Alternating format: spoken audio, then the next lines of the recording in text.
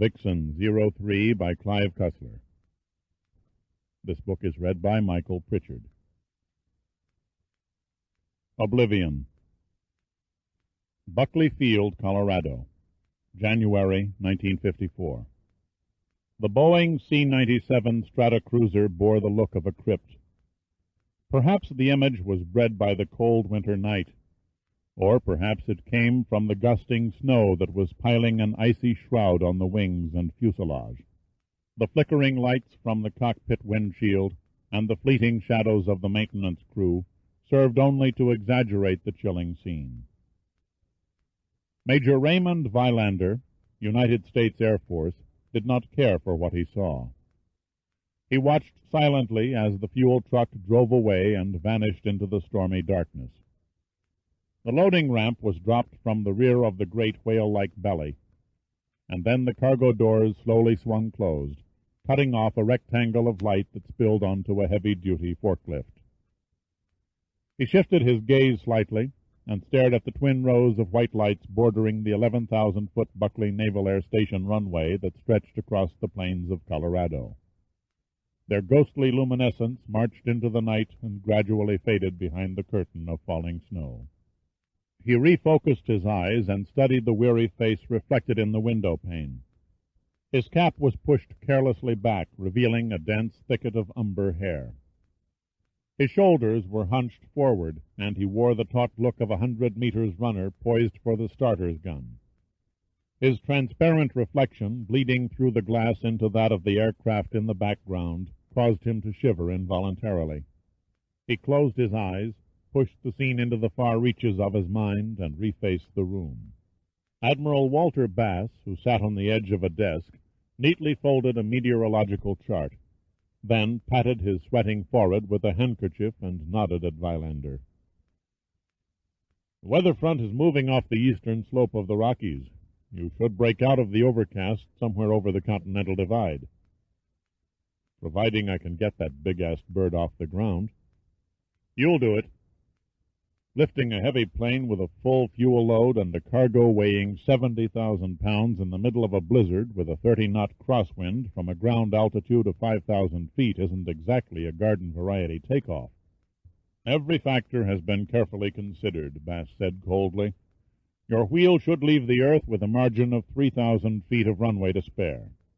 Vilander dropped into a chair like a deflated balloon. "Is it worth risking the necks of my crew, Admiral? Just what is so damned vital to the U.S. Navy that it has to drag an Air Force plane out in the middle of nowhere in the dead of night to haul some junk to an island in the Pacific Ocean?" For a moment, Bass's face flushed, and then it softened. When he spoke, it was gently, almost apologetically. "It's painfully simple, Major. That junk, as you call it, is a top priority cargo destined for a highly classified test program. Since your Stratocruiser was the only heavy transport within 1,000 miles that can do the job, the Air Force consented to put her on temporary loan to the Navy. They threw you and your crew into the bargain, and that's all there is to it." Vilander shot Bass a penetrating stare. "I don't mean to sound insubordinate, Admiral, but that's not all, not by a long shot." Bass walked around the desk and sat down. "You're to consider it a routine flight, nothing more. I'd appreciate it, sir, if you'd throw me a bone and enlighten me as to what's inside those canisters in my cargo cabin." Bass avoided his eyes. "Sorry, it's highly classified material." Vilander knew when he was licked. He swayed wearily to his feet, picked up the vinyl folder containing his flight plan and charts, and walked toward the door. Then he hesitated and turned. "In the event we have to ditch—" "Don't. If an in-flight emergency develops," Bass said solemnly, "you ride her down into a non-populated area." "That's asking too much." "I'm not making a formal request. I'm giving you an order. You and your crew are not to abandon the aircraft between here and your destination, regardless of how dire the circumstances." Vilander's face clouded. "Then I guess that's it." "There is one more thing." "Which is?" "Good luck," Bass said, his lips edging into a tight grin. It was a grin Vilander didn't like, not one tiny bit.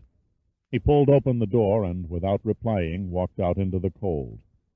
In the control cabin, slouched so far down that the back of his head rested a good foot below his headrest, Lieutenant Sam Gold, Vilander's co-pilot, preoccupied himself with a flight checklist, while behind him, off to his left, Captain George Hoffman, the crew's navigator, fiddled with a plastic protractor.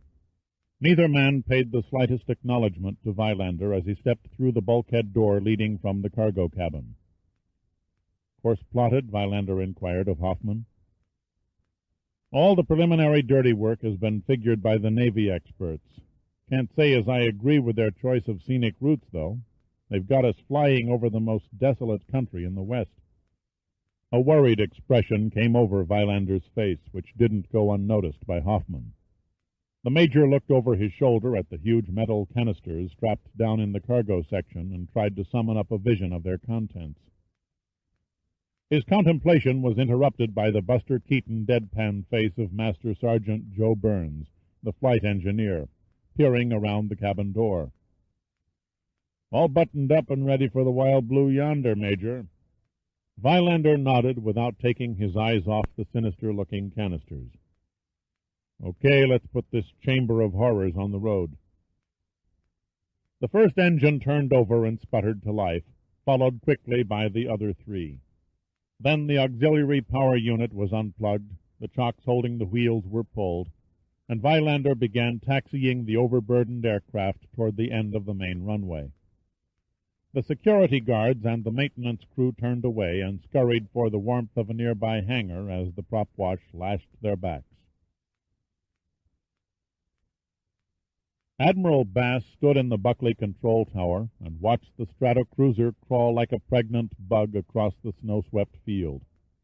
A phone was clutched in his hand, and he spoke quietly into the receiver.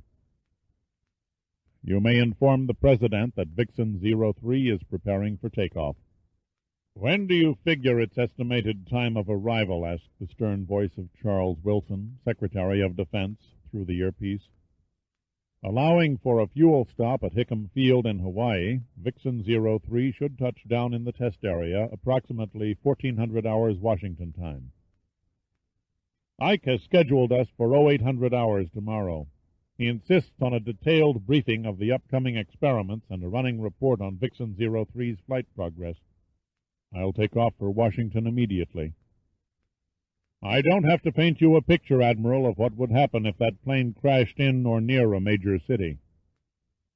Bass hesitated in what seemed a long and terrible silence. "Yes, Mr. Secretary, it would indeed be a nightmare none of us could live with." "The manifold pressure and the torque read a shade low across the board," announced Sergeant Burns. He watched over the engineer's panel with the intensity of a ferret. "Enough to abort?" Gold asked hopefully. "Sorry, Lieutenant. Internal combustion engines won't perform in the thin mountain air of Denver like they will at sea level. Considering the altitude, the gauge readings are par for the course." Vilander gazed at the strip of asphalt ahead. The snowfall had lightened, and he could almost see the halfway marker. His heart began to throb a little faster, keeping time with the rapid beat of the windshield wipers. God, he thought to himself, it looks no bigger than a shuffleboard court. As if in a trance, he reached over and picked up his hand mic. "Buckley Control, this is Vixen 03, ready to roll, over." "She's all yours, Vixen 03, the familiar voice of Admiral Bass scratched through the headphones. "Save a big-chested native girl for me." Vilander simply signed off, released the brakes, and shoved the four throttles against their stops. The C-97 pushed her bulbous nose into the blowing snow and began her struggle down the long ribbon of pavement as Gold began calling out the increasing ground speed in a monotone. 50 knots. All too soon an illuminated sign with a large number 9 flashed by. 9,000 feet to go, Gold droned. Ground speed 70. The white runway lights blurred past the wingtips. The Stratocruiser lunged onward, the powerful Pratt Whitney engines straining in their mounts, their four-bladed propellers clawing at the rarefied air. Vilander's hands were cemented to the wheel. his knuckles twisted white, his lips murmuring intermingled prayers and curses. 100 knots, 7,000 feet left. Burns's eyes never left his instrument panel, studying every twitch of the gauge needles, ready to detect the first signs of trouble. Hoffman could do nothing but sit there helplessly and watch the runway dissolve at what seemed to him an excessive rate of speed. 125. Vilander was fighting the controls now, as the vicious crosswind attacked the control surfaces. A trickle of sweat rolled unnoticed down his left cheek and dropped into his lap. Grimly he waited for some sign indicating that the craft was beginning to lighten, but it still felt as though a giant hand were pushing against the cabin's roof. 135 knots. Kiss the 5,000-foot marker. Farewell. Lift, baby, lift, Hoffman pleaded as Gould's readings began falling one on top of the other. 145 knots, 3,000 feet left. He turned to Vilander. We just passed the go-no-go point. So much for Admiral Bass's safety margin, Vilander muttered. 2,000 feet coming up, ground speed 155. Vilander could see the red lights at the end of the runway. It felt as though he were steering a rock. Gould kept glancing at him nervously, anticipating the movement of the elbows that meant the Major had engaged the controls for the climb. Vilander sat still, as immovable as a sack of Portland cement. Oh, God, the 1,000-foot marker. Going, gone.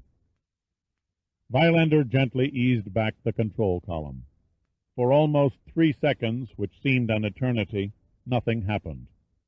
But then, with agonizing slowness, the Stratocruiser slipped the ground and staggered aloft a scant 50 yards before the asphalt stopped. "Gear up," he said hoarsely. There were a few uneasy moments until the landing gear thumped inside their wheel wells and Vilander could feel a slight increase in airspeed. "Gear up and locked," said Gould. The flaps were raised at 400 feet, and the men in the cabin expelled a great collective sigh of relief as Vilander banked into a shallow turn to the northwest. The lights of Denver blinked beneath the port wing, but quickly became lost as the overcast closed in. Vilander didn't relax fully until the airspeed crept over 200 knots, and the altimeter showed 3,500 feet between the plane and the ground. Up, and away, sighed Hoffman. I don't mind admitting I had a couple of tiny doubts there for a while. Join the club, said Burns, grinning. As soon as he broke through the clouds and leveled the Stratocruiser out at 16,000 feet on a westerly heading over the Rockies, Vilander motioned to Gould. Take her. I'm going to make a check aft. Gould looked at him. The Major did not normally relinquish the controls so early in the flight. Got her, Gould acknowledged, placing his hands on the yoke. Vilander released his seat belt and shoulder harness and stepped into the cargo section, making sure the door to the cockpit was closed behind him. He counted 36 of the gleaming stainless steel canisters, firmly strapped to wooden blocks on the deck. He began carefully checking the surface area of each canister. He searched for the usual stenciled military markings denoting weight, date of manufacture, inspector's initials, handling instructions. There were none. After nearly 15 minutes, he was about to give up and return to the cockpit when he spotted a small aluminum plate that had fallen down between the blocks. It had an adhesive backing, and Vilander felt a tinge of smugness as he matched it to a sticky spot of stainless steel where it had once been bonded. He held the plate up to the dim cabin light and squinted at its smooth side. The tiny engraved marking confirmed his worst fear. He stood for a time, staring at the little aluminum plate. Suddenly he was jolted out of his reverie by a lurch of the aircraft. He rushed across the cargo cabin and threw open the door to the cockpit. It was filled with smoke. "Oxygen masks," Vilander shouted. He could barely make out the outlines of Hoffman and Burns. Gould was completely enveloped in the bluish haze. He groped his way to the pilot's seat and fumbled for his oxygen mask, wincing at the acrid smell of an electrical short-circuit. "Buckley Tower, this is Vixen 03, Gould was yelling into a microphone. We have smoke in the cockpit. Request emergency landing instructions. Over. Taking over the controls, said Vilander. She's yours. Gould's acceptance came without hesitation. Burns? Sir? What in hell's gone wrong? Can't tell for sure with all this smoke, Major. Burns's voice sounded hollow under the oxygen mask. It looks like a short in the area of the radio transmitter. Buckley Tower, this is Vixen 03, Gould persisted. Please come in. It's no use, Lieutenant, Burns gasped. They can't hear you. Nobody can hear you. The circuit breaker for the radio equipment won't stay set. Vilander's eyes were watering so badly he could hardly see. I'm bringing her around on a course back to Buckley, he announced calmly.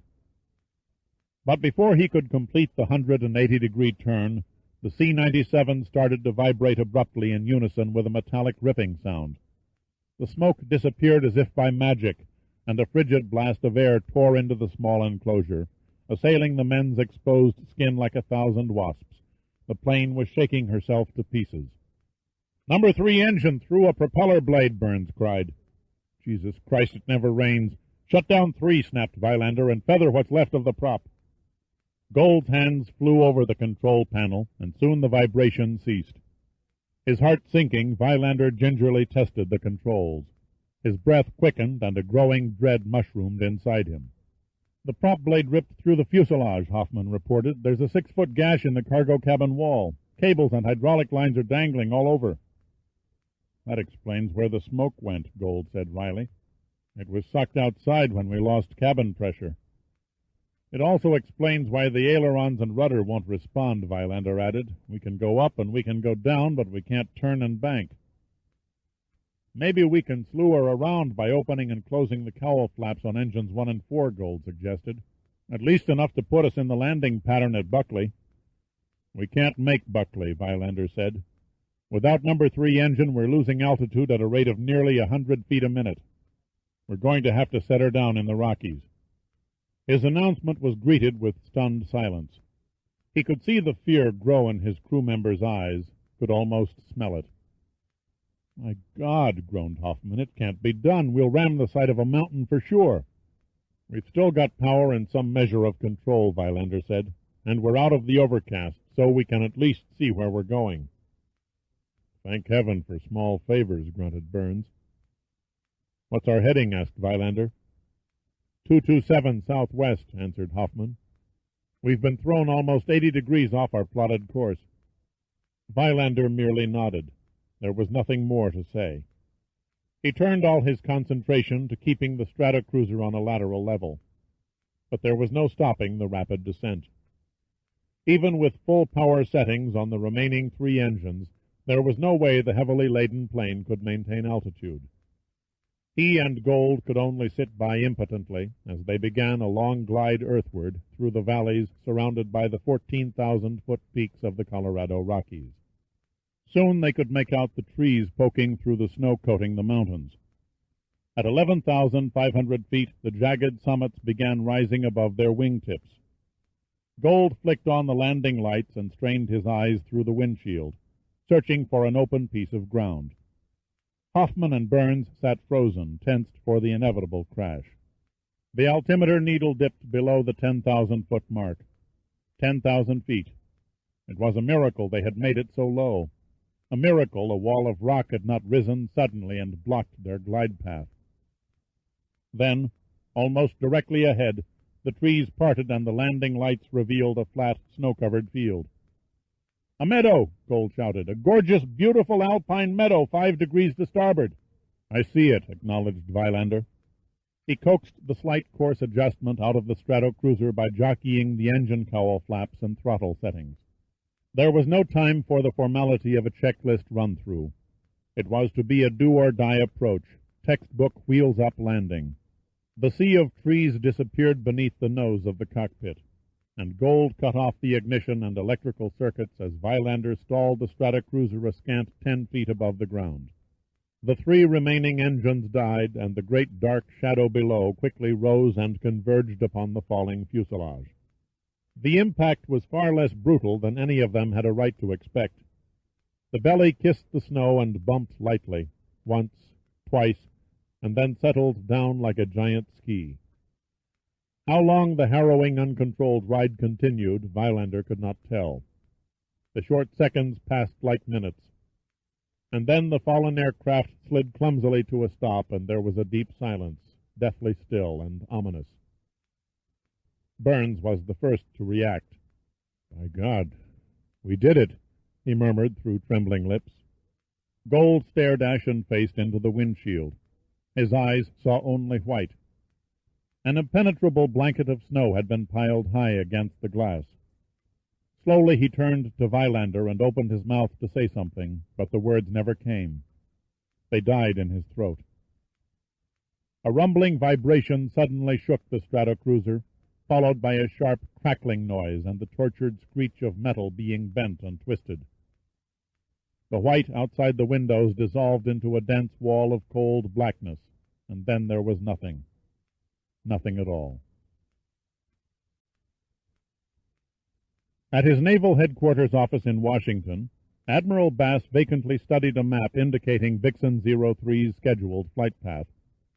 It was all there in his tired eyes, the deeply etched lines on his pale, sunken cheeks, the weary slump of his shoulders. In the past 4 months, Bass had aged far beyond his years. The desk phone rang, and he picked it up. "Admiral Bass," came a familiar voice. "Yes, Mr. President. Secretary Wilson tells me you wish to call off the search for Vixen 03. "That's true," Bass said quietly. "I see no sense in prolonging the agony. Navy surface craft, Air Force search planes, and Army ground units have combed every inch of land and sea for 50 miles along either side of Vixen 03's plotted course. What's your opinion?" "My guess is her remains are resting on the seabed of the Pacific Ocean," answered Bass. "You feel she made it past the west coast?" "I do." "Let us pray you're right, Admiral. God help us if she crashed on land." "If she had, we'd have known by now," Bass said. "Yes," the President hesitated. "I guess we would at that." Another pause. "Close the file on Vixen 03. Bury it, and bury it deep." "I'll see to it, Mr. President." Bass set the receiver in its cradle and sank back in his chair, a defeated man at the end of a long and otherwise distinguished Navy career. He stared at the map again. "Where?" he said aloud to himself. "Where are you? Where in hell did you go?" The answer never came. No clue to the disappearance of the ill-fated Stratocruiser ever turned up. It was as though Major Vilander and his crew had flown into oblivion. Part 1. Vixen 03. Chapter 1. Colorado, September 1988. Dirk Pitt released his hold on sleep, yawned a deep, satisfying yawn, and absorbed his surroundings. It had been dark when he arrived at the mountain cabin, and the flames in the great moss-rock fireplace, along with the light from the pungent-smelling kerosene lamps, had not illuminated the knotty pine interior to its best advantage. His vision sharpened on an old Seth Thomas clock clinging to one wall. He had set and wound the clock the previous night. It had seemed the thing to do. Next he focused on the massive, cobwebbed head of an elk that stared down at him through dusty glass eyes. Slightly beyond the elk was a picture window that offered a breathtaking vista of the craggy Sawatch mountain range, deep in the Colorado Rockies. As the last strands of sleep receded, Pitt found himself faced with his first decision of the day, whether to allow his eyes to bask in the majesty of the scenery, or to feast them on the smoothly contoured body of Colorado Congresswoman Lauren Smith, who sat naked on a quilted rug, engrossed in yoga exercises. Pitt discerningly opted for Congresswoman Smith. She was sitting cross-legged in the lotus position, leaning back and resting her elbows and head on the rug. The exposed nest between her thighs and the small tautened mounds on her chest, Pitt decided, put the granite summits of the Sawatch to shame. "What do you call that unladylike contortion?" he asked. "The fish," she replied without moving. It's for firming up the bosom. Speaking as a man, Pitt said with mock pompousness, I do not approve of rock-hard boobs. Would you prefer them limp and saggy? Her violet eyes angled in his direction. Well, not exactly, but perhaps a little silicone here and a little silicone there. That's the trouble with the masculine mind, she snapped, sitting up and brushing back her long cinnamon hair. You think all women should have balloon-sized mammaries like those insipid drones on the centerfolds of chauvinist magazines. Wishing will make it so. She threw him a pouting look. Too bad. You'll have to make do with my 34 B-cuppers. They're all I've got. He reached out, wrapped an iron arm around her torso, and dragged her half on, half off the bed. Colossal or petite, he leaned down and lightly kissed each nipple. Let no woman accuse Dirk Pitt of discrimination. She arched up and bit his ear. 4 whole days alone together. No phones, no committee meetings, no cocktail parties, no aides to hassle me. It's almost too good to be true. Her hand crept under the covers, and she caressed his stomach. How about a little sport before breakfast? Ah, the magic word. She threw him a crooked smile. Sport or breakfast? What you said before, your yoga position. Pitt leaped out of bed, sending Lauren sprawling backward onto her sculptured bottom. Which way is the nearest lake? Lake? Sure. Pitt laughed at her confused expression. Where there's a lake, there's fish. We can't waste the day dallying in bed when a juicy rainbow trout lies in breathless anticipation of biting a hook. She tilted her head questioningly and looked up at him. He stood tall, over 6'3", his trim body tanned except for the white band around his hips. His shaggy black hair framed a face that seemed eternally grim, and yet was capable of providing a smile that could warm a crowded room. He was not smiling now, but Lauren knew Pitt well enough to read the mirth in the crinkles around his incredibly green eyes. You big conceited jock, she lashed out, you're putting me on. She launched herself off the floor, ramming her head into his stomach, shoving him backward onto the bed. She wasn't fooling herself for a second with her seemingly super strength. If Pitt hadn't relaxed and accepted her momentum, she would have bounced off him like a volleyball. Before he could fake a protest, Lauren climbed over his chest and straddled him, her hands pressing against his shoulders. He tensed himself, circled his hands behind her, and squeezed her soft cheek bottoms. She felt him grow beneath her, and his heat seemed to radiate through her skin. Fishing, she said in a husky voice. The only rod you know how to use doesn't have a reel. They had breakfast at noon. Pitt showered and dressed and returned to the kitchen. Lauren was bent over the sink, vigorously scrubbing a blackened pan. She wore an apron and nothing else. He stood in the doorway, watching her small breasts jiggle, taking his time about buttoning his shirt. I wonder what your constituency would say if they could see you now, he said. Screw my constituency, she said, grinning devilishly. My private life is none of their damned business. Screw my constituency, Pitt repeated solemnly, gesturing as though he were taking notes. Another entry in the scandalous life of little Lauren Smith, congressional representative of Colorado's graft-ridden 7th District. You're not funny. She turned and threatened him with the dishpan. There is no political hanky-panky in the 7th District, and I am the last one on Capitol Hill who can be accused of being on the take. Ah, but your sexual excesses. Think what journalistic hay the media might make out of that. I may even expose you myself and write a best-selling book. As long as I don't keep my lovers on office payroll or entertain them on my congressional expense account, I can't be touched. What about me? You paid your half of the groceries, remember? She dried the pan and set it in the cupboard. How can I build a business out of being kept, Pitt said sadly, if I have a cheap screw for a mistress? She put her arms around his neck and kissed his chin. The next time you pick up a horny girl at a Washington cocktail party, I suggest you demand an accounting of her financial assets. Good Lord, she recalled, that awful party thrown by the Secretary of Environment. She hated the Capitol social scene. Unless a function was tied into Colorado interests or one of her committee assignments, she usually went home after work to a mangy cat named Ichabod and whatever movie was playing on television. Lauren's eyes had been magnetically drawn to him as he stood in the flickering light of the lawn torches. She had stared brazenly while carrying on a partisan conversation with another independent party congressman, Morton Shaw, of Florida. She felt a strange quickening of her pulse. That seldom happened, and she wondered why it was happening now. He was not handsome, not in a Paul Newman sort of way, and yet there was a virile, no-nonsense aura about him that appealed to her. He was tall, and she preferred tall men. He was alone, talking to no one, observing the people around him with a look of genuine interest rather than bored aloofness. When he became aware of Lauren's stare, he simply stared back with a frank, appraising expression. "Who is that wallflower over there in the shadows?" she asked Morton Shaw. Shaw turned and gazed in the direction Lauren indicated with a tilt of her head.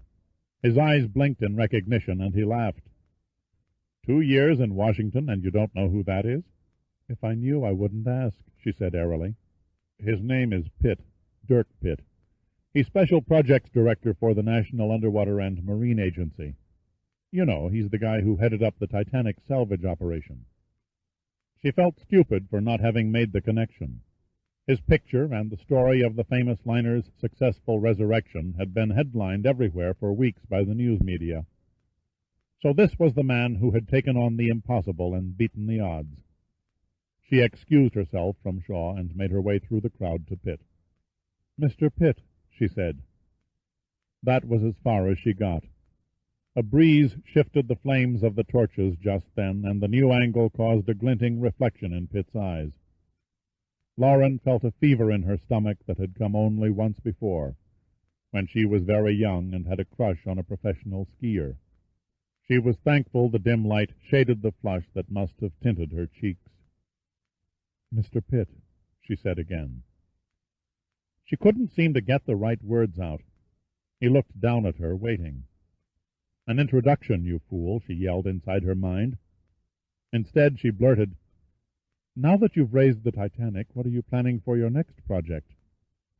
"That's a pretty tough act to follow," he said, smiling warmly. "My next project, though, will be one with great personal satisfaction, one that I shall savor with great delight." "And that is?" "The seduction of Congresswoman Lauren Smith." Her eyes widened. "Are you joking?" "I never regard sex with a ravishing politician lightly." "You're cute. Did the opposition party put you up to this?" Pitt did not reply. He took her by the hand and led her through the house, which was crammed with Washington's power elite, and escorted her outside to his car. She followed without protest, out of curiosity more than obedience.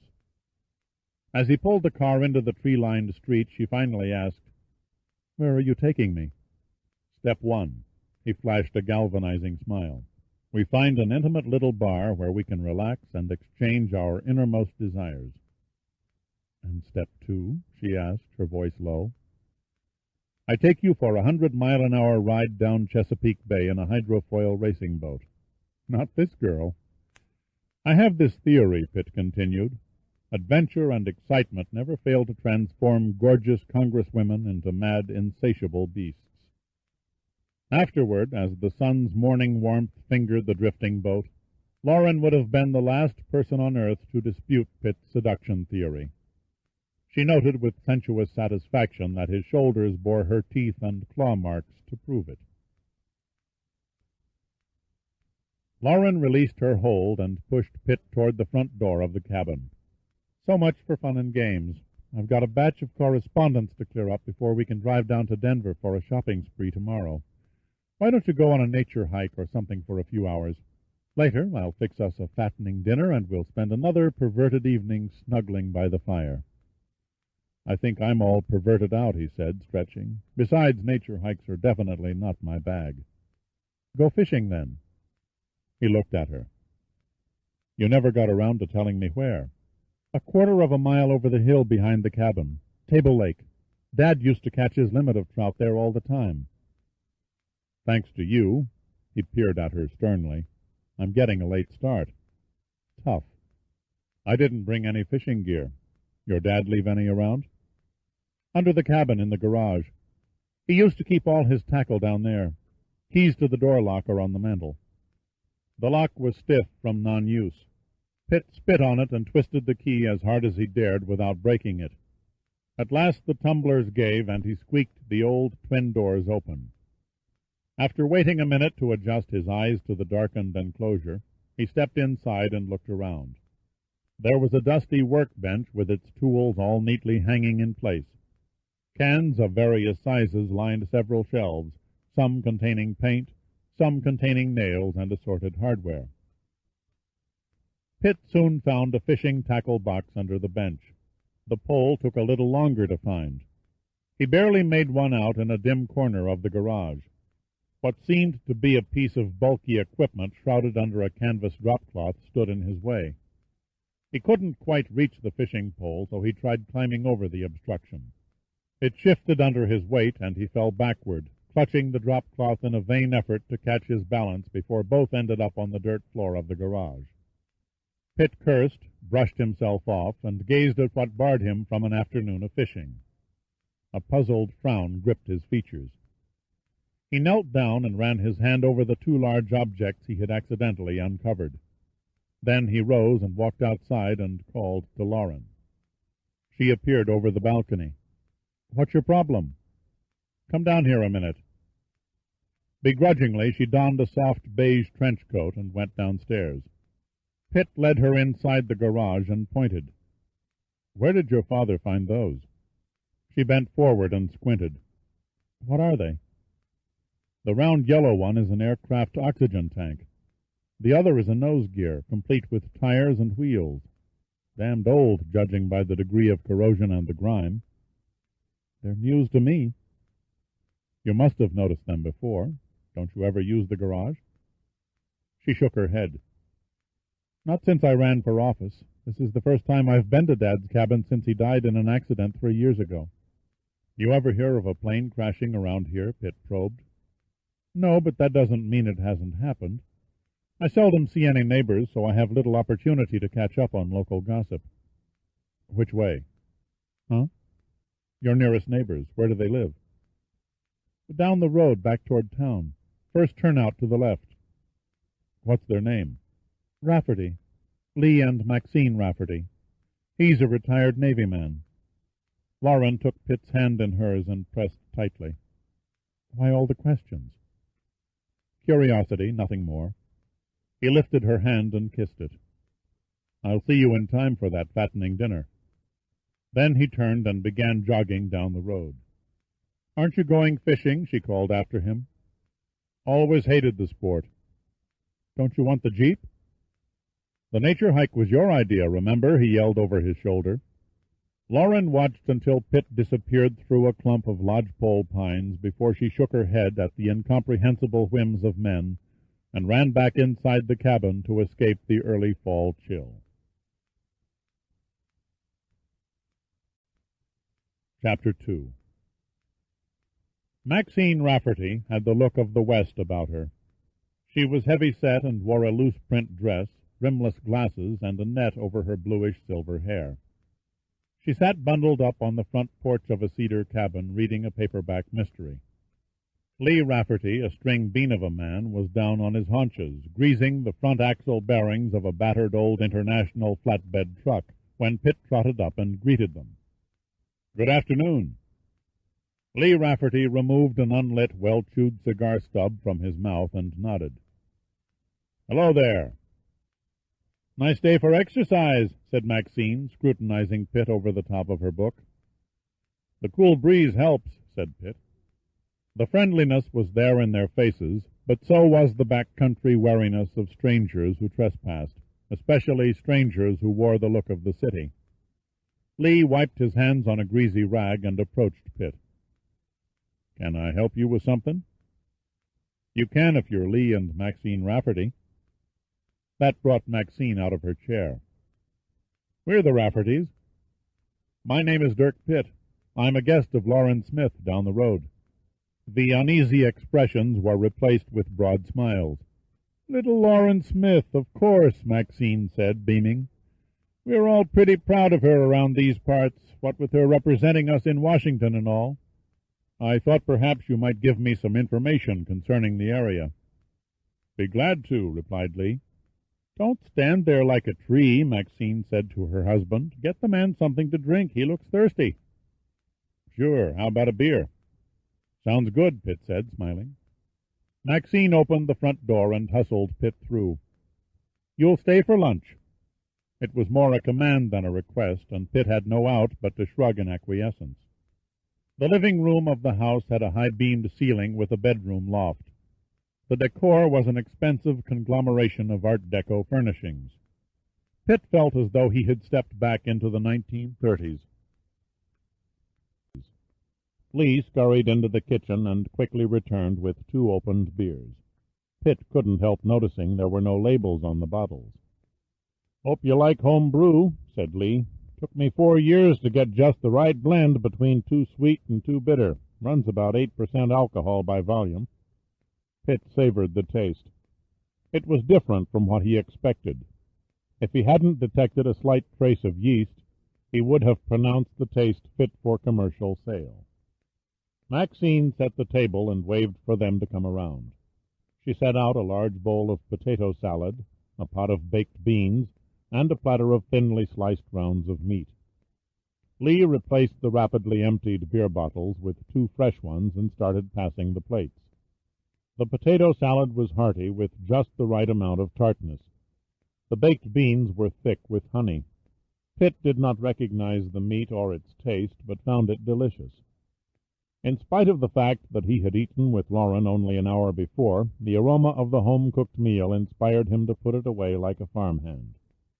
"You folks lived here long?" Pitt asked between mouthfuls. "We used to vacation in the Sawatch as far back as the late 50s, said Lee. "Moved here after I retired from the Navy. I was a deep-water diver. Got a bad case of the bends and took an early discharge. Let's see, that must have been in the summer of '71. 70, Maxine said, correcting him. Lee Rafferty winked at Pitt. "Max never forgets anything." "Know of any wrecked aircraft, say within a 10-mile radius?" "I don't recollect any." Lee looked at his wife. "How about it, Max?" "Honest to Pete, Lee, where's your mind?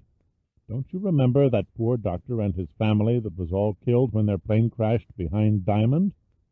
How's the beans, Mr. Pitt?" "Excellent," Pitt said. "Is Diamond a town near here?" "Used to be. Now it's only a crossroads and a dude ranch." "I recall now," Lee said, reaching for seconds on the meat. "It was one of them little single-engine jobs. Burned to a crisp. Nothing left. Took the sheriff's department over a week to identify the remains." "Happened in April of '74, Maxine said. "I'm interested in a much larger plane," Pitt explained patiently. "An airliner. Probably came down 30 or 40 years ago." Maxine twisted her round face and stared unseeing at the ceiling. Finally she shook her head. "No, can't say as I ever heard of any air disaster of that magnitude, at least not around these parts." "Why do you ask, Mr. Pitt?" Lee asked. "I found some old aircraft parts in Miss Smith's garage. Her father must have put them there. I thought perhaps he found them somewhere nearby in the mountains." "Charlie Smith," Maxine said wistfully. "God rest his soul. He used to dream up more schemes to get rich than an unemployed embezzler on welfare. Most likely bought them parts from some surplus store in Denver so he could build another one of his non-working contraptions. I get the impression Lauren's father was a frustrated inventor." "Poor old Charlie was that," Lee laughed. "I remember the time he tried to build an automatic fishing pole caster. Damn thing threw the lure everywhere but in the water." "Why do you say poor old Charlie?" A sorrowful expression came over Maxine's face. "I guess because of the horrible way he died. Didn't Lauren tell you about it?" "Only that it was 3 years ago." Lee motioned to Pitt's nearby empty bottle. "Like another beer?" "No, thanks. This is fine." The truth of the matter is, Lee said, Charlie blew up. Blew up? Dynamite, I guess. Nobody never knew for sure. About all they ever found they could recognize was one boot and a thumb. Sheriff's report said it was another one of Charlie's inventions gone wrong, Maxine added. I still say bullshit, Lee grunted. Shame on you. Maxine shot her husband a puritanical stare. Well, that's the way I feel about it. Charlie knew more about explosives than any man alive. He used to be an Army demolitions expert. Why, hell, he defused bombs and artillery shells all across Europe in World War II. Don't pay any attention to him, said Maxine haughtily. Lee has it in his head Charlie was murdered. Ridiculous. Charlie Smith didn't have an enemy in the world. His death was an accident, pure and simple. Everyone's entitled to an opinion, Lee said. Some dessert, Mr. Pitt? Asked Maxine. I made some apple turnovers. I can't manage another bite, thank you. And you, Lee? I'm not hungry any more, Rafferty grumbled. Don't feel bad, Mr. Rafferty, Pitt said consolingly. It seems my imagination got the best of me also. Finding pieces of an aircraft in the middle of the mountains, I naturally thought they came from a crash site. Men can be such children sometimes. Max gave Pitt a little girl smile. I hope you enjoyed your lunch. Fit for a gourmet, Pitt said. I should have cooked the Rocky Mountain oysters a little longer, though. They were a bit on the rare side. Didn't you think so, Lee? Tasted okay to me. Rocky Mountain oysters? Asked Pitt. Yes, you know, said Maxine, the fried bull testicles. You did say testicles. Lee insists I serve them at least 2 times a week. Beats hell out of meatloaf, Lee said, suddenly laughing. That's not all it beats hell out of, Pitt murmured, looking down at his stomach, wondering if the Raffertys stocked Alka-Seltzer, and sorry now he'd skipped the fishing. Chapter 3. At 3 o'clock in the morning, Pitt was wide awake. As he lay in bed with Lauren snuggled against him and stared through the picture windows at the silhouetted mountains, his mind was throwing images inside his skull like a kaleidoscope. The last piece of what had turned out to be a perfectly credible puzzle refused to fit in its slot. The sky was beginning to lighten in the east when Pitt eased out of bed, pulled on a pair of shorts, and quietly stepped outside. Lauren's old Jeep was sitting in the driveway. He reached in, took a flashlight from the glove compartment, and entered the garage. He pulled the drop cloth aside and studied the oxygen tank. Its shape was cylindrical, measuring, Pitt guessed, slightly more than 1 yard in length by 18 inches in diameter. Its surface was scratched and dented, but it was the condition of the fittings that attracted his interest. After several minutes he turned his attention to the nose gear. The twin wheels were joined by a common axle that was attached at their hubs like the head of a T to the center shaft. The tires were donut-shaped and their treads relatively unworn. They stood roughly 3 feet high and, amazingly, still contained air. The garage door creaked. Pitt turned and watched Lauren peek into the darkened cavern. He shined the light on her. She was wearing only a blue nylon peignoir. Her hair was tousled, and her face reflected a mixture of fear and uncertainty. "Is that you, Dirk?" "No," he said, smiling in the dark. "It's your friendly mountain milkman." She heaved a sigh of relief, came forward, and gripped his arm for security. "A comedian you're not. What are you doing down here, anyway?" "Something bugged me about these things." He pointed the beam of light at the aircraft fragments.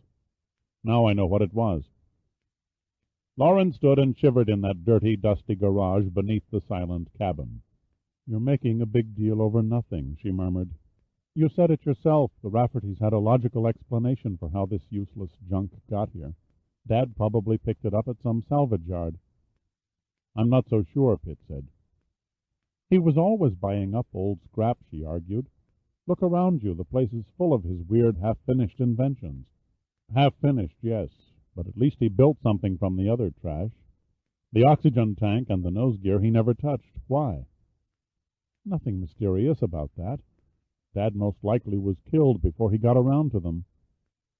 Possibly.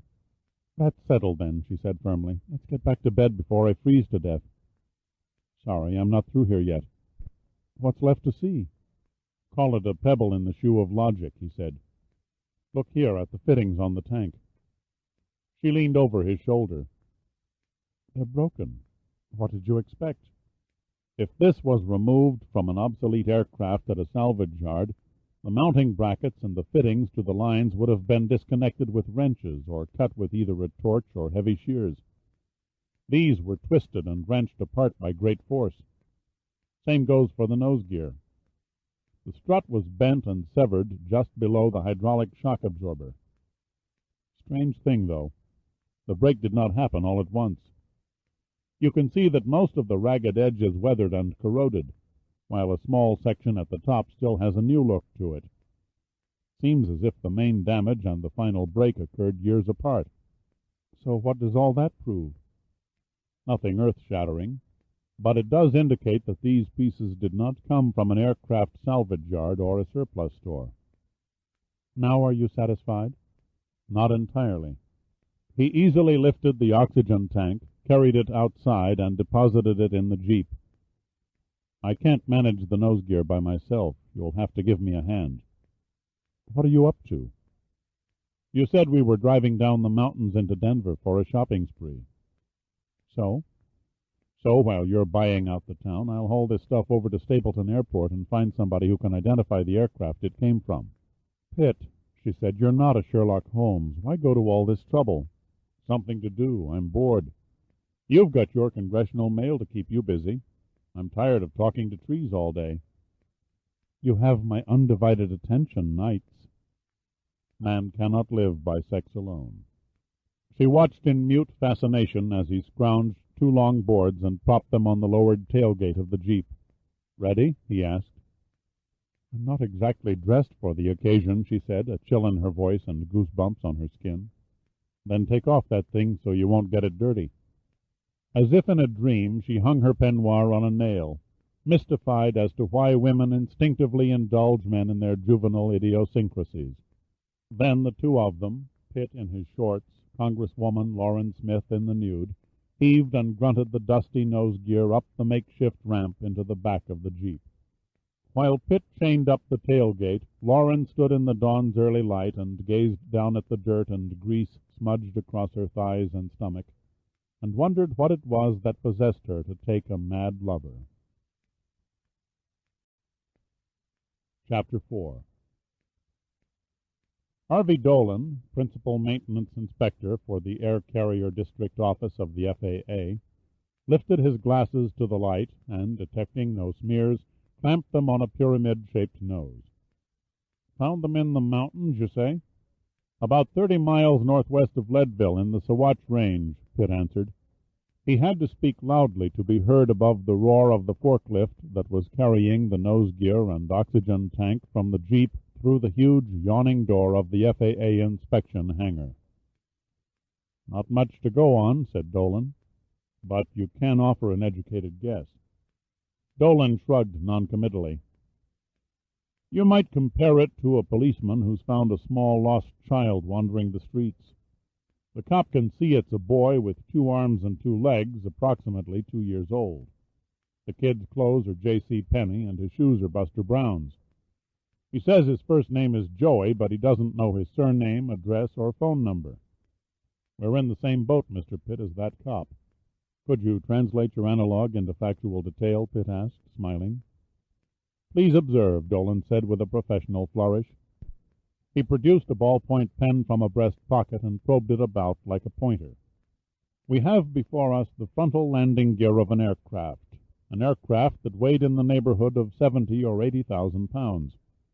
It was a propeller-driven craft because the tires were not constructed for the stresses of a high-speed jet landing. Also, the strut design is of a type that has not been built since the 1950s. Therefore, its age is somewhere between 30 and 45 years. The tires came from Goodyear and the wheels from Rantoul Engineering in Chicago. As to the make of the aircraft and its owner, however, I'm afraid there isn't too much to go on. So it ends here, Pitt said. You throw in the towel too early, said Dolan. There is a perfectly legible serial number on the strut. If we can determine the type of ship this particular nose-gear model was designed for, then it becomes a simple matter of tracing the strut's number through the manufacturer and establishing the parent aircraft. You make it sound easy. Any other fragments? Only what you see. How did you come to bring them here? I figured that if anybody could identify them, it would be the Federal Aviation Administration. Putting us on the spot, huh? Dolan said, grinning. No malice intended, Pitt said, grinning back. Not much to go on, Dolan said, but you never can tell. We might get lucky. He made a thumbs-down motion toward a spot circled with red paint on the concrete floor. The forklift operator nodded and lowered the pallet holding the parts. Then he wheeled the forklift backward, cut a 90-degree right turn, and clanked off toward another corner of the hangar. Dolan picked up the oxygen tank, turned it over in his hands in the manner of a connoisseur admiring a Grecian vase, and then set it down. No way in hell to trace this, he said flatly. Standardized tanks like this are still produced by several manufacturers for any one of 20 different aircraft models. Dolan began to warm to his task. He got down on his knees and examined every square inch of the nose gear. At one point he had Pitt help him roll it to a new position. 5 minutes went by and he didn't utter a word. Pitt finally broke the silence. Does it tell you anything? A great deal. Dolan straightened up. But not, unfortunately, the jackpot answer. The odds favor the proverbial wild goose chase, said Pitt. I don't feel right putting you to all this trouble. Nonsense, Dolan assured him. This is what John Q. Public pays me for. The FAA has dozens of missing aircraft on file whose fates have never been solved. Any time we have an opportunity to mark a case closed, we jump at it. How do we go about laying our fingers on the make of aircraft? Ordinarily, I'd call in research technicians from our engineering division. But I think I'll take a stab in the dark and try a shortcut. Phil Devine, maintenance chief over at United Airlines, is a walking encyclopedia on aircraft. If anyone can tell us at a glance, he can. He's that good? Asked Pitt. Take my word for it, Dolan said with a knowing smile. He's that good.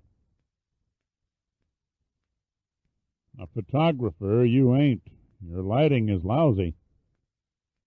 A non-filtered cigarette dangled from the lips of Phil Devine as he studied the Polaroid pictures Dolan had taken of the nose gear. Devine was a W.C. Fields-type character, heavy through the middle with a slow, whining voice. I didn't come here for an art review, replied Dolan. Can you put a make on the gear or not? It looks vaguely familiar, kind of like the assembly off an old B-29. That's not good enough. What do you expect from a bunch of fuzzy pictures, an absolute irrefutable ID? I had hoped for something like that, yes, Dolan replied, unruffled. Pitt was beginning to wonder if he was about to referee a fight. Devine read the uneasy look in his eyes. Relax, Mr. Pitt, he said, and smiled. Harvey and I have a standing rule. We're never civil to each other during working hours. However, as soon as 5 o'clock rolls around, we cut the hard-assing and go out and have a beer together. Which I usually pay for, Dolan injected dryly. You government guys are in a better position to moonlight, Devine fired back. About the nose gear, Pitt said, probing quietly. Oh, yeah, I think I might dig up something. Devine rose heavily from behind his desk and opened a closet filled from floor to ceiling with thick black vinyl-bound books. Old maintenance manuals, he explained. I'm probably the only nut in commercial aviation who hangs on to them.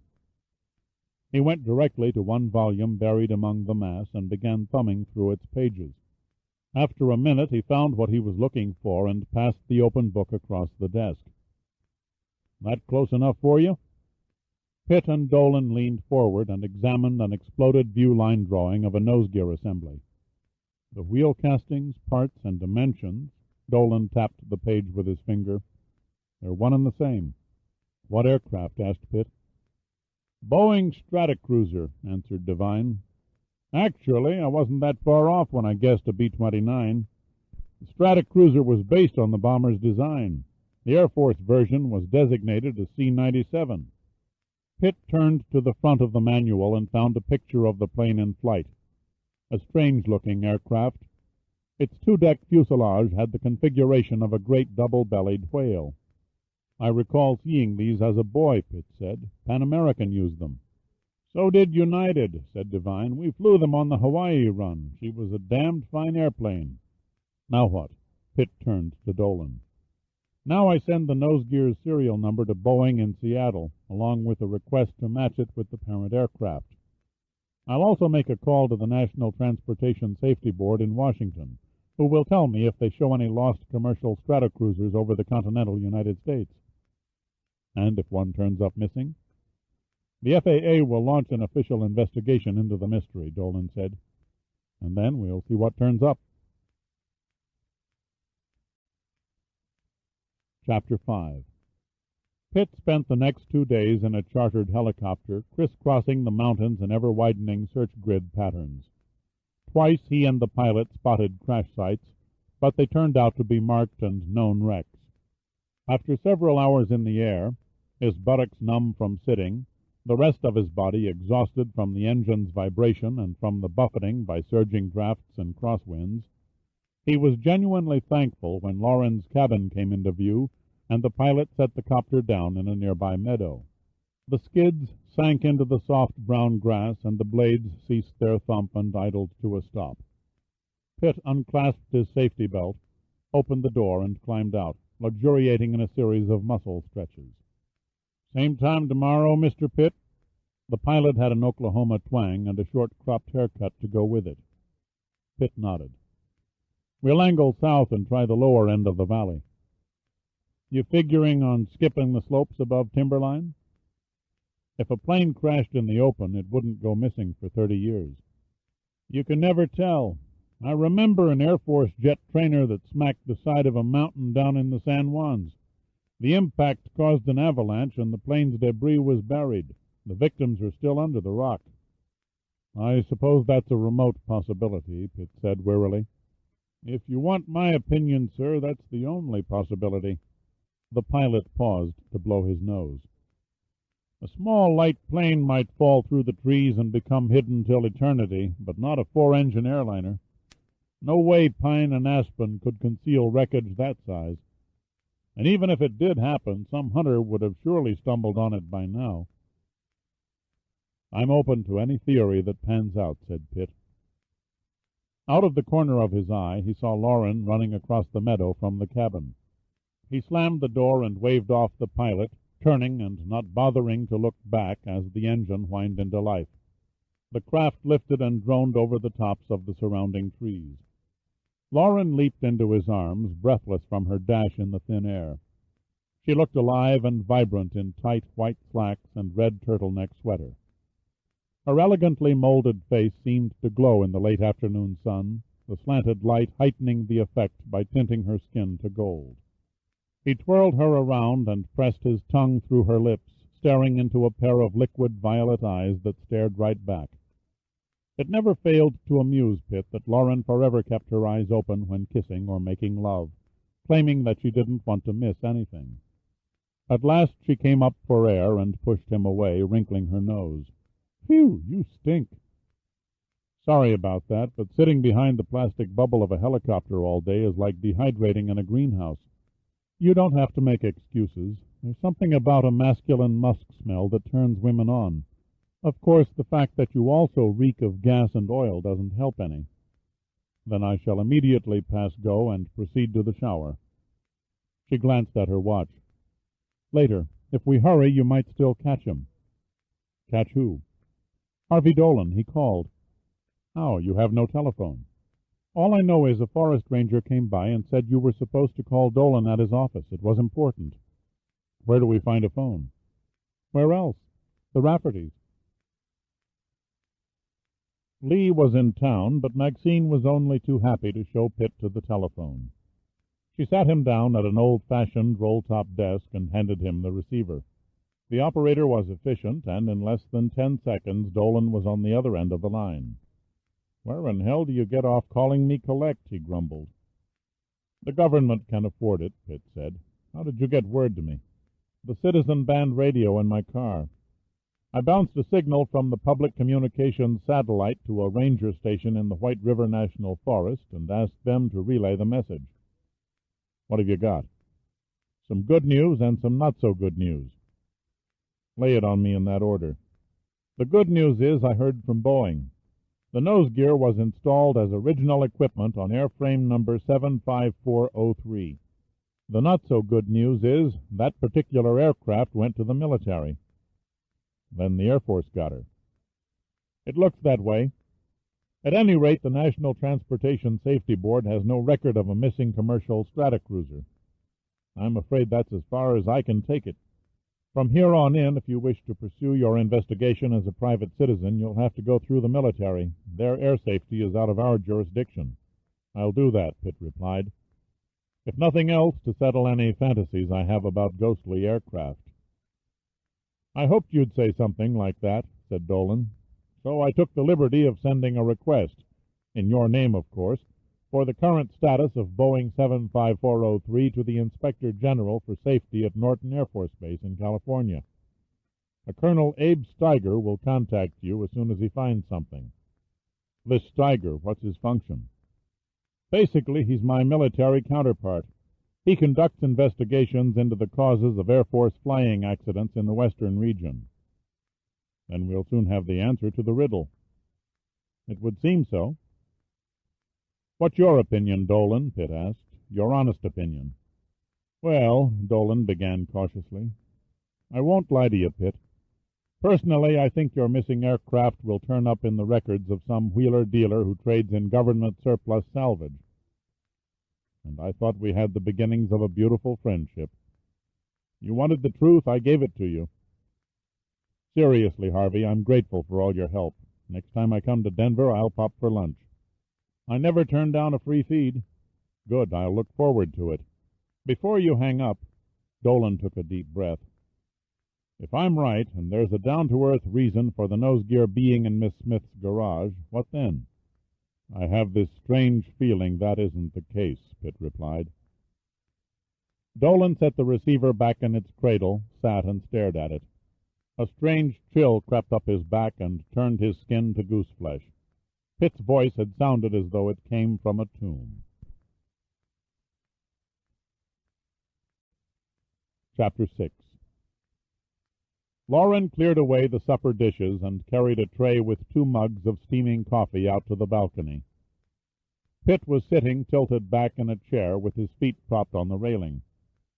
Despite the cool September evening air, he wore a short-sleeved sweater. Coffee? Lauren asked. As if in a trance, he turned and looked up at her. What?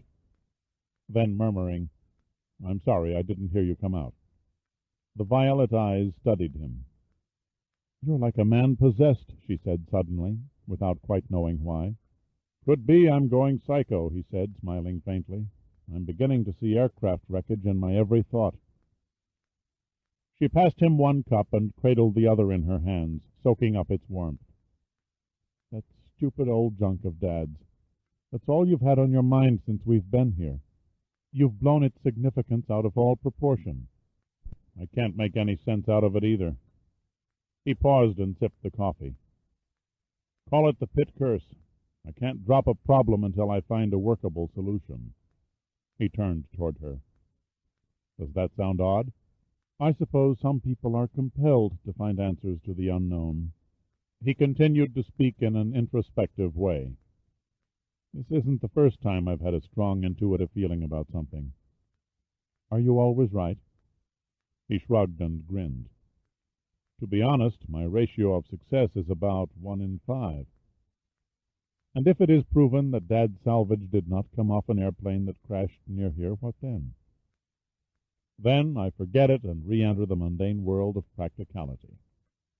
A kind of stillness settled upon them, and Lauren came over and sank into his lap, trying to absorb his body heat in the cool breeze that drifted down from the mountains. We still have 12 more hours before we board a plane back to Washington. I don't want anything to spoil our last night alone. Please, let's go in now and go to bed. Pitt smiled and kissed her eyes tenderly.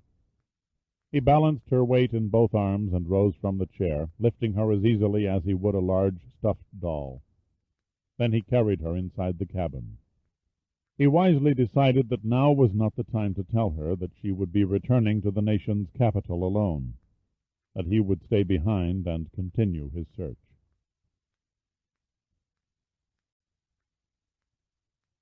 Chapter 7. 2 evenings later, a subdued Pitt sat at the cabin's dining table and scrutinized a spread of topographical maps. He leaned back in the chair and rubbed his eyes. All he had to show for his effort was a distraught girlfriend and a hefty bill from the company that had rented him the helicopter. The sound of feet thudded up the stairs to the front balcony, and soon a head that was completely shaved, and a face with friendly hazel eyes and an enormous Kaiser Wilhelm mustache, peered through the window in the Dutch door. "Hello, the house!" hailed the voice that seemed to come from a pair of size 12 boots. "Come in," Pitt answered without rising. The man's body was squat and barrel-chested, and must have sagged the scales, Pitt judged, at close to 220 pounds. The stranger shoved out a beefy hand. "You must be Pitt." "Yes, I'm Pitt." "Good. I found you on the first try. I was afraid of taking a wrong turn in the dark. I'm Abe Steiger." "Colonel Steiger?" "Forget the title. As you can see, I came dressed like an old pack-rat." "I hardly expected you to answer my inquiry in person. A letter would have done just as well." Steiger gave a wide grin. "The fact of the matter is, I wasn't about to let the price of a stamp cheat me out of a prospecting trip." "A prospecting trip?" "I'm killing 2 birds with the same stone, so to speak. One, I'm scheduled to speak next week at Chanute Air Force Base in Illinois on aircraft safety. 2, you're sitting in the heart of Colorado mining country. And since I have a raving fetish for prospecting, I took the liberty of stopping over in hopes of getting in a little gold panning before continuing on to my lecture. You're more than welcome to bunk with me. I'm batching it at the moment anyway. Mr. Pitt, I accept your hospitality." "Did you bring any luggage?" "Outside in a rented car." "Bring it in and I'll fix some coffee." Then, as an afterthought, "Would you like some supper?" "Thanks, but I had a bite with Harvey Dolan before I drove up." "You saw the nose gear, then?" Steiger nodded and produced an old leather briefcase. He unzipped the sides and passed Pitt a stapled folder. "The status report on Air Force Boeing C-97, number 75403, commanded by a Major Vilander. You might as well go over it while I unpack. If you have any questions, just holler." After Steiger was settled in a spare bedroom, he joined Pitt at the table. "Does that resolve your curiosity?" Pitt looked up over the folder. "This report states that 03 vanished over the Pacific during a routine flight between California and Hawaii during January of 1954. "That's what Air Force records show." "How do you explain the presence of the nose gear here in Colorado?" "No great mystery. Sometime during the aircraft's service life, the gear assembly was probably replaced with a new one. It's not an uncommon occurrence. The mechanics found a flaw in the structure. A hard landing cracked the strut. Perhaps it was damaged while being towed. There are a dozen different reasons that would require a replacement." "Do the maintenance records show a replacement?" "No, they do not." "Isn't that a bit peculiar?" "Irregular, maybe, but not peculiar. Air Force maintenance personnel are noted for their skill at mechanical repair, not for administrative bookkeeping." "This also states that no traces of the aircraft or its crew ever turned up." "I'll concede a puzzler on that score. The records indicate the search was an extensive one, much larger than the normal air-sea rescue procedures called for by the book. And yet, combined units of the Air Force and Navy drew a big fat 0. Steiger nodded thanks as Pitt handed him a steaming cup of coffee. "However, these things happen. Our files are crammed with aircraft that have flown into oblivion." "Flown into oblivion." That's very poetic. There was no concealing the cynicism in Pitt's voice. Steiger ignored the tone and sipped at his coffee. "To an air safety investigator, every unsolved crash is a thorn in the flesh. We're like doctors who occasionally lose a patient on the operating table. The ones that get away keep us awake nights." "And 03?" asked Pitt evenly. "Does that one keep you awake?" "You're asking me about an accident that occurred when I was 4 years old. I can't relate to it. As far as I'm concerned, Mr. Pitt, and as far as the Air Force is concerned, the disappearance of 03 is a closed book. She's lying on the bottom of the sea for all eternity, and the secret behind the tragedy lies with her." Pitt looked at Steiger for a moment, then refilled the man's coffee cup.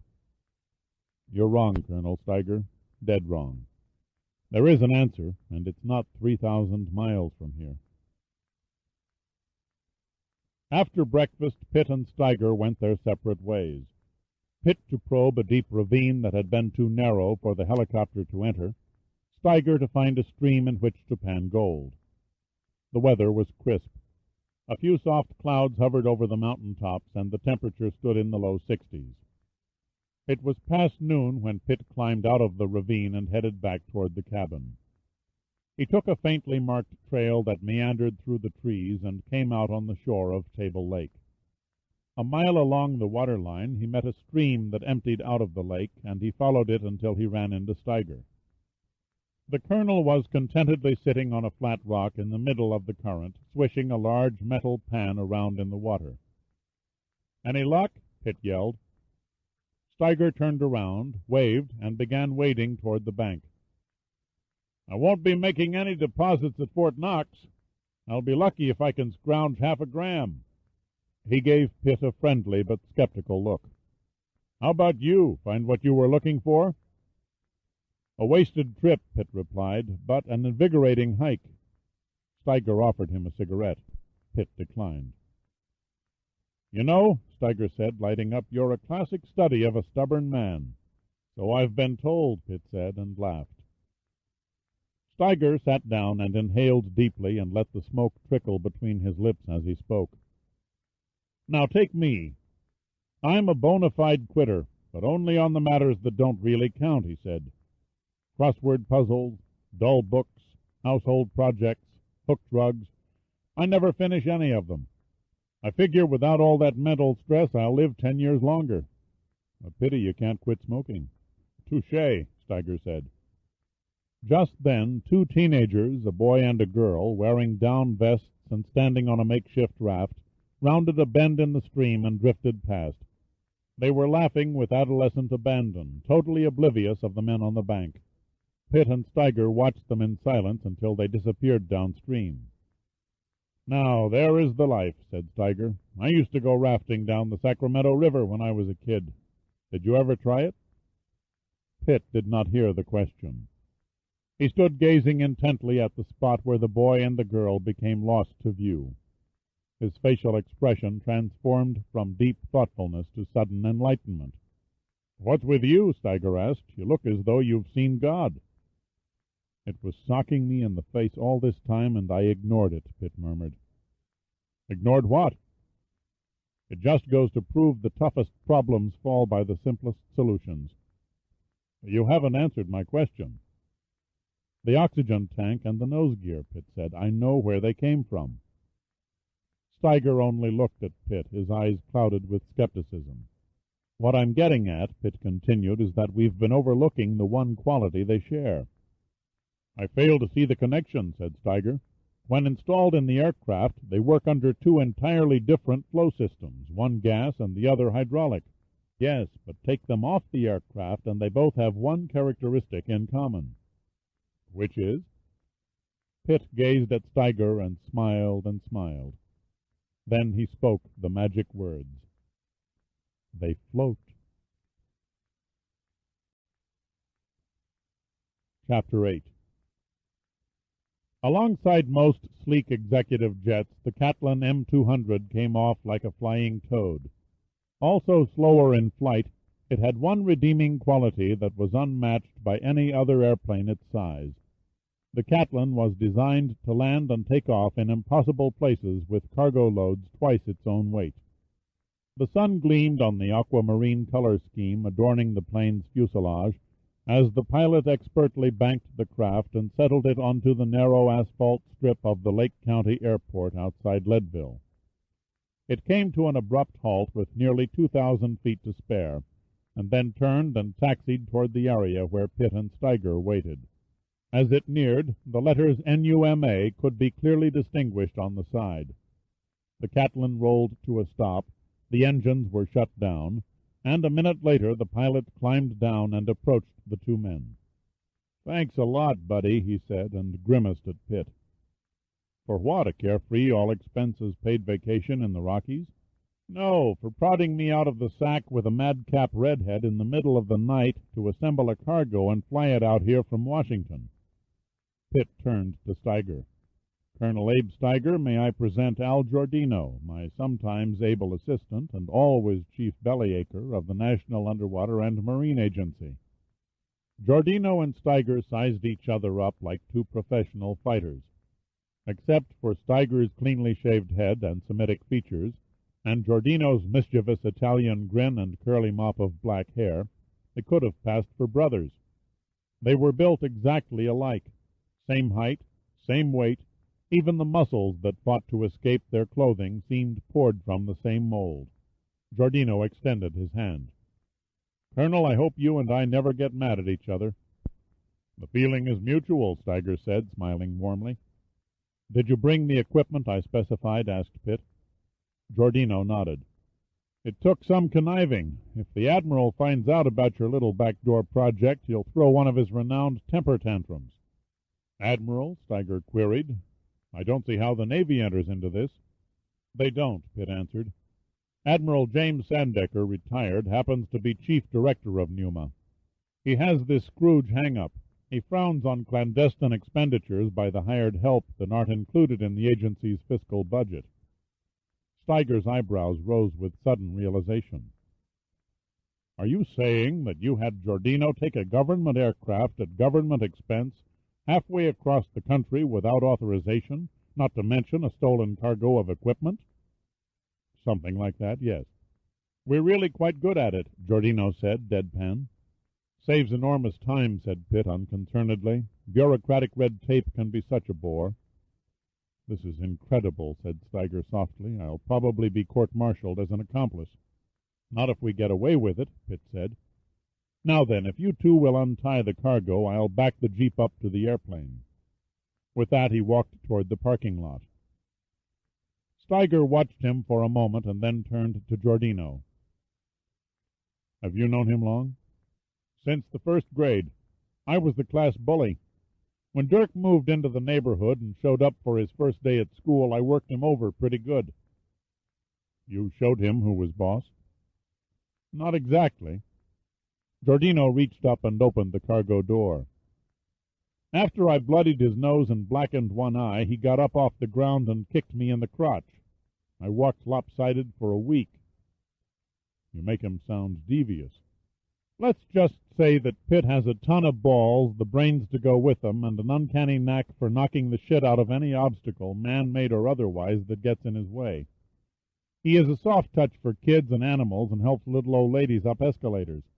To my knowledge, he's never stolen a dime in his life nor used his sly talents for personal gain. Beyond all that, he's one hell of a guy." "Do you think he might have gone too far this time?" "You mean his stock in a non-existent aircraft?" Steiger nodded. "If Pitt tells you there's a Santa Claus, hang your stocking on the mantel, because you better believe it." Chapter 9.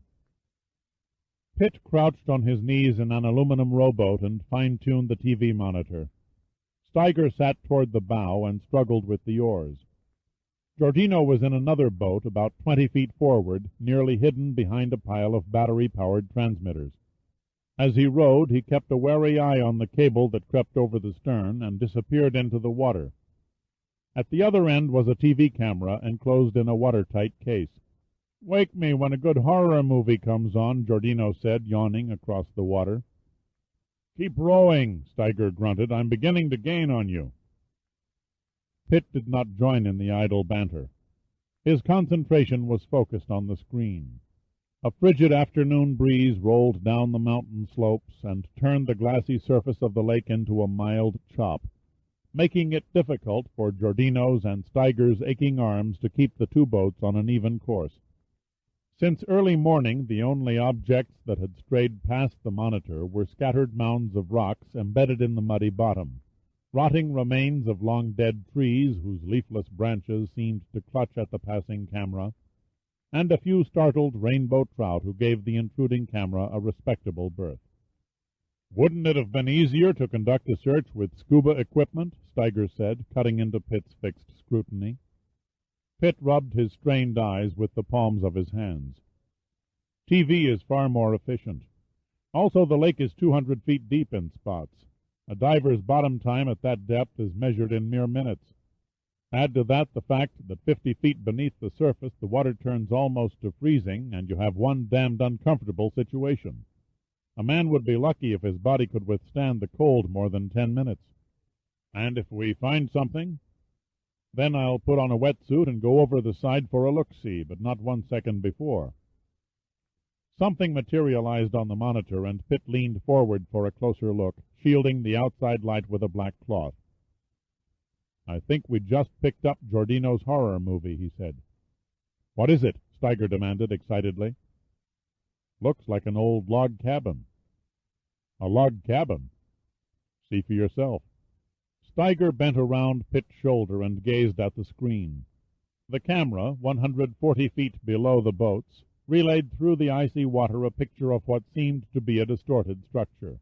The sun's wavering light through the choppy surface and the hazy visibility at that depth combined to give it a ghost-like image. "How in the world did that get there?" asked a bewildered Steiger. "No great secret," said Pitt. "Table Lake is man-made. The state dammed up the stream that flows through this valley in 1945. An abandoned lumber mill that stood near the old stream bed was submerged when the water rose. The cabin we see must have been one of the old bunkhouses." Giordino rode back for a look. "All that's missing is a for sale sign." "Amazingly well preserved," murmured Steiger.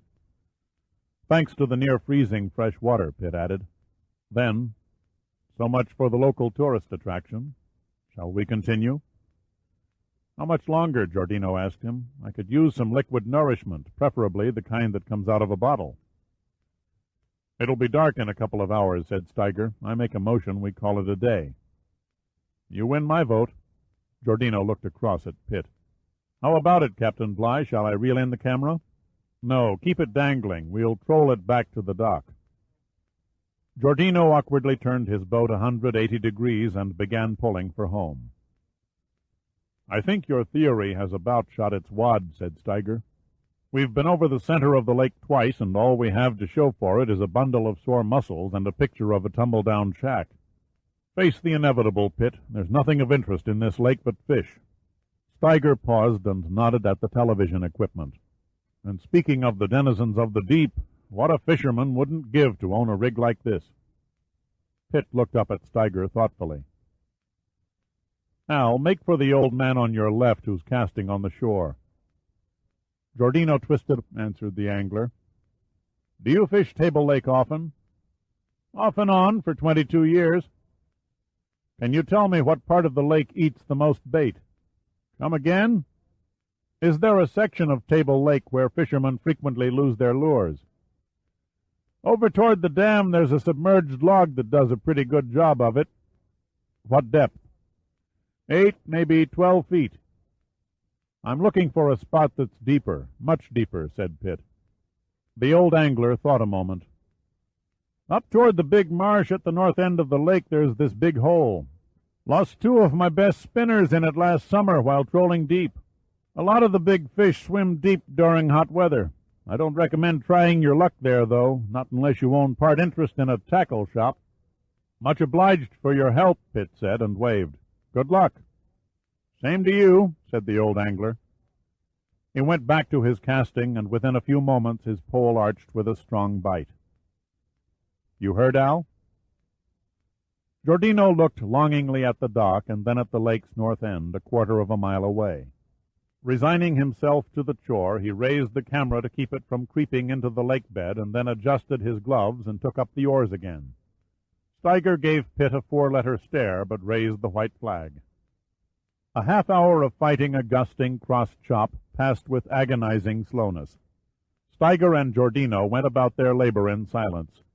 Giordino on blind faith in Pitt's judgment, Steiger because he was damned if he'd let Giordino out-endure him. Pitt stayed glued to the monitor, every so often calling out depth adjustments to Giordino. The bottom of Table Lake began to rise the closer to the marsh they rode. Then, abruptly, the silt and weed began dropping away, and the water darkened. They halted to lower the camera, and then resumed the stroke. They had moved only a few yards when a curved object edged onto the screen. The form was not sharply defined, nor did it have a natural contour. "Stop rowing," Pitt ordered tersely. Steiger slumped on his seat, grateful for the break, but Giordino looked piercingly across the narrow distance separating the two boats. He'd heard that tone of voice from Pitt before. Down in the cold depths, the camera slowly drifted closer to the object materializing on the monitor. Pitt sat as though turned to oak as a large white star on a dark blue background crept into his view. He waited for the camera to continue its probe, the inside of his mouth as dry as Kansas dust. Giordino had rowed over and was holding the two boats together. Steiger became aware of the tension, raised his head, and looked inquiringly at Pitt. "You got something?" "An aircraft with military markings," Pitt said, controlling the excitement he felt. Steiger crawled astern and peered unbelievingly into the monitor. The camera had floated over the wing and was now falling back along the fuselage. A square port came into view as above it the words Military Air Transport Service marched by. "Sweet Jesus," Giordino gasped, "a MATS transport." "Can you tell what model?" Steiger asked feverishly. Pitt shook his head. "Not yet. The camera angle missed the more easily identifiable engines and nose section. It came across the left wingtip, and as you can see is now moving toward the tail." "The serial number should be painted on the vertical stabilizer," Steiger said softly, as though in prayer. They sat absorbed as the unearthly scene unfolded below. The plane had settled deeply in the mud. The fuselage had cracked open aft of the wings, the tail section twisted on a slight angle. Giordino gently dipped his oars and towed the camera on a new course, correcting its viewing field. The resolution was so clear that they could almost make out the flush rivets in the aluminum skin. It was all so strange and incongruous. It was difficult for them to accept the image the television equipment relayed to their eyes. Then they held their breaths as the stenciled serial number on the vertical stabilizer began entering from stage right. Pitt zoomed in the camera lens ever so slightly so there would be no mistaking the aircraft's identification. First a 7, then a 5, and a 4, followed by 03. For a moment, Steiger stared at Pitt. The shattering effect of what he now knew to be true, but was unable to accept, turned his eyes as glazed as those of a somnambulist. "My God, it's 03. But that's impossible." "What you see is what you get," said Pitt. Giordino reached over and shook Pitt's hand. "Never a doubt, partner." "Your confidence in me is duly noted," Pitt said. "Where do we go from here?" "Drop a marker buoy over the side and we'll call it a day. Tomorrow morning we'll go down and see what we can find inside the wreck." Steiger sat there, shaking his head and repeating, "It's not supposed to be here. It's not supposed to be here." Pitt smiled. "Apparently the good colonel refuses to trust his own eyes." "It's not that," Giordino said. "Steiger has this psychological problem." "Problem?" "Yeah, he doesn't believe in Santa Claus." In spite of the chilling morning air, Pitt was sweating inside the wetsuit. He checked his breathing regulator, gave the thumbs-up sign to Giordino, and dropped over the side of the boat. The icy water, surging between his skin and the interior lining of his 3/16-inch thick neoprene suit, felt like an electric shock. He hung suspended just below the surface for several moments, suffering the stabbing agony, waiting for his body heat to warm the entrapped water layer. When the temperature became bearable, he cleared his ears and kicked his fins, descending into an eerie world where wind and air were unknown. The line from the marker buoy angled off into the beckoning depths, and he swam along beside it. The bottom seemed to rise up and meet him. His right fin trailed through the mud before he leveled off, creating a gray cloud that mushroomed like smoke from an oil tank explosion. Pitt checked the depth gauge on his wrist. It read 140 feet. That meant approximately 10 minutes bottom time without worrying about decompression. His primary enemy was the water temperature. The icy pressure would drastically affect his concentration and performance. His body heat would soon be drained by the cold, pushing his endurance beyond its borders and into the realm of excessive fatigue. Visibility was no more than 8 feet, but that factor did not hinder him. The marker boy had missed the sunken plane by mere inches, and he had but to extend a hand and touch the metal surface. Pitt had wondered what sensations would course through him. He was certain fear and apprehension would raise their tentacles. But they did not appear. Instead, he felt a strange sense of accomplishment. It was as though he'd come to the end of a long and exhausting journey. He swam over the engines, the blades of their propellers gracefully bent backward, like the curled petals of an iris, the finned cylinder heads never to feel the heat of combustion again. He swam past the windows of the cockpit coated with slime, cutting off any view of the interior. Pitt noted that he had used up nearly 2 minutes of his bottom time. He quickly kicked around to the shattered opening of the main fuselage, squeezed through, and switched on his dive light. The first things his eyes distinguished in the somber gloom were large silver canisters. Their tie-down straps had broken in the crash, and they lay jumbled about the cargo cabin floor.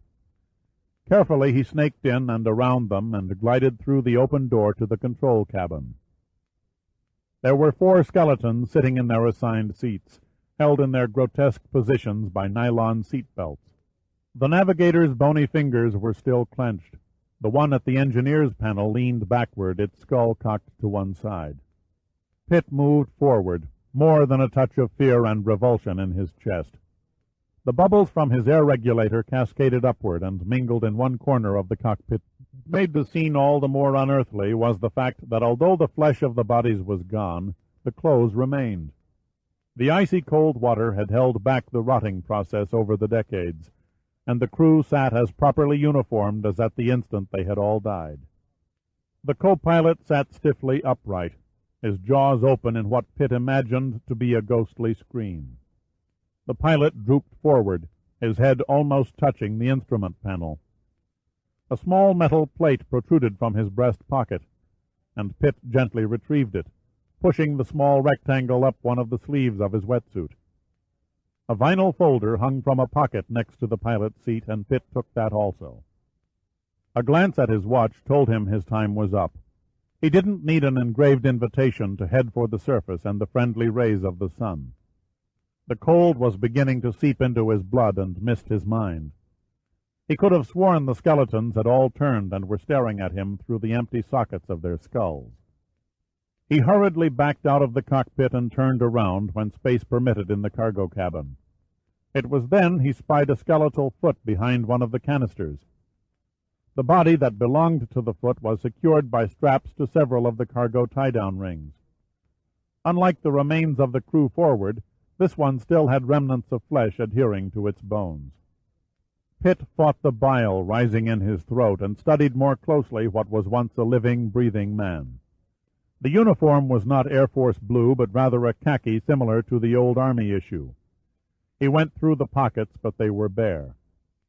An alarm began to go off in his head. His arms and legs were losing all feeling and turning stiff from the relentless cold, and his movements came as though he were immersed in syrup. If he did not get some warmth to his body soon, the ancient aircraft would claim another victim. His mind was fogged, and for a brief instant he felt the sharp knife of panic as he became confused and lost his sense of direction.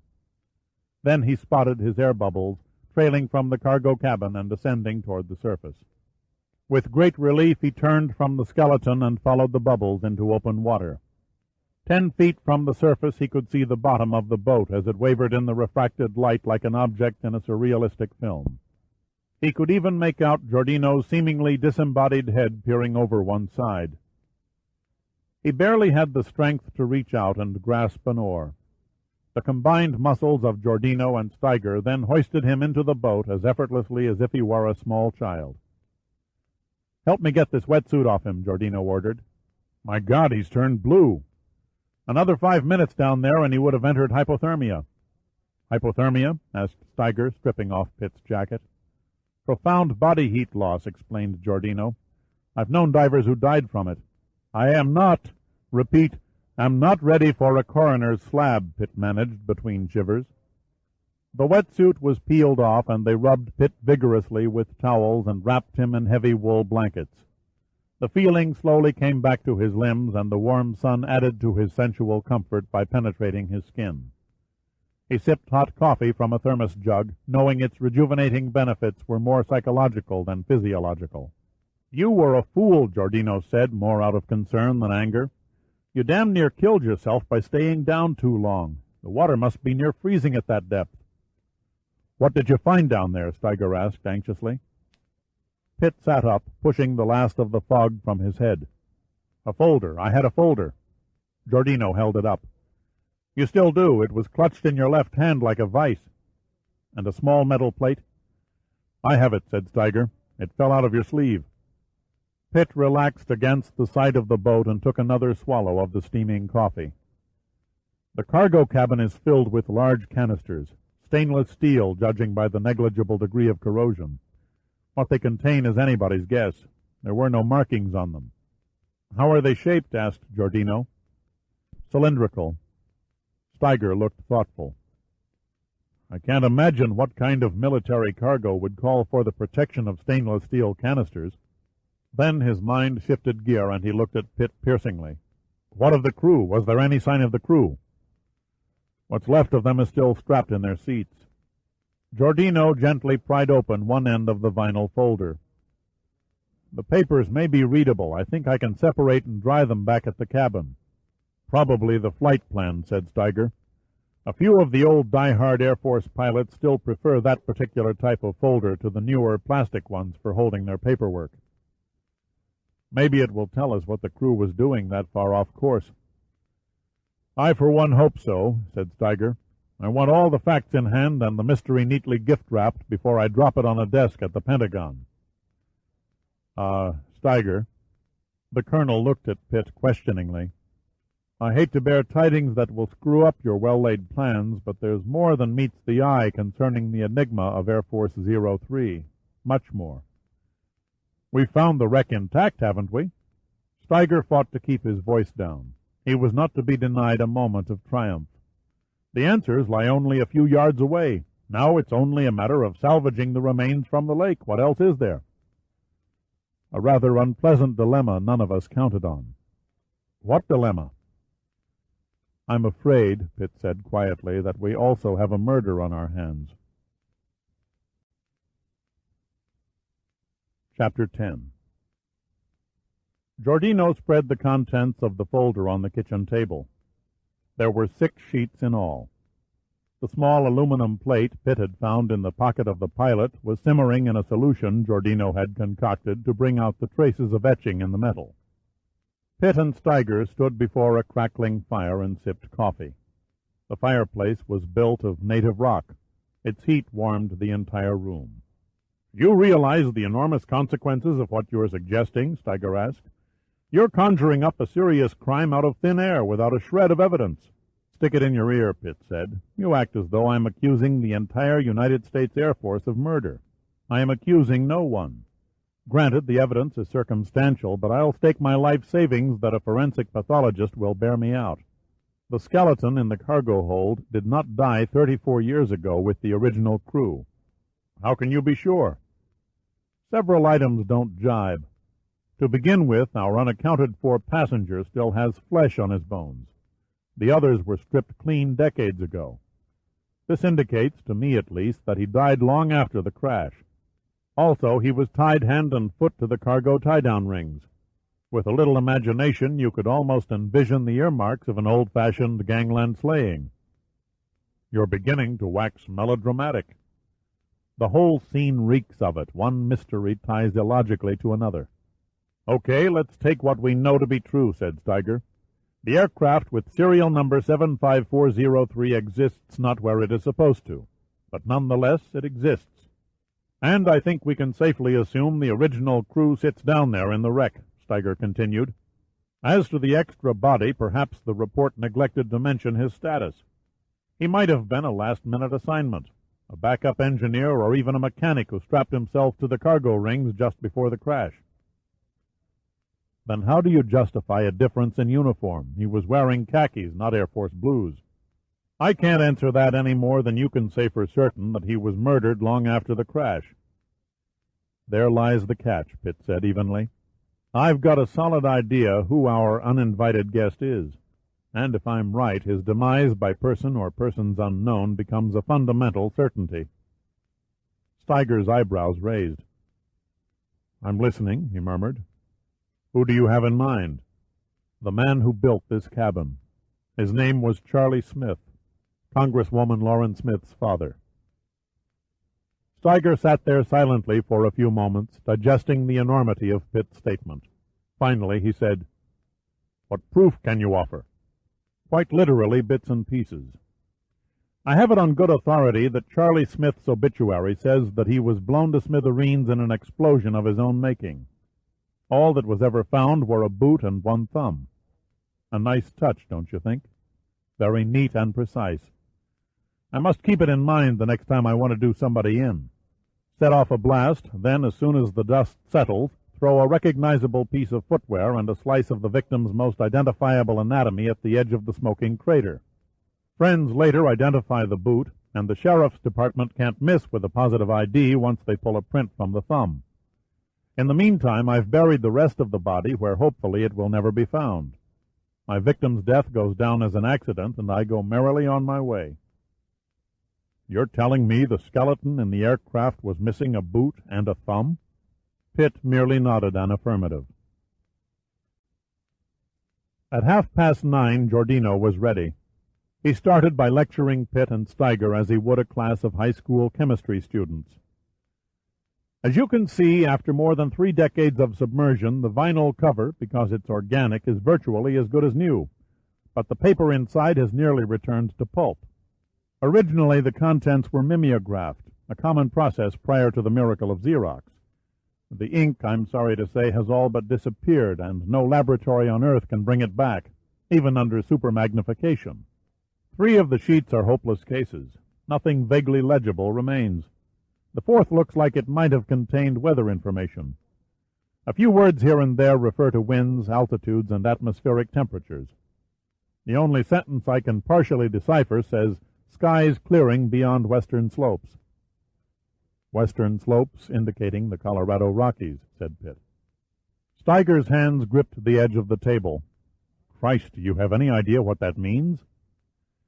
"It means 03's flight didn't originate from California, as stated in the report," said Pitt. "Her departure point must have been east of here if the crew was concerned about weather conditions over the Continental Divide." "So much for data sheet number 4, said Giordino. "Now then, compared to the rest, sheet 5 is a veritable treasure trove of information. Here we can faintly make out several word combinations, including the names of 2 crew members. Many of the letters are missing, but with a bit of elementary deduction we can figure the meanings. Look here, for instance." Giordino pointed to the sheet of paper, and the other 2 leaned in closer. "A space RC space FT space OMM space ND space R colon space MA space AY space ON space V space L space NDE. Now we fill in the blanks," Giordino continued, "and we come up with Aircraft Commander Major Raymond Vilander." "And here's the combination," said Pitt, pointing. "This spells out the name and rank of the flight engineer." "Joseph Burns," Giordino acknowledged. "In the lines that follow, the missing characters are too numerous to guess their intent. Then this." Giordino pointed farther down on the paper. "ODE space N space ME colon space IX space N space 03. "Classified call sign," injected Pitt. "Every aircraft on a security flight is given one, usually a noun followed by the last 2 digits of the aircraft's number." Steiger fixed Pitt with a look of genuine respect. "How would you know that?" "Picked it up somewhere," Pitt said, shrugging it off. Giordino traced over the blank areas. So now we have codename something 03. What nouns have IX in the middle of them? Steiger mused. Chances are the missing letter after X is E or O. How about Nixon? Giordino suggested. I seriously doubt that a mere transport plane would be named after a vice president, Pitt said. Vixen 03 seems closer to the mark. Vixen 03, Steiger repeated softly. That's as good a shot as any. Moving right along, said Giordino. Our final decipherable scrap on the fifth sheet is E blank A, Rongolo 060 blank. Estimated time of arrival, 6 in the morning at Rongolo, Steiger translated, his expression still incredulous. Where in hell is that? Vixen 03 was scheduled to land in Hawaii. I only calls 'em the way I sees 'em, said Giordino. What about the sixth sheet? Pitt asked. Pretty slim pickings, all gibberish except for a date and a security classification near the bottom. See for yourself. RDERS blank D blank TE blank ANU blank RY blank 2, comma, blank 954, AUT blank OR blank Z blank D blank Y colon, blank R blank LT blank R blank B blank S. TO blank SE blank R blank T blank COD blank 1A. Steiger hovered over the indefinite wording. First line reads, orders dated January, sometime between the 20th and 29th, 1954. Pitt said, the second line looks like authorized by, but the officer's name is lost. The rank of general fits, though. Then comes top secret code 1A, said Giordino. You can't get a classified rating any higher than that. I think it's safe to assume, said Pitt, that someone in the upper echelons of either the Pentagon or the White House, or both, released a misleading accident report on Vixen 03 as a cover-up. In my years with the Air Force, I've never heard of such an act. Why instigate a flagrant lie over an ordinary aircraft on a routine flight? Face facts, Colonel. Vixen 03 was no ordinary aircraft. The report states the flight originated at Travis Air Force Base near San Francisco and was scheduled to land at Hickam Field in Hawaii. We now know the crew was heading for a destination named Rongolo. Giordino scratched his head. I can't recall ever hearing of a place called Rongolo. Nor I, said Pitt. But we can settle that mystery as soon as we lay our hands on a world atlas. So, what have we got? Asked Steiger. Not much, admitted Pitt. Only that during the latter part of January 1954, a C-97 took off from a point either in the eastern or midwestern section of the United States on a top-secret flight. But something went wrong over Colorado. A mechanical malfunction that forced the crew to ditch the plane in the worst terrain imaginable. They got lucky, or so they thought. Miraculously avoiding smashing into a mountainside, Vilander found an open clearing and lined up the Stratocruiser for an emergency landing. But what they couldn't see, remember it was January and the ground was undoubtedly covered with snow, was in grim reality a lake frozen over with ice. So, when the aircraft's momentum slowed and its weight settled, said Steiger vacantly, the ice parted and she fell through. Exactly. The tidal surge of water into the broken ship and the staggering shock of the cold overwhelmed the crew before they had a chance to react, and they drowned in their seats. No one witnessed the crash. The water refroze over the grave, and all traces of the tragedy were neatly erased. The ensuing search discovered nothing, and Vixen 03 was later concealed behind a phony accident report and conveniently forgotten. You've written an interesting plot, said Giordino, and it plays well. But where does Charlie Smith come into the story? He must have hooked the oxygen tank while fishing. Possessing an inquisitive mind, he probably dragged the area and wrenched the already broken nose gear loose from the wreckage. The expression on his face must have been priceless when the gear popped to the surface, Giordino said, smiling. Even if I accept Smith's murder, said Steiger, I fail to see a motive. Pitt raised his eyes and looked at Steiger. There is always a motive for taking a man's life. The cargo, Giordino blurted, incredulous at his own realization. It was a highly classified flight. It stands to reason that whatever Vixen 03 was transporting was worth a great deal to somebody, worth enough to kill for.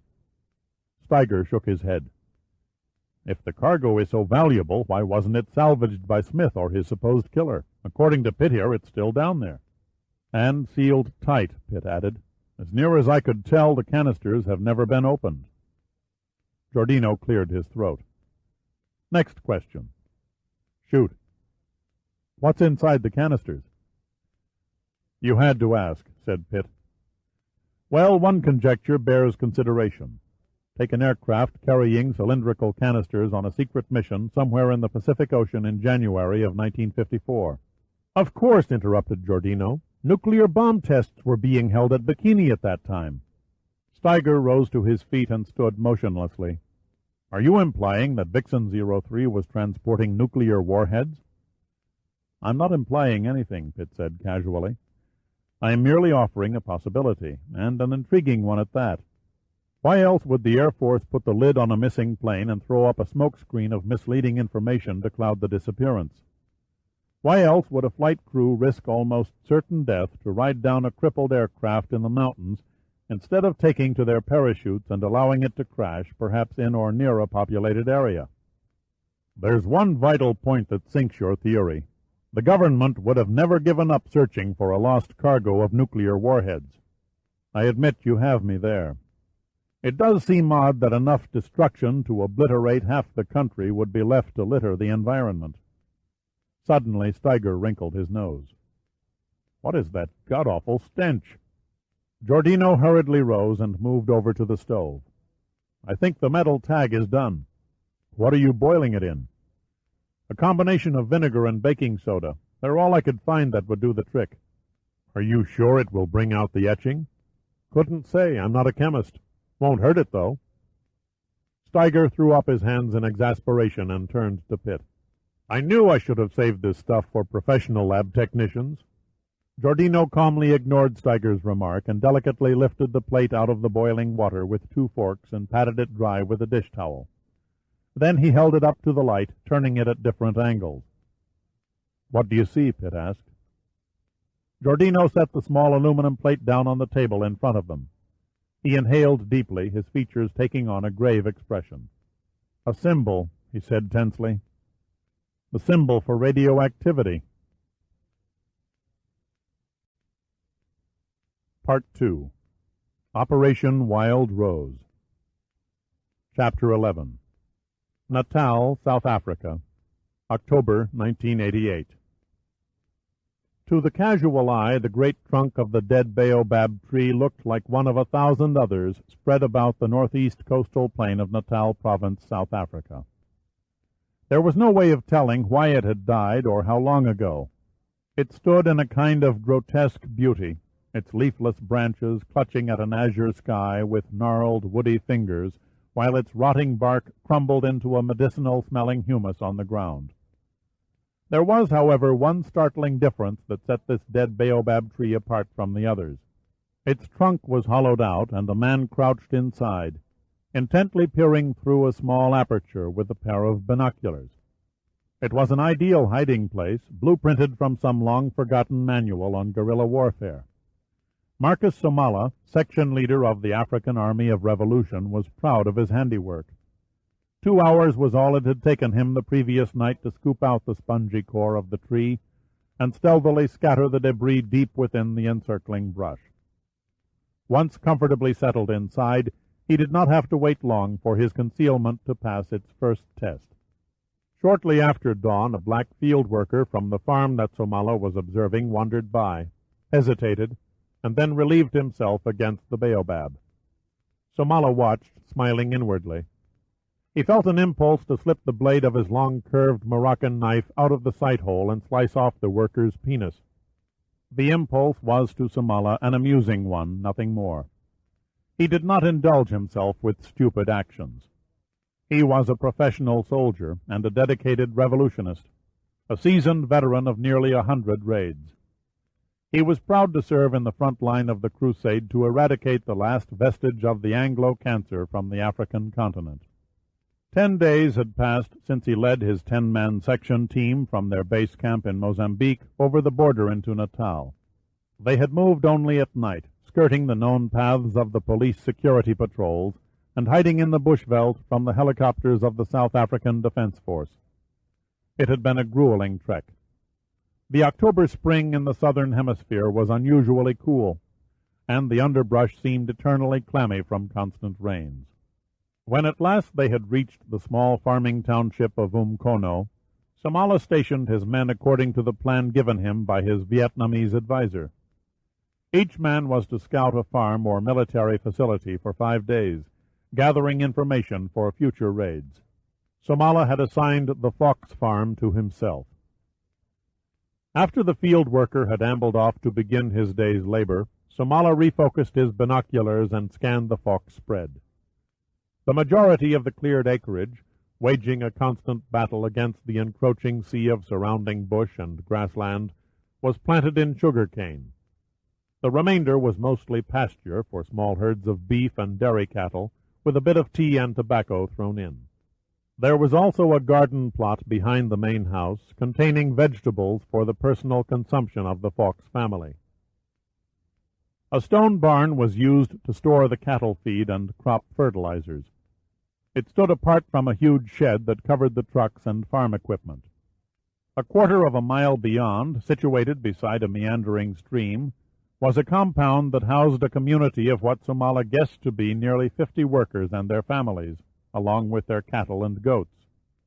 The Fox house, more of an estate actually, dominated the crest of a hill and was neatly landscaped by rows of gladiola and fire lilies edging a closely cropped lawn.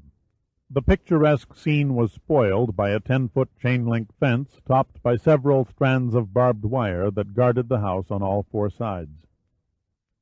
Samala studied the barrier closely. It was a stout fence. The support poles were thick and were no doubt buried deep in encased concrete. Nothing short of a tank could penetrate that mesh, he calculated. He shifted his glasses until a solidly muscled man with a repeating rifle strapped to a shoulder came into view.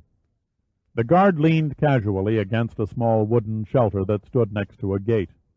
Guards could be surprised and easily disposed of, Samala mused, but it was the thin lines leading from the fence to the basement of the house that diluted his confidence. He didn't require the presence of an electrical engineer to tell him the fence was connected to a generator. He could only speculate as to the strength of the voltage that surged invisibly through the chain link. He noted also that one of the wires led into the guard shelter. That meant a switch had to be thrown by a guard whenever the gate was opened, and this was the Achilles heel of the Fox defense. Pleased at his discovery, Samala settled down inside his blind and watched and waited. Chapter 12. Captain Patrick Mackenzie Fox, Royal Navy retired, paced the floor of his veranda with the same intensity he had once exhibited on the deck of a ship when approaching home port. He was a giant of a man, standing a shade over 6 feet 6 in his bare feet and supporting a frame that exceeded 280 pounds. His eyes were somber gray, tinted dark as the water of the North Sea under a November storm. Every sand-colored strand of hair was brushed neatly in place, as were the whitening filaments of his King George V beard. Fox might have passed for an Aberdeen sea captain, which is exactly what he was before becoming a Natal farmer. 2 days, he exclaimed in a booming Scots accent. I cannot afford to take 2 days away from the farm. It's inhuman, aye, that's what it is, inhuman. Miraculously, the tea in the cup he waved refused to slop over the brim. If the Minister of Defence personally asks to meet with you, the least you can do is oblige. But damn, woman, he does not know what he's asking. Fox shook his head. We're in the midst of clearing new acreage. That prize bull I purchased in Durban last month is due to arrive tomorrow. The tractors need maintenance. No, I canna go. You'd best be getting the 4-wheel drive warmed up. Myrna Fox laid down her needlework and gazed up at her husband. I've already packed your things and made a lunch to keep you in a good humor until you meet the minister's train at Pembroke. Fox towered over his wife and scowled. It was a wasted gesture. In 25 years she had yet to buckle before him.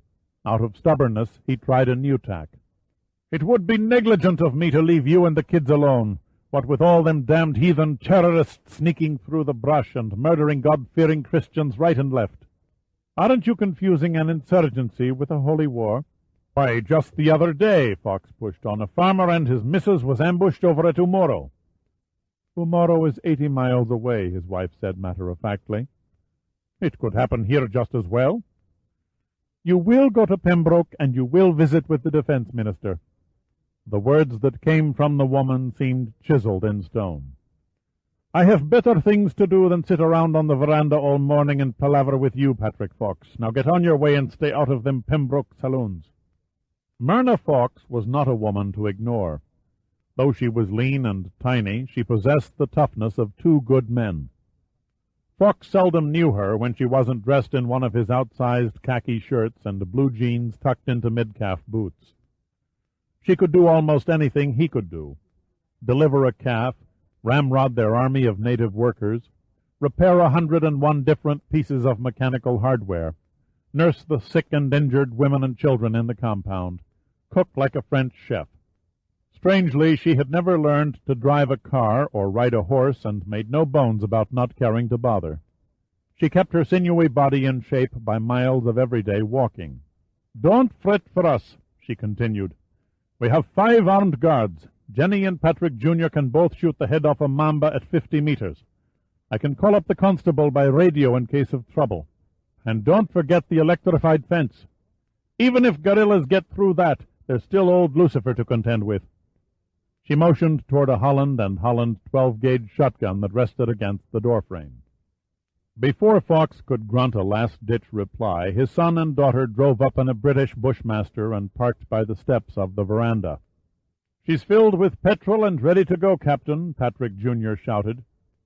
He was 2 months past 20 and wore the face and slimness of his mother, but in height he loomed 3 inches over his father. His sister, a year younger, big-boned and large-breasted, smiled gaily from a face sprinkled with freckles.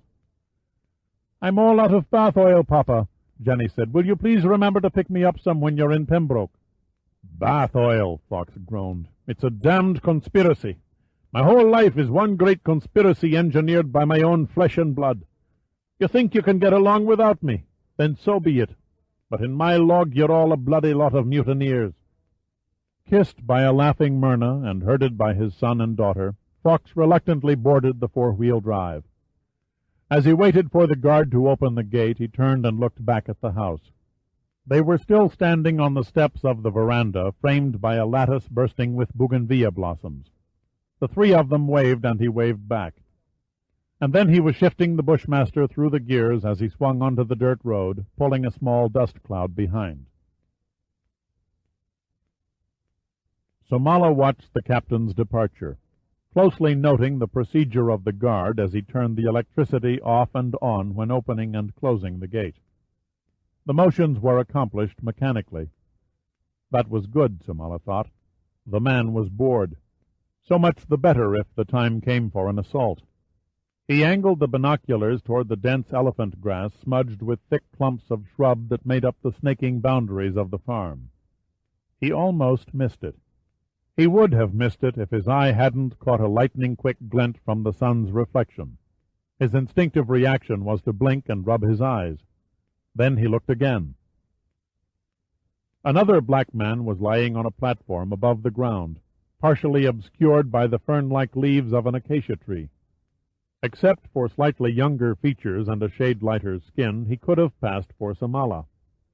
The intruder was dressed in identical camouflage combat fatigues and carried a Chinese CK-88 automatic rifle with cartridge bandolier, the standard issue of a soldier in the African Army of Revolution.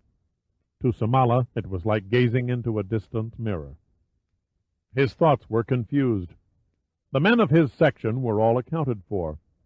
He did not recognize this man. Had his Vietnamese advisory committee sent a spy to observe his scouting efficiency?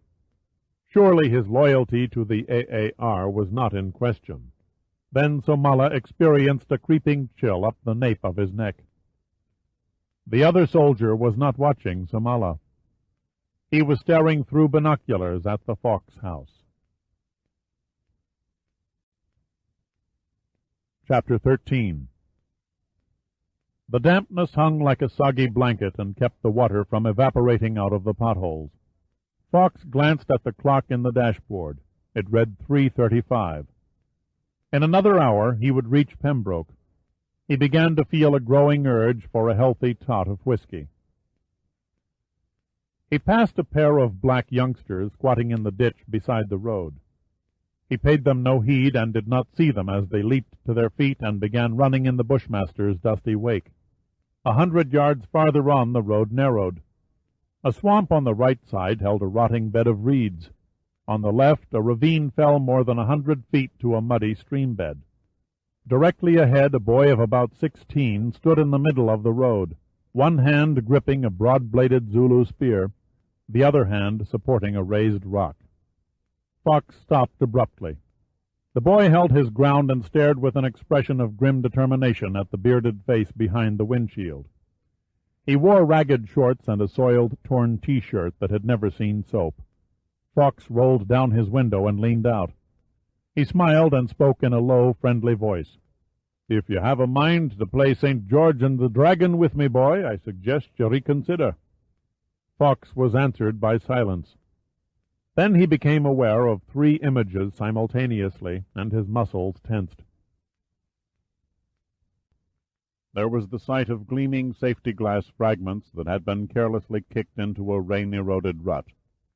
There were parallel tire marks that curved at the lip of the ravine. And the other, most tangible evidence of something dangerously wrong, was the reflection in the side mirror of the 2 boys charging toward his rear. One, a fat, lumbering youth, was pointing an old bolt-action rifle. The other swung a rusty machete above his head. "My God," Fox's mind flashed, "I'm being ambushed by school children." His only weapon was the hunting knife in the glove compartment. His family had hustled him on his way so quickly that he had forgotten to pack his favorite .44 Magnum revolver. Wasting no time by cursing his laxity, he crammed the Bushmaster into reverse and mashed down on the gas. The tires bit and jerked the 4-wheel drive backward, missing the boy carrying the machete, but clipping the one with the gun, sending him spinning into the swamp. Fox then braked and shoved the gear shift into first and spun wheels toward the boy who stood poised to throw both spear and rock. There was no hint of fear in the black teenager's eyes as he rooted his bare feet and pitched both arms in unison. At first Fox thought the boy's aim was high. He heard the spear clatter and ricochet off the roof. Then the windshield dissolved in a hail of glittering slivers, and the rock was in the front seat beside him. Fox felt the glass particle slice his face, but the only thing he remembered afterward was the cold look of hatred in his assailant's eyes. The impact lifted the boy off his feet like an elastic doll and flung him under the front wheels. Fox stomped on the brake pedal, but succeeded only in making the injuries worse. The locked tires bounced and skidded over pliant flesh, tearing skin from sinew. Fox eased from behind the wheel and cautiously walked back. The boy was dead, his skull crushed nearly flat, his skinny legs mangled chunks of crimson. The fat boy with the gun lay half in the algae-coated swamp water, half on the sloping bank. His head had been wrenched backward until it touched his spine. There was no sight of his companion. He had vanished into the swamp. Fox picked up the rifle. The breech was open and a cartridge was jammed in the receiver. He pried it out and studied the problem. The reason the fat boy had not fired was that the rifle could not. The firing pin was too badly bent. Fox threw the old gun as hard as he could into the deepest part of the mire, watching it splash and gurgle out of sight. A small lorry lay upside down in the ravine. 2 bodies sprawled from the gaping, twisted doors. A man and a woman, brutally mutilated, were shrouded in swarms of flies. It was obvious the 3 African boys had stoned the unsuspecting travelers, wounding the driver and sending the lorry hurtling into the ravine, where they had hacked to death the trapped survivors. Then, flushed and overconfident with their easy victory, they had settled down to await their next victim. "Stupid kids," he muttered amid the stillness of death. "Damn stupid kids." Like a marathon runner who had dropped out of the race a mile from the finish, Fox ached with exhaustion and regret. Slowly he returned to the Bushmaster, sopping with a handkerchief the trickles of blood that ran down his cheek. He reached inside the door, set the frequency dial on the mobile radio, and hailed the Pembroke constable. When he finished his report, he stood and cursed, and tossed poorly aimed stones at the arriving vultures. Chapter 14. "He's late," Peter de Waal, Minister of the South African Defense Forces, said in Afrikaans. He lifted the window of the coach and leaned out, searching the road bordering the railroad siding. His words were directed at a tall, slender man with compelling blue eyes and dressed in the uniform of an army colonel. "If Patrick Fox is late," the colonel said, swirling the drink in his hand, "there must be a good reason for it." De Waal turned from the open window and brushed both hands through a thicket of gray, wavy hair. He looked more like a professor of ancient languages than like the iron-willed head of the second-largest military power on the continent. Not that he had exactly inherited a plum job. De Waal was the 5th defense minister in 7 years. His predecessor had lasted less than 5 months. "Typical English performance," he said impatiently. "An Englander lives only for gin, the Queen, and a practised air of indifference. They cannot be relied upon. If you so much as even imply to his face that he is English, Herr Minister, Fox will become most uncooperative." Colonel Joris Zegler downed his drink and poured another. "Fox is a Scotsman. I respectfully suggest, sir, that you try not to forget that." De Waal made no show of anger at Zegler's insubordinate tone. He regarded advice from his intelligence chief seriously. It was no secret within the ministry that de Waal's success in smashing the advances by outside terrorists and suppressing local uprisings was due largely to the ingenious infiltration of the insurgent organizations by Zegler's highly trained operatives. "Englander, Scotsman, I would prefer dealing with an Afrikaner." "I agree," said Zegler. "But Fox is the best qualified to offer an opinion on the project. A month-long computer search of experienced military personnel proved that."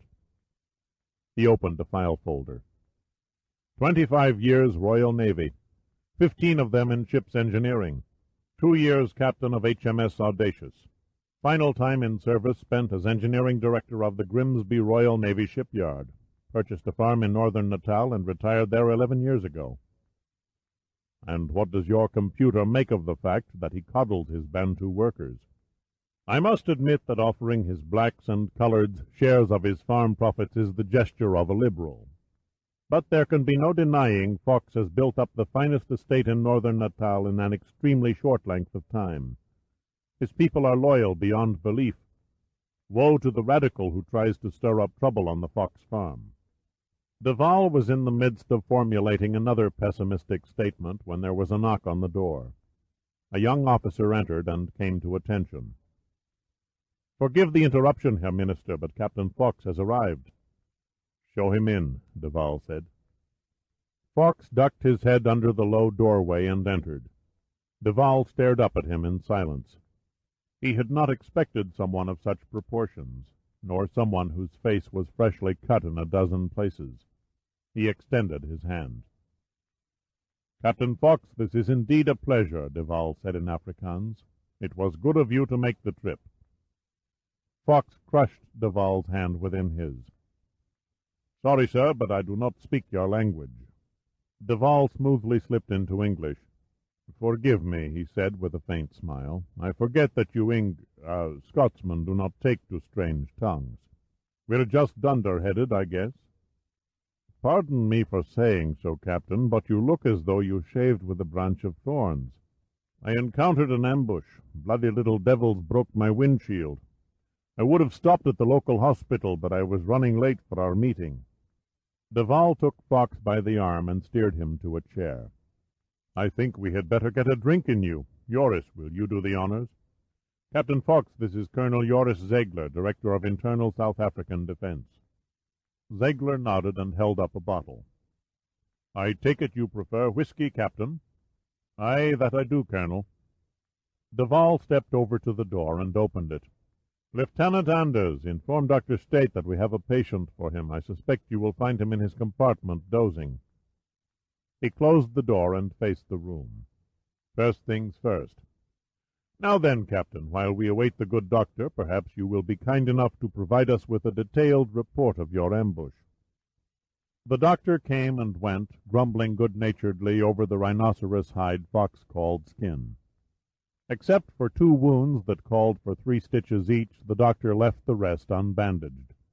"Lucky for you those scratch marks don't match fingernail tracks, or you'd have a tough time explaining them to your wife," he joked as he snapped shut his bag. "You're certain the attack was not organized?" Ziegler asked after the doctor departed. "Not likely," Fox replied. "They were only ragged bush kids. God only knows what devil inspired them to go on a killing spree." "I am afraid your run-in with bloodthirsty juveniles is not an isolated occurrence," Duval said softly. Ziegler nodded in agreement. "Your story, Captain, fits the same crude modus operandi, if you will, of at least 12 other attacks in the last 2 months. If you want my opinion," Fox snorted, "that damned AAR is in back of it." "Indirectly, the blame can be laid on the African Army of Revolution's doorstep." Ziegler drew on a pencil-thin cigar. "Half the black boys between the ages of 12 to 18 from here to Cape Town would give their testicles to become an AAR soldier," Duval injected. "You might call it a form of hero worship." "You have to give the devil his due," said Ziegler. "Hiram Lusana is every bit as shrewd a psychologist as he is a propagandist and a tactician." "Aye," Fox said, looking over at the colonel. "I've heard a great deal about that bastard. How did he come to be leader of the AAR?" "Self-imposed. He's an American black. Seems he made a vast sum of money in international drug smuggling. But wealth was not enough. He entertained dreams of power and grandeur. So he sold out his business to a French syndicate and came to Africa and began organizing and equipping his own army of liberation." "Seems a staggering undertaking for only one man," said Fox, "even a wealthy one." "Not so staggering when you have help, and lots of it," Ziegler explained. "The Chinese supply his arms, and the Vietnamese train his men. Fortunately, our security forces are able to keep them in a state of almost constant rout. But our government will surely fall if we are subjected to a prolonged economic blockade," added Duval. "Lusana's game plan is to fight a clean war by the book. No terrorism, no killing of innocent women and children. His forces thus far have attacked only military installations. Then, by playing benevolent savior, he can gain total moral and financial support from the United States, Europe, and the Third World powers. Once he achieves these goals, he can exert his newly acquired influence to close off all our economic dealings with the outside world. Then the end of white South Africa is only a matter of weeks." "Is there no way to contain Lusana?" asked Fox. Duval's bushy eyebrows rose. "There is one possibility, provided you give it your blessing." Fox stared at the minister, his expression one of bewilderment. "I'm only a beached sailor and a farmer. I know nothing about insurgent warfare. Of what use can I be to the Ministry of Defense?" Duval did not answer, but simply passed Fox a leather-bound book about the size of a thin bookkeeping ledger. "It's called Operation Wild Rose." The lights of Pembroke blinked on one by one in the evening dusk. A light rain had pelted the windows of the coach, leaving a myriad of streaks down the dust-coated glass. Fox's reading spectacles clung to his great nose and magnified his eyes as they darted back and forth over the pages without pause. He was so engrossed in what he was reading, he absent-mindedly chewed on the stem of a pipe that had long since burned out. It was a few minutes past 8 o'clock when he closed the cover of Operation Wild Rose. He sat there for a long moment as though in contemplation. Finally he shook his head tiredly. "I pray to God it never comes to this," he said quietly. "I share your sentiments," said Duval. "But the time is fast approaching when our backs will be against the wall, and Operation Wild Rose may well be our final hope of escaping annihilation. I still fail to see what you gentlemen want from me." "Merely your opinion, Captain," said Ziegler.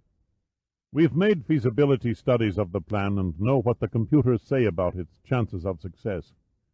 We're hoping your years of experience will supply the pros and cons as judged by a human." "I can tell you the scheme is damn near impossible," said Fox. "And for my money you can add insane as well. What you're proposing is terrorism at its worst." "Exactly," agreed Duval. "By using a black hit-and-run force masquerading as members of the African Army of Revolution, we can swing international sympathy away from the blacks and to the white cause of South Africa. We must have the support of countries like the United States to survive," Ziegler explained. "What happened in Rhodesia can happen here," Duval went on. "All private property, farms, stores, banks, seized and nationalized. Blacks and whites slaughtered in the streets. Thousands exiled from the continent with barely the clothes on their backs. A new black communist-oriented government, a despotic tribal dictatorship suppressing and exploiting their own people in virtual slavery. You can be certain, Captain Fox, that if and when our government topples, it will not be replaced by one with democratic majority rule in mind." "We don't know for sure that will happen here," said Fox. "And even if we could look into a crystal ball and predict the worst, it would not condone unleashing Operation Wild Rose." "I'm not after a moral judgment," Duval said sternly. "You've stated the plan is impossible. I will accept that." After Fox left, Duval poured himself another drink. "The captain was frank, I'll give that to him." "He was also quite right," said Ziegler. "Wild Rose is terrorism at its worst." "Perhaps," Duval muttered. "But what choice does one have when one is winning battles while losing the war?" "I am not a grand strategist," Ziegler replied, "but I'm certain Operation Wild Rose is not the answer, Minister. I urge you to shelve it." Duval considered Ziegler's words for several moments. "All right, Colonel. Gather all data pertaining to the operation and seal it in the Ministry vault with the other contingency plans." "Yes, sir," said Ziegler, his relief obvious. Duval contemplated the liquid in his glass. Then he looked up with a thoughtful expression. "A pity, a great pity. It just might have worked." Fox was drunk. If a monstrous claw had reached down and plucked away the long mahogany bar of the Pembroke Hotel, he would have fallen flat on his bandaged face. Dimly he saw that he was the only patron left in the room. He ordered another drink, noting in a mild sort of sadistic glee that it was long past closing time, and the 5-foot-5-inch bartender was uneasy about asking him to leave. "Are you all right, sir?" the bartender probed cautiously. "No, damn it!" Fox roared. "I feel bloody well awful." "Begging your pardon, but if it makes you feel so bad, why do you drink it?" "It's not the whiskey that turns my guts. It's Operation Wild Rose." "Sir?" Fox looked furtively around the room and then leaned across the bar. "What if I was to tell you I met with the Minister of Defense right down the street at the station, in his private railroad car not more than 3 hours ago?" A smug smile curled the bartender's lips. "The Minister must be one hell of a wizard, Mr. Fox." "Wizard?" "To be in two places at the same time." "Make your point, man." The bartender reached under a shelf and threw a newspaper on the bar in front of Fox. He pointed to an article on the front page and read aloud the caption. "Defense Minister Peter Duval enters Port Elizabeth Hospital for surgery." "Impossible." "That's this evening's paper," said the bartender. "You have to admit, not only does the minister have extraordinary powers of recuperation, but one fast train as well. Port Elizabeth is over 1,000 kilometers to the south." Fox snatched up the paper, shook the fuzziness from his vision, put on his glasses, and read the story. It was true. Clumsily he threw a wad of bills at the bartender and staggered through the doorway, through the hotel lobby, and into the street. When he reached the railroad station it was deserted. The moon's light glinted on empty rails. Duval's train was gone. Chapter 15. They came with the rising sun. Samala counted at least 30 of them, clothed in the same type of field uniform he wore. He watched as they crept out of the bush like shadows and disappeared into the sugar cane.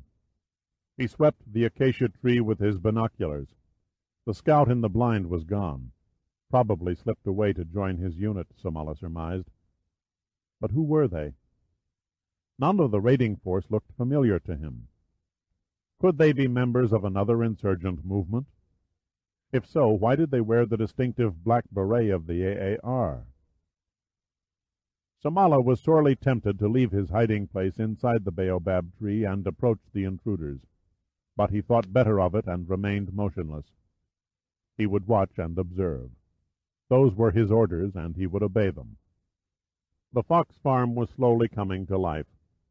The workers in the compound were beginning to spread out and commence their daily chores. Patrick Fox, Jr. passed through the electricity-wired gate and went off to the great stone barn, where he began tinkering with a tractor. The guards were changing at the gate, and the fellow who had manned the night shift was standing half in, half out of the enclosure, swapping small talk with his relief, when abruptly and silently he fell to the ground. Simultaneously the other guard slumped and dropped. Samala gaped in awe as a wave of raiders sprinted out of the sugar-cane field in a loose skirmish line and advanced toward the house. Most were carrying Chinese CK-88 assault weapons, but 2 of their number knelt and aimed long-barreled rifles with scopes and silencers. The CK-88s opened up, and Fox, Jr. seemed to snap to attention as at least 10 slugs ripped through his body. His hands splayed and clawed at empty air, and then he crumpled across the tractor's unhooded engine. The thunder of the volley alerted Jenny, and she ran to an upstairs window. "Oh, God, Mama!" she screamed. "There's soldiers in the yard, and they've shot Pat." Myrna Fox grabbed the Holland and ran to the front door.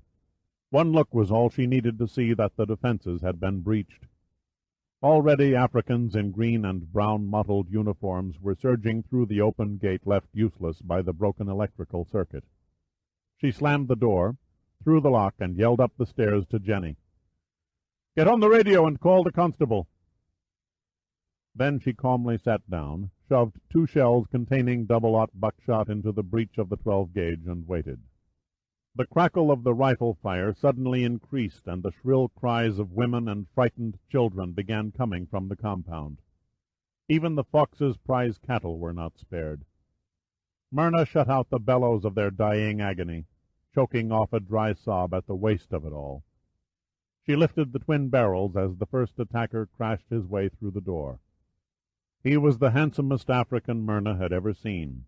His features were distinctly Caucasian, and yet his skin was nearly a perfect blue-black. He lifted his rifle as if to smash out her brains with the butt and lunged across the room.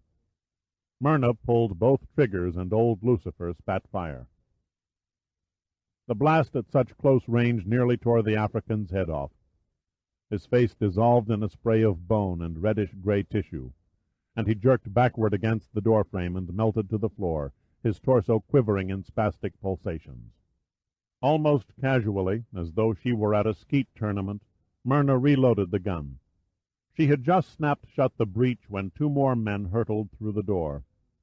Old Lucifer took the first squarely in the chest, dropping him instantly. The other attacker leaped over his fallen comrade's body, a move that threw Myrna's aim a trifle low. The discharge from the other barrel hit her attacker in the groin. He screamed, cast his weapon aside, and clutched himself. He grunted incoherently and staggered back outside to the veranda, pitching forward with his booted feet still in the room. Myrna reloaded again. A window shattered, and holes suddenly appeared in the wallpaper beside her chair. She felt no stabbing pain, no stinging sensation. She looked down. Blood was beginning to seep through the blue denim of her jeans. A heavy booming sound erupted from upstairs, and she knew Jenny was shooting down into the yard with the captain's .44 Magnum. The next African was more cautious. He fired a quick burst around the door and waited before he entered. Not receiving any return fire, he became overconfident and ventured inside. The double-aught buckshot blew away his left arm.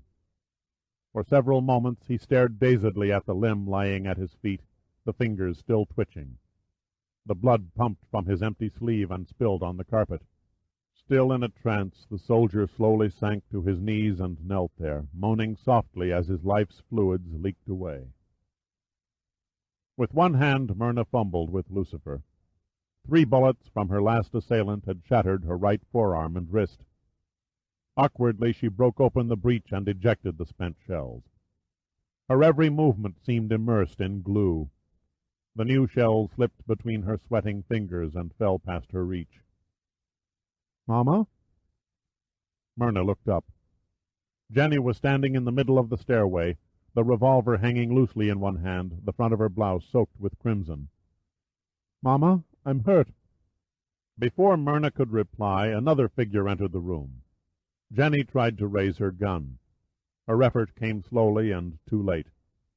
The newcomer fired first, and she sagged and rolled down the stairs like a ragged, cast-off doll. Myrna could only sit there and grip Lucifer. The loss of blood was sapping her energy and blurring her vision.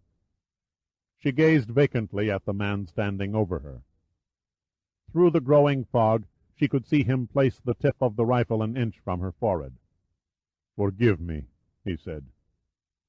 "Why?" she asked vaguely. "Why did you do this terrible thing?" The cold, dark eyes held no answer. For Myrna, the bougainvillea blossoms outside on the veranda exploded in a blaze of fuchsia, and then blinked into blackness.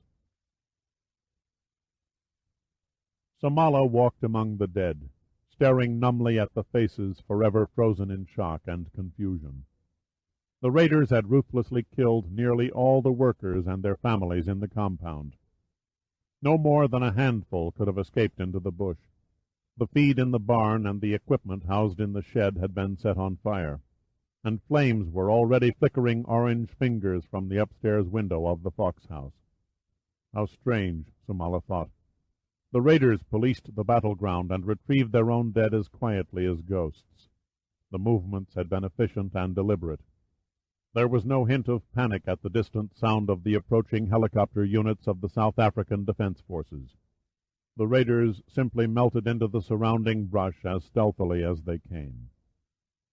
Samala returned to the baobab tree for his gear and began trotting toward the township.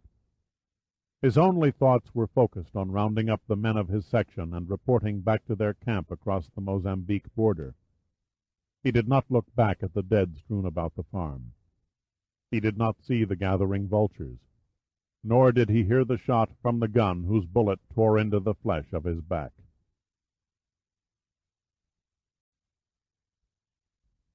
Chapter 16. The drive from Pembroke back to Umkono was a total blank to Patrick Fox. His hands turned the wheel and his feet worked the pedals in stiff mechanical movements. His eyes were unblinking and glazed as he assaulted the steep grades, and on blind instinct hurled the four-wheel drive around the hairpin curves. He had been in a small chemist's shop, buying Jenny's bath oil, when a sergeant from the Pembroke Constabulary tracked him down and stammered out a sketchy outline of the tragedy. At first Fox refused to believe it. Only after he reached Sean Francis, the Irish-born constable of Umkono, over the Bushmaster's mobile radio, did he come to accept the worst. "You'd better come home, Patrick," Francis's strained voice crackled over the speaker. The constable spared Fox the details, and Fox did not demand them. The sun was still high when Fox came within sight of his farm. Little remained of the house. Only the fireplace and a section of the veranda still stood. The rest was no more than a pile of cinders. Across the yard, rubber tires on the tractors smoldered on their steel rims and emitted thick black smoke. The farm workers still lay where they'd fallen in the compound. Vultures were picking at the carcasses of his prize cattle. Sean Francis and several Defense Force soldiers were huddled around three forms lying under blankets when Fox braked to a stop in the yard. Francis came over to him as he leapt out of the mud-streaked Bushmaster. The constable's face was pale granite. "God in hell!" cried Fox. He gazed into Francis's eyes, searching for a small ray of light. "My family! What of my family?" Francis fought to get the words out, then gave up and dipped his head in the direction of the blanket-covered bodies. Fawkes pushed past him and stumbled across the yard, but was caught short by the stout arms of the constable, which suddenly encircled him about the chest. "Leave them be, Patrick. I've already identified them." "Damn it, Sean, that's my family lying there." "I beg you, my friend, not to look." "Let me go. I must see for myself." "No!" said Francis, grimly hanging on, knowing he was no match for Fawkes's massive strength. "Myrna and Jenny were badly burned in the fire. They're gone, Patrick. The loved ones you knew are no more. Remember them alive, not as they are in death." Francis could feel the tenseness slowly drain from Fawkes's muscles, and the constable loosened his hold. "How did it happen?" asked Fawkes quietly. "No way of describing in detail. All your workers have either been driven off or killed. There are no wounded to tell the tale." "Somebody must know, must have seen." "We'll find a witness. One will turn up by morning, I promise." The grim conversation halted while a helicopter whirled to the ground, and the soldiers tenderly lifted the bodies of Myrna, Jenny, and Patrick Jr. inside the cargo cabin and strapped them down. Fawkes made no move to go to them. He only stood there and watched with great sadness in his eyes as the helicopter lifted off and headed toward the mortuary in Umkono. "Who is responsible?" Fawkes said to Francis. "Tell me who murdered my wife and children and my workers and burned my farm." "1 or 2 CK-88 plastic cartridges, the charred remains of an arm inside the house with a Chinese watch on the wrist, prints in the dirt from military-soled boots. Circumstantial as it is, the evidence points to the AAR.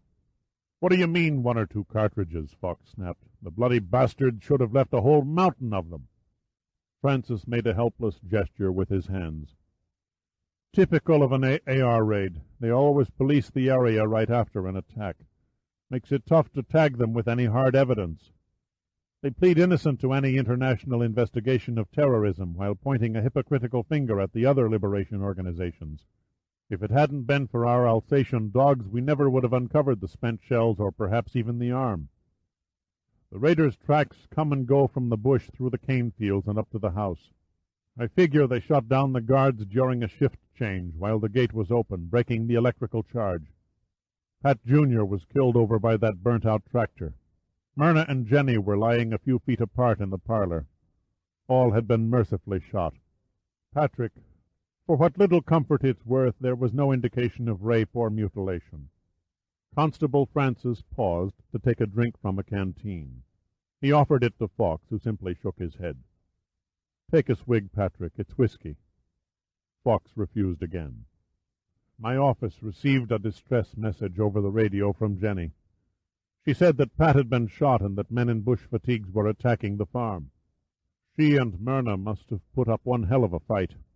We found 4 separate bloodstains in the yard behind the house. And you can see for yourself that what's left of the veranda floor is filled with bloody trails. Jenny's last words were, 'Good Lord, they're shooting the children in the compound.' We assembled our forces and came on as quickly as the whirlybirds could get us here. 13 minutes was all it took. By then everything was ablaze and the raiders had vanished. 2 platoons and a helicopter are tracking them through the bush now." "My people," murmured Fawkes, pointing at the still figures sprawled around the compound. "We can't leave them lying here for the vultures." "Your neighbor Brian Vogel is coming with his workers to bury them. They should be here any time. Until then my men will keep the scavengers away." Fawkes was like a man wandering lost in a dream as he walked up the steps to the veranda. He could not yet grasp the immensity of the tragedy. He still half expected to see his 3 loved ones standing framed by the bougainvillea, and his mind very nearly formed a picture of them as they were, waving happily to him when he left for Pembroke. The veranda was painted in gore. Puddled streaks traveled from the smoking embers down the steps to the yard, where they abruptly ended. It looked to Fawkes as if 3 or maybe 4 bodies had been dragged from the house before it was torched. The blood had coagulated and turned crusty under the afternoon sun. fat, iridescent flies hummed and waded about the trails in swarms. Fawkes leaned against the lattice and felt the first uncontrollable tremor of shock. The house he had built for his family was nothing but blackened, grotesque ruins, incongruously heaped in the middle of the trimmed lawn and the beds of gladiola and fire lilies that stood virtually unmarked. Even the memory of how it had looked was beginning to twist and distort. He sank down on the steps and covered his face with his hands. He was still sitting there half an hour later when Constable Francis came over and gently nudged him. "Come, Patrick, let me take you to my place. There is nothing to be gained by staying here." Francis led the unresisting Fawkes to the Bushmaster and tenderly deposited him in the passenger's seat. As the vehicle passed through the gate, Fawkes stared straight ahead, did not look back. He knew he would never see or hear again. Chapter 17. Although it seemed as though his head had barely hit the pillow, Hiram Lusana had been asleep for 7 hours when he was roused by the knock at his door. The wristwatch on the bed table read 6 o'clock.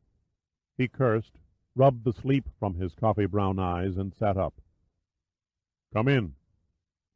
The knock came again. "I said come in," he grunted loudly. Captain John Mukuta entered the room and stood stiffly at attention. "Sorry to wake you, sir, but Section 14 has just returned from its reconnaissance of Umkono." "So what's the emergency? I can study their report later." Mukuta's eyes remained fixed on a spot on the wall. "The patrol experienced trouble. The section leader was shot and lies critically wounded in the hospital. He insists on reporting to you. His name is Marcus Somala." "Somala?" Lusana's brow knitted. He got out of bed. "Tell him I'm coming." The captain saluted and left, softly closing the door behind him, pretending not to have noticed the second shape curled beneath the satin sheets. Lusana reached over and pulled away the top sheet. Felicia Collins slept like a statue. Her short afro hair gleamed in the half-light, and her lips were puffy and parted. Her skin was the color of cocoa, and her conical breasts, with their dark, full nipples, heaved with each deep breath. He smiled and left the sheet off. Still half asleep, he weaved into the bathroom and splashed handfuls of cold water on his face. The eyes that stared back from the mirror were streaked with red. The face around them was lined and haggard from a night heavily laced with liquor and sex. He tenderly patted the battle-worn features with a towel, returned to the bedroom, and dressed. Lusana was a small, wiry man, medium-boned and lighter-skinned than any man in the army of Africans he commanded. American tan is what they called it behind his back. And yet any remarks about his color or his offhand stateside manner were not uttered out of disrespect. His men looked up to him with a primitive sort of awe of the supernatural. He had the air of assurance that most lightweight fighters have in their early careers. Some might call it an air of arrogance. He took a last fond look at Felicia, sighed, and walked across the camp to the hospital. The Chinese doctor was pessimistic. "The bullet entered from the rear, tore away half his lung, shattered a rib, and exited below the left breast. It is a miracle the man is still alive." "Can he talk?" Lusana asked. "Yes, but each word drains his strength." "How long? Has he to live?" Lusana nodded. "Marcus Somala has an incredibly strong constitution," the doctor said, "but I doubt if he can last out the day." "Can you give him something to stimulate his senses, even if only for a few minutes?" The doctor looked thoughtful. "I suppose speeding up the inevitable will not matter." He turned and murmured instructions to a nurse who left the room. Lusana looked down at Somala. The section leader's face was drawn, and his chest rose shallowly with spasmodic breaths. A maze of plastic tubing hung from a rack above the bed and ran into his nose and arms.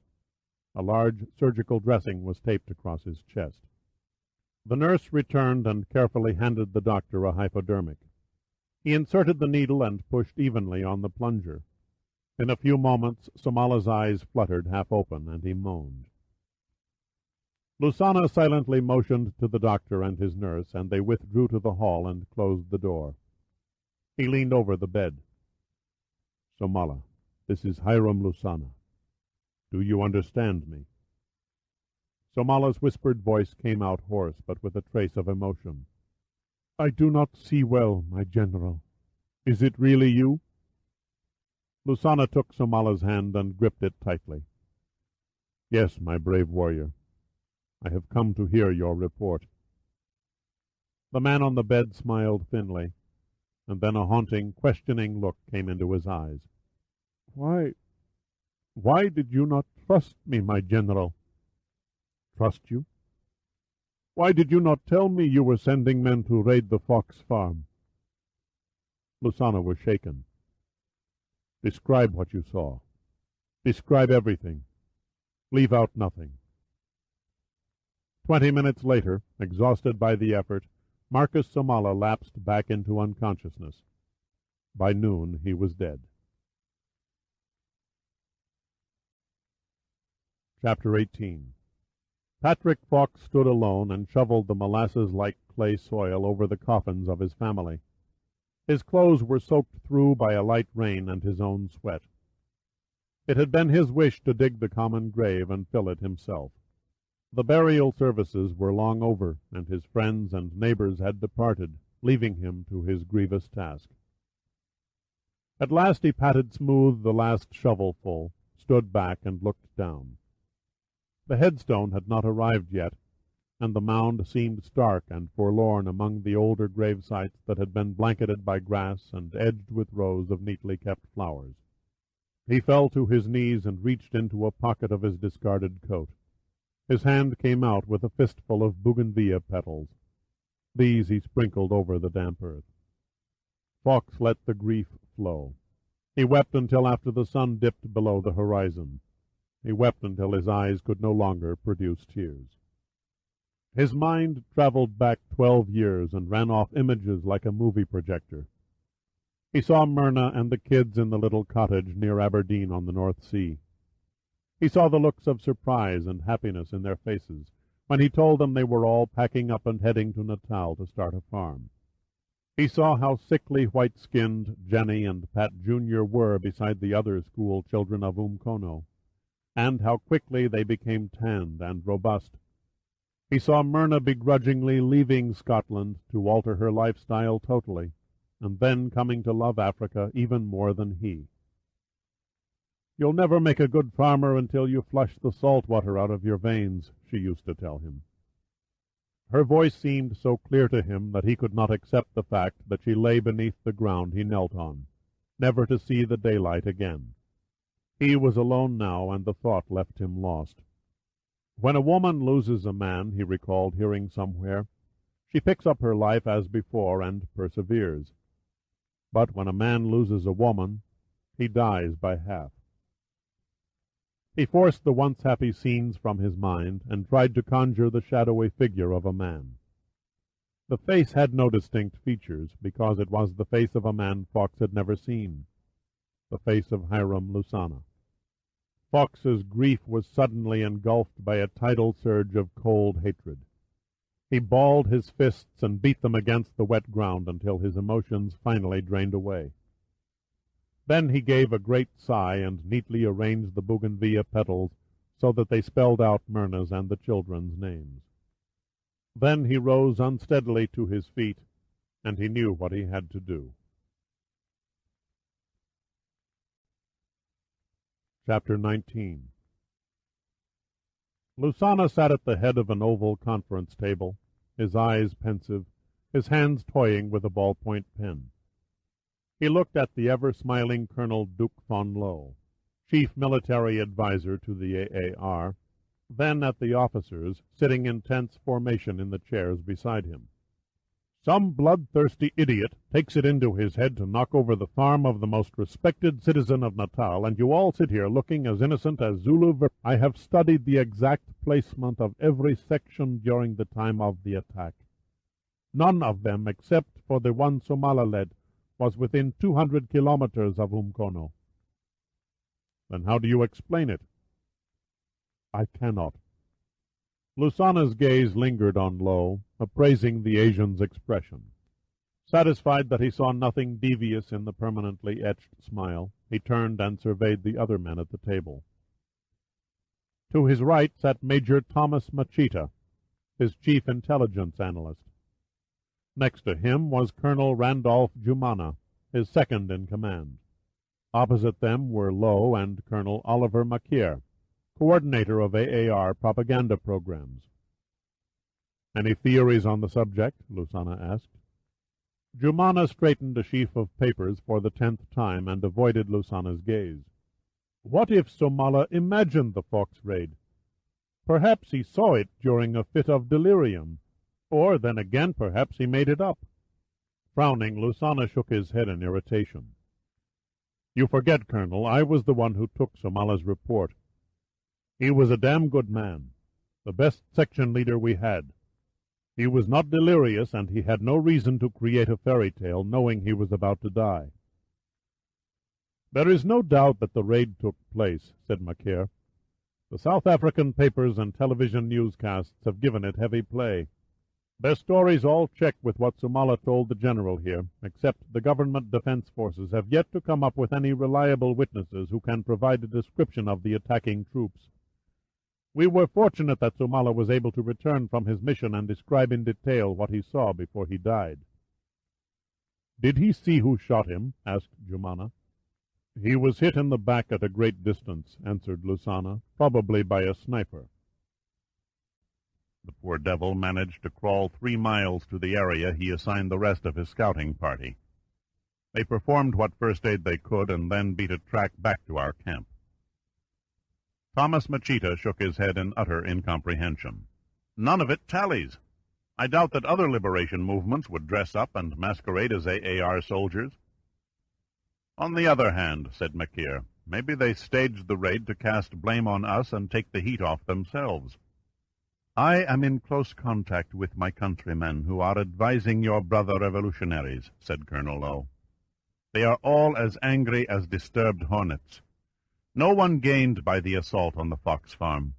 If anything, it has stiffened the resolve of the whites, the Indians, the coloreds, and many blacks as well, to stand firm against outside intervention. Lusana rested his chin on clasped hands. Okay, if they didn't do it, and we know we didn't do it, who does that leave as a prime suspect? South African whites, Lowe answered simply. Every eye focused on the Vietnamese advisor.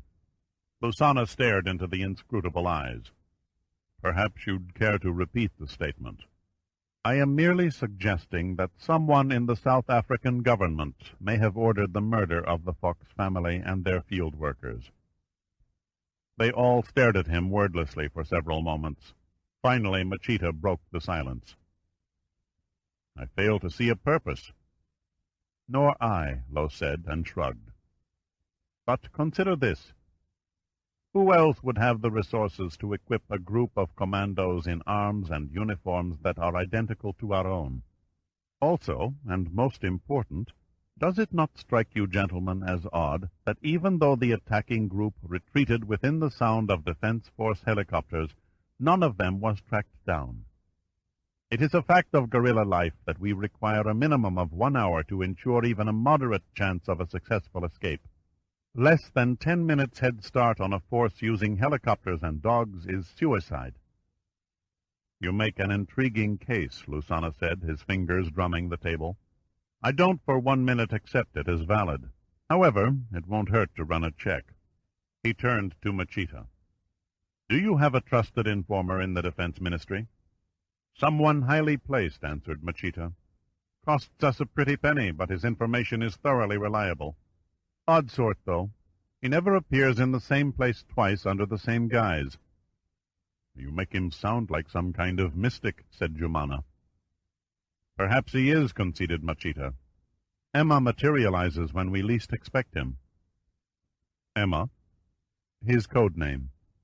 Either the man has a warped sense of humor, or he's a transvestite, said Lusana. I cannot say, General. How do we contact him? We don't. He reaches us only when he has useful information to sell. Jumana's face clouded. What guarantee have we that he isn't feeding us falsified documents? To date, everything he passed us from the ministry has checked out 100%. Lusana looked at Machita. You'll see to it, then? Machita nodded. I'll fly to Pretoria myself and await Emma's next appearance. If anyone can clear up the mystery, it will be him.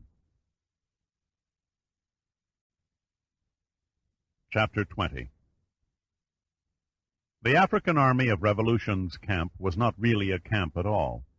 Rather, it was a headquarters in what was once a small university for the Portuguese when they ruled Mozambique. A new university for the nation's black citizens had since risen from the heart of a new city torn from the northern interior on Lake Malawi. The converted campus made an ideal base for Lusana's army. Dormitories for the troops, cafeterias turned mess halls, sporting facilities now utilized for combat instruction, comfortable quarters for the officers, a newly decorated ballroom for social events. Democratic Congressman Frederick Daggett, one of New Jersey's 3 black congressmen, was impressed. He'd half expected a typical revolutionary movement run by tribesmen armed with Soviet rockets, dressed in drab Chinese uniforms, and spouting inane, overused Marxist cliches. Instead, he was pleased to discover an organization run on the lines of an American oil corporation. Lusana and his officers came off more like business executives than guerrillas. Everything at the cocktail party went strictly according to New York protocol. Even the hostess, Felicia Collins, would have done a Midtown Manhattan party proud. Daggett caught her eye, and she excused herself from an admiring group of Somalian legislators. She came over and laid her hand on his arm. "Enjoying yourself, Congressman?" "Very much."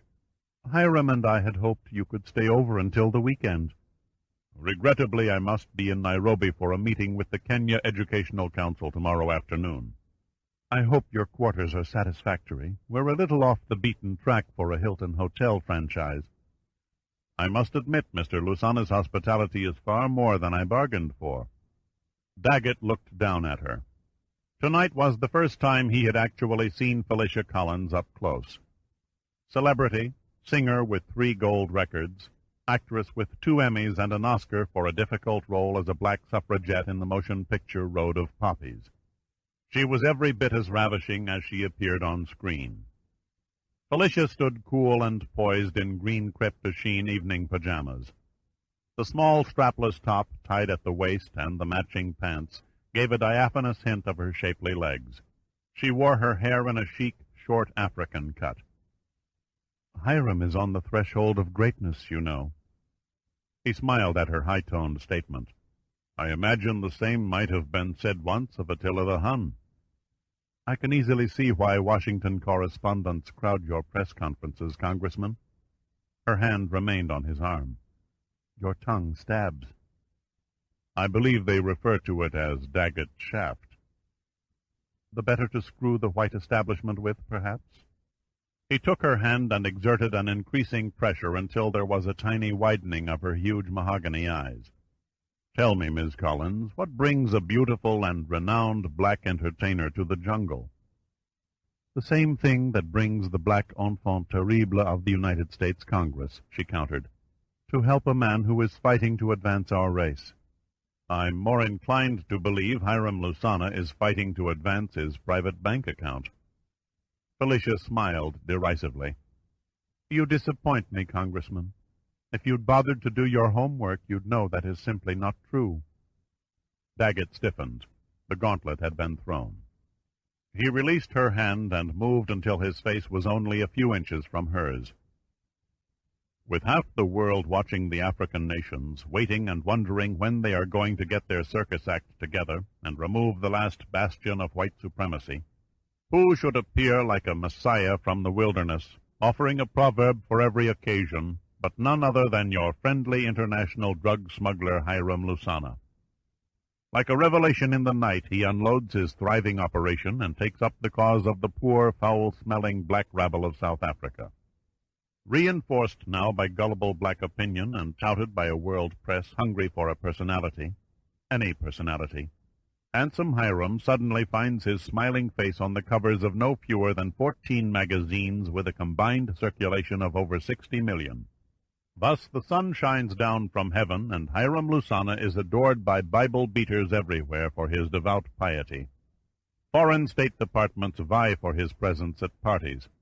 He demands and receives fabulous fees on the lecture circuit. And suckers like you, Miss Collins, from the entertainment world, kiss his ass and scratch for a percentage of the box office limelight. Anger flared in Felicia's lovely features. You're being deliberately offensive. Nakedly honest, perhaps. Daggett paused and enjoyed Felicia's uneasiness for a moment. And what do you think will happen if Lusana should win his war and the white racist government in South Africa surrenders? Will he, like Cincinnatus, renounce his generalship and return to the plow? Not likely. There is little doubt in my mind that he'll proclaim himself president and launch a virtual dictatorship.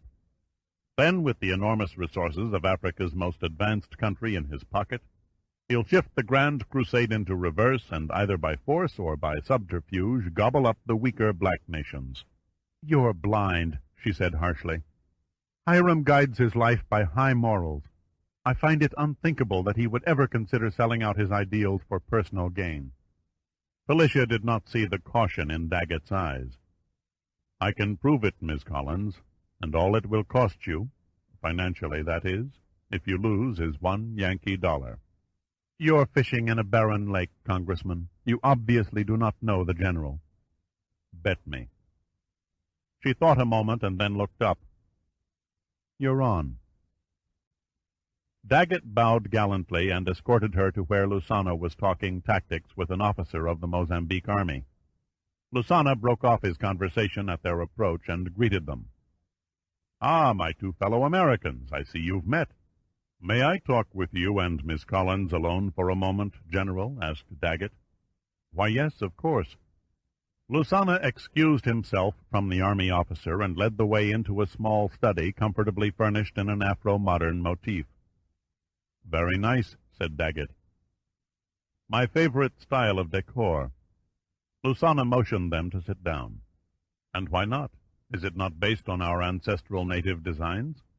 Personally, I prefer the new Egyptian creations, said an indifferent Daggett. What is it you wish to discuss? Asked Lusana. Daggett came straight to the point. If I may be frank, General, the only reason you put on this dog and pony show tonight was in the hope of conning me into exerting my influence with the House Foreign Affairs Committee on behalf of the AAR. Agreed? Lusana could not conceal a cornered look, but he remembered to be courteous. My apologies, Congressman. I did not mean to be so obvious. Yes, I did hope to persuade you to lend your support to our cause. But a con job? No way. I am not fool enough to attempt to stuff cotton in the ears of a man with your reputation for shrewdness. So much for preliminaries. What's in it for me? Lusana stared at Daggett with fascination. Such directness was hardly what he'd expected. His plans called for a more circuitous seduction. Now he was caught off guard. An out-and-out request for graft left him stunned. He decided to play coy in order to gain time to think. I miss your point, Congressman. No big deal, really. If you want me on your team, it's going to cost you. I still don't understand. Cut the jive, General. You and I came from the same gutter. We haven't shoved aside poverty and discrimination to get where we are without picking up any smarts along the way. Lusana turned away and slowly, meticulously lit a cigarette. Do you wish me to open the negotiations with an offer for your services? That won't be necessary. I already have a figure in mind. Please name it. A smile lifted the corners of Daggett's lips. Ms. Collins. Lusana looked up, puzzled. And a very comely figure at that, but I fail to see what she... You give me Felicia Collins, and I'll see to it my committee votes favorably on funding an arms program for your revolution. Felicia leapt to her feet, her mahogany eyes ablaze. I don't believe this. "Consider it as a small sacrifice on behalf of a noble crusade," said Daggett sarcastically. "Hiram, for God's sake," she snapped, "tell this turkey to pack up and chip out." Lusana did not reply immediately. He gazed down at his lap and brushed off an imaginary piece of lint from a razor-creased pant leg. Finally he spoke in a soft voice. "I'm sorry, Felicia, but I can't allow sentimental feelings to enter into this." "What crap!" She stared at him, her expression void of belief. "You're both mad, raving mad, if you think you can pass me around like a bowl of grits." Lusana rose and came over and brushed his lips across her forehead. "Do not hate me." He faced Daggett. "Congressman, enjoy your spoils." Then he walked from the room. For a long moment Felicia stood there, her face a study in mixed hostility and confusion. Then understanding came, and her eyes filled with tears. She made no protest, no gesture of resistance, as Daggett gently pulled her close and kissed her. "You bastard," she whispered. "You rotten bastard. I hope you are satisfied." "Not quite yet." "You've won your pound of flesh. What more do you want?" He pulled a handkerchief from his breast pocket and dabbed her misting eyes. "You forget," he said, grinning sardonically. "You still owe me $1. Chapter 21. Peter Duval closed the report folder on the Fox Farm massacre. His face was drawn and tired as he looked up. "I'm still shocked by this dreadful tragedy. It was so senseless." Fox remained impassive. He sat across the desk from the defense minister and tamped the tobacco in his old pipe. The room fell silent. Only the muted noise of Pretoria's traffic seeped through the large windows overlooking Burger Park. At last Duval slipped the folder into a drawer and avoided Fox's eyes as he spoke. "I regret that our patrols failed to catch the savages who were responsible." "Only one man was responsible," said Fox grimly. "The men who slaughtered my family were acting under his orders." "I know what you are thinking, Captain Fox, but we have no proof that Lusana was behind this." "I'm satisfied he was." "What can I say? Even if we knew for certain he is beyond our borders, there is no way we can touch him." "I can touch him." "How?" "By volunteering to lead your Operation Wild Rose." Duval could sense the vengeful hate that seethed within Patrick Fox. The defense minister rose to his feet and stood at the window, gazing over the sea of jacaranda trees that quilted the city. "I sympathize with your feelings, Captain. However, the answer is no." "But why, man?" "Wild Rose is a monstrous concept. If the operation failed, the consequences would prove disastrous to our government." Fox rapped his pipe on the minister's desk, snapping the stem. "No, damn it! My farm was only the opening thrust. Lusana and his bloody mob have got to be stopped before the whole country runs red." "The risks far outweigh the possible benefits." "I won't fail," Fox said coldly. Duval looked like a man torn apart by his conscience. He paced the room nervously, then stopped and stared down at Fox. "I cannot promise to evacuate you successfully when the time comes. And the Defense Ministry will, of course, deny any association with the venture if you are uncovered." "Understood." Fox heaved a great sigh of relief. Then a thought occurred to him. "The train, Minister. How was it you traveled from the operating room in a Durban hospital to the Pembroke rail yard so quickly?" For the first time Duval smiled. "A simple ruse. I went in the front door of the hospital and out the back. An ambulance carried me to the Heydrich Air Base, where I took a military jet to an airstrip near Pembroke. The train belongs to our president. I merely borrowed it for a few hours while it was traveling to a scheduled overhaul." "But why the complicated illusion?" "I often find it necessary to cloud my movements," Duval answered. "And I think you will agree Operation Wild Rose is not exactly a product we want to advertise." "I see your point." And you, Captain Fawkes, can you drop from sight without prodding suspicious minds? Fawkes nodded solemnly. I've left Umkono under a cloud of grief. My friends and neighbors think I've returned to Scotland. All right, then. Duval moved behind his desk, wrote on a slip of paper, and passed it across to Fawkes. Here is the address of a hotel 10 miles south of the city. Check into a room and wait for the necessary papers and instructions to get the ball rolling. As of this moment, the government of South Africa considers you dead. He relaxed his shoulders. God help us now. God? No, I don't think so. An evil light began to dance in Fawkes's eyes. I sincerely doubt he'd want any part of it. On the floor below the minister's office, Colonel Ziegler sat alone in an operations room and paced back and forth in front of a large table stacked with glossy photographs. For the first time in his military career, he was totally baffled. The raid on the Fox farm had an aura of intrigue about it that did not fit the usual terrorist scheme. It was accomplished with too much precision and sophistication for the AAR. Besides, it was not Lusana's style. Granted, he might order the deaths of white soldiers, but he would never condone the murders of Fox's Bantu workers, especially the women and children. That part ran counter to the insurgent leader's known strategy. Who, then? Ziegler mused aloud. Certainly not black units of the South African Defense Forces. That would have been impossible without Ziegler's knowledge. He stopped and shuffled the photographs taken by a team of investigators after the raid. No witnesses were ever found, and none of the raiders caught. It was too perfect in execution, too completely free of flaws. The slightest clue to the attacker's identity eluded him, but his years of experience told him it was there, obscured in the background.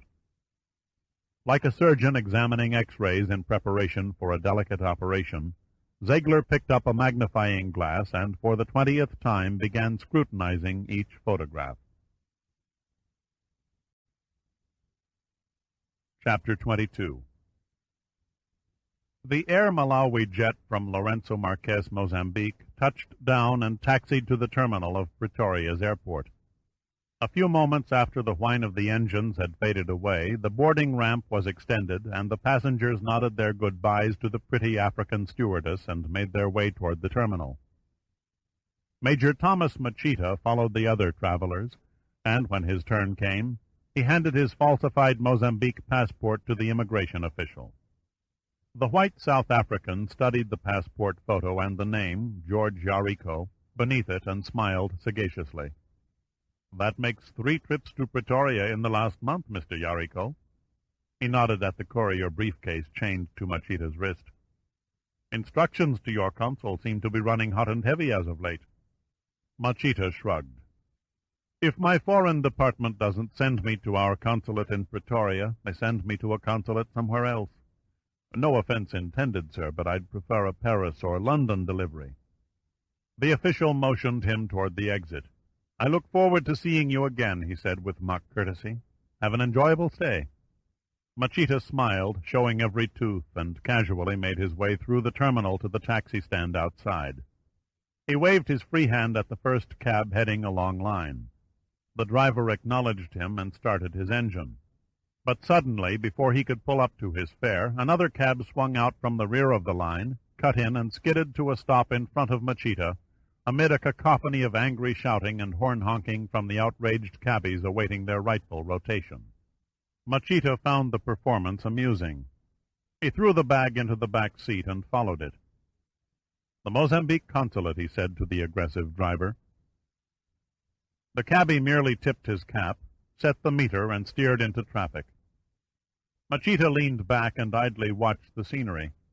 He unlocked the wrist chain and threw it into the briefcase. The Mozambique consul, friendly to the AAR cause, allowed Machita and his operatives to come and go under the guise of diplomatic couriers. After a proper length of time spent enjoying the consulate's hospitality, they then retired to an inconspicuous hotel and went about their business of espionage. Something in the back of Machita's brain blinked a warning signal. He sat up and studied the landscape. The driver was not taking a direct route to the consulate.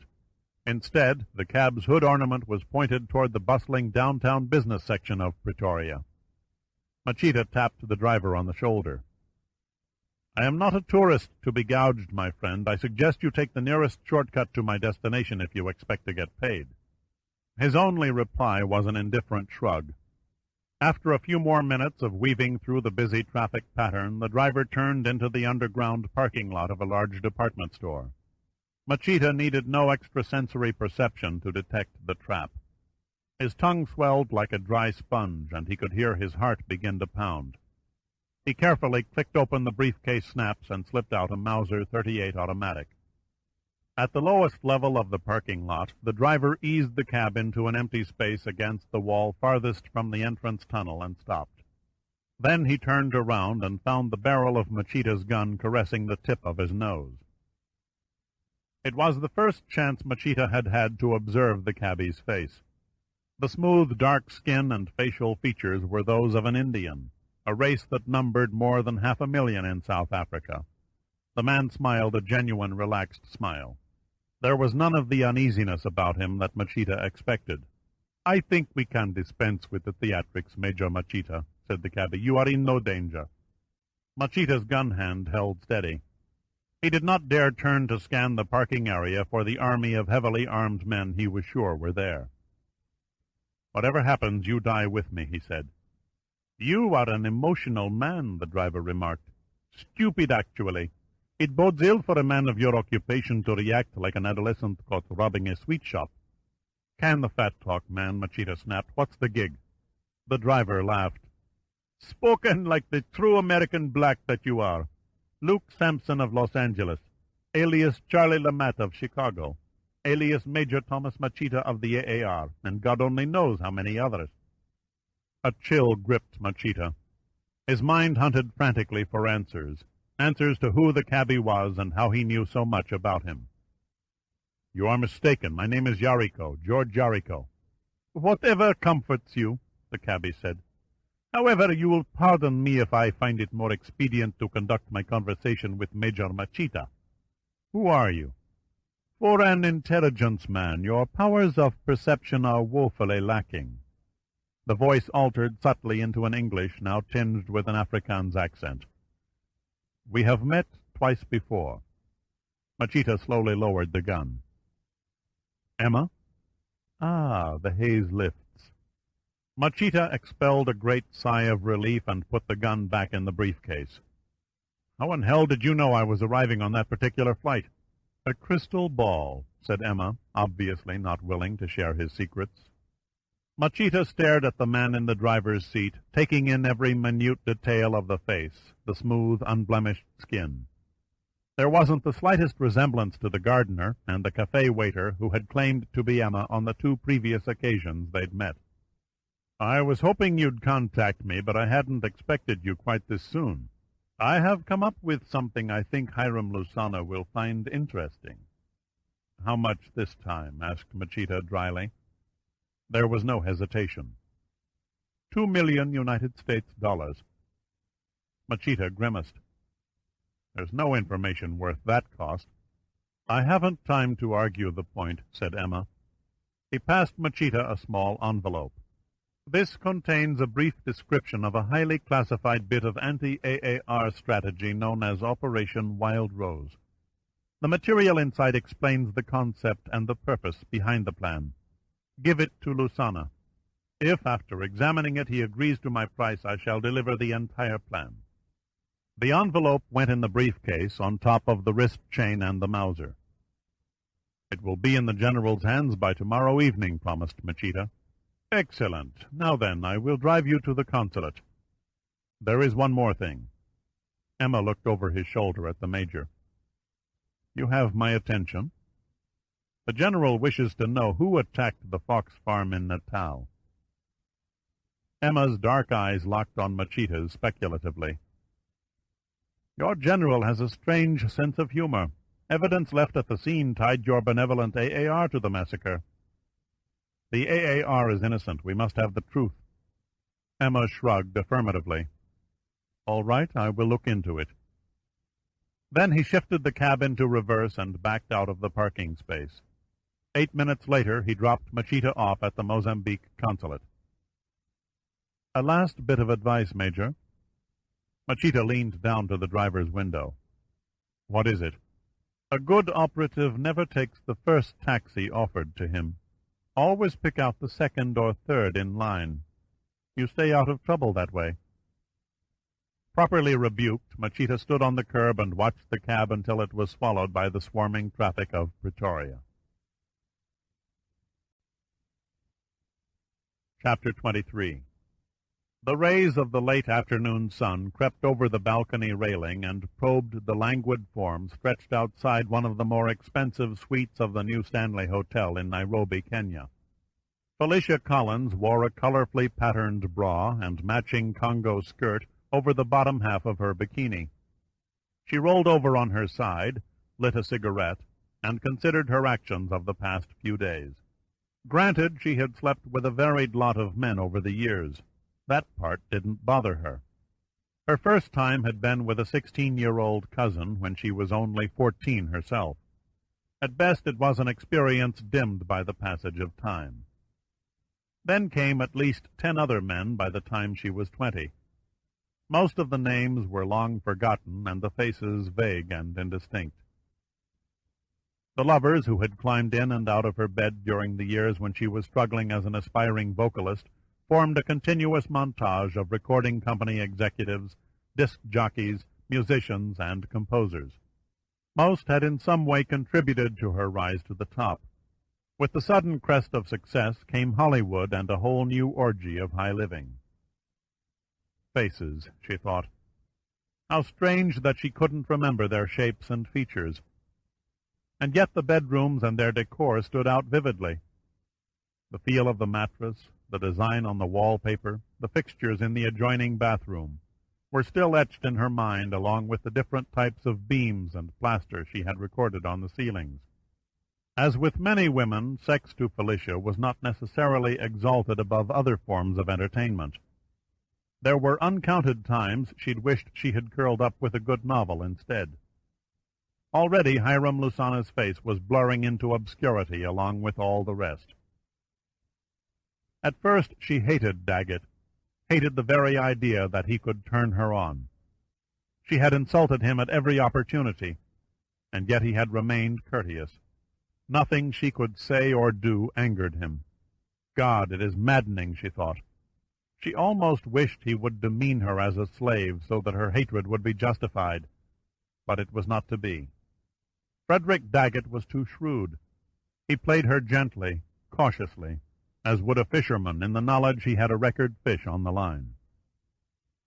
The balcony door slid open and Daggett stepped outside. Felicia sat up and removed her sunglasses as his shadow fell across her body. "Were you dozing?" She offered him a fluid smile. "Just daydreaming." "It's beginning to get cool. You'd better come inside." He took her hand and pulled her to her feet. She gazed at him mischievously for a moment and then unclasped the bikini's bra and pushed her bare breasts against his chest.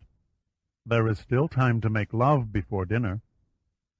It was a tease, and they both knew it. Since they had left Lusana's camp together, she had responded to his sexual manipulations with all the abandon of a robot. It was a part she had never played before. "Why?" he asked simply. Her expressive coffee eyes studied him. "Why? Why did you leave Lusana and come with me? I am not a man whose looks turn women's heads. I've looked at this ugly face of mine in the mirror every day for 40 years, and I'm not about to kid myself into thinking I'm superstar material. You did not have to behave like a bartered cow, Felicia. Lusana didn't own you, nor do I, and I suspect no man ever will. You could have told us both to go to hell, and yet you came with me willingly. Too willingly. Why?" She felt her stomach tingle as her nostrils detected his strong male scent, and she took his face in her hands. "I suppose I jumped from Hiram's bed into yours merely to prove that if he didn't need me, I could just as easily do without him." A perfectly human reaction. She kissed him on the chin. "Forgive me, Frederick. In a sense, Hiram and I both used you. He to gain your goodwill for congressional support, and I in an adolescent game to make him jealous." He smiled. "This is one time in my life that I can honestly say I'm happy I was taken advantage of." She took him by the hand and led him into the bedroom and expertly undressed him. "This time," she said, her voice low, "I'm going to show you the real Felicia Collins." It was well past 8 o'clock when they finally released each other. She was far stronger than Daggett had believed possible. There was no plumbing the depths of her passion. He lay in bed for several minutes, listening to her humming in the shower. Then he wearily rose and pulled on a short kimono, sat down at a desk littered with important-looking documents, and began sorting through them. Felicia padded from the bathroom and slipped on a belted wrap dress in a red and white zebra print. She approved of what she saw reflected in the full-length mirror. Her figure was slim and solid. The vitality that flowed through her lithe muscles overshadowed the soreness that was there from the vigorous exertions of early evening. 32 years old and still damned provocative, she decided. There were still a few good years left before she could allow her agent to accept matronly roles for her, unless, of course, a producer offered a blockbuster script and a hefty percentage of the net. "Do you think he can win?" Daggett asked, interrupting her reverie. "I beg your pardon?" "I asked you if Lusana can defeat the South African Defense Forces." "I'm hardly one to offer a valid prediction on the outcome of the revolution," Felicia said. "My part in the AAR was simply that of a fundraiser." He grinned. "Not to mention providing entertainment to the troops, particularly generals." "A fringe benefit," she said, and laughed. "You haven't answered the question." She shook her head. Even with an army of 1 million men, Hiram could never hope to defeat the whites in a knockdown, drag-out conflict. The French and the Americans lost in Vietnam for the same reason the majority government fell in Rhodesia. Guerrillas fighting under the cover of heavy jungle have all the advantages. Unfortunately for the black cause, 80% of South Africa is arid, open country, better suited for armored and air warfare. Then what's his angle? Hiram is counting on worldwide popular support and economic sanctions to strangle the white ruling class into submission. Daggett rested his chin on his huge hands. "Is he a communist?" Felicia tilted her head back and laughed. "Hell, Hiram made his fortune as a capitalist. He's too ingrained with making money to embrace the Reds." "Then how do you explain his Vietnamese advisors and the free supplies from China?" "The old P.T. Barnum sucker routine. The Vietnamese are so revolution-happy they'd air freight guerrilla warfare specialists into the Florida swamps if someone sent them an invitation. As for Chinese generosity, after getting booted out of 8 different African nations in as many years, they'll kiss anybody's ass to keep a toehold on the continent." "He could be miring himself in quicksand without realizing it." "You underestimate Hiram," said Felicia. "He'll send the Asians packing the minute they've outlived their usefulness to the AAR." "Easier said than done." "He knows what he's doing. Take my word for it. Hiram Lusana will be sitting in the Prime Minister's office in Cape Town 9 months from now." "He has a schedule?" Daggett asked incredulously. "To the day." Slowly Daggett picked up the papers on the desk and shuffled them neatly into a stack. "Pack your things." Felicia's neatly plucked brows raised. "We're leaving Nairobi?" "We're flying to Washington." She was taken aback by his sudden air of authority. "Why should I return stateside with you?" "You have nothing better to do. Besides, arriving home on the arm of a respected congressman after shacking for a year with a known radical revolutionary might go a long way in restoring your image in the eyes of your fans." Outwardly, Felicia pouted. But Daggett's logic made sense. Her record sales had fallen off, and calls from producers had taken a noticeable downward turn. It was time, she quickly deduced, to put her career back on its track. "I'll be ready in half an hour," she said. Daggett nodded and smiled. An edge of excitement began to form inside him. If, as Felicia indicated, Lusana was the odds-on favorite to become South Africa's first black leader, Daggett, by championing a winning cause on Capitol Hill, could assure himself of immense congressional stature and voter respect. It was worth the gamble. And if he was careful, and chose his words and programs cleverly, he might, just might, stand a shot at the vice presidency, the major stepping stone to his ultimate goal. Chapter 24. Lusana brought his left hand up to eye level and then snapped the rod forward with a deft wrist action. The small wad of cheese clung to the hook, plopped daintily into the river, and then sank out of sight. The fish were there. Lusana's instincts began to vibrate in anticipation. He stood thigh-deep amid the shadows of the trees leaning over the bank and slowly reeled in the line. On his 8th cast he had a strike, a hard splashing strike that nearly tore the rod from his relaxed grip. He had hooked a tigerfish, an old-world relative of the ferocious piranha of the South American Amazon. He gave the fish its head and eased out more line. He had little choice. The rod was nearly bent double. Then, abruptly, before the battle had a chance to warm up, the tigerfish circled a sunken tree stump, broke the line, and escaped. "I did not think it possible that anyone could entice a tigerfish with a bit of cheese," said Colonel Germana. He was sitting on the ground, his back resting against a tree. He held the envelope containing the brief outline of Operation Wild Rose in his hand. "The bait is irrelevant if the prey is hungry," said Lusana. He waded back to shore and began tying a new leader to his line.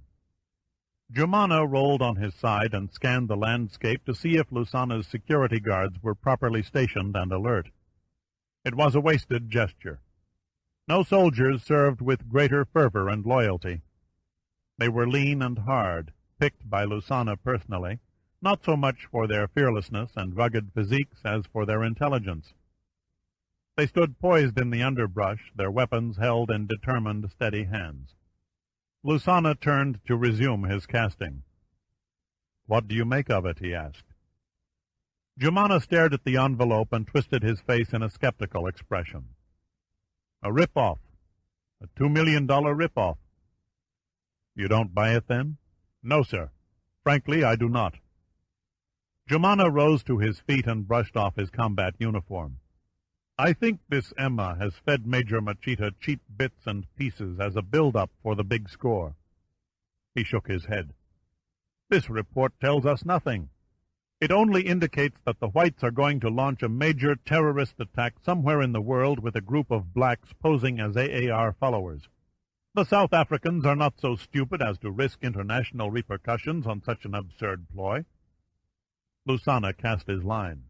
"But suppose, just suppose, Prime Minister Kurtzman has seen the handwriting on the wall. He might be tempted to take a desperate gamble, a last throw of the dice." "But how?" asked Germana. "Where?" "The answers to those questions, my friend, come only with 2 million Yankee dollars. I still only see this Operation Wild Rose as a swindle." "Actually, the scheme smacks of genius," Lusana continued. "If the strike involved heavy casualties, the nation that was the victim would then be provoked into turning their sympathies away from our cause and voting arms and aid for Kurtzman's government." "The questions are unending," said Germana. "What nation is singled out as the target?"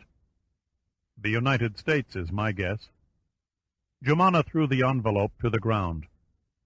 "Ignore this stupid deception, my general. Put the money to better use. Heed my proposal for a series of raids to throw fear into the hearts of the whites." Germana was met with a steely stare. "You know my feelings on butchery." Germana pushed ahead. 1,000 hit-and-run assaults on cities, villages, and farms, from one end of the country to the other, would put us in Pretoria by Christmas. "We will continue to conduct a sophisticated war," Lusana said coldly. "We will not act like primitive rabble. In Africa it is often necessary to drive the people with an iron hand. They seldom know what is best for them. Tell me, Colonel, I'm always willing to learn. Who knows what's best for the African people?" Jumana's face purpled with controlled anger. Africans know what is best for Africans. Lusana ignored the slur against his American blood. He could sense the impulses swirling in Jumana, the hatred of all things foreign, the driving ambition and the newly discovered luxury of power mingled with a distrust of modern ways, an almost childlike acceptance of bloodthirsty savagery. Lusana began to wonder if he hadn't made an enormous error in appointing Jumana to a high level of command. Before Lusana could focus on the problems that might arise between them, the soft padding sound of feet emanated from beyond the lip of the riverbank. The security guards tensed and then relaxed as Major Machita dog-trotted down the path into view. He came to a halt in front of Lusana and saluted.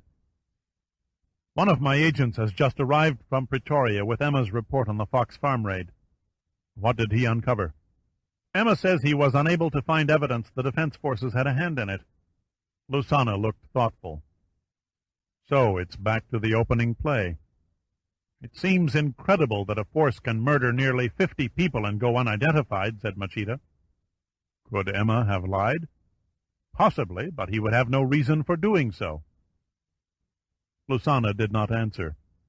He turned his attention back to the fish. His line whispered over the running water. Machita looked questioningly at Jumana, but the colonel avoided his gaze. Machita stood there confused for a moment, wondering what had caused the atmosphere of tension that hovered over his two superiors. After a long, uneasy silence, he nodded at the envelope. "You've reached a decision concerning Operation Wild Rose, General?" "I have," Lusana answered as he reeled the line in. Machita remained silent, waiting. "I intend to pay Emma his 30 pieces of silver for the rest of the plan," Lusana finally said. Jumana raged. "No, it is a fraud. Even you, my general, are not entitled to throw our army's funds away stupidly." Machita caught his breath and tensed. The colonel had overstepped his rank. And yet Lusana kept his back to the shore and nonchalantly went about his fishing. "I'll remind you," he said over his shoulder with quiet authority, "the lion's share of our treasury came from me. What is mine I can take back, or I can use as I please." Jumana clenched his hands in tight knots, and the cords in his neck stood out. He made a move toward the water's edge, his lips drawn back over his teeth. Then, suddenly, as if a circuit breaker somewhere in his gray matter had overloaded and clicked off, all expression of rage vanished, and he smiled. His words came casually, but with an undercurrent of bitterness. "I apologize for my remarks. I am overtired." Machita decided then and there that the colonel was a danger that bore watching. He could see that Jumana would never fully accept the position of number 2 man. "Forget it," said Lusana. "The important thing now is to lay our hands on Wild Rose." "I will make arrangements for the exchange," said Machita. "You will do more than that," Lusana said, facing the shore again. "You will create a plan to make the payoff. Then you will kill Emma." Jumana's mouth hung open. "You never intended to give away the $2 million?" he sputtered. Lusana grinned. "Of course not. If you had been patient, you could have spared us your juvenile outburst." Jumana made no reply. There was nothing he could say.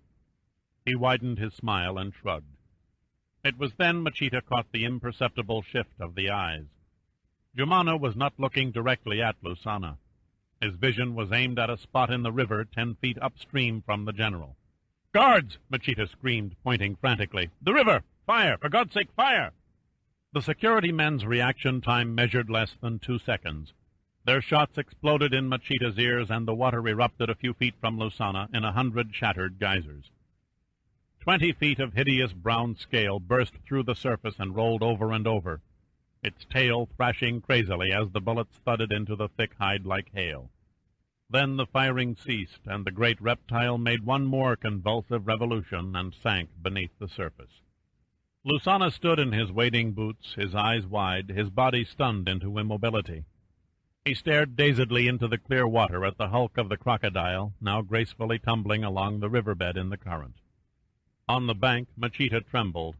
not so much at Lusana's narrow escape as at the satanic expression on Jumana's Neanderthal-shaped face. The bastard had known, Machita thought.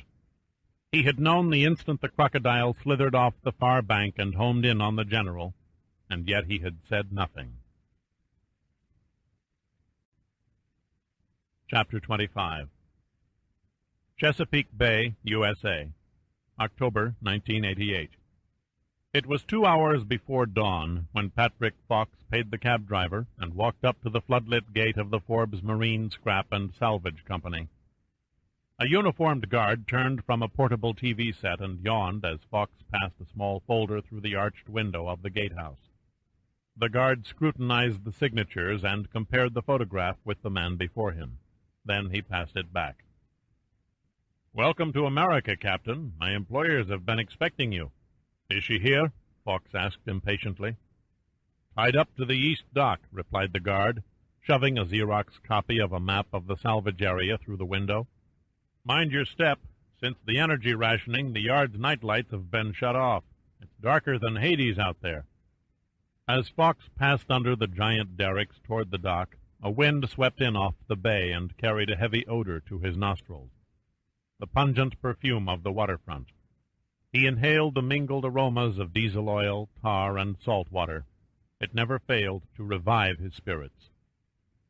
He came to the dock and glanced about for signs of human activity.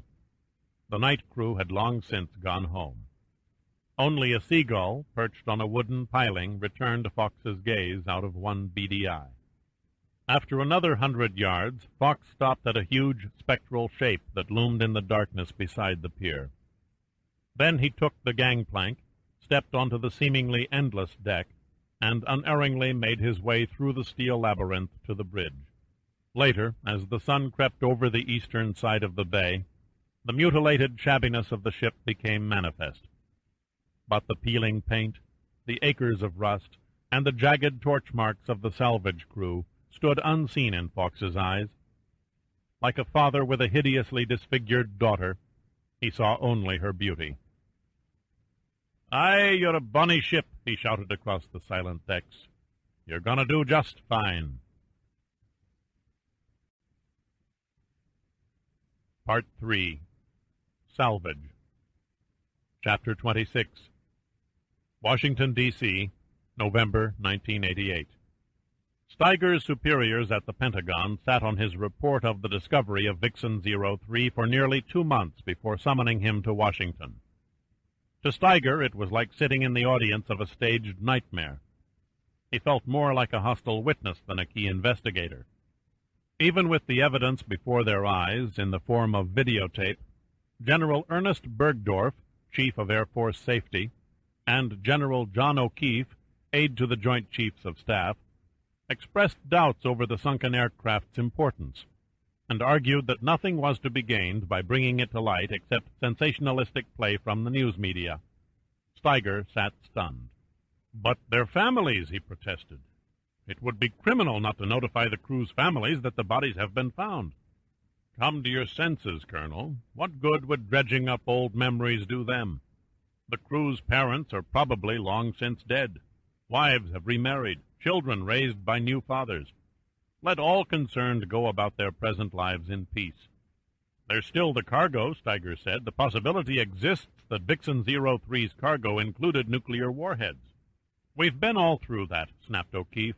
"A thorough computer search through military storehouse records confirmed that there are no missing warheads. Every piece of atomic hardware beginning with the bomb dropped on Hiroshima can be accounted for. Are you also aware, sir, that nuclear material was and is still shipped in stainless steel canisters?" "And did it also occur to you, Colonel," said Bergdorf, "that the canisters you say you found might be empty?" Steiger sagged in his chair, beaten. He might as well have been debating with the wind. They were treating him like an over-imaginative child who claimed he'd seen an elephant in a Minnesota cornfield. "And if that actually is the same aircraft that was supposed to have vanished over the Pacific," added Bergdorf, "I think it best to let sleeping dogs lie." "Sir?" "The grim reasons behind the aircraft's tremendous course differential may not be something the Air Force wishes to publicize. Consider the probabilities. To fly 1,000 miles in the opposite direction takes either a total malfunction of at least 5 different instrument systems aided by the blind stupidity of the crew, a navigator who lost his marbles, or a plot by the entire crew to steal the airplane for what purpose God only knows. But somebody must have authorized the flight orders, said Steiger, puzzled. Somebody did, said O'Keefe. The original orders were issued at Travis Air Force Base in California by a Colonel Michael Irwin. Steiger looked at the general skeptically. Flight orders are seldom kept on file more than a few months. How is it possible the ones in question were retained for over 30 years? O'Keefe shrugged. Don't ask me how, Colonel. Take my word for it. Vixen 03's last flight plan turned up in old files at the Travis Administration Office. And the orders I found in the wreckage? Accept the inevitable, said Bergdorf. The papers you pulled out of that Colorado lake were too far gone to decipher with any degree of accuracy. You simply read something into them that wasn't there. As far as I'm concerned, O'Keefe said resolutely, the explanation for Vixen 03's course deviation is a dead issue. He turned to Bergdorf. You agree, General? I do. O'Keefe stared at Steiger. Do you have anything else you'd like to put before us, Colonel? Steiger's superiors sat and waited for him to reply. He knew no words worth uttering. He had reached a dead end. The implication dangled over his head like a suspended sword. Either Abe Steiger forgot all about Vixen 03, or his Air Force career would come to a premature halt. The President stood on the putting green behind the White House and stiffly swatted a dozen balls toward the cup only 5 feet away. None dropped in, further proving to him that golf was not his game. He could understand the competitive challenge of tennis or handball or even a fast run of pool, but why one would choose to compete against one's own handicap escaped him. Now I can die content, for I have seen everything. The President straightened and looked into the grinning face of Timothy March, his Secretary of Defense. It all goes to prove how much time I have on my hands now that I'm a lame duck president. March, a short, dumpy man who detested any sort of physical exertion, walked onto the green. You should be happy with the election. Your party and your man won. Nobody ever really wins an election, the President grunted. What's on your mind, Tim? Thought you might like to know I've clamped the lid on that old aircraft found in the Rockies. Probably a wise move. A baffling affair, said March. Except for those doctored flight plans in Air Force files, there is no trace of the crew's true mission. So be it, said the President, finally knocking a ball into the cup. Let's leave it lie. If Eisenhower buried the answers during his administration, far be it from me to open a can of worms during mine. I suggest we remove the remains of the crew for a military burial. We owe them that. Okay, but absolutely no publicity. I'll make that clear to the Air Force officer in charge. The President tossed the putter to a Secret Service man who lurked nearby and motioned for March to accompany him to the executive offices. What's your best educated guess, Tim? What do you really think Ike was trying to cover up back in 1954? That question has kept me staring at the ceiling the past few nights, said March. I don't have the foggiest idea. Steiger shouldered his way past the lunchtime crowd waiting for tables at the Cottonwood Inn and entered the bar. Pitt waved from a rear booth and motioned for the cocktail waitress in almost the same gesture. Steiger slipped into a seat across from Pitt as the waitress, seductively attired in an abbreviated colonial costume, arched her blossoming breasts over the table. A martini on the rocks, said Steiger, eyeing the mounds. On second thought, make that a double. It's been one of those mornings. Pitt held up a nearly empty glass. Another salty dog. Christ, moaned Steiger. How can you stand those things? I hear they're good for cutting down weight, Pitt answered.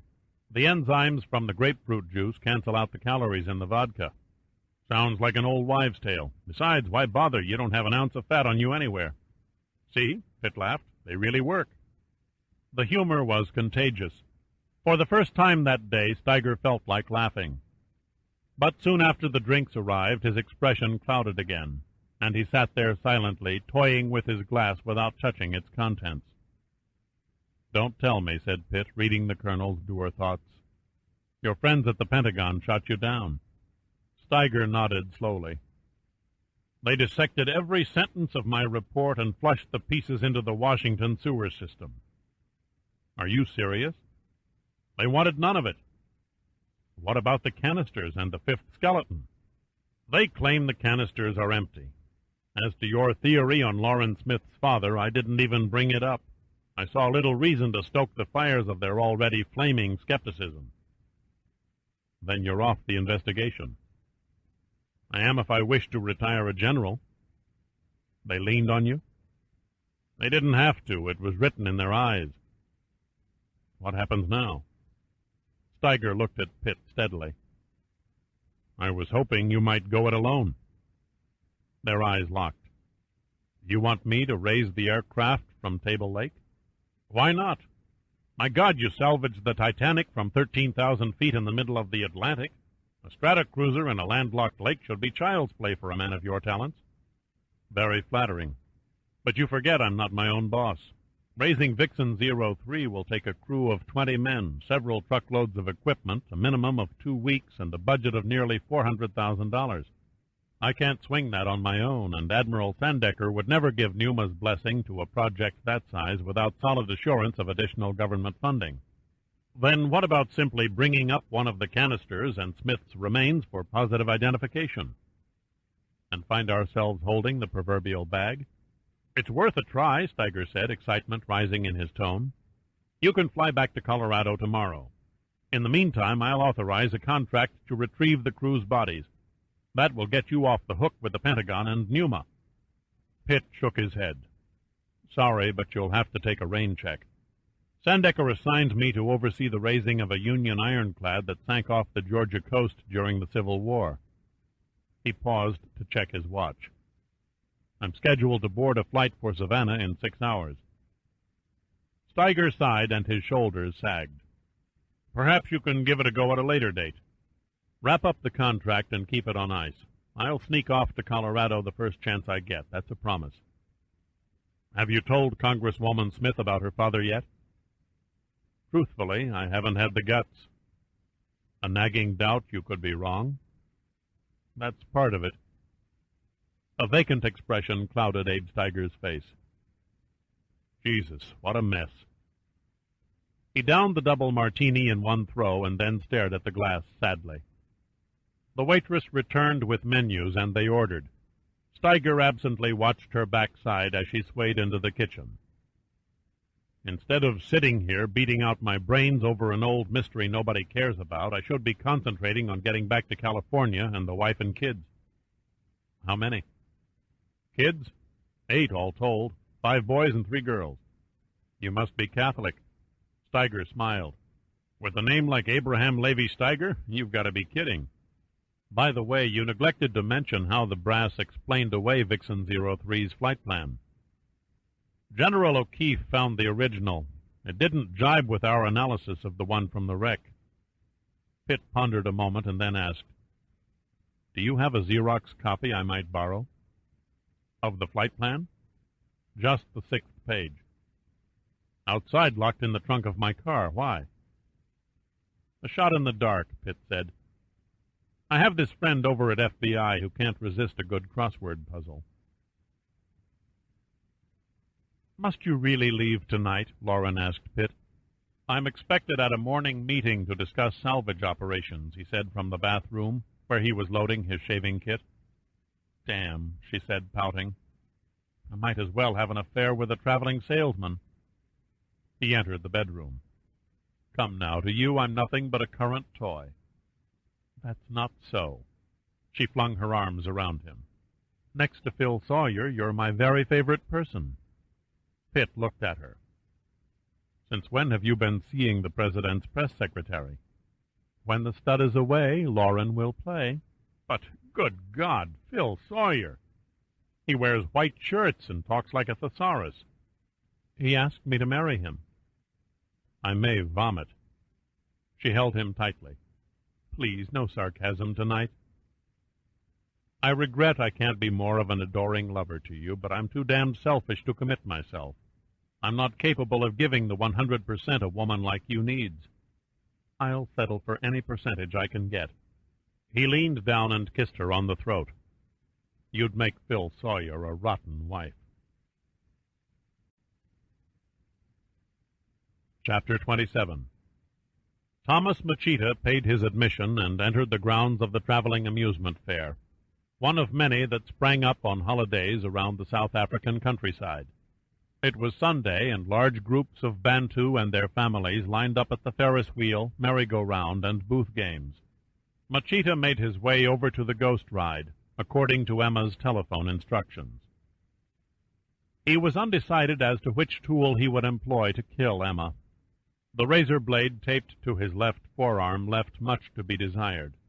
The tiny bit of steel was a close-in weapon, lethal only if he sliced his victim's jugular vein in an unguarded, discreet moment, an opportunity Machita considered quite remote in view of the sizable crowd around him. Machita finally decided on the ice pick. He let out a satisfied sigh, as though he had solved a great scientific riddle. The pick was unobtrusively threaded among the strands of a basket clutched in his hands. The wooden handle had been removed, and in its place electrical tape had been wound several times around the needle-like shaft. A quick thrust between the ribs to the heart, or into an eye or an ear. If he could somehow ram the shaft into one of Emma's Eustachian tubes, there would be little if any body fluid to tell the tale. Machita tightened his grip on the basket that held both the ice pick and the $2 million for the payoff. His turn came, and he paid for a ticket and mounted the platform of the ghost ride. The couple ahead of him, a giggling man and his obese wife, snuggled their way into a small car that seated two. The attendant, an old, haggard-looking derelict who constantly sniffed at a runny nose, lowered a safety bar over their legs and shoved a large lever protruding from the floor. The car bounced forward on a track and rolled through two swinging doors. Soon women's screams could be heard escaping from the darkened interior. Machita entered the next car.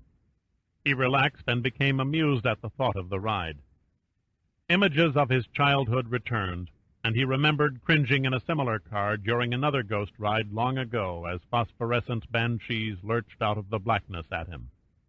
He did not observe the attendant as the lever was pushed, nor did he react immediately when the old man leapt agilely into the car with him and lowered the safety bar. "I hope you enjoy the ride," said a voice that Machita knew to be Emma's. Once again the mysterious informer had shrewdly capitalized on Machita's laxity. The odds favoring a clean kill had suddenly evaporated. Emma's hands expertly frisked his clothing. "How very wise of you to come unarmed, my dear Major." A score for our side, thought Machita, his hands casually holding the basket and shielding the ice pick. "Do you have Operation Wild Rose?" he asked, his tone official. "Do you have $2 million American?" the shadowy figure beside him retorted. Machita hesitated and unconsciously ducked as the car swung beneath a tall stack of barrels that fell over toward them, jerking to a stop bare inches from their heads. "Here, in the basket." Emma pulled an envelope from inside a dirty jacket. "Your boss will find this most interesting reading, if not vastly overpriced." Machita was glancing through the documents in the envelope when a pair of grotesquely painted witches, fluoresced by ultraviolet light, leapt at the car and shrieked through hidden loudspeakers. Emma ignored the wax figures and opened the basket, studying the print on the currency under the purple illumination. The car rolled onward as the witches were pulled back into their recess by hidden springs, and the tunnel plunged into darkness again. "Now," Machita thought. He snatched the ice pick from its hiding place and lunged at where he guessed Emma's right eye socket should be. But in that split second the car snapped into a sharp turn, and an orange floodlight burst on a bearded Satan who menacingly brandished a pitchfork. It was enough to deflect Machita's aim. The pick missed Emma's eye, and its tip became embedded in the skull above the brow. The stunned informer cried out, chopped Machita's hand away, and plucked the thin shaft from his head. Machita grabbed the razor blade taped to his forearm and swung it at Emma's throat in a sweeping backhand slash. But his wrist was smashed downward by the devil's pitchfork, snapping the bone. The devil was genuine. He was one of Emma's accomplices. Machita countered by throwing open the safety bar and lashing out with his feet, catching the costumed man in the groin, feeling his heel sink deeply into soft flesh. Then the car swung back into blackness, and the devil was left behind. Machita whipped his body back to face Emma, but found the seat beside him empty. A brief stream of sunlight flashed several meters to the left of the car as a door was opened and closed. Emma had vanished out an exit, taking the basket of money with him. Chapter 28. "Gross stupidity," said Colonel Germana with fiendish satisfaction. "You must pardon me for saying it, my general, but I told you so." Lusana stared pensively out the window at a formation of men drilling on the parade grounds. "A mistaken judgment, Colonel, nothing more.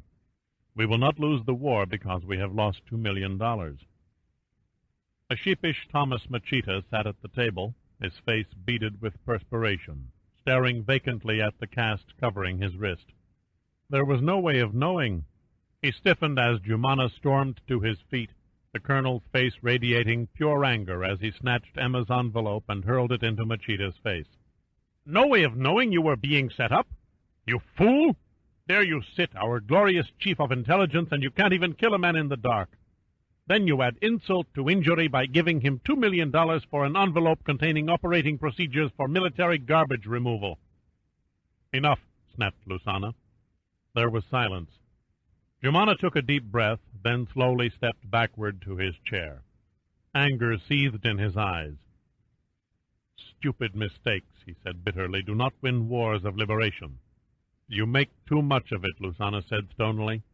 "You are a superb leader of men, Colonel Germana, and a tiger in battle. But, as with most professional soldiers, you are sadly lacking in administrative style. I beg you, my general, do not take your wrath out on me."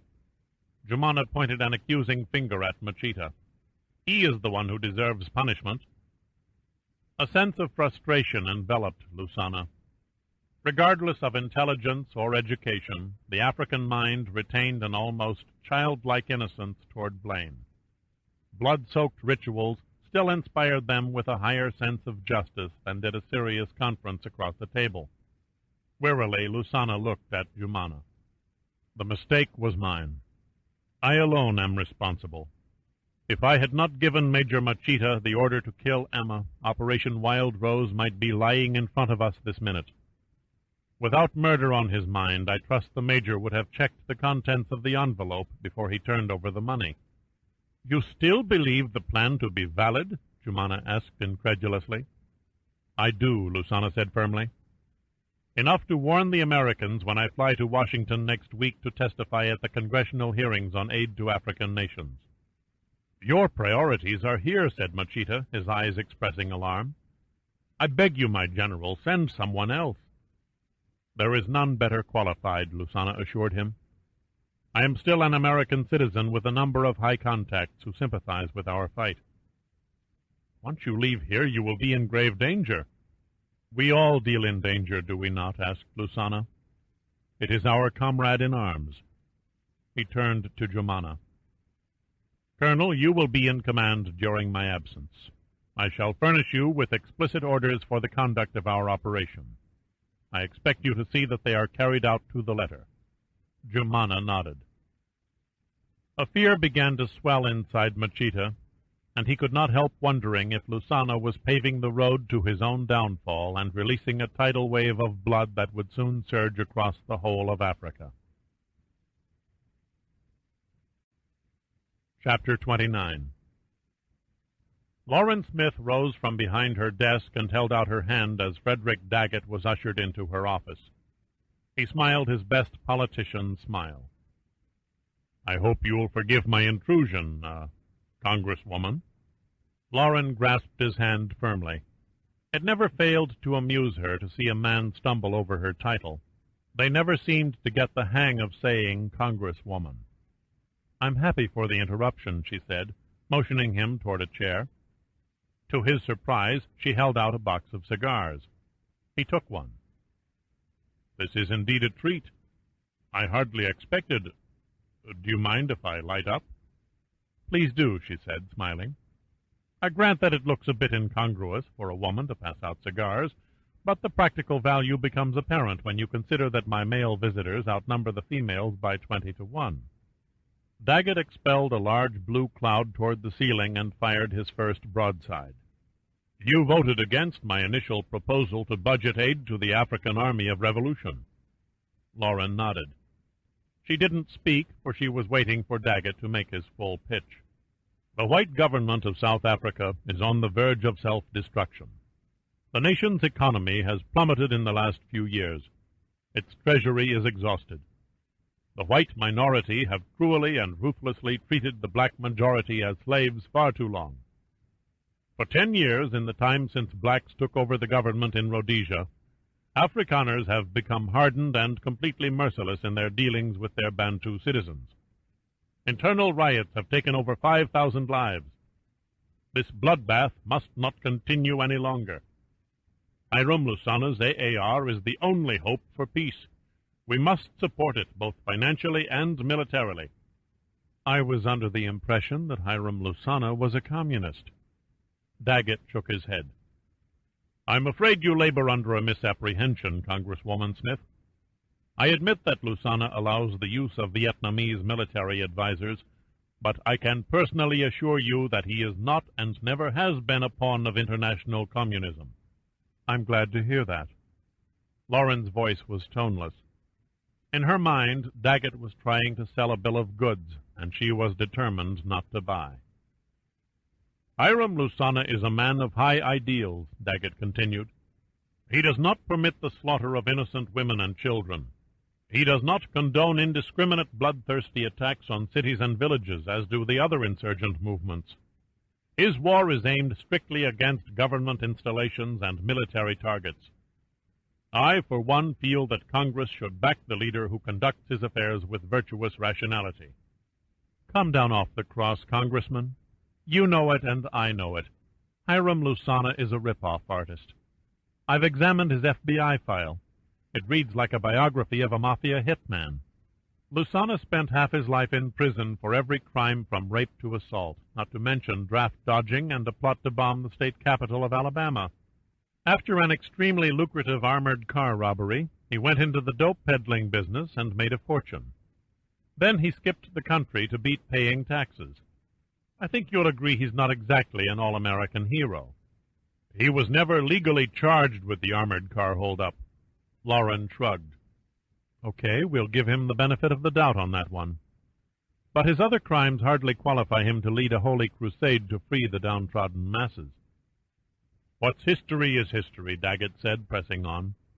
"Regardless of his shady past, Lusana is still our only hope of providing a stable government after the blacks take over the South African Parliament. You cannot deny that it is in the best interests of Americans to claim him as a friend." "Why back any side?" Daggett's eyebrow shot up. "Do I detect a leaning toward isolationism?" "Look what it got us in Rhodesia," continued Lauren. "Within a few months after our former Secretary of State's ingenious plan to transfer white minority rule to the black majority took effect, civil war broke out between the radical splinter factions and set the country's progress back 10 years. Can you promise that we won't see a repeat performance when South Africa bows to the inevitable?" Daggett did not like being forced into a corner by a woman, any woman. He came out of his chair and leaned across Lauren's desk. "If you do not throw your support to my proposal and the bill for aid which I intend to submit to the House, then, dear Congresswoman Smith, I fear you will be digging a grave so big and so deep for your political career that you may never get out in time for the next election." To Daggett's amazement and anger, Lauren broke out in laughter. "Good God, this is rich. Are you actually threatening me?" "Fail to come out in favor of African nationalism, and I can promise you the loss of every black vote in your district." "I don't believe this." "You'd better, because you will also see rioting like you've never seen before in this country if we don't stand solidly behind Hiram Lusana and the African Army of Revolution." "Where do you get your information?" Lauren demanded. I'm black, and I know. You're also full of shit, Lauren said. I've conferred with hundreds of blacks in my district. They're no different from any other American citizen. Each is concerned with high taxes, the rising costs of groceries and energy, the same as whites, Orientals, Indians, and Chicanos. You're only kidding yourself, Daggett, if you think our blacks give a damn about how African blacks mess up their countries. They don't, and for the simple reason that Africans don't give a damn about them. You are making a sad error. No, it is you who is making the error, snapped Lauren. You are stirring up trouble where it need not exist. The black race will find equal opportunity through education just like everyone else. The Nisei did it after World War II. When they returned from the internment camps, they worked in the Southern California fields to send their sons and daughters through UCLA and USC to become attorneys and doctors. They arrived.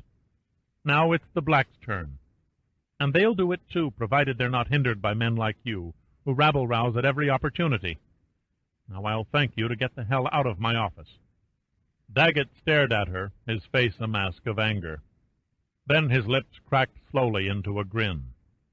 He held the cigar at arm's length and let it drop onto the carpet. Then he turned and stormed from the office. You look like a boy who just had his bicycle stolen, said Felicia Collins. She was sitting in one corner of Daggett's limousine, filing her long nails. Daggett slid in beside her and motioned for the driver to move on. He stared stonily ahead, his face blank. Felicia slipped the emery board back in her purse and waited, her eyes apprehensive. Finally, she broke the silence. I take it Lauren Smith turned you down. The foul-mouthed white bitch, he said, almost spat. She thinks she can treat me like some nigger stud on a pre-Civil War plantation. What on earth are you talking about? She asked, surprised. I know Lauren Smith. She hasn't got a prejudiced bone in her body. Daggett turned. You know her? Lauren and I were high school classmates. We still get together from time to time. A hardness came over Felicia's face that had not been there before. You have something evil on your crafty mind, Frederick. What is it? I've got to have Congresswoman Smith's support if I am to push through my bill to send arms and aid to the AAR. Would you like me to talk to Lauren? Lobby on Hiram's behalf? That and more. She tried to read his thoughts. More? I want you to get something on her. Something I can use to twist her to our way of thinking. Felicia stared at him, stunned. Blackmail Lauren? You don't know what you're asking. I can't spy on a good friend. No way. Your choice is clear. A girlish school friendship in exchange for the freedom of millions of our brothers and sisters who are enslaved by a tyrannical government. And if I can't dig any dirt? Felicia said, searching for an out. It's no secret her political career is unblemished. Nobody is perfect. What would I look for? Lauren Smith is an attractive single woman. She must have a sex life. What if she does? Felicia argued. Every single girl has her share of love affairs. And as long as she has no husband, you can't manufacture a scandal out of adultery. Daggett smiled. How astute of you. We shall do exactly that. Manufacture a scandal. Lauren deserves better. If she throws her support to our cause, she needn't worry about her secrets going public. Felicia bit her lip. No, I will not stab a friend in the back. Besides, Hiram would never pardon such a malignity. Daggett refused to play her game. Indeed? You may have slept with the savior of Africa, but I doubt if you ever truly read the man beneath the skin. Look up his past sometime. Hiram Lusana makes Al Capone and Jesse James look like sissies. It gets thrown in my face every time I stand up for him. Then Daggett's eyes narrowed. Aren't you forgetting how he literally sold you to me? I haven't forgotten. Felicia turned away and stared out the window. Daggett squeezed her hand. Don't worry, he said, smiling. Nothing will happen that will leave any scars. She raised his hand and kissed it, but she didn't believe his words, not for an instant. Chapter 30. Unlike her famous parent ship, the Monitor, the Chenango was virtually unknown to all but a handful of naval historians. Commissioned during June of 1862 in New York, she was immediately ordered to join the Union fleet blockading the entrance to Savannah. The unfortunate Chenango never had a chance to fire her guns. An hour away from her assigned station, she met a heavy sea and foundered, entombing her entire crew of 42 men 90 feet below the waves. Pitt sat in the conference room of the Numa salvage ship Visalia and studied a stack of underwater photos taken by divers of the Chenango's grave. Jack Folsom, the brawny salvage master, chewed a massive wad of gum and looked on, waiting for the inevitable questions. Pitt didn't disappoint him. "Is the hull still intact?" Folsom shifted the gum. "No noticeable transverse cracks that we can tell. Can't see it all, of course, since 7 feet of keel is under the seafloor and the interior is filled with a yard of sand. But I'm guessing that chances of a longitudinal break are slim. I'll lay odds that we can lift her in one piece." "What method do you propose?" "Dollinger variable air tanks," answered Folsom. "Sink them in pairs beside the hulk, then attach and fill with air. Same basic principle that hoisted the old submarine F-4 after she sank off Hawaii way back in 1915.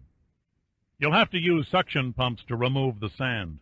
The lighter she is, the less chance she'll pull apart. The thick iron plate seems to have stood up well, but the heavy oak planking behind has long since rotted away its strength." "We can also remove the guns," said Folsom. "They're accessible." Pitt examined a copy of the Chenango's original designs. The Monitor's familiar shape contained just one circular gun turret, but the Chenango possessed two, one at each end of her hull. From within both turrets extended twin 30-centimeter Dahlgren smoothbore cannon, weighing several tons apiece. "The Dollinger tanks," said Pitt, suddenly thoughtful. "How efficient are they for lifting sunken aircraft?" Folsom stopped in mid-chew and stared at Pitt. "How big?" 170 or 80,000 pounds, including cargo." "How deep?" 140 feet. Pitt could almost hear the gears whirring in Folsom's brain. Finally, the salvage master resumed chewing and said, "I'd recommend derricks." "Derricks?" "2 of them on stable platforms could easily lift that much weight," said Folsom. "Besides, an aircraft is a fragile piece of hardware. If you used the Dollinger tanks and they got the least bit out of synchronization during the lift, they could tear the plane apart." He paused and looked at Pitt questioningly.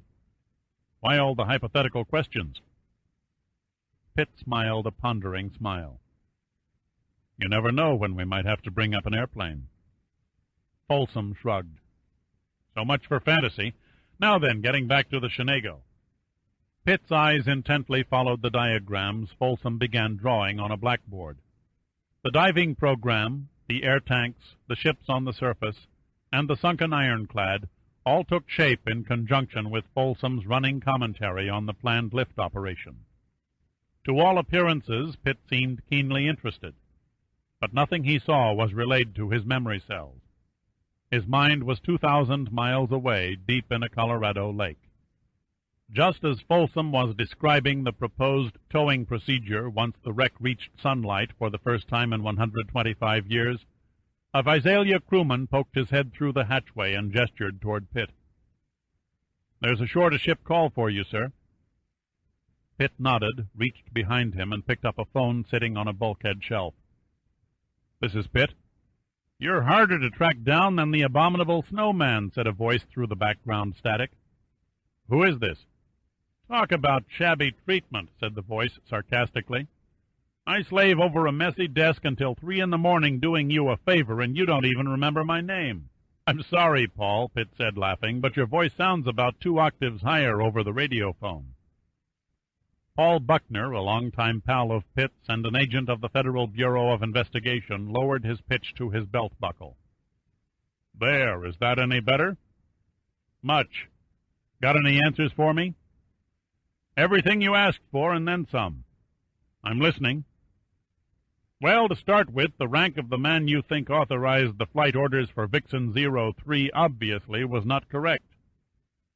But General was the only title that fit. Ain't necessarily so. The title was a 7-letter word. All that was readable was the 5th character, which was an R. Quite naturally, it was assumed that since Vixen 03 was an Air Force plane piloted by an Air Force crew, its flight orders could only be authorized by an Air Force officer. So tell me something I don't know. Okay, wise-ass, I admit it threw me too, particularly the part where a search through Air Force personnel files failed to find any name that matched up with the known characters of our mystery officer's name. Then it occurred to me, Admiral is also a 7-letter word, and its 5th character is also an R. Pitt felt as though the reigning heavyweight champion had suddenly rammed a right hand into his lower gut. Nobody had thought to consider that an Air Force plane might have been carrying naval hardware. Then a sobering thought brought Pitt back to earth. A name, he asked, almost afraid of the answer. Were you able to come up with a name? All very elementary for a prying mind like mine. The first name was easy. 6 letters with 3 known, 2 blanks with LT, followed by another blank and then an R. That gave me Walter. Now comes the pièce de résistance, the surname. 4 letters beginning with B and ending with S. And since bullshit didn't fit, and I already had the guy's rank and first name, a computer search through bureau files and Navy records quickly made a match. Admiral Walter Horatio Bass. Pitt probed further. If Bass was an admiral back in 1954, he must be either past 80 years old or dead. Most likely dead. Pessimism will get you nowhere, said Buckner. Bass was a whiz kid. I read his file. It's most impressive. He got his first star when he was still 38 years old. For a while it looked like he was headed for Naval Chief of Staff. But then he must have pulled a no-no or mouthed off to a superior because he was suddenly transferred and placed in command of a minor boondocks fleet base in the Indian Ocean, which is like being exiled to the Gobi Desert to an ambitious naval officer. He then retired in October of 1959. He'll be 77 next December. Are you telling me Bass is still around? Asked Pitt. He's listed on the Navy's retirement rolls. How about an address? Bass owns and operates a country inn just south of Lexington, Virginia, called Anchorage House. You know the kind. No pets or kids allowed. 15 rooms complete with antique plumbing and 4-poster beds, all slept in by George Washington. Paul, I owe you one. Care to let me in on it? Too early. You sure it's not some hanky-panky the Bureau should know about? It's not in your jurisdiction. That figures. Thanks again. Okay, buddy, right when you find work. Pitt hung up the receiver and took a slow breath and grinned. Another veil of the enigma had been pulled aside. He decided not to contact Abe Steiger, not just yet. He looked up at Folsom. Can you cover for me over the weekend? Folsom grinned back. Far be it from me to insinuate the boss isn't essential to the operation, but what the hell? I think we can muddle through the next 48 hours without your exalted presence. What you got cooking? A 34-year-old mystery, said Pitt. I'm going to dig out the answers while relaxing in the peace and quiet of a quaint country inn. Folsom peered at him for several seconds, and then, seeing nothing behind Pitt's green eyes, gave up and turned back to the blackboard. Chapter 31. On the morning flight into Richmond, Pitt looked like any one of a dozen other passengers who seemed to be dozing. His eyes were closed, but his mind was churning over the enigma of the plane in the lake. It was unlike the Air Force to sweep an accident under the rug, he thought. Under normal circumstances, a full-scale investigation would have been launched to determine why the crew had strayed so far off the charted course. Logical answers eluded him, and he opened his eyes when the Eastern Airlines jet touched down and began taxiing up to the terminal. Pitt rented a car and drove through the Virginia countryside. The lovely rolling landscape imparted mingled aromas of pine and fall rains. Just past noon, he turned off Interstate 81 and drove into Lexington. Not pausing to enjoy the quaint architecture of the town, he angled south on a narrow state highway. He soon came to a sign picturesquely out of place with the rural surroundings, designed with a nautical anchor welcoming guests and pointing up a gravel road toward the inn. There was no one behind the desk, and Pitt was reluctant to break the silence in the neat and meticulously dusted lobby. He was about to say the hell with it and hit the bell when a tall woman, almost as tall as he in her riding boots, entered carrying a high-backed chair. She looked to be in her early 30s and wore jeans and a matching denim blouse with a red bandana tied over her ash-blonde hair. Her skin displayed almost no evidence of a summer tan, but had the smoothness of a fashion model's. Something about her unruffled expression at abruptly noticing a stranger suggested to him a woman who was high-bred, the kind who is taught to act reserved under any circumstances short of fire and earthquake. "I'm sorry," she said, setting the chair down beside a beautifully proportioned candle stand. "I didn't hear you drive up." "That's an interesting chair," he said. "Shaker, isn't it?" She looked at him approvingly. "Yes, made by Elder Henry Blynn of Canterbury." "You have many valuable pieces here." "Admiral Bass, the owner, gets the credit for what you see." She moved behind the desk. "He's quite an authority on antique collecting, you know." "I wasn't aware of that." "Do you wish a room?"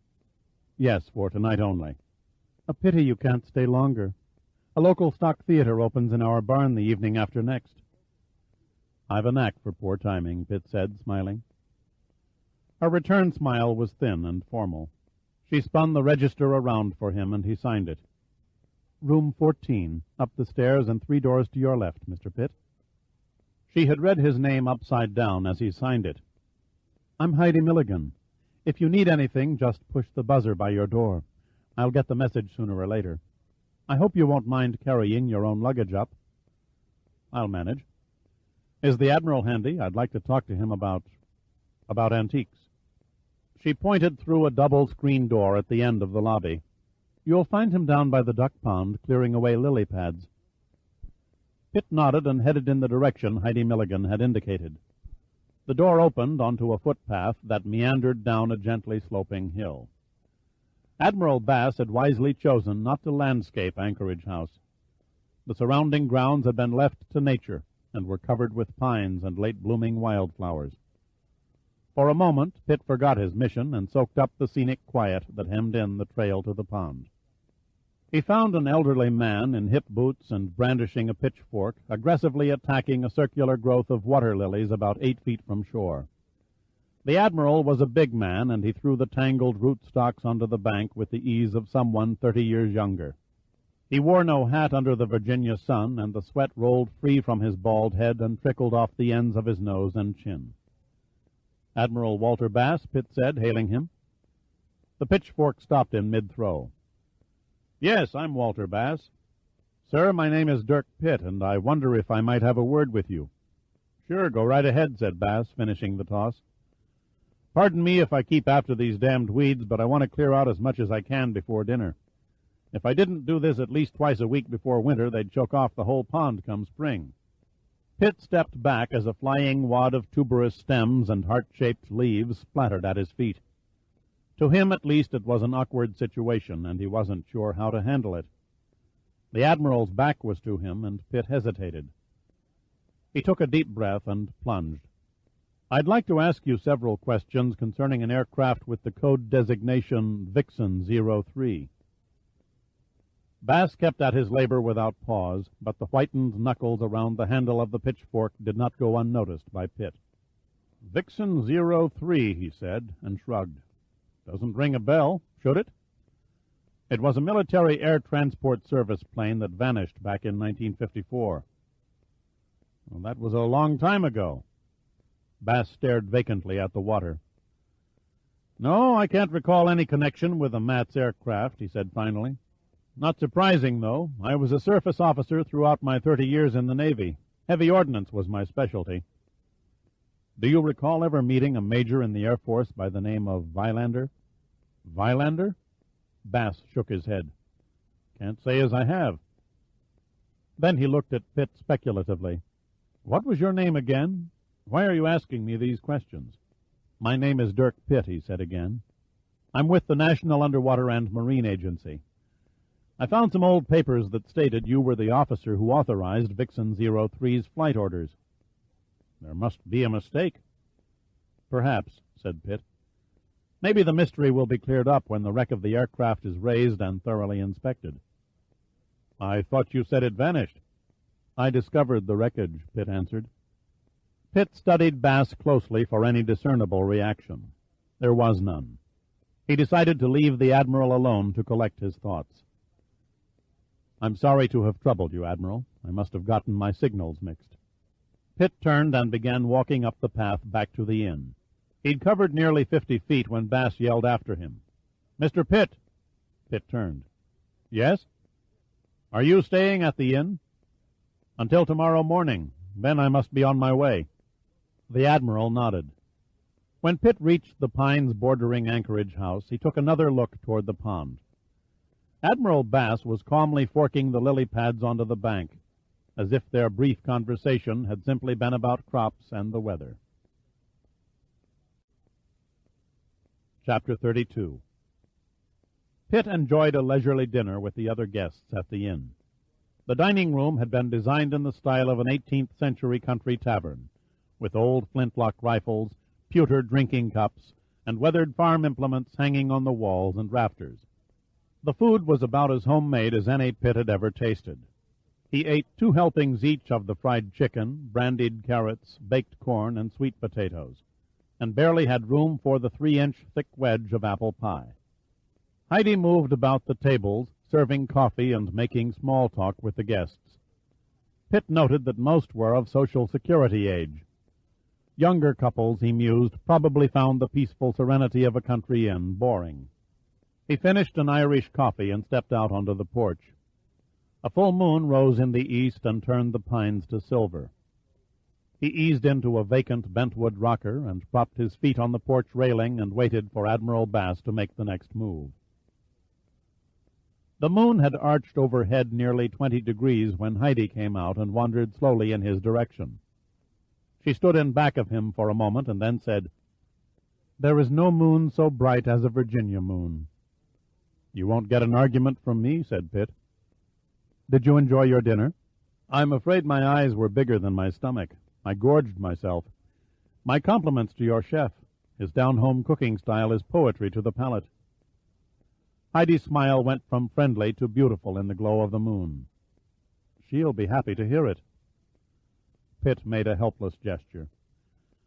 A lifetime of chauvinistic tendencies is hard to suppress.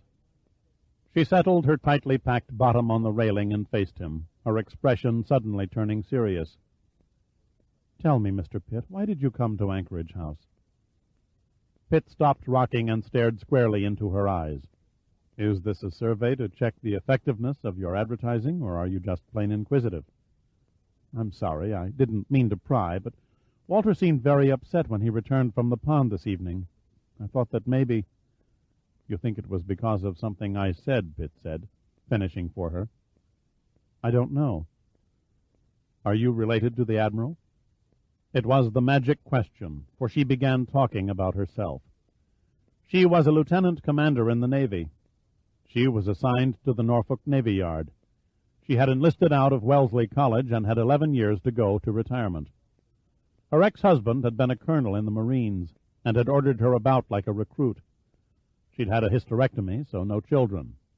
No, she was not related to the Admiral. She had met him when he was a guest lecturer at a Naval College seminar, and she came down to Anchorage House whenever she could sneak off from her duties. She made no bones about the fact that she and Bass had a May-December affair going. Just when it was getting interesting, she stopped and peered at her watch. "I'd better run along and see to the other guests." She smiled, and again that transformation. "If you get tired of just sitting, I suggest you take a stroll to the top of the rise beside the inn. You'll find a lovely view of the lights of Lexington." Her tone, it seemed to Pitt, was more one of command than of suggestion. Heidi had been only half right. The view from the rise was not only lovely, it was breathtaking. The moon illuminated the entire valley, and the streetlights of the town twinkled like a distant galaxy. Pitt had been standing there only a minute when he became aware of a presence behind him. Admiral Bass?" he inquired casually. "Please raise your hands and do not turn around," Bass ordered brusquely. Pitt did as he was told. Bass did not make a full body search, but instead slipped out Pitt's wallet and beamed a flashlight on its contents. After a few moments, he clicked off the light and returned the wallet to Pitt's pocket. "You may lower your hands, Mr. Pitt, and turn around if you wish." "Any reason for the melodramatics?" Pitt tilted his head at the revolver poised in Bass's left hand. "It seems you've exhumed an excessive amount of information about a subject that belongs buried. I had to be certain of your identity." "Then you're satisfied that I'm who I say I am?" "Yes, I called your boss at Numa. Jim Sandecker served under my command in the Pacific during World War II. He gave me an impressive list of your credentials. He also wanted to know what you were doing in Virginia when you were supposed to be on a salvage tender off the coast of Georgia. I've not made Admiral Sandecker privy to my findings." "Which, as you claimed earlier at the pond, were the remains of Vixen 03. "She exists, Admiral. I've touched her." Bass's eyes flashed with hostility. "You're not only bluffing, Mr. Pitt, but you're also lying. I demand to know why." "My case is not built on lies," said Pitt evenly. "I have 2 other reputable witnesses and videotaped pictures as proof." A look of incomprehension shadowed Bass's face. "Impossible. She disappeared over the ocean. We spent months searching for her and didn't find a trace." "You looked in the wrong place, Admiral. Vixen 03 lies under a mountain lake in Colorado." Bass's tough facade seemed to dissolve, and in the moonlight Pitt suddenly saw him as a tired, worn old man. The Admiral lowered the pistol and swayed drunkenly toward a bench at the edge of the overlook. Pitt reached out a hand to steady him. Bass nodded thanks and sank onto the bench. "I suppose it had to happen someday. I wasn't fool enough to think the secret could last forever." He looked up and clutched Pitt's arm. "The cargo. What of the cargo?" "The canisters have broken their moorings, but otherwise they seemed reasonably intact." "Thank God for that, at least," sighed Bass. "Colorado, you say? The Rocky Mountains. So Major Vilander and his crew never made it out of the state." "The flight originated in Colorado?" asked Pitt. "Buckley Field was Vixen 03's point of origin." He held his head in his hands. "What went wrong so early? They must have gone down shortly after takeoff. It looks as though they had mechanical problems and tried to ditch in the only open space they could find. It being winter, the lake was frozen over, and they were fooled into thinking they were coming down in a field. The weight of the aircraft then broke through the ice and sank in a deep section of the lake, deep enough so that after the ice melted in the spring, her outline could not be distinguished from the air." "And all this time we thought—" Bass's voice trailed off, and he sat there in silence. Finally, he said softly, "Those canisters must be retrieved." "Do they contain nuclear material?" Pitt asked. "Nuclear material," Bass repeated, his tone vague. "Is that what you think?" The date stated in Vixen 03's flight plan could have put her in the South Pacific in time for the Bikini H-bomb tests. I also found a metal tag on one of the crewmen, marked with the symbol for radioactivity. "You misread the evidence, Mr. Pitt. True, the canisters were originally designed to house nuclear naval shells. But the night Vilander and his crew disappeared, they were used for a far different purpose. It's been suggested they're empty." Bass sat like a wax statue. "If only it were that simple," he murmured. "Unfortunately, there are other instruments of war besides the nuclear kind. You might say that Vixen 03 and her crew were carriers." "Carriers?" "A plague," said Bass. "The canisters contain the Doomsday organism." Chapter 33. An uneasy silence settled over the 2 men as Pitt digested the enormity of the Admiral's revelation. "I see by your expression you are shocked," said Bass. "Doomsday organism," Pitt repeated quietly. "It has a terrifying ring of finality about it." An apt description, I assure you, said Bass. Technically speaking, it possessed an impressive-sounding biochemical name that was 30 letters long and quite unpronounceable. The military designation, though, was short and sweet. We simply called it QD, short for quick death. You refer to this QD in the past tense. The Admiral made a helpless gesture. Force of habit.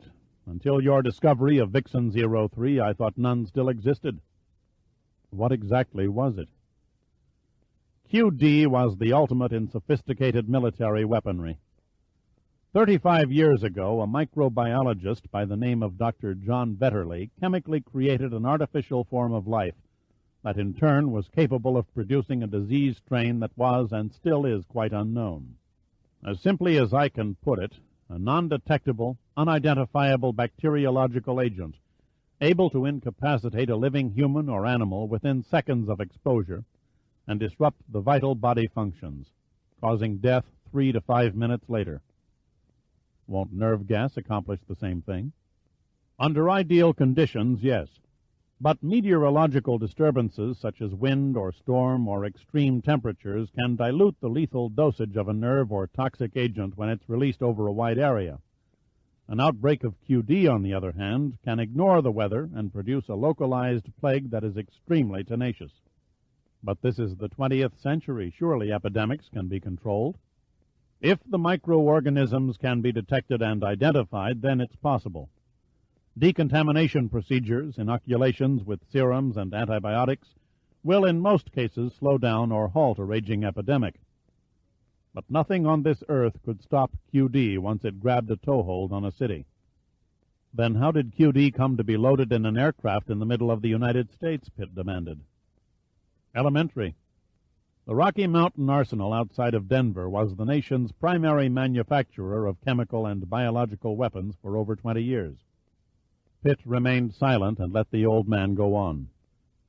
Bass looked out at the panorama below, but his eyes were unfocused. March of '54, he said, as long-buried events began unfolding in his mind. The H-bomb was set to burst over Bikini. I was placed in command of the QD tests because Dr. Vetterli was funded by the Navy, and I was an expert on naval ordnance. I thought it logical at the time to conduct experiments cloaked under the excitement of the nuclear explosion.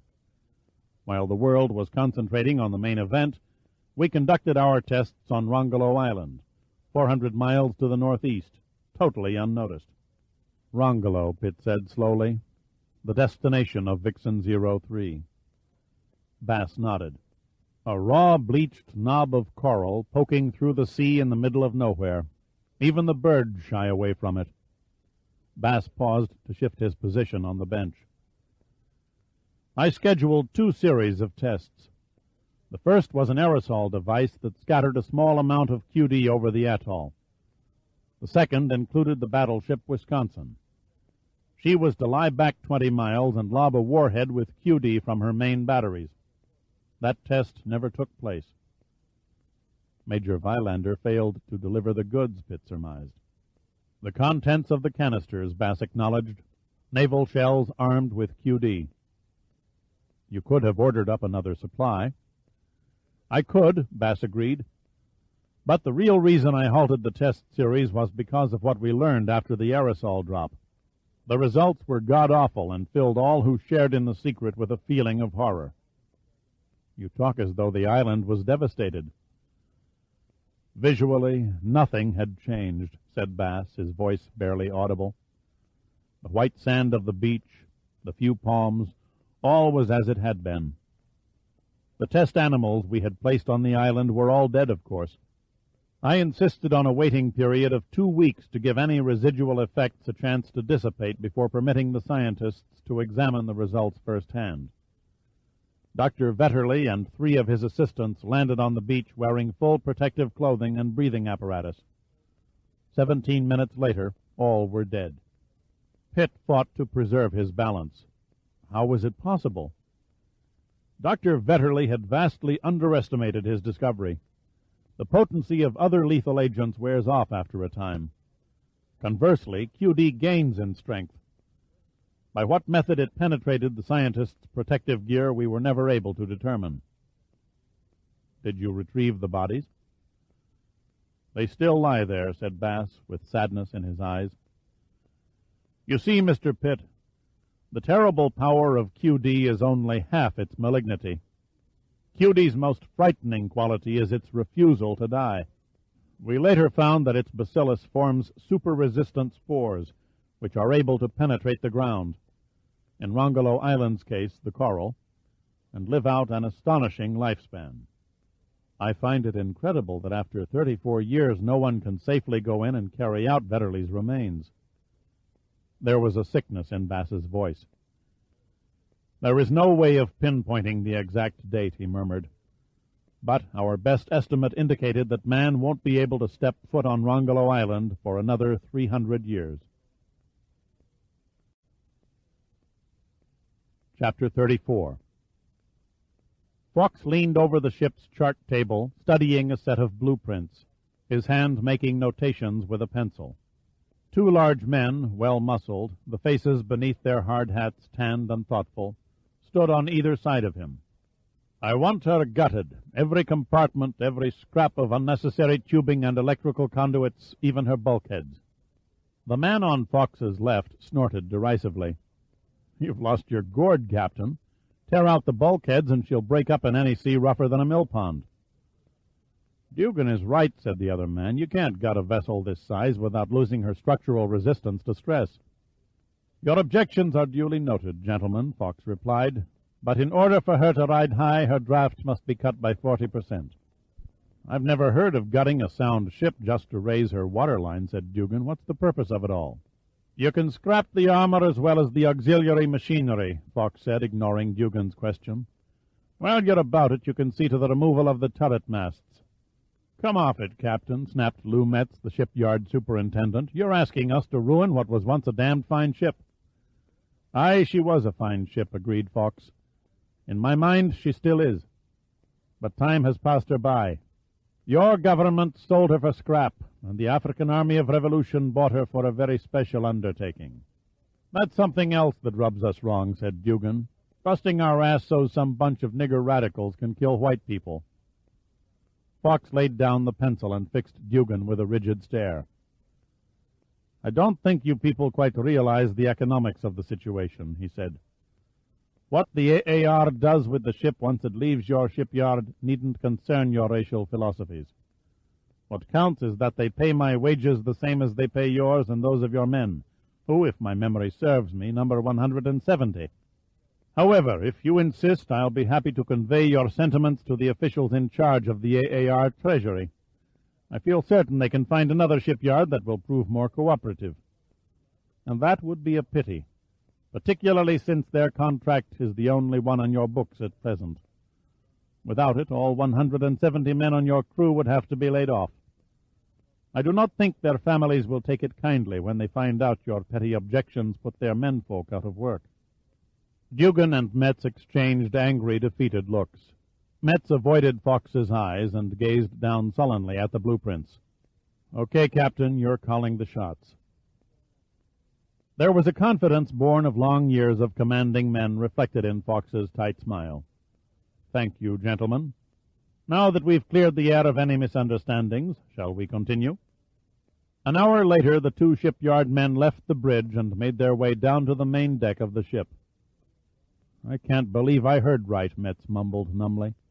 Did that lead-brained Scotsman actually order us to remove half the superstructure, the funnels, and the fore and aft gun turrets, and replace all with plywood sheeting painted gray? That's what the man said, Dugan replied. I guess he figures by dumping all that weight he can lighten the ship by 15,000 tons. But why replace everything with dummy structures? Beats me. Maybe he and his black buddies expect to bluff the South African Navy to death. And that's another thing, said Metz. If you bought a ship like this to use in a foreign war, wouldn't you try and keep the deal under wraps? My guess is that they're going to blast Cape Town all to hell. With dummy guns, no less, grunted Dugan. I'd like to tell that overgrown bastard to take his contract and stuff it up his ass, Metz rasped. You can't deny he's got us by the balls. Dugan turned and stared up at the shadowy figure behind the bridge windows. Do you think he's ripe for a straitjacket? Nuts? Yeah.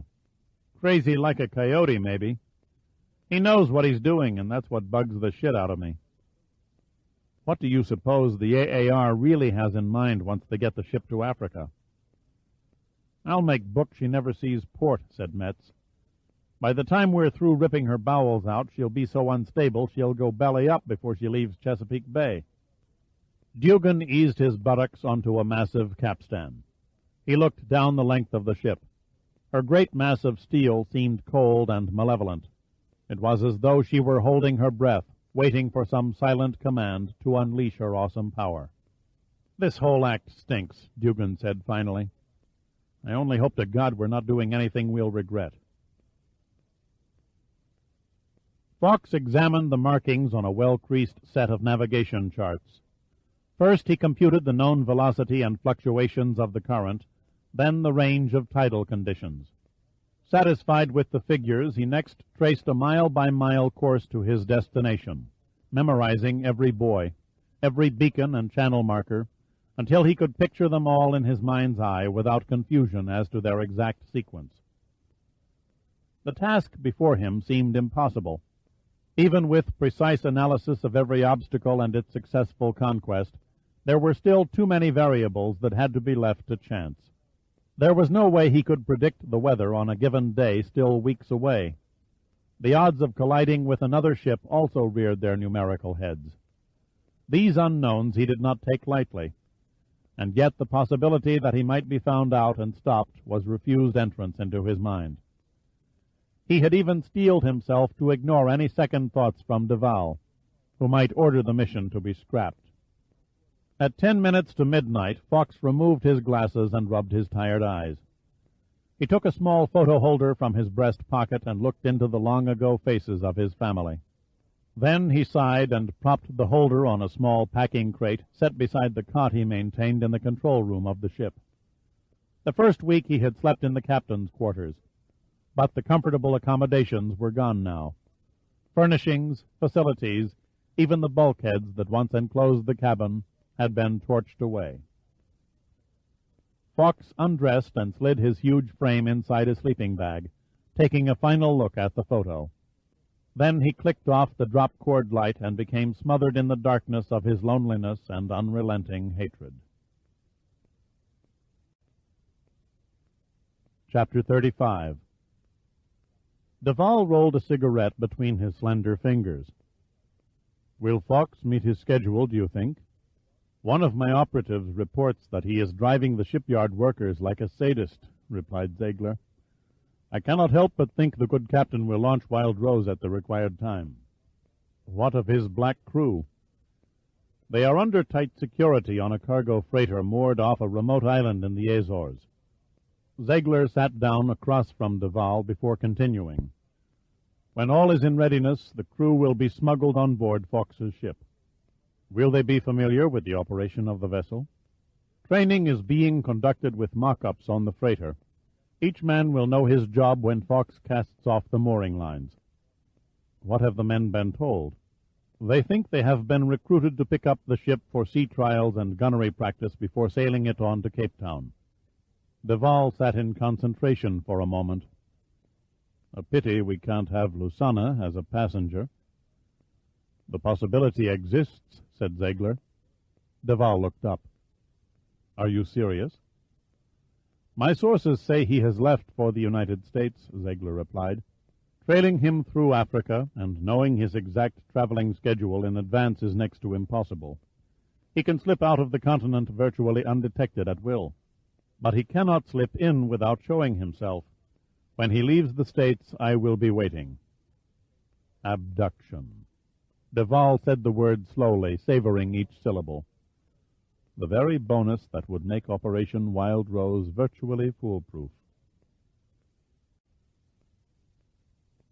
Chapter 36. The Biza Mozambique overseas airliner pivoted off the main runway onto a seldom-used taxi strip and dipped its nose as the pilot applied the brakes. The boarding hatch swung open, and a baggage handler wearing white coveralls and a red baseball cap stepped from the evening darkness and attached an aluminum ladder to the fuselage. A figure stooped in the light streaming from the interior of the plane, dropped a large suitcase to the man on the ground, and climbed down after it. Then the hatch closed and the ladder was removed.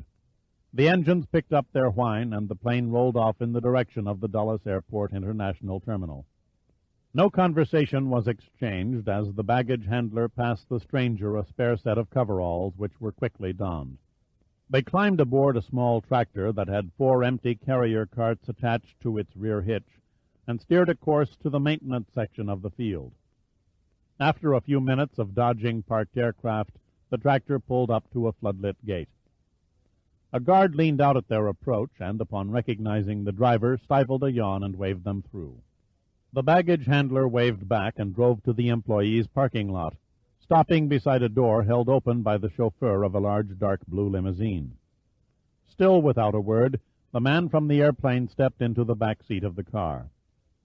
The chauffeur took the suitcase, lifted it into the trunk, and the baggage handler drove his empty caravan back toward the cargo terminal. It wasn't until the car entered the outskirts of Georgetown that Lusana relaxed and slipped out of the coveralls. In past years, he would have entered the States like any other traveler coming from overseas. But those were the days before the South African Defense Ministry took him seriously. Lusana's fears of assassination were well-founded. With a sense of relief, he watched the chauffeur stop in front of a house whose downstairs windows were lit. At least someone was home. The chauffeur carried his suitcase to the doorstep and silently departed. A faint murmur from the TV set came through the open windows. He pressed the bell. The porch light came on, the door opened a crack, and a familiar voice said, "Who is it?" He moved under the light so that it illuminated his face. "It's me, Felicia." "Hiram?" Her voice was stunned. "Yes." The door opened slowly. She was dressed in a sheer and sexy chiffon peasant blouse and a long, soft jersey skirt. A knotted bandana covered her hair. She stood motionless, her eyes searching his. She wanted to say something appropriately clever, but her mind went blank. All she managed was, "Come in." He stepped inside and set the suitcase down. "I thought you might be here," he said. Her dark eyes quickly shifted from surprise to calm composure. "Your timing is right on the money. I just got back from Hollywood. I've cut a new album and auditioned for a part in a TV series. I'm happy all goes well for you." She looked up into his face. "You never should have sent me away with Frederick. If it will make you feel any better, I've often regretted my hasty decision. I could go back with you to Africa." He shook his head sadly. "Someday, maybe, not now. You can do more for our cause here." They turned in unison as Frederick Daggett, casually attired in a paisley print bathrobe, appeared from the living room. "My God, General Lusana, I thought I recognized your voice." He looked down at the suitcase, and his face clouded. "There was no advance word of your arrival. Has there been trouble?" Lusana grinned wryly. "The world is not safe for revolutionaries. I thought it expedient to return to the land of the free as inconspicuously as possible." "But surely the airlines, customs, someone must have announced your presence." Lusana shook his head. "I sat in the pilot's cabin on the flight from Africa. Arrangements were made for me to leave the plane after landing and bypass the Dulles terminal. We have laws that frown on illegal entry. I am a citizen. What difference does it make?" Daggett's expression softened. He placed his hands on Lusana's shoulders. "If there is any fuss, my staff will take care of it. You're here, and that's all that counts." "But why all the subterfuge?" asked Felicia. "For good reason." Lusana's voice was very cold. "My intelligence people have uncovered a sensitive piece of information that can prove highly embarrassing to the South African minority government." "That's a serious charge," said Daggett. "It's a serious threat," retorted Lusana. Daggett's eyes registered a mixture of confusion and curiosity. He nodded toward the living room. Come in and sit down, General. We have much to talk over. Every time I see you, it's like looking at an old photograph. You never change. Felicia returned Lauren's admiring look. Flattery from another woman is flattery indeed. She idly stirred the ice in her drink. It's amazing how time evaporates. How long has it been? 3, maybe 4 years? The last inaugural ball. I remember, Felicia said, smiling. We went to that little dive down by the river afterward and got smashed. You were with a tall, sad-looking dude with spaniel eyes. Congressman Louis Carnegie. He was defeated in the next election. Poor Louis. Felicia lit a cigarette. My date was Hiram Lusana. I know. We parted company only last month in Africa, Felicia said, as if Lauren had not spoken. I wonder if my life has been one big downer, chasing after every liberal cause that pops on stage, taking up with any stud who promises to save the human race. Lauren motioned to the waiter to bring them 2 more drinks. You can't blame yourself for believing in people. I haven't got a hell of a lot to show for it. Every crusade I've ever joined I screwed up. I don't mean to pry, but did you and Lusana have personal differences, or was it political? Strictly personal, Felicia said. She felt her chest tighten as Lauren circled the bait. I no longer mattered to him. His only love was his fight.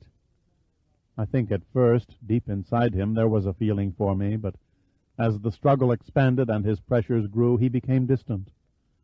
I know now that he had taken all he ever wanted from me. It was as though I was as expendable as one of his soldiers on the battlefield. Lauren saw the tears start to come to Felicia's eyes. How you must hate him. Felicia looked up, surprised. Hate Hiram? Oh, no, you don't understand. I was unfair with him. I let my own desires stand between us. I should have been patient. Perhaps when his war to give majority rule to blacks in South Africa is won, he will look upon me differently. I wouldn't hold my breath if I were you. I know his history. Lusana uses people like the rest of us use toothpaste. He squeezes every dab and throws away the empties. An angered frown crossed Felicia's face. You only see in Hiram what you want to see. The good outweighs the bad. Lauren sighed and leaned back as the waiter brought their second round. It's wrong for old friends to argue after being so long apart, she said softly. Let's change the subject. I agree, Felicia said, her mood changing. What about you, Lauren? Are there any men in your life? 2 at the moment. Felicia laughed. It's common Washington gossip. One is Phil Sawyer, the president's press secretary. Who's the other? He's a director at Numa. His name is Dirk Pitt. You serious about either one of them? Phil is the sort you marry. Loyal, true blue, sets you on a gilded pedestal and wants you to be the mother of his children. Felicia made a face. He sounds perfectly mundane. What about this Pitt? Dirk? Sheer animal power. He makes no demands. He comes and goes like an alley cat. Dirk can never be truly owned by a woman, and yet he's always there when you need him. The lover who turns you on but won't stand still long enough for you to grow old with. He sounds more my type. Send him my way when the affair crashes. Felicia sipped at her drink. It must be tricky, maintaining your political purity in front of the voters while seeing a lover on the side. Lauren's cheeks turned crimson. It is difficult, she admitted. I never was very good at intrigue. You could say to hell with what people think. Most women do these days. Most women are not members of Congress. The old double standard again. Congressmen can get away with anything as long as it doesn't show up on their expense account. Sad but true, said Lauren, and in my case I represent a district that is heavily rural. The voters still believe in the Sears catalog, Coors beer, and the 11 Commandments. What's the 11th? The Congresswoman shall not screw around if she expects to win the next election. Where do you and Pitt meet? I can't take the chance of a male being seen leaving my apartment along with the milkman, so we meet at his place or drive to some little out-of-the-way country inn. You make it sound like a bus-stop romance. As I said, it's difficult. I think I can eliminate all the bullshit for you. Lauren looked at Felicia quizzically. How? Felicia fished in her purse and came up with a key. She pressed it into Lauren's hand. Here, take this. The address is taped to the top. What is it for? A pad I leased over in Arlington. It's yours any time you get horny. But what about you? I can't expect you to get lost on a moment's notice. You won't be imposing, Felicia said, smiling. I'm the house guest of a dude across town. No more protests, okay? Lauren studied the key. God, I feel like a hooker. Felicia reached over and folded Lauren's hand over the key. If just thinking about it gives you a deliciously obscene feeling, wait until you take a shot of the upstairs bedroom. Chapter 37. What do you make of it? Asked Daggett. He was seated at his desk. Hiram Lusana stood across the room and leaned over a high-backed chair, his expression anxious. Dale Jarvis, director of the National Security Agency, pondered a few moments before answering. He looked up with a friendly, almost fatherly face. His brown hair was streaked with gray, and he wore it in a crew cut. He was dressed in a tweed suit, and the large red bow tie beneath his Adam's apple drooped as though it were melting. My guess is that this Operation Wild Rose is a game. A game? Lusana rasped. That's crap. Not really, Jarvis said calmly. Every nation with a sophisticated military establishment has a department whose function is solely to dream up what is generally referred to in the trade as feasibility games. Improbable schemes, ultra crepidam, beyond the depth or grasp of likelihood.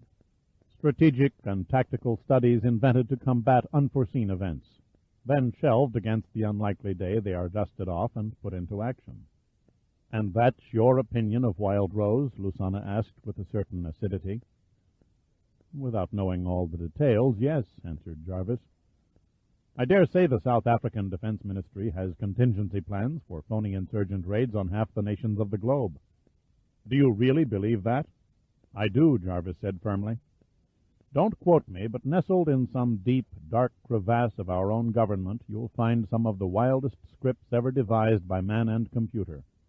Conspiracies to undermine every nation on the globe, including our Western friendlies. Measures to plant nuclear bombs in the ghettos in case of mass uprisings by minorities. Battle plots to counter invasions from Mexico and Canada. Not 1 in 10,000 will ever be utilized, but they're there, waiting, just in case. Insurance, said Daggett. Jarvis nodded. Insurance against the unthinkable. You mean that's all there is to it? Lusana exploded angrily. You're just going to write off Operation Wild Rose as an idiot's nightmare? I'm afraid you've taken this thing far too seriously, General. Jarvis sat unmoved by Lusana's outburst. You've got to face reality. As my grandfather was fond of saying, you've bought yourself a pig in a poke. I refuse to accept that, Lusana said stubbornly. Jarvis casually removed his glasses and inserted them in their case. You are, of course, free to ask for neutral opinions from other intelligence organizations, General, but I think I can safely say that Wild Rose will get pretty much the same reception wherever you present it. I demand you verify Duvall's intent to set the operation in motion, Lusana shouted. Controlling his rising anger, Jarvis rose, buttoned his jacket, and faced Daggett. Congressman, if you will excuse me, I must get back to my office. I understand, Daggett said. He came out from behind his desk and took Jarvis by the arm. Let me show you to the elevator. Jarvis nodded at Lusana, diplomatically forcing a friendly expression. General? Lusana stood trembling, his hands clenched tightly, saying nothing. He turned and stared out a window. As soon as they stepped into the elevator foyer, Daggett said to Jarvis, I apologize for the General's erratic behavior, but you must understand the tremendous strain he has shouldered these past months. And then there was the long flight from Mozambique last night. Jet lag has been known to make men testy. Jarvis arched an eyebrow. Or could it be he's suffering conscience pangs over his back-door entry? Daggett moistened dry lips. You know? Jarvis smiled amiably. Routine. Don't worry, Congressman. Our job is to keep tabs on men like the General. The NSA is not in the business of prosecuting civil violations. What immigration doesn't know in this case won't hurt them. A piece of advice, though. If I were you, I wouldn't let the General hang around Washington too long. Befriending a radical revolutionary might prove embarrassing to a man of your reputation. General Lusana is not a radical. Jarvis shrugged, unimpressed. That remains to be seen. The red downlight flashed above the elevator. Jarvis started to turn. "There is one more thing," said Daggett. "A favor." The elevator bell rang and the doors parted. The interior was empty. "If I can," Jarvis said, his eyes shifting from Daggett to his only means of escape. "Check out Operation Wild Rose." "I'm not asking for a maximum effort from your people," Daggett hastened to add. "Only a few probes that may or may not confirm its validity." The doors began to close. Jarvis held them open, 1 foot in, 1 foot still on the foyer floor. "I'll instigate an inquiry," he said. "But I warn you, Congressman, you may not like what we find." Then the doors clunked shut, and he was gone. It was 10 o'clock when Daggett came awake. He was in his office alone. His staff had long since left for home. He looked at his watch and figured he had dozed for nearly an hour. He rubbed his eyes and stretched as he vaguely heard the outer office door open and close. He didn't bother to look up, thinking it was the cleaning crew. It was only after he failed to tune in the familiar sounds of wastebaskets being emptied and vacuum cleaners humming that he became aware of a strange presence. Felicia Collins leaned languidly against the doorway, saying nothing, just staring at Daggett. A thought triggered in the back of his mind, and he rose and made an apologetic gesture. "I'm sorry. Time slipped away from me. I completely forgot our dinner date." "You're forgiven," she said. He reached for his coat. "You must be starved." By the fourth martini, all hunger pangs disappeared. She peered around the office.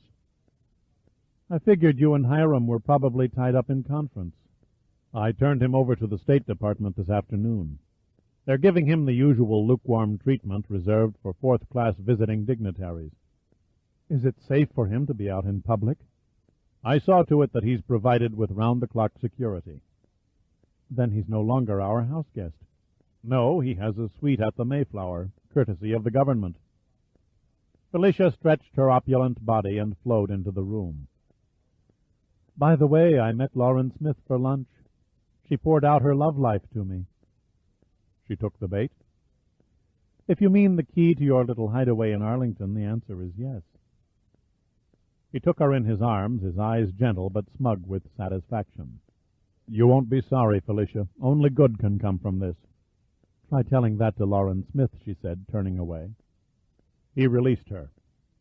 "Did she mention any names?" "I gather she's teasing Phil Sawyer into marriage while she's screwing some guy from Numa on the side." "Did she say who?" "His name is Dirk Pitt." Daggett's eyes widened. "You did say Dirk Pitt." Felicia nodded. Daggett's mind raced to make a connection, and then he had it. "Son of a bitch, it's perfect." "What are you talking about?"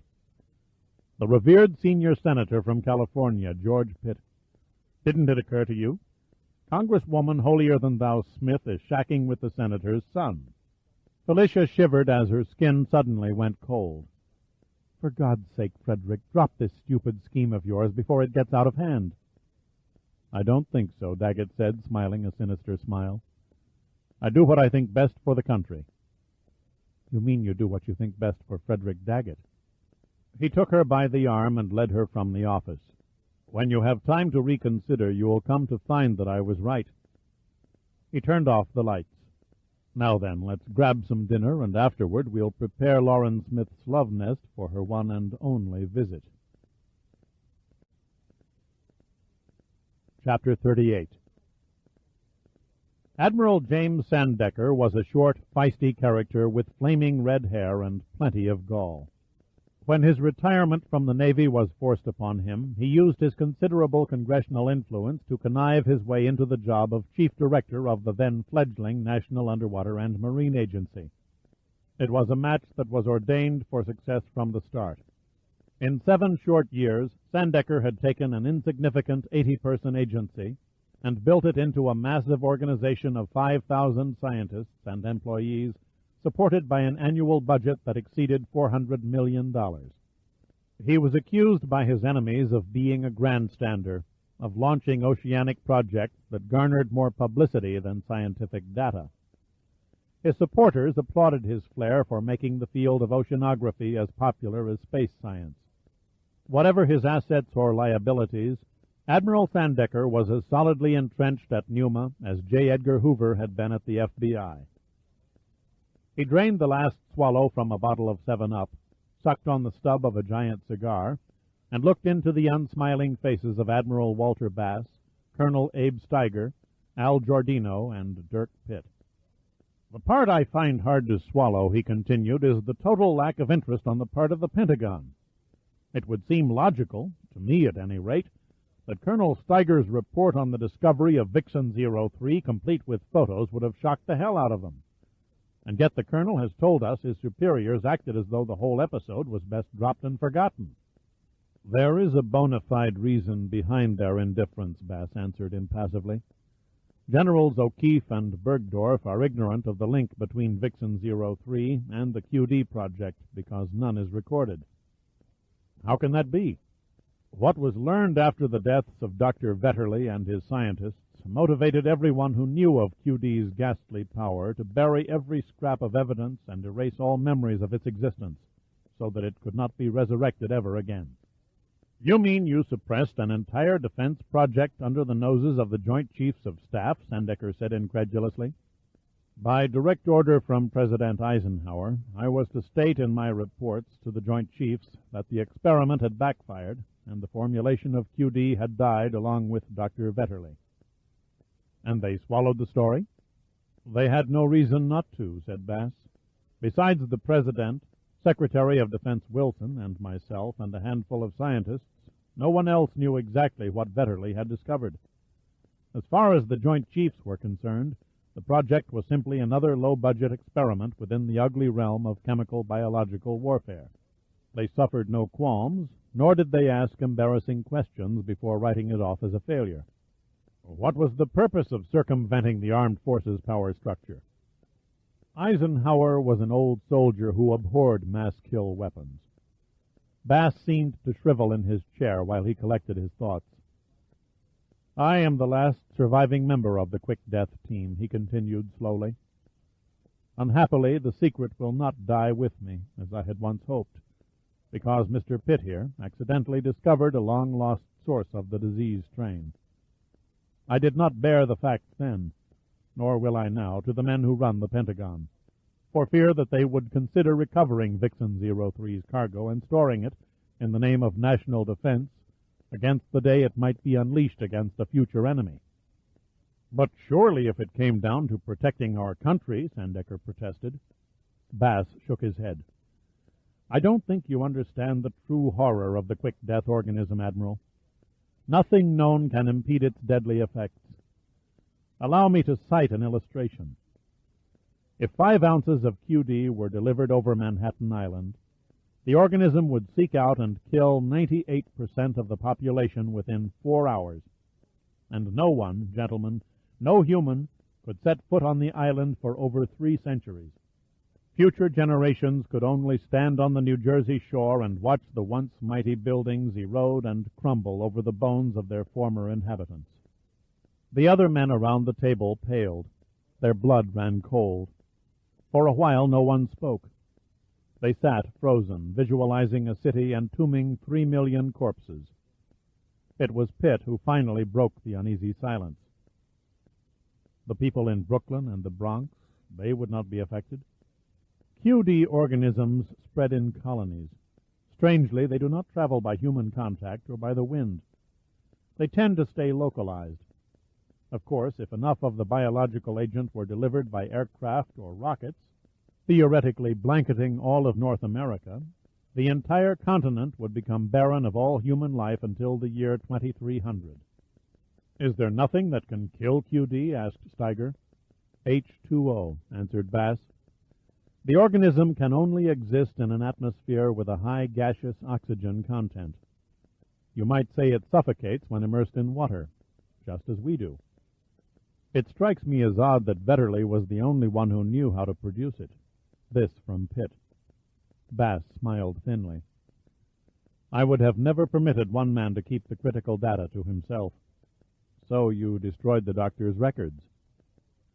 I also falsified all orders and paperwork I could lay my hands on that related to the project, which included, by the way, the original flight plan of Vixen 03. Steiger sat back and sighed with apparent relief. At least that's one part of the puzzle that won't bug me any longer. But surely the project left tracks, Sandecker said speculatively. Skeletons still lie on Rongolo Island, said Pitt. And what keeps unsuspecting fishermen or yachtsmen off its beaches? I'll answer your questions in reverse, said Bass. First, all nautical charts of that area designate Rongolo Island as a dumping ground for hydrogen cyanide. The shores are also ringed with buoys warning of danger.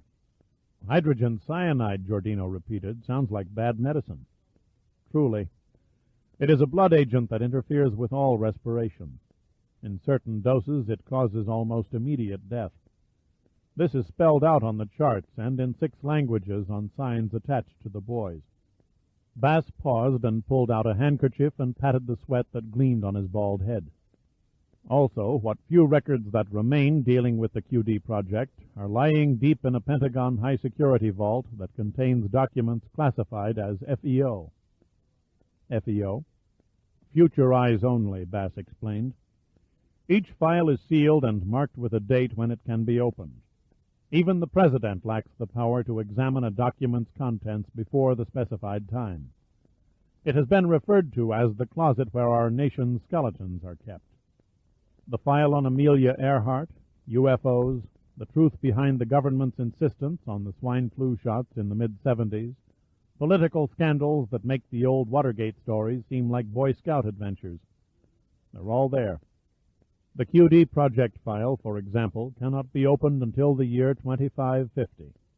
By then, President Eisenhower hoped, our descendants would fail to glean its true implications. The other men in the Pneuma conference room had never heard of the Future Eyes Only file, and they were astonished. I suppose the next obvious question, said Pitt, is why, Admiral, are you taking us into your confidence? I requested this meeting to clear the air on Vixen 03 because I find myself in the position of having to trust someone to recover the QD in the aircraft and destroy it.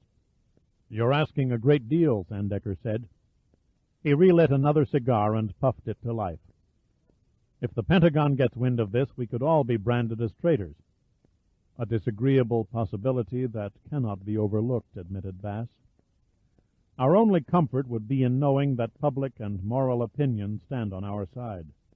Somehow I've never quite been able to picture myself as a savior to mankind, Giordino mumbled. Steiger looked steadily at Bass, perhaps seeing his Air Force career going up in smoke for the second time in as many weeks. I get the feeling your choice of accomplices is backed by mad logic, Admiral. Myself, for instance, where do I fit in with the recovery of Vixen 03? Bass's tight smile loosened. Believe it or not, Colonel, you're the critical man on the team. Your report alerted the Air Force to the existence of the aircraft. Fortunately, someone high in government found it inconvenient to pursue the matter further.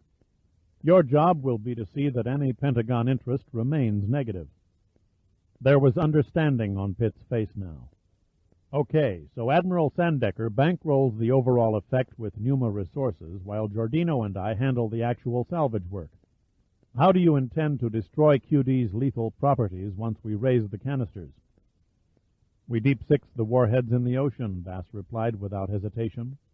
In time, as their exterior surface erodes, the water will neutralize the disease strain. Pitt turned to Sandecker and found himself saying, I can transfer Jack Folsom and his crew from the Shenago job and have them on site at Table Lake with all necessary equipment inside 48 hours. Admiral Sandecker was a realist. His choice was clear. He had known Bass well enough not to write off the old man as an alarmist. Every head angled toward the fiery little director of Pneuma. He seemed lost in the blue cigar smoke that curled to the ceiling. Then, at last, he nodded. "All right, gentlemen, we go." "Thank you, James," Bass said, obviously pleased. "I fully realize the gamble you're taking merely on the word of a rusty old sea dog." "I'd say those were pretty good odds," Sandecker replied. "A thought just occurred to me," Giordino cut in. "If water kills this QD stuff, why don't we simply leave it on the bottom of the lake?" Bass shook his head solemnly. "No, thank you. If you found it, so can someone else. It's far better we deposit it for eternity where no human will ever set eyes on it. I can only thank God the canisters have gone undiscovered all these years." "Which brings up another matter," Pitt said, noting the sudden, uneasy lowering of Giordino's and Steiger's eyes. Sandecker flicked an ash into an abalone shell tray. "What is that?" "According to the original flight plan, Vixen 03 departed Buckley Field with a crew of 4. Is that correct, Admiral Bass?" Bass's expression went quizzical. "Yes, there were 4. "Perhaps I should have brought this up sooner," Pitt said, "but I was afraid of complicating the issue at hand." "You're not the type to beat around the bush," Sandecker said impatiently. "What are you getting at?" "The 5th skeleton." "The 5th what?" "When I dove on the wreckage, I found the bones of a 5th man tied to the floor of the cargo section." Sandecker looked at Bass. "Have you any idea who he's talking about?" Bass sat like a man who had been slapped in the face. "A ground maintenance man," he murmured vacantly. "One must have somehow been left on board when the plane took off." "Won't wash," said Pitt. "Flesh was still evident. The remains haven't been immersed as long as the others." "You said the canisters were still sealed," replied Bass, snatching at threads. "Yes, sir, I saw no evidence of tampering," Pitt reassured him. "My God, my God!" Bass held his hands to his face. "Someone besides ourselves knows about the aircraft." "We can't be sure of that," said Steiger. Bass lowered his hands and stared at Pitt through glazed eyes. "Bring her up, Mr. Pitt. For the sake of humanity, bring up Vixen 03 from the bottom of that lake. And do it quickly." Pitt could not shake the feeling of dread as he left the meeting and passed through the main entrance of the Pneuma building. The Washington night was heavy with humidity, the stickiness adding to his depression. He walked across the deserted parking lot and opened the door to his car. He was halfway behind the wheel before he noticed a small figure on the passenger seat. Lauren was asleep. She was cuddled in a ball and lost to the world. She wore a Grecian-style green dress and calfskin boots under a long fur coat. Pitt leaned over and brushed the hair from her cheeks and gently shook her awake. Her eyes fluttered open and then locked on his. Her lips arched into a feline smile, and her face looked strangely pale and young. Fancy meeting you here." He leaned over and kissed her. "Are you crazy? A luscious creature all alone in an empty Washington parking lot? It's a miracle you weren't assaulted and gangbanged." She pushed him away and wrinkled her nose. "Ugh, you reek of stale cigars." "Blame that on being cooped up with Admiral Sandecker for 6 hours." He settled back and started the car. "How did you track me down?" "No great feat. I called your office to get your number in Savannah. Your secretary said you were already back in town, tied up in conference." "Whatever possessed you to stake out my car?" "I fought and lost an overwhelming urge to do something foolish and feminine." She kneaded the inside of his thigh. "Glad?" "I cannot tell a lie," he said, grinning. "You come as a welcome relief after the last 24 hours. "Welcome relief?" Lauren faked a pout. "You really know how to charm a girl with flattery." "We don't have much time," he said, turning serious. "I'm off again in the morning." "I figured as much. That's why I've planned a nice surprise." She snuggled closer, and her hand worked its way up his thigh. "I don't believe this," Pitt murmured in awe.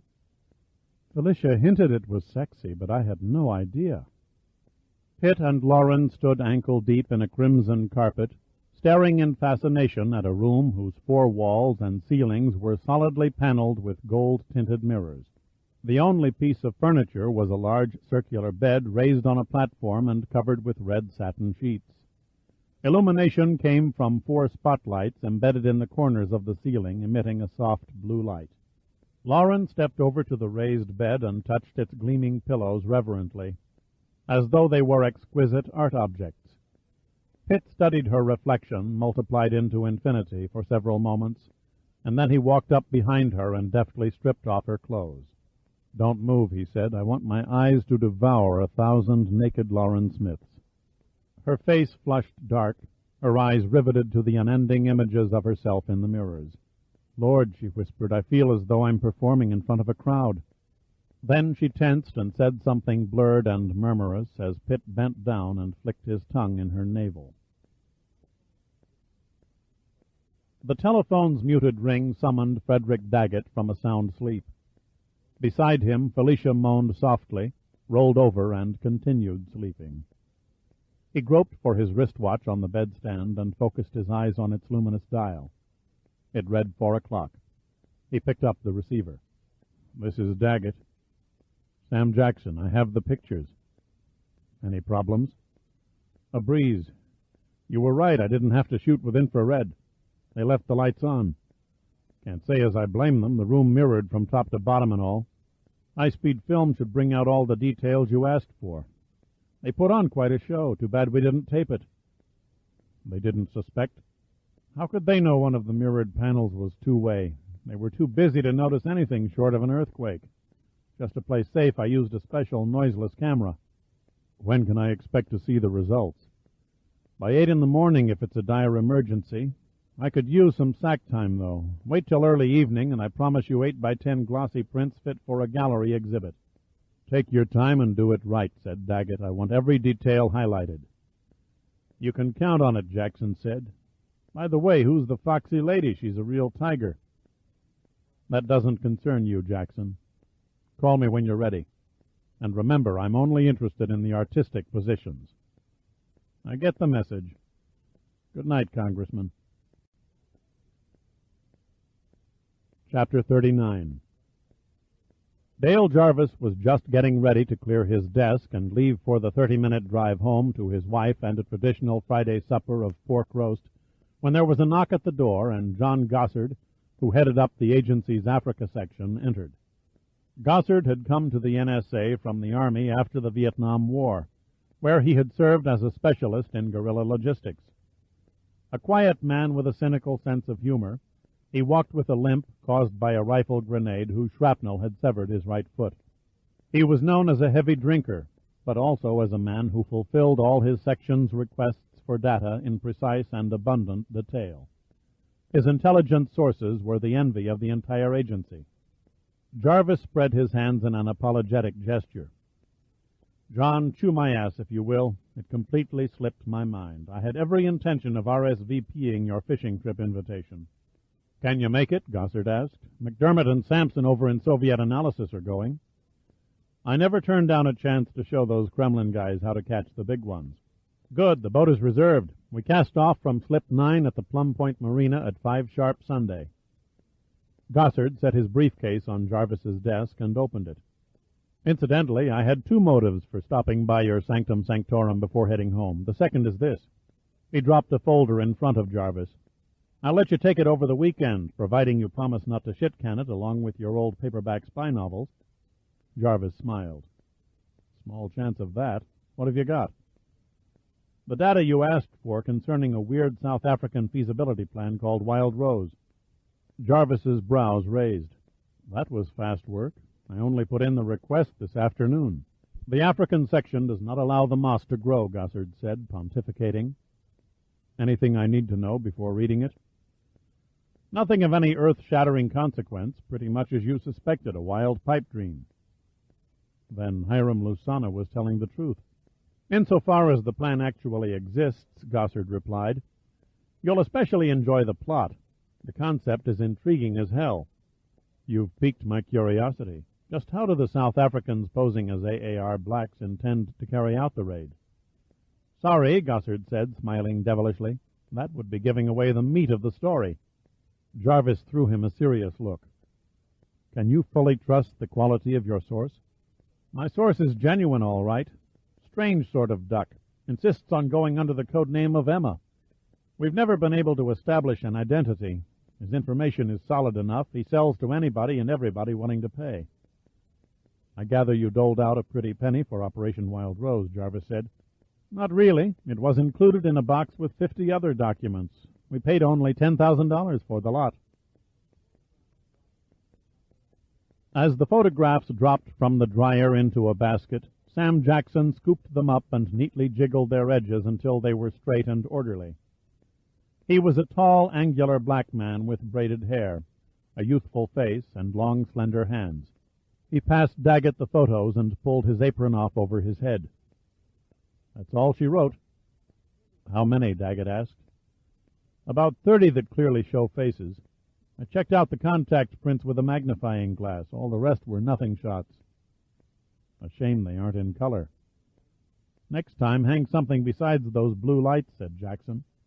They might hype a sexy gig, but they sure ain't got what it takes to make sharp color transparencies. Daggett carefully studied the 8x10 black and white prints. He went through them a second time. The third time, he sifted out 10 and put them inside a briefcase. The remaining 20 he handed to Jackson. Put these together with the negatives and contact prints in an envelope. You're taking them with you? I think it best if I alone am responsible for their safekeeping, don't you agree? It was clear Jackson did not. He threw Daggett an uneasy look. Hey, man, photographers aren't in the habit of giving up their negatives. You're not going to produce these for sale, are you? I don't mind shooting a private porno job for a good customer, but I'm not about to make a commercial living at it. Trouble with the fuzz I can do without. Daggett closed upon Jackson until their faces were only inches apart. I am not a man, he said coldly. I am United States Congressman Frederick Daggett. Do you get the message, brother? For a brief moment, Jackson glared back. Then, slowly, he lowered his eyes and stared at the chemical stains on the linoleum floor. Daggett held all the cards, bankrolled by his congressional powers. The photographer had no choice but to fold. Suit yourself, he said. Daggett nodded, and then, as if dismissing Jackson's objections completely, casually smiled. I'd appreciate it if you'd hurry things up. I have a lovely but anxious lady waiting in the car outside. She's the impatient type, if you know what I mean. Jackson slid the negatives, contact prints, and 8x10 glossies into a large manila envelope and handed it to Daggett. About my fee. Daggett flipped him a $100 bill. But we agreed on $500, Jackson said. Consider your labors an unselfish act on behalf of your country, Daggett said as he walked to the door. Then he turned. Oh, and one more thing. Just so you won't be inconvenienced by unforeseen problems in the future, it might be a good idea to forget this whole episode. It never happened. Jackson gave the only possible reply. Whatever you say, Congressman. Daggett nodded and left, closing the door quietly behind him. Turkey shit, son of a bitch, Jackson hissed through clenched teeth as he removed another set of the photographs from a cabinet drawer. You're gonna get yours. Dale Jarvis's wife was used to his habit of reading in bed. She kissed him good night, rolled into her customary fetal position, facing away from the beam of the lamp on his night table, and soon drifted asleep. Settling himself in, Jarvis arranged 2 pillows behind his back, bent the high-intensity light to the proper angle, and pulled his Ben Franklin specs low on his nose. He propped the folder lent him by John Gossard on his raised knees and began reading. As he turned the pages, he jotted notes on a small pad. At 2 o'clock in the morning, he closed the folder on Operation Wild Rose. He lay back and stared into nothingness for several minutes, considering whether to drop the folder back in Gossard's lap and forget about it, or have the outlandish plan investigated. He decided to compromise.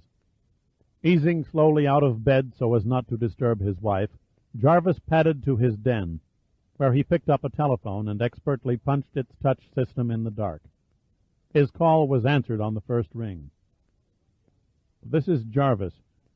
I want a rundown on the current status of all foreign and United States battleships. Yes, that's right, battleships. On my desk sometime tomorrow. Thank you. Good night. Then he returned to bed, kissed his wife lightly on the cheek, and turned out the lamp. Chapter 40. The House Foreign Affairs Subcommittee hearing on economic aid to African nations, chaired by Frederick Daggett, opened to a half-empty conference chamber and a platoon of board reporters. Daggett was flanked by Democrat Earl Hunt of Iowa and Republican Roscoe Myers of Oregon. Lauren Smith sat off by herself near one end of the table. The hearing stretched into the afternoon as representatives of several African governments made their pitch for monetary aid. It was 4 o'clock when Hiram Lusana took his turn and sat down before the subcommittee. The chamber was crowded now.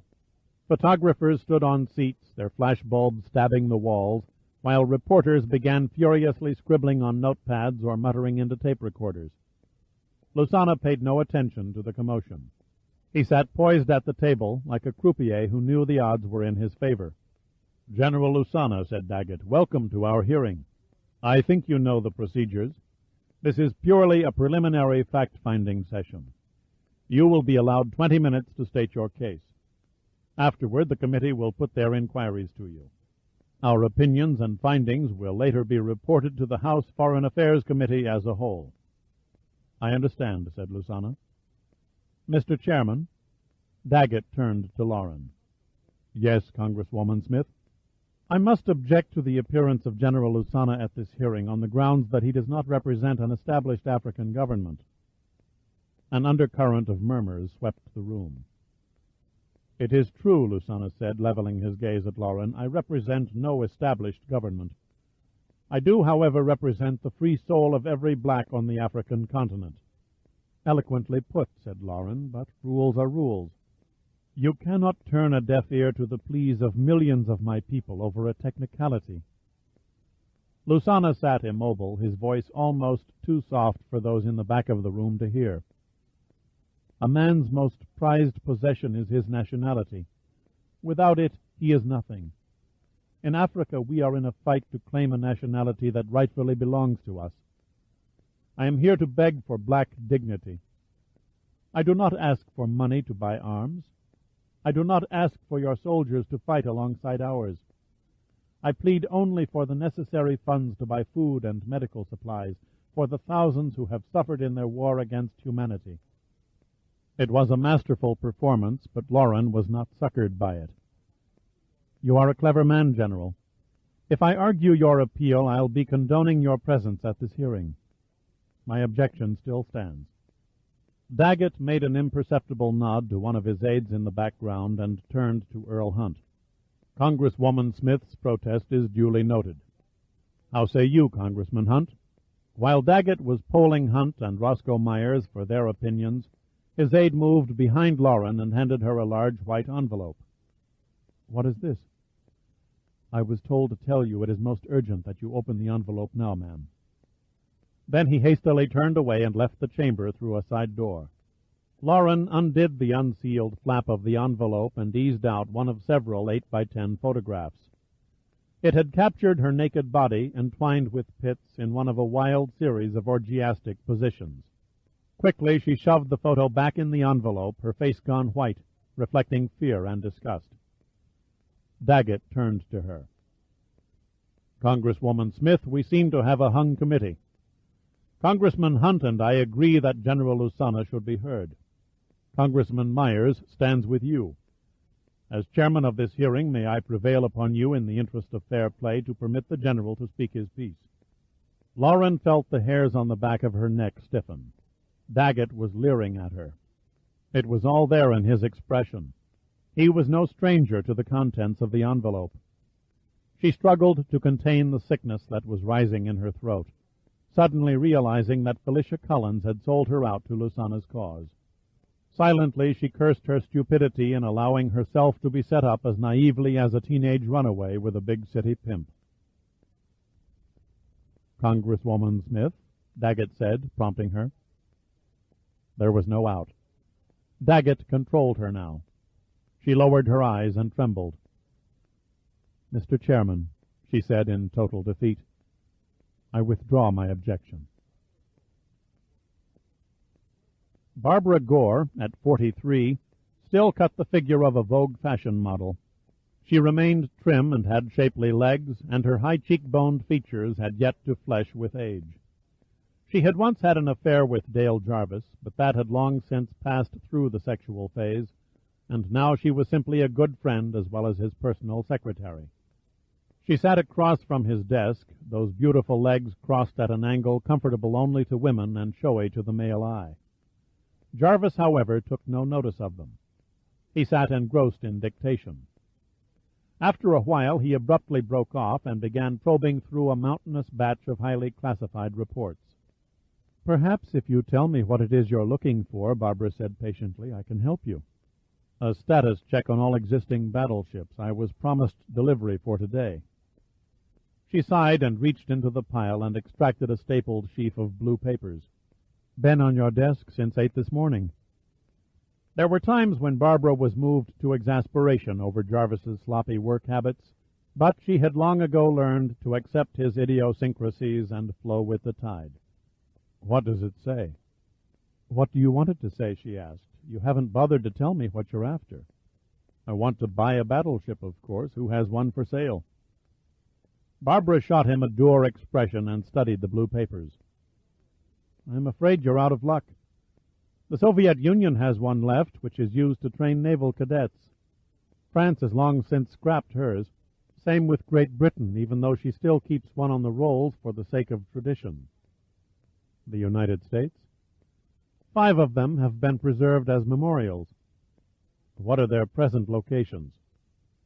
"They're enshrined in the states they were named after: North Carolina, Texas, Alabama, and Massachusetts." "You said 5. "The Missouri is maintained by the Navy in Bremerton, Washington. Oh, I almost forgot. The Arizona is still sentimentally kept on naval rolls as a commissioned ship." Jarvis put his hands behind his head and stared at the ceiling. "I seem to recall the battle wagons Wisconsin and Iowa were tied up at the Philadelphia Navy Yard a few years back." "Good memory," said Barbara. "According to the report, the Wisconsin went to the shipbreakers in 1984. "And the Iowa?" "Sold for scrap." Jarvis rose and walked to the window. He looked out, hands in pockets, for several moments. Then he said, "The Wild Rose folder." As if reading his thoughts, Barbara pointed to its cover. "I have it." "Send it over to John Gossard in the Africa section and tell him the operation made damn fine reading." "Is that all?" At the same moment, a small double-ender whaleboat dropped anchor 100 yards off Walnut Point, Virginia, and swung slowly around until its bow split the incoming tide. Patrick Fox unfolded a worn old deck chair and erected it on the narrow stern deck, barely fitting the ends between the bulwarks.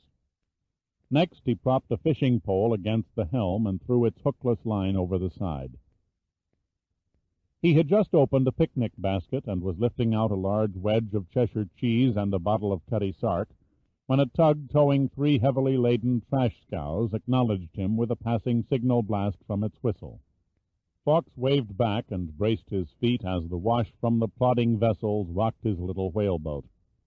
Fox noted the time of the tug's passing in a notebook. The battered deck chair creaked in protest as he lowered his huge body onto its cushioned slats. Then he ate a cut of the Cheshire and took a swig from the bottle. Every commercial ship or pleasure boat that passed by the seemingly drowsing fisherman was sketched into the notebook. The time of their appearance, heading, and speed were also recorded. One sighting interested Fox more than most. He kept a pair of binoculars trained on a Navy missile destroyer until it disappeared beyond the land point, carefully observing the empty missile mounts and the relaxed attitude of the deck crew. Toward late evening, a light shower began to splatter against the scarred and paint-cracked deck.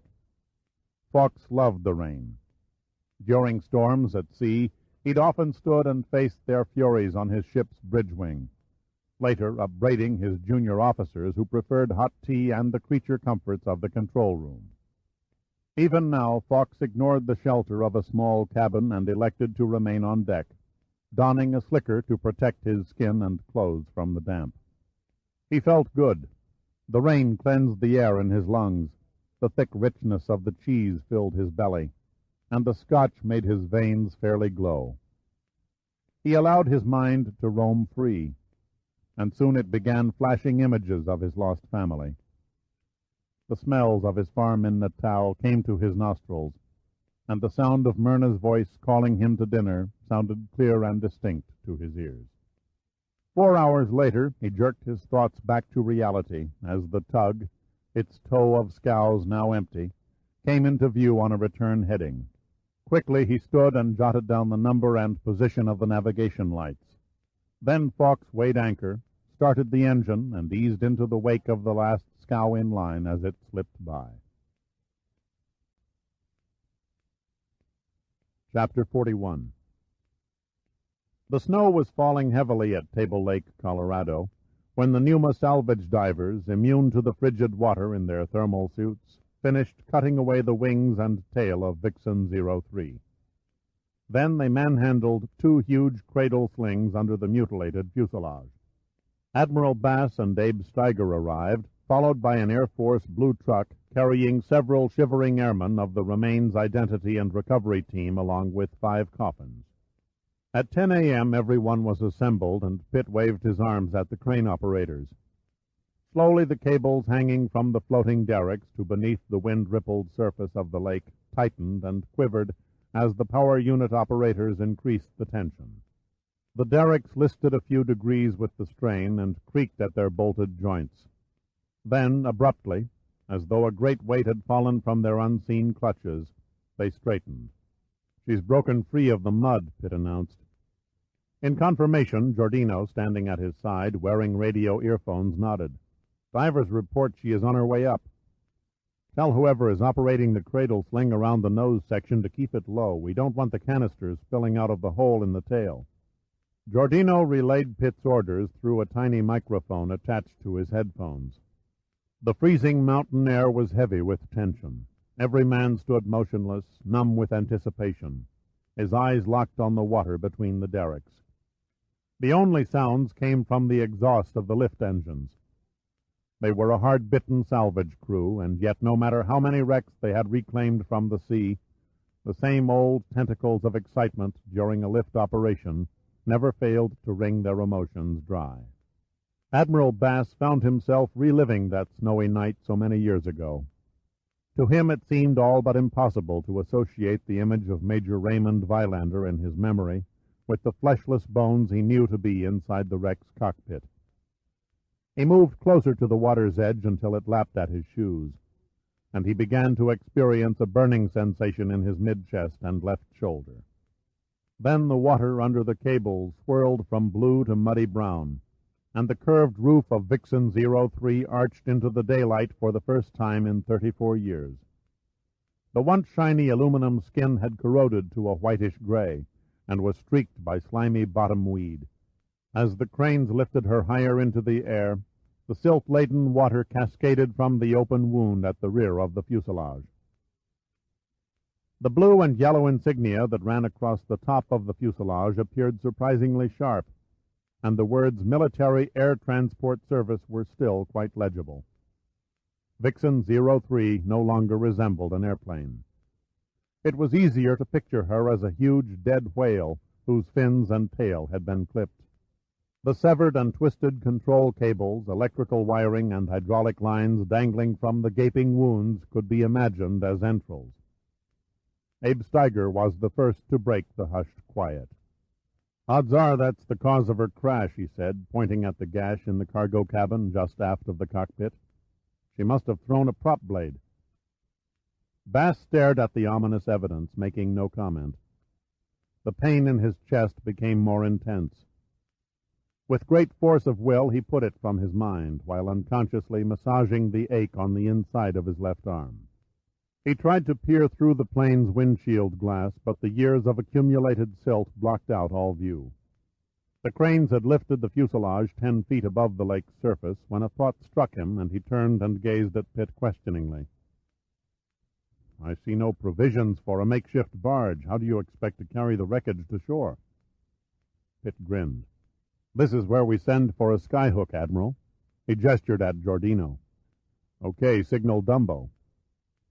Within 2 minutes, like some great pterodactyl flushed from its Mesozoic nest, an ungainly structured helicopter soared over the treetops, its 2 big rotors pounding the thin mountain air with peculiar-sounding thumps. The pilot hovered the giant helicopter above the moored cranes. 2 hooks gradually unreeled from the gaping belly and were rapidly attached to the hoist cradles by the derrick crews. Then the pilot took up the strain of the full weight, and the connectors from the crane cables slackened and were released. The Dumbo clawed at the air, its turbines struggling under the massive load. Very tenderly, as if maneuvering a cargo of fragile crystal, the pilot eased Vixen 03 toward shore. Pitt and the others turned their backs as a cloud of spray, kicked up by the rotor blades, swirled in from the lake. Giordino, ignoring the gusting wetness, moved to where the pilot could plainly see him, motioning with his hands while directing the lowering operation over the earphone transmitter. 5 minutes was all it took for the Dumbo to release its load and disappear again over the trees.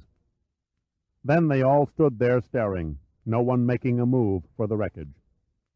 Steiger murmured a command to his Air Force detail, and they smartly marched to the truck and began unloading the coffins, setting them on the ground in an orderly row.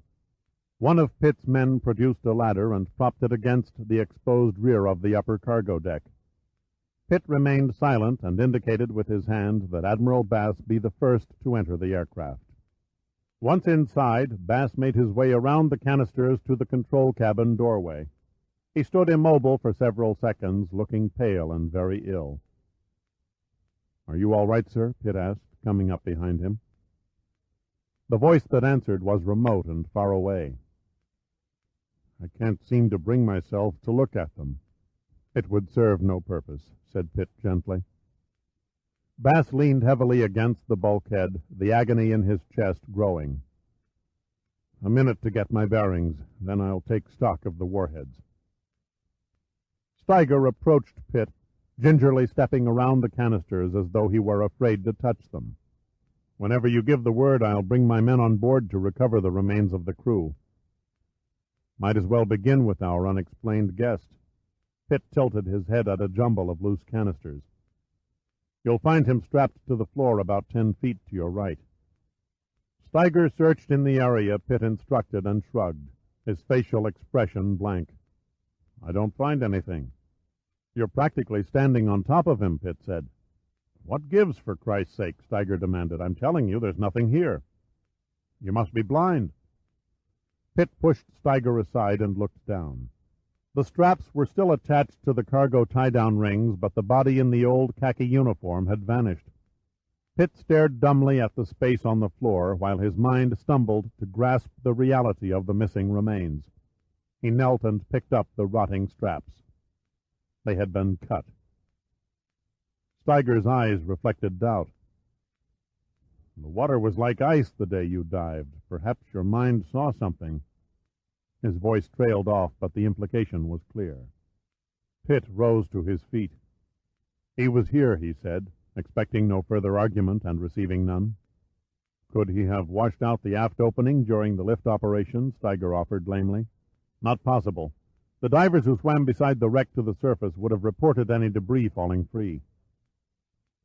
Steiger started to say something, but suddenly his eyes turned uncomprehending at a strangled, gasping sound that emitted from the forward end of the compartment. "What in God's name is that?" Pitt wasted no time in answering. He knew. He found Admiral Bass lying on the wet floor, fighting for breath, his skin bathed in cold sweat. The unbearable severity of the pain contorted his face into a tormented mask. "His heart!" Pitt called out to Steiger. "Find Giordino and tell him to get that helicopter back here." Pitt began tearing the clothing away from the Admiral's neck and chest. Bass reached up and grasped Pitt's wrist. The warheads," he rasped. "Rest easy. We'll soon have you on your way to a hospital." "The warheads," Bass repeated. "All safe in their canisters," Pitt reassured him. No, you don't understand." His voice was a hoarse whisper now. "The canisters. I counted them. 28. Bass's words were becoming barely audible, and Pitt had to place his ear at the tremoring lips. Giordino rushed up, carrying several blankets. "Steiger gave me the word," he said tensely. "How is he?" "Still hanging in there," Pitt said. He released the vice-like grip from his wrist and gently squeezed Bass's hand. "I'll see to it, Admiral. That's a promise." Bass blinked his dulled eyes and nodded in understanding. Pitt and Giordino had covered him and cushioned his head with the blankets when Steiger reappeared, followed by 2 airmen carrying a stretcher. Only then did Pitt rise to his feet and step aside. The helicopter had already returned and landed when they carried the still conscious Bass from Vixen 03. Steiger took Pitt's arm. "What was he trying to tell you?" "His inventory of the warhead canisters," Pitt answered. "He counted 28. "I pray the old guy makes it," Steiger said. "At least he had the satisfaction of knowing the monstrosities were retrieved. Now all that's left is to dump them in the ocean. End of horror story." "No, I'm afraid it's only the beginning." "You're talking in riddles." According to Admiral Bass, Vixen 03 did not depart Buckley Field carrying 28 warheads filled with the quick death agent. Steiger sensed an icy dread in Pitt's tone. "But his inventory, the count came to 28. "He should have tallied 36, Pitt said ominously. 8 warheads are missing.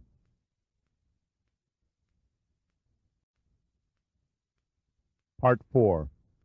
No Return Ticket. Chapter 42. Washington, D.C., December 1988.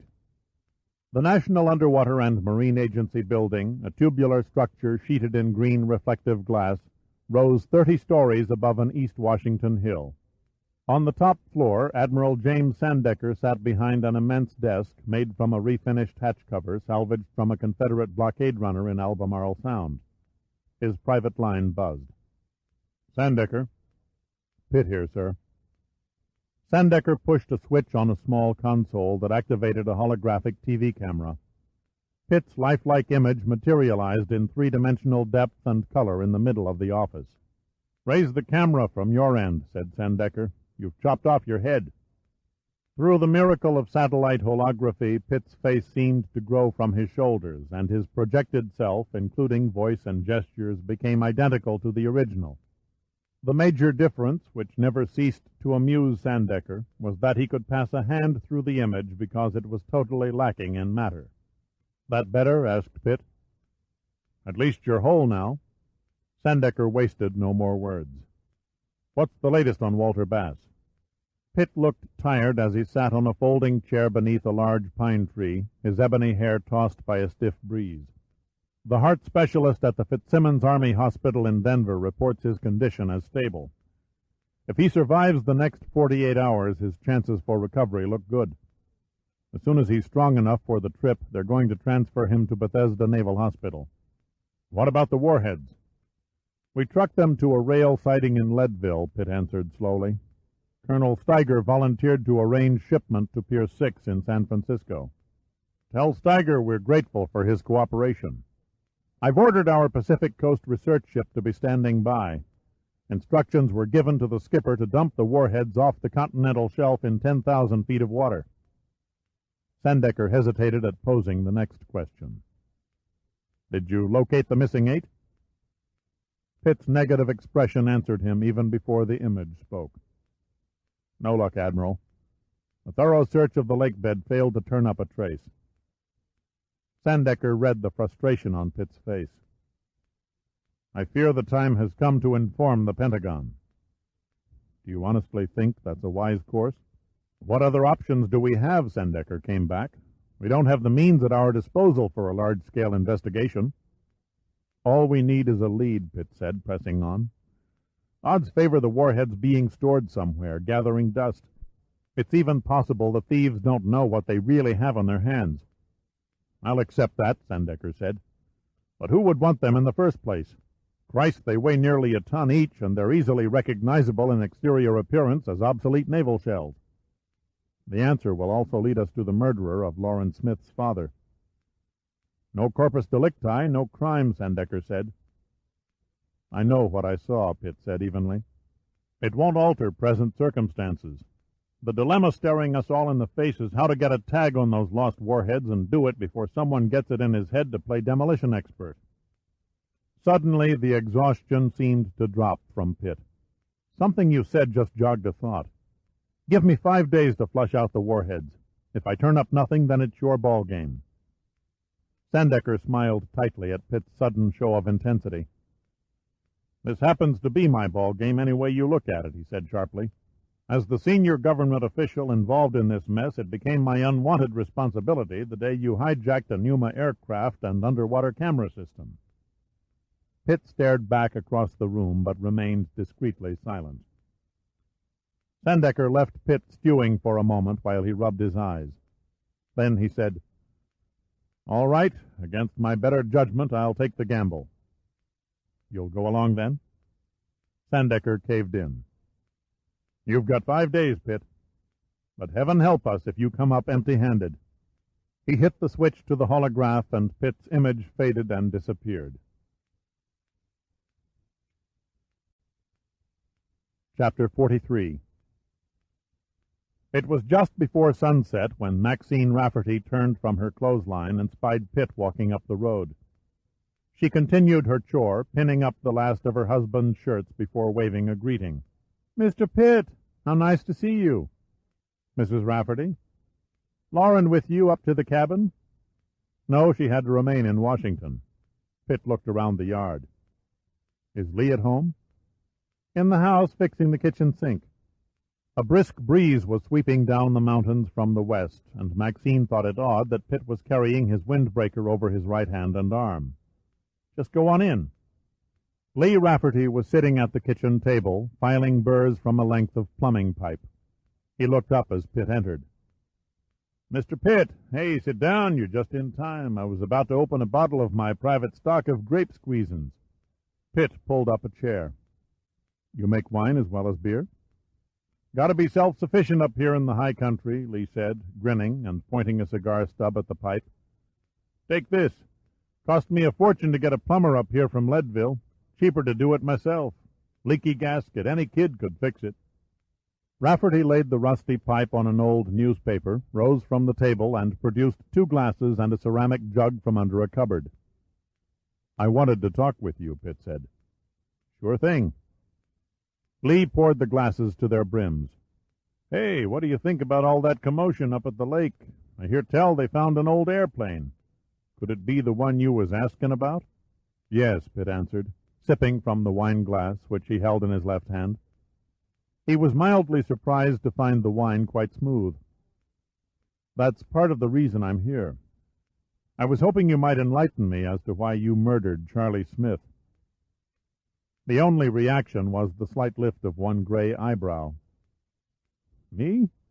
Murder old Charlie? What on earth are you talking about? A falling out of partners who thought they'd discovered a pot of gold deep in a mountain lake. He stared at Pitt and tilted his head questioningly. You're talking like a crazy man.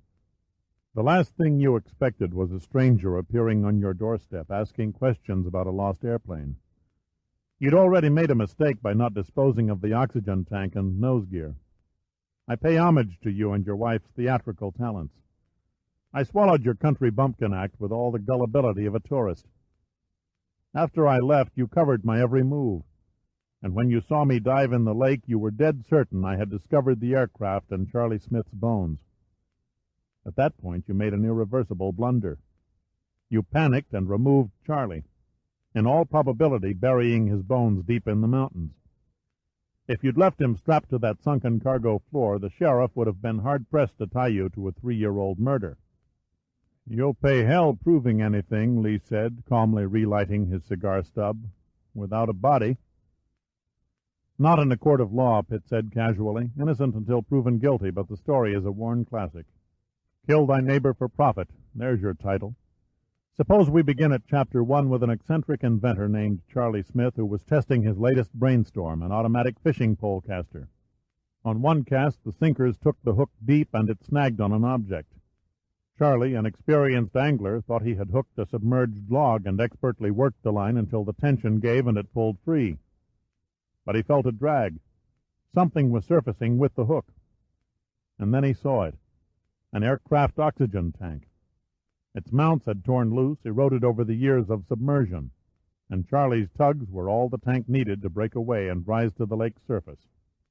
The practical course would have been to call the sheriff. Unluckily for Charlie, he was the curious sort. He had to prove to himself there was a plane down there, so he scrounged a rope and grappling iron and began dragging the lake bottom. On one pass he must have caught and yanked up the shattered nose gear, which must have broken out of its housing. Suspicions confirmed, Charlie then became greedy and sniffed the sweet smell of treasure. So instead of playing honest John Citizen and reporting his discovery, he headed straight for Lee Rafferty. Why would Charlie come to me? A retired Navy man, a deep-water diver, you were made to order. I venture to guess the diving equipment and air compressor you and Charlie scrounged are sitting in your garage right now. 140-foot dive must have been child's play for a man of your experience wearing hard-hat gear. The strange cargo in the aircraft stirred the juices of your imagination. What did you expect to find inside the canisters? Old atomic bombs, perhaps? I can only envision the back-breaking work it took for two men nearing 70 to dive in frigid waters and wrench weights of 2,000 pounds from the lake depths to shore. I give you both credit for guts. I can only hope I'm in half the physical shape when I reach your age. Not so tough. Lee smiled. He seemed to have no fear of Pitt at all.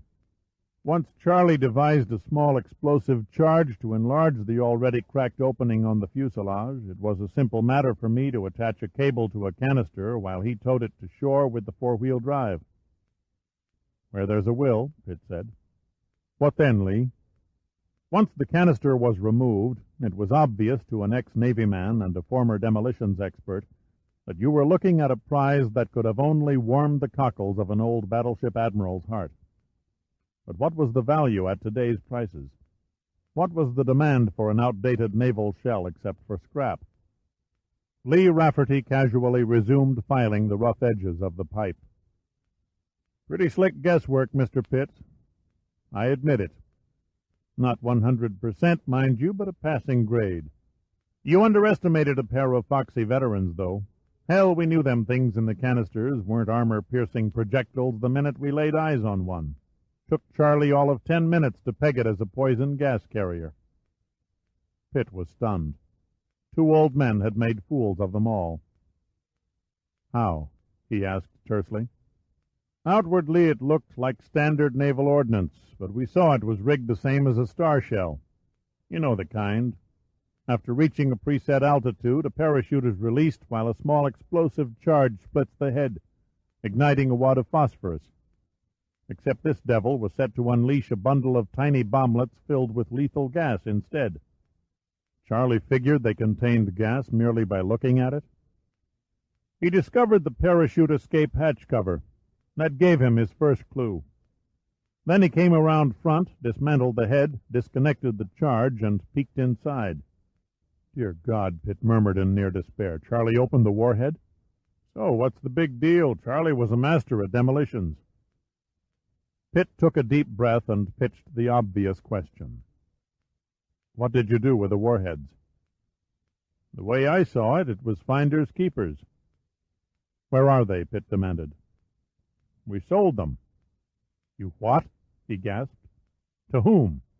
The Phalanx Arms Corporation in Newark, New Jersey. They buy and sell weapons on an international front. I contacted the vice president, a screwy sort of duck. Looks more like a hardware peddler than a death merchant. Name's Orville Mapes.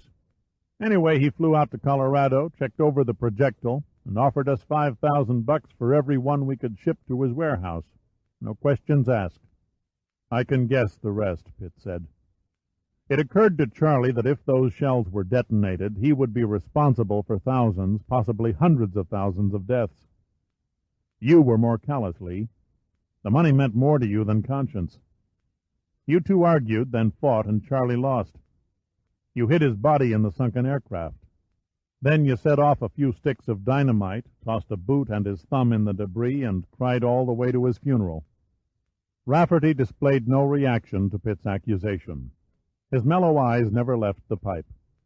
His hand slowly, placidly filed away at the threaded ends. He was far too nonchalant, Pitt thought. Rafferty wasn't acting like a man about to be turned in for murder. The look of a cornered rat was nowhere apparent. "Ashamed Charlie didn't see things my way." Rafferty shrugged almost sadly. "Contrary to what you may think, Mr. Pitt, I am not a greedy man. I did not attempt to sell off the projectiles in one swoop. You might say I looked upon them as a sort of savings account. When Max and I needed a few dollars, I'd make a one-at-a-time withdrawal, you might say, and call Mapes. He'd send a truck to pick up the merchandise and pay me in cash. A clean-cut, non-taxable transaction." "I'd like to hear how you murdered Charlie Smith." "Sorry to disappoint you, Mr. Pitt, but I don't have it in me to take a human life." Rafferty leaned forward, and his wrinkled face seemed to leer. "Max is the stronger one. She handles the killing. Shot old Charlie in the heart as neat as can be." "Maxine." The shock that swelled within Pitt did not come so much from the sudden disclosure as it did from the realization that he had committed a sad mistake. "Throw a dime in the air at 20 paces and Max will make change," Rafferty continued, nodding over Pitt's shoulder.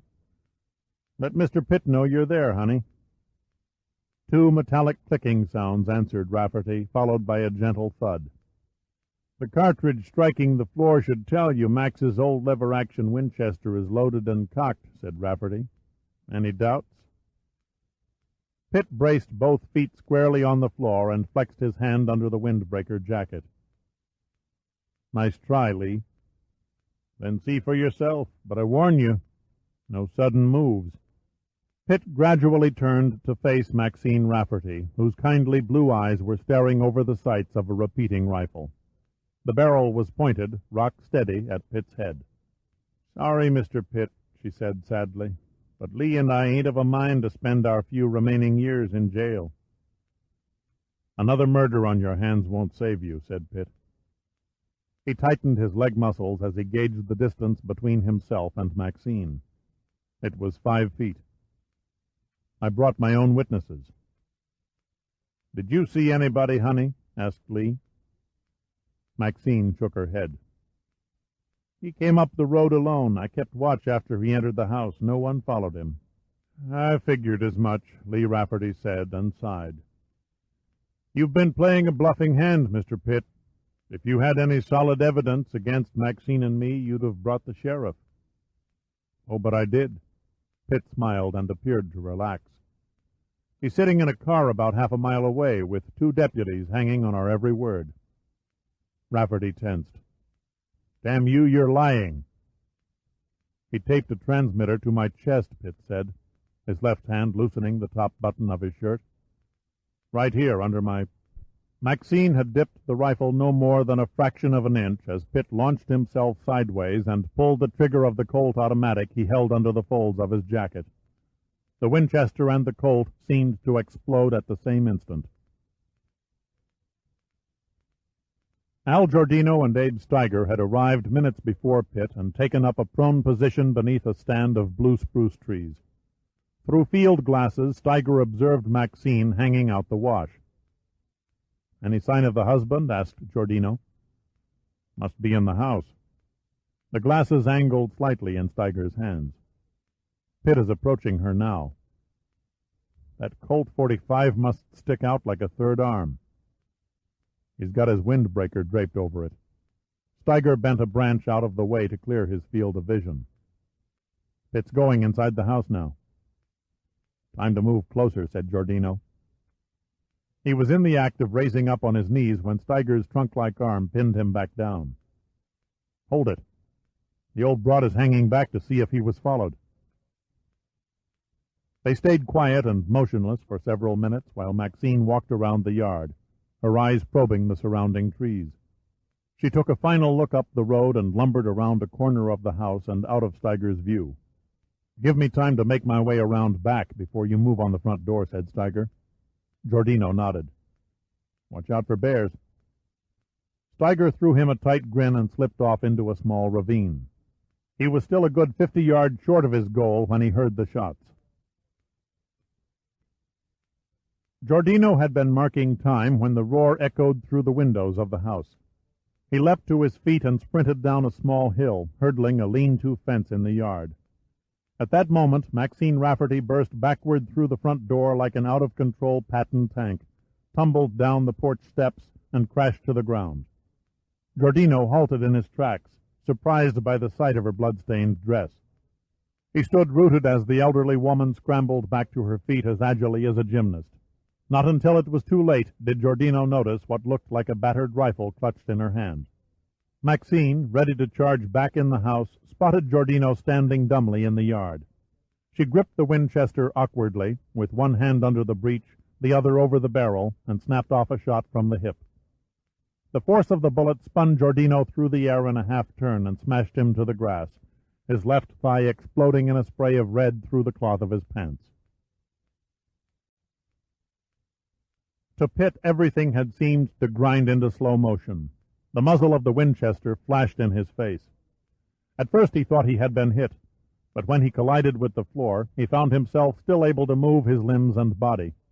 Maxine's shot had nicked his ear, while his bullet smashed the stock on her Winchester, ricocheting into an antique kerosene lamp, shattering its glass shade.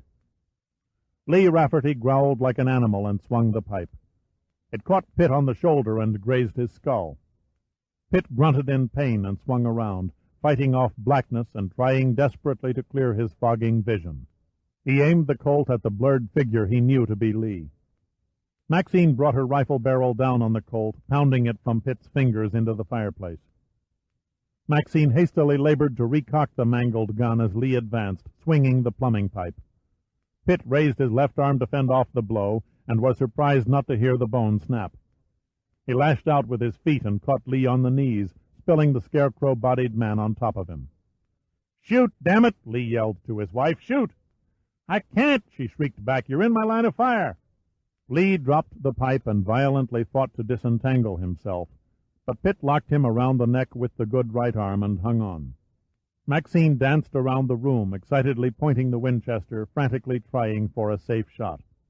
Pitt held on and kept Lee turned in front as a shield while struggling to regain his feet. Then Lee abruptly twisted, kneed Pitt in the groin, and broke free. Through the burning haze of agony, Pitt managed to grab the kerosene lamp and hurl it at Maxine, catching her across the chest. She screamed as the glass splintered into fragments, slicing her dress and penetrating one immense sagging breast. Then Pitt thrust his weight upward and charged, hitting her harder than he had ever hit anyone in his life. For a woman of advanced age, Maxine was hard, but she was no match against Pitt's brutal onslaught. She soared backward with such force that she flew through the front door of the house and vanished. "You bastard!" Lee screamed.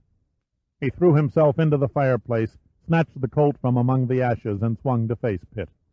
A window suddenly disintegrated, and Abe Steiger tumbled into the kitchen, collapsing the table beneath him.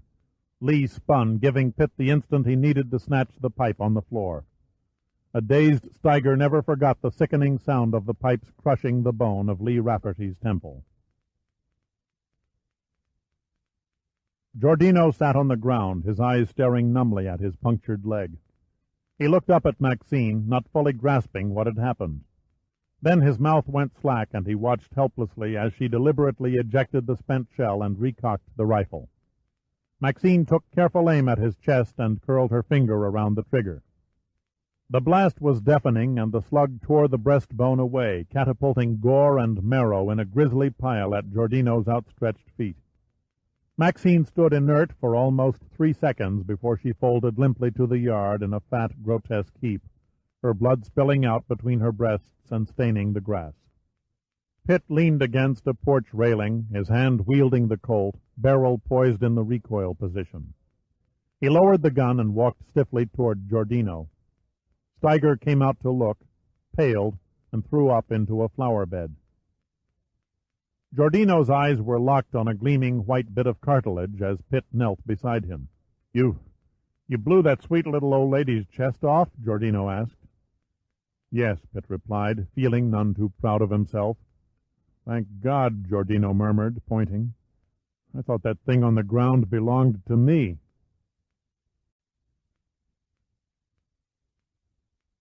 Chapter 44. "You fool!" Thomas Machita shouted across the desk. "You bloody fool!"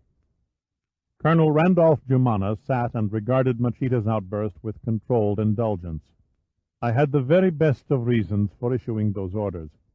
Who gave you the authority to attack that village and slaughter fellow blacks?" "You overlook basic facts, Major." Jumana removed a pair of horn-rimmed reading glasses and stroked one side of his flattened nose. "During General Lusana's absence, I am in command of the AAR. I am simply carrying out his directives." "By switching attacks from military targets to civilian villages," Machita snapped angrily. "By terrorizing our brothers and sisters whose only crime is working as underpaid civil servants for the South Africans?" "The strategy, Major, is to drive a wedge between the whites and the blacks. Any of our people who hire out to the government must be labeled as traitors." "Black members of the defense forces, yes," Machita argued. "But you can't gain support by indiscriminately murdering school teachers, mailmen, and road laborers." Jumana's face went cold and impersonal. "If killing 100 children would advance our ultimate victory over the whites by 1 hour, I would not hesitate to give the order for execution." Machita was swept by a wave of abhorrence. "You're talking butchery." "There is an old Western world saying," Jumana said flatly, "the end justifies the means." Machita stared at the obese colonel, and his flesh crawled. "When General Lusana hears of this, he will expel you from the AAR." Jumana smiled. "Too late. My campaign to spread fear and havoc throughout South Africa is irreversible." Jumana managed to look even more sinister. "General Lusana is an outsider. He will never be fully accepted by the tribes of the interior, nor by the black leaders of the cities as one of their own. I guarantee he will never sit in the Prime Minister's office in Cape Town." "You're talking treason." "On the other hand," Jumana continued, "you were born in Liberia before your parents immigrated to the United States. Your skin is as black as mine. Your blood has not been fouled by mixed sexual intercourse with whites, as have most American blacks. It might not be a bad idea, Machita, for you to consider a change of allegiance." Machita replied coldly, "You swore the same oath as I when we enlisted in the AAR, to uphold the principles set down by Hiram Lusana. What you're proposing sickens me. I want no part of it. Rest assured, Colonel, your treachery will be exposed to General Lusana within the hour." Without another word, Machita turned and stormed from Jumana's office, slamming the door with a loud crack. Seconds later, Jumana's aide knocked and entered. "The Major seems upset." "A small difference of opinion," said Jumana without emotion. "A shame his motives are misdirected." He motioned outside. "Quickly, take 2 of my bodyguards and go to the communications wing. You should find Major Machita about to transmit a message to the General in Washington. Stop the transmission and arrest him." "Arrest the Major?" The aide was astonished. "On what charge?" Jumana thought a moment. "Passing secrets to the enemy. That should be sufficient to lock him in a basement cell until he can be tried and shot." Hiram Lusana stood in the entrance to the House of Representatives library and searched until he spied Frederick Daggett. The congressman was sitting at a long mahogany table, taking notes from a large leather-bound book. "I hope I'm not interrupting," said Lusana, "but your message sounded urgent, and your secretary said I might find you here." "Sit down," Daggett said, with no sign of friendliness. Lusana pulled up a chair and waited.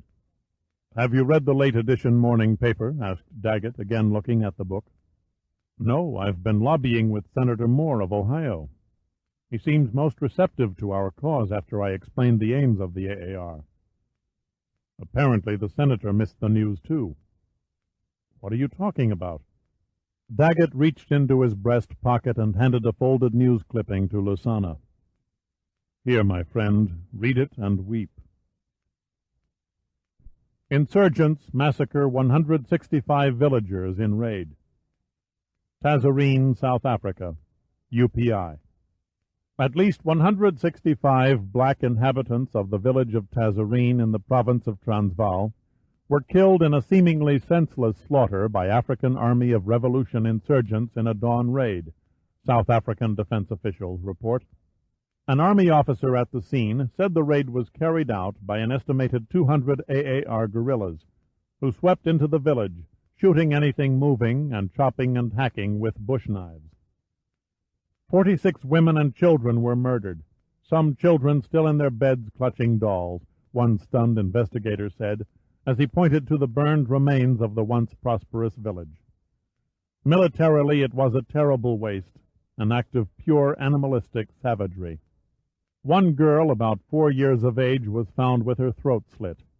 Pregnant women were found with large bruises on their abdomens, indicating they had been stomped to death. Defense Ministry officials were hard-pressed to speculate on what provoked the attack. All the victims were civilians. The nearest military installation is 12 miles away. Until now, the African Army of Revolution, led by American expatriate Hiram Jones, who now called himself Hiram Lusana, has fought a strictly military war, attacking only South African defense forces and facilities. Barbaric assaults by other insurgent groups have been commonplace along South Africa's northern borders. Defense leaders find this new pattern most puzzling.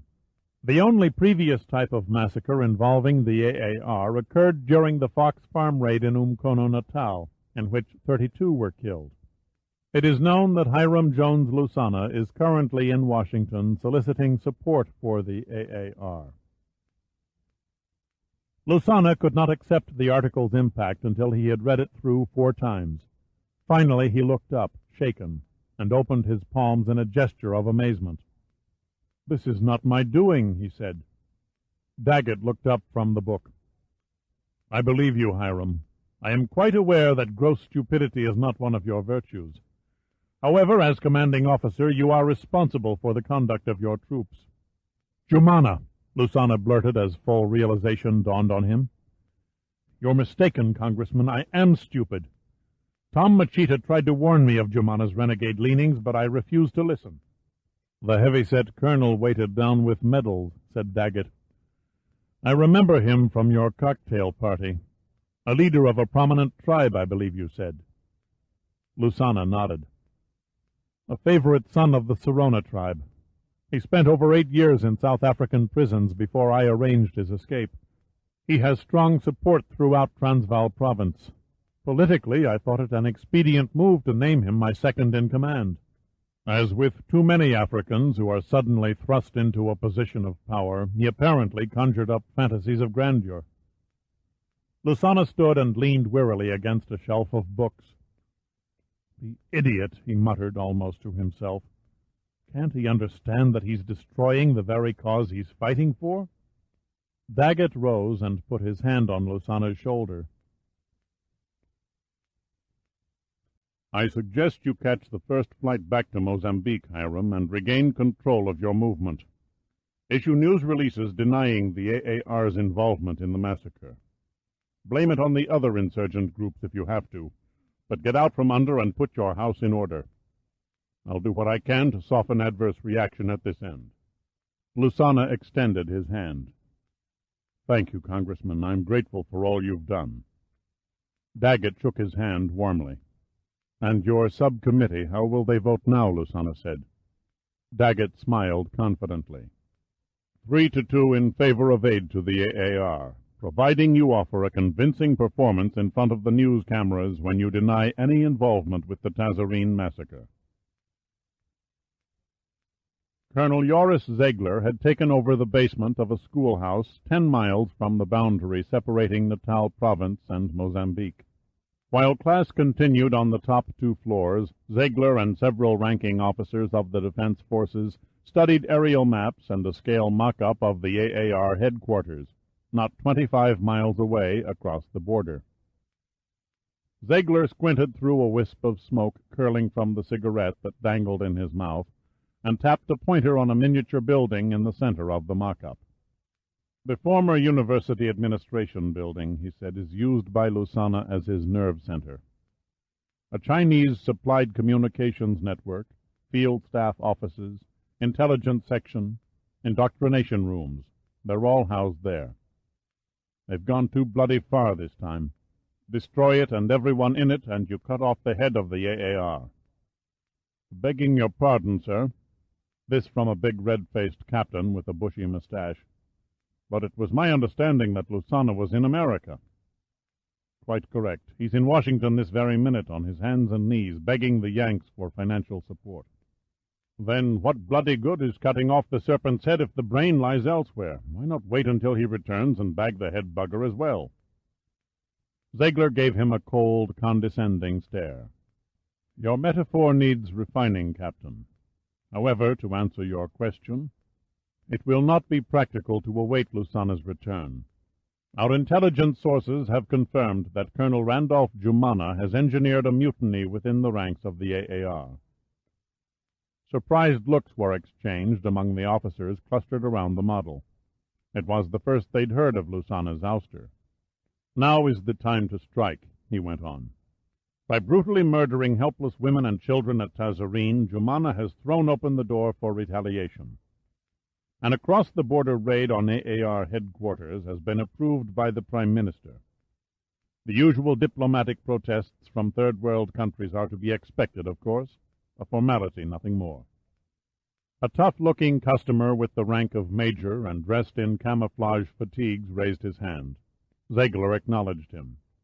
Your intelligence report also mentions the presence of Vietnamese advisors and possibly a few Chinese observers. Surely our government will suffer repercussions if we snuff the bastards. Accidents happen, Ziegler said. If a foreign national by chance stumbles into your line of fire, do not lose sleep if a stray bullet sends him straight away to Buddhaland. They have no business being in Africa. Defense Minister Deval is aware of the likelihood and has consented to let that particular problem rest on his shoulders. Ziegler turned his attention back to the mock-up. Now, gentlemen, for the final phase of the attack. We have decided to take a page from the AAR handbook on the policing of a battlefield. He smiled without humor. Except we intend to go them one better. Thomas Machita shivered in his cell. He couldn't remember when he had felt so cold.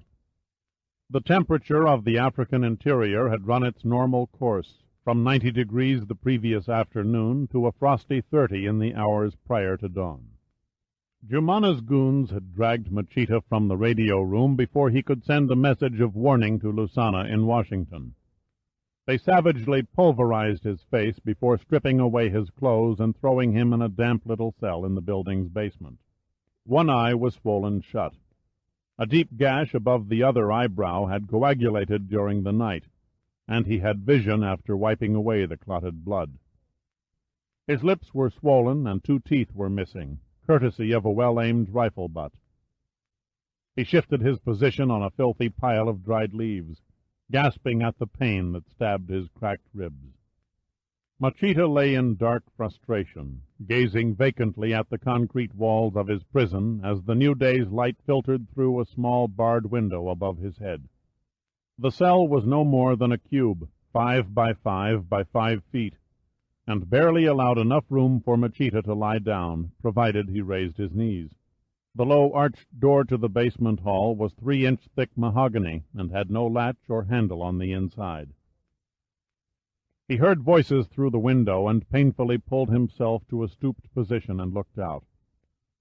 The window faced the camp's parade ground at eye level. Elite commando sections were lining up for roll call and inspection. Across the way, mess hall roof vents emitted shimmering waves of heat as the cooks stoked their stoves to life.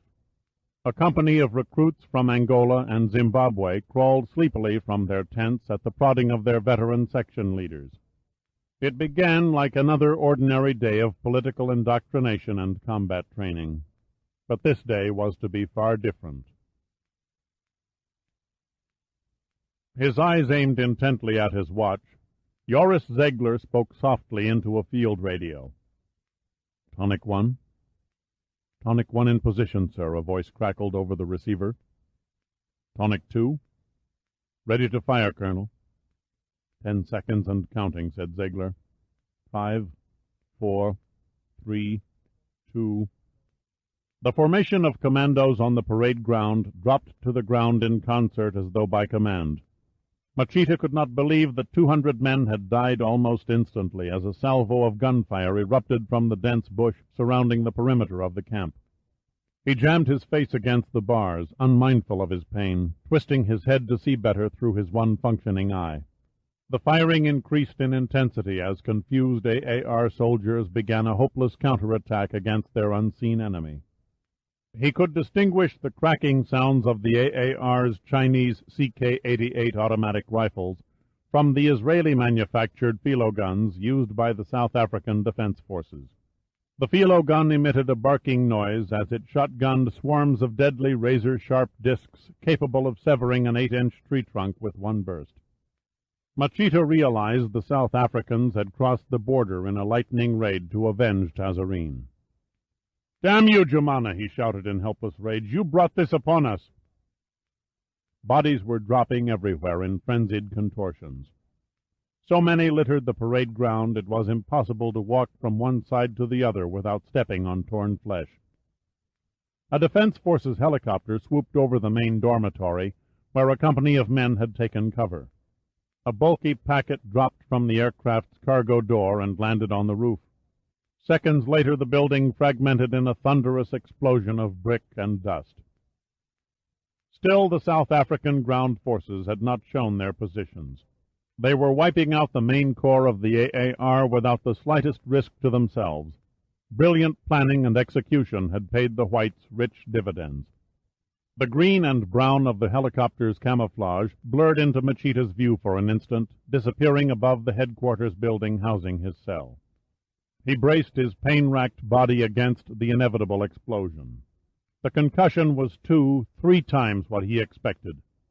The breath was pounded from his lungs as if by a jackhammer. Then the ceiling of his cell closed down on him, and his tiny world went black. "They're coming in now, sir," said a sergeant, saluting smartly. Peter Duval acknowledged the message with a methodical wave of his swagger stick.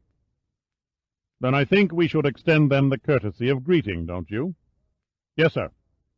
The sergeant opened the car door and stood aside as Duval unlimbered himself from the blackness of the back seat, meticulously straightening his tailored uniform, and began walking toward the grass landing pad. They both stood there for a minute and screwed up their eyes as the bright glare of the helicopter's landing lights cut the evening darkness. Then the gust from the approaching rotor blades forced them to clamp their hands to their caps and turn away as small pebbles blown from the pad pelted their backs. With perfect precision, the Defense Forces copters hovered in sequence until all 12 were aligned. Then, on order from the squadron commander, they eased gracefully to the ground as one unit, and the lights blinked out. Ziegler emerged from the lead craft and trotted over to Duval. "How did it go?" the defense minister asked. Ziegler's grin was barely visible in the darkness. "One for the history books, Minister. An incredible exploit. There are no other words to describe it." "Casualties?" "4 wounded, none seriously." "And the rebels?" Ziegler paused for effect. "The body count tallied at 2,310. At least another 200 lie buried in the rubble of the destroyed buildings. No more than a handful could have escaped into the bush." "Good God!" Duval was shocked. "Are you serious?" "I checked the body count twice. In our wildest expectations we conceived no more than a few hundred rebel dead." "A windfall," said Ziegler. "The camp was lined up for inspection. It was what the Americans would call a turkey shoot. Colonel Randolph Jumana was cut down by the first salvo." "Jumana was an idiot," Duval snapped. "His days were numbered. Thomas Machita, there's the cagey one. Machita is the only bastard in the AAR who could fill Lusana's boots." We identified several officers on Lusana's staff, including Colonel Duc von Loh, his Vietnamese military advisor. But Machita's body did not turn up. I believe I'm safe in saying his remains are buried under tons of debris. Ziegler paused and stared Duval in the eyes. "In view of our success, Herr Minister, it might be wise to scratch Operation Wild Rose." "Why not quit while we're ahead, is that it?" Ziegler silently nodded. "I am a pessimist, Colonel. It may take months, perhaps years, for the AAR to recover, but recover they will." Duval seemed to sink into a private reverie. Then he shook it off. So long as South Africa lives under the threat of black rule, we have no option but to use any method available to survive. Wild Rose will take place as planned. I'll feel better when Lusana falls in our net. Duval threw Ziegler an off-kilter grin. You haven't heard? Sir? Hiram Lusana won't be coming back to Africa, ever. Machita had no way of telling when he had recrossed the threshold of consciousness. He could see nothing but darkness. Then the pain began multiplying in his nerve endings, and he groaned involuntarily. His ears recorded the sound, but nothing else registered. He tried to raise his head, and a yellowish ball appeared above and to his left. Slowly the strange object came into focus and formed a frame of reference. He was looking at a full moon. He struggled to a sitting position with his back crammed against a cold, bare wall. In the light that sifted through the wreckage, he could see that the floor above had dropped only 2 feet before becoming wedged between the narrow walls of his cell. After a brief rest to collect his strength, Machita began pushing away the rubble. His hands discovered a short length of board, and he used it to pry away the topside flooring until at last he forced an opening large enough to crawl through. Cautiously he peered over the edge into the chilly night air. Nothing stirred. He bent his knees and shoved his body upward until his hands touched the grass of the parade ground. A sudden heave, and he was free. Machita took a deep breath and looked around. It was then that he saw the miracle of his salvation. The wall of the administration building facing the parade field had caved inward, collapsing the first floor, which had effectively shielded his cell from falling debris and the deadly wrath of the South Africans.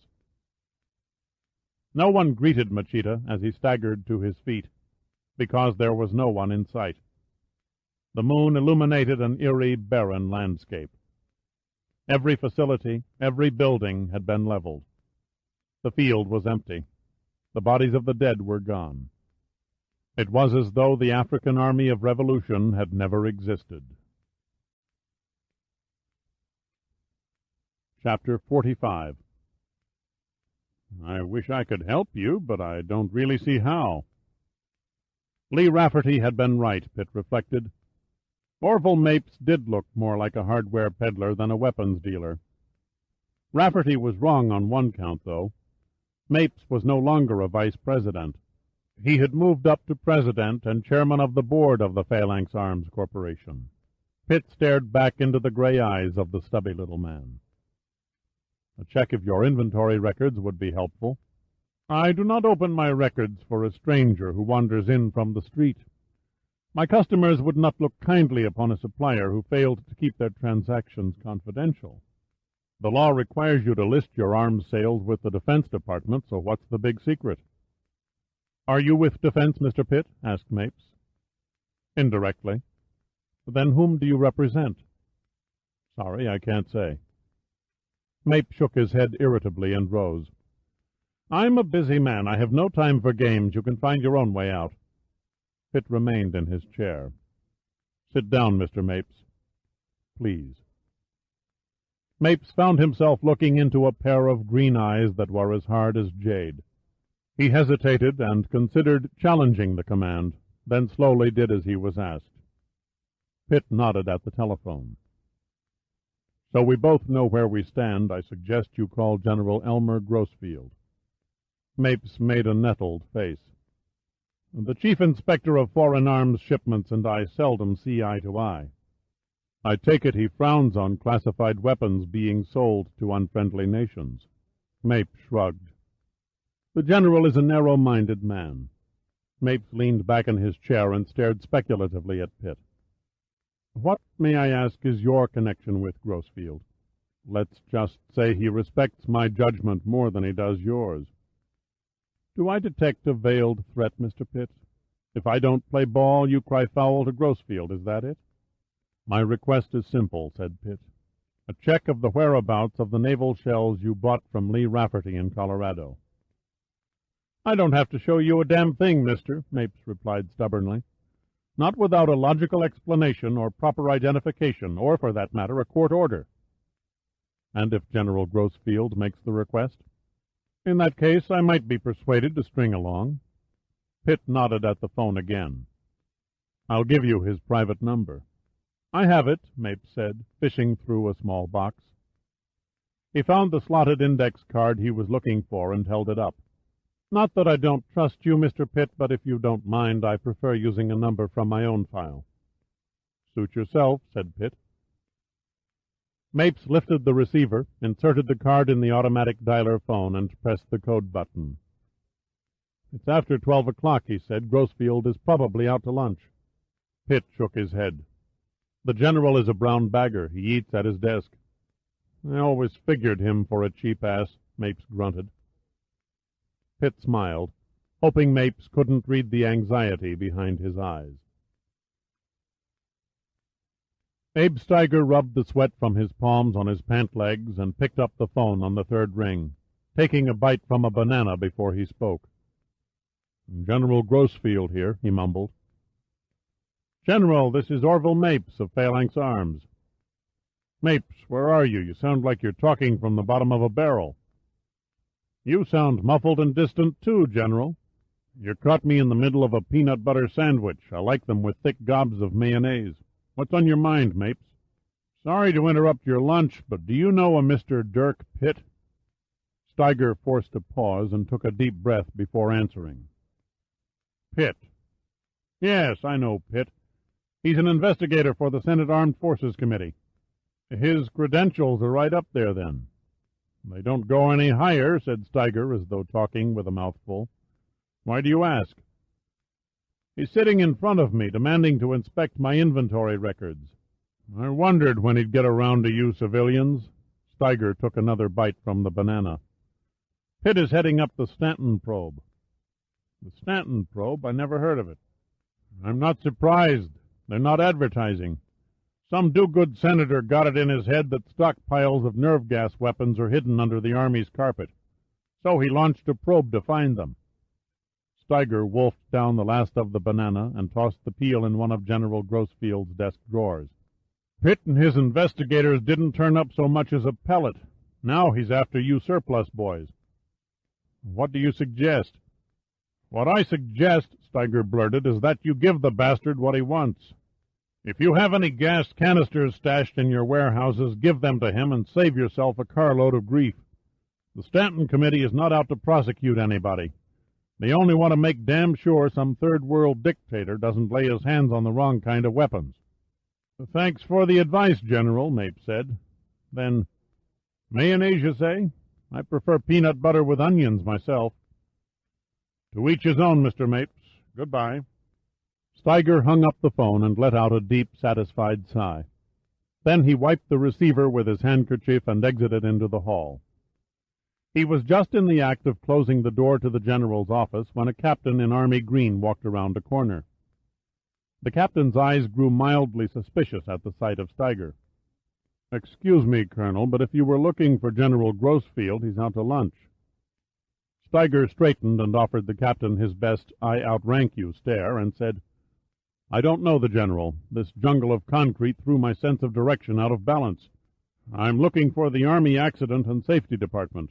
Got lost and poked my head in this office to ask directions. The captain seemed noticeably relieved at avoiding an embarrassing situation. Oh, hell, I get lost 10 times a day myself. You'll find Accident and Safety 1 floor down. Just take the elevator around the next corner to your right. Thank you, Captain. My pleasure, sir. In the elevator, Steiger smiled devilishly to himself as he wondered what General Grossfield would think when he found the banana peel in his desk. Unlike most security guards who wear ill-fitting uniforms with waist belts sagged by heavy revolvers, Mapes's people looked more like fashionably attired combat troops as imagined by the editors of Gentleman's Quarterly magazine. 2 of them stood smartly at the gate to the Phalanx warehouse grounds in neatly tailored field fatigues with the latest in assault rifles slung over their shoulders. Mapes slowed his Rolls-Royce convertible and lifted both hands from the steering wheel in an apparent greeting. The guard nodded and waved to his partner, who pulled open the gate from the inside. "I assume that was a signal of some kind," said Pitt. "Pardon?" "The hands-in-the-air routine." "Ah, yes," Mapes said. "If you had been holding a concealed gun on me, my hands would have remained on the wheel. A normal gesture. Then, as we were waved through and your attention was lulled by the guards opening the gate, his teammate would have discreetly stepped behind the car and blown your head off." "I'm glad you remembered to raise your hands." "You're most observant, Mr. Pitt," said Mapes. "However, you force me to issue a new signal to the gate guards." "I'm crushed you don't trust me to keep your secret." Mapes did not reply to Pitt's sarcasm. He kept his eyes on a narrow asphalt road that passed between seemingly endless rows of Quonset huts. After about a mile they came to an open field crammed with heavily armored tanks in various states of rust and disrepair. A small army of mechanics was busily crawling over 10 of the massive vehicles that had been parked in formation beside the road. "How many acres do you have?" Pitt asked. 5,000, Mapes replied. "You're looking at the world's 6th largest army in terms of equipment. Phalanx Arms also ranks 7th as an air force." Mapes turned the car onto a dirt road that paralleled several bunkers set into a hillside, and stopped in front of one marked Arsenal 6. He slid from behind the wheel and pulled a single key from his pocket, inserted it in a large brass lock, and pulled the catch free. Then he swung open a pair of steel doors and flipped on the light switch. Inside the cave-like bunker, thousands of ammunition cases and crates containing a vast variety of shell sizes lay stacked in a tunnel that seemed to stretch into infinity. Pitt had never seen so much potential destruction heaped in one place. Mapes motioned toward a golf cart. "No need to raise blisters walking. This storage area runs underground for nearly 2 miles. The arsenal was cold, and the hum from the electric cart seemed to hang in the damp air. Mapes turned into a side tunnel and slowed down. He held a map up to the light and studied it. Beginning here and ending about 100 yards down is the last store of 16-inch naval shells in the world. They're obsolete because only battleships can use them, and there is not a single operational battleship left. The gas shells I bought from Rafferty should be stacked in an area near the middle." "I see no sign of their canisters," said Pitt. Mapes shrugged.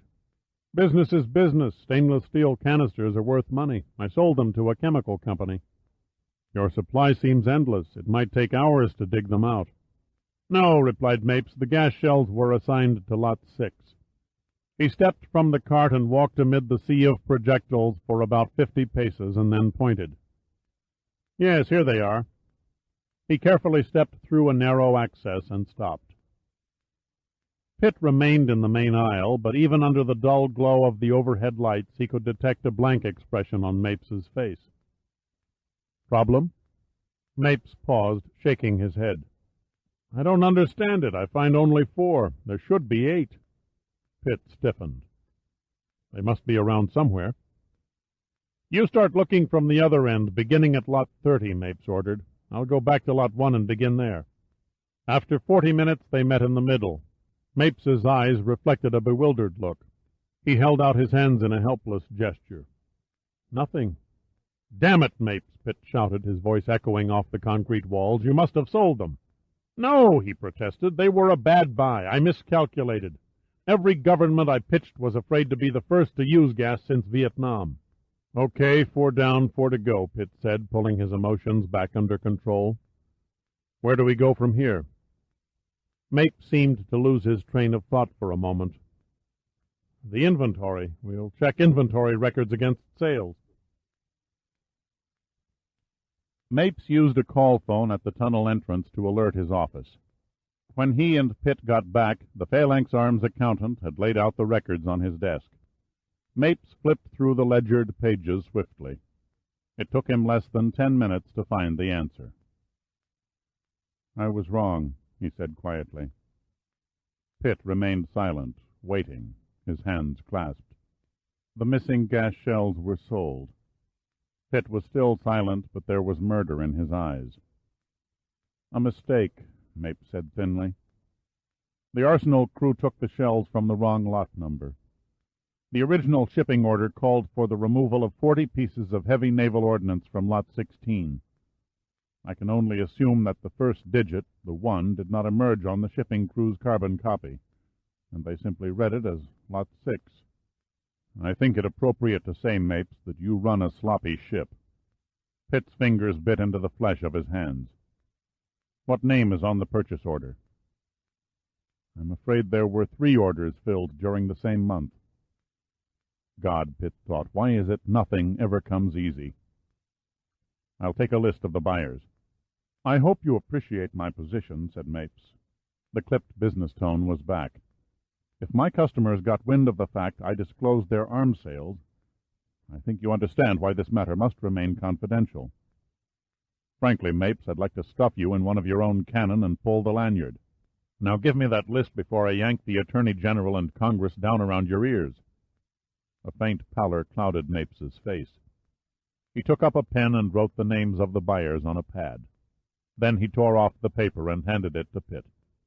1 shell had been ordered by the British Imperial War Museum in London. 2 had gone to the Veterans of Foreign Wars, Dayton City Post 9974, Oklahoma. The remaining 37 were purchased by an agent representing the African Army of Revolution. No address was given. Pitt slipped the paper into his pocket and rose to his feet. I'll send a team of men to remove the other gas shells in the tunnel, he said coldly. He detested Mapes, detested everything the fat little death merchant stood for. Pitt couldn't bring himself to leave without one final shot. Mapes? Yes? 1,000 insults swirled in Pitt's mind, but he could not sort out any one in particular. Finally, as Mapes's expectant expression turned to puzzlement, Pitt spoke. How many men did your merchandise kill and maim last year, and the year before that? I do not concern myself with what others do with my goods, Mapes said offhandedly. If one of those gas shells went off, you'd be responsible for perhaps millions of deaths. Millions, Mr. Pitt? Mapes's eyes hardened. To me, the term is merely a statistic. Chapter 46. Steiger set the spook F-140 jet fighter down lightly on the airstrip at Shepherd Air Force Base outside Wichita Falls, Texas. After checking in with the flight operations officer, he signed out a car from the base motor pool and drove north across the Red River into Oklahoma. He turned onto State Highway 53 and pulled over to the side of the road. He felt a sudden urge to relieve himself. Though it was a few minutes past 1 in the afternoon, no car, no sign of life was visible for miles. Steiger could not remember seeing such flat and desolate farm country. The wind-swept landscape was barren except for a distant shed and an abandoned hay-rake. It was a depressing sight. If someone had placed a gun in Steiger's hand, he'd have been tempted to shoot himself out of sheer melancholy. He zipped up his fly and returned to the car. Soon a water tower appeared beside the arrow straight road and grew larger through the windshield. Then a small town with precious few trees materialized, and he passed a sign welcoming him to Dayton City, Queen City of the Wheat Belt. He pulled into a dingy old gas station that still sported glass tanks above its pumps. An elderly man in mechanic's coveralls emerged from a grease pit and shuffled up to the passenger window. "Can I help you?" "I'm looking for VFW Post 9974, said Steiger. "If you're speaking at the luncheon, you're late," admonished the old man. "I'm here on other business," Steiger said, smiling. The Oklahoman was unimpressed. He took an oily rag from his pocket and wiped his equally oily hands. "Go to the stop sign in the middle of town and turn left. You can't miss it." Steiger followed the instructions and pulled into the gravel parking lot of a building strikingly modern compared to others in the town. Several cars were leaving the area, trailing clouds of red dust behind their bumpers. The luncheon was over, Steiger surmised. He entered and stood for a moment at the edge of a large room with a hardwood floor. The dishes on several tables still bore the wreckage of fried chicken. A group of 3 men noticed his presence and waved. A tall, gangly individual, about 50 years of age and at least 6 feet 5 inches tall, separated from the rest and sauntered over to Steiger. He had a ruddy face and short-clipped, shiny hair parted down the middle. He offered his hand. "Good afternoon, Colonel. What brings you to Dayton City?" "I'm looking for the post commander, a Mr. Billy Lovell." "I'm Billy Lovell. What can I do for you?" "How do you do?" said Steiger politely. "My name is Steiger, Abe Steiger. I've come from Washington on a rather urgent matter." Lovell stared at Steiger, his eyes friendly but speculative. "You're putting me on, Colonel. I suppose you're going to tell me a top-secret Russian spy satellite came down in a field somewhere near town." Steiger gave a casual tilt of his head. "Nothing that dramatic. I'm looking for a couple of naval shells your post purchased from Phalanx Arms." "Oh, them two duds?" "Duds?" "Yeah, we were going to blow 'em up during the Veterans Day picnic. Set 'em on an old tractor and popped away all afternoon, but they didn't go off. We tried to get Phalanx to replace 'em." Lovell shook his head sadly. "They refused, claimed all sales was final." A chilling thought passed through Steiger's mind. Perhaps they're not the self-detonating type of ordnance. "Nope." Lovell shook his head. "Phalanx guaranteed they was live battleship shells." "Do you still have them?" "Sure, right outside. You passed 'em coming in." Lovell led Steiger outside. The two shells bordered the entrance to the post. They were painted white, and welded to their sides were chains that stretched along the walkway. Steiger sucked in his breath. The tips of the shells were rounded. They were two of the missing gas shells. His knees suddenly turned to rubber, and he had to sit down on the steps. Lovell stared questioningly at Steiger's dazed expression. "Something wrong?" "You shot at these things?" Steiger asked incredulously. "Pumped close to 100 rounds at 'em. Nicked the heads some, but that's all." "It's a miracle," Steiger murmured. "A what?" "Those are not explosive shells," Steiger explained. "They're gas shells. Their firing mechanisms will not self-activate until the parachutes are released. Your bullets had no effect because, unlike ordinary explosive projectiles, they had not been preset to detonate." "Whoo-ee!" gasped Lovell. "You mean them things has poison gas in 'em?" Steiger merely nodded. "My God, we might have wiped out half the county." "And then some," Steiger muttered under his breath. He rose from the steps. "I'd like to borrow your John and a telephone, in that order." "Sure, you come along. The John is down the hall to your left, and there's a phone in my office." Lovell stopped, and his eyes turned canny. "If we give you them shells, well, I was wondering." "I promise you and your post will receive 10 16-inch shells in prime explosive condition, enough to give your next Veterans Day picnic a super bang." Lovell grinned from ear to ear. "You're on, Colonel." In the rest room, Steiger ran cold water over his face. The eyes that stared back in the mirror were red and tired, but they also radiated hope. He had successfully tracked down 2 of the quick-death warheads. He could only pray that Pitt was as fortunate. Steiger picked up the phone in Lovell's office and asked the operator to put through a collect long-distance call.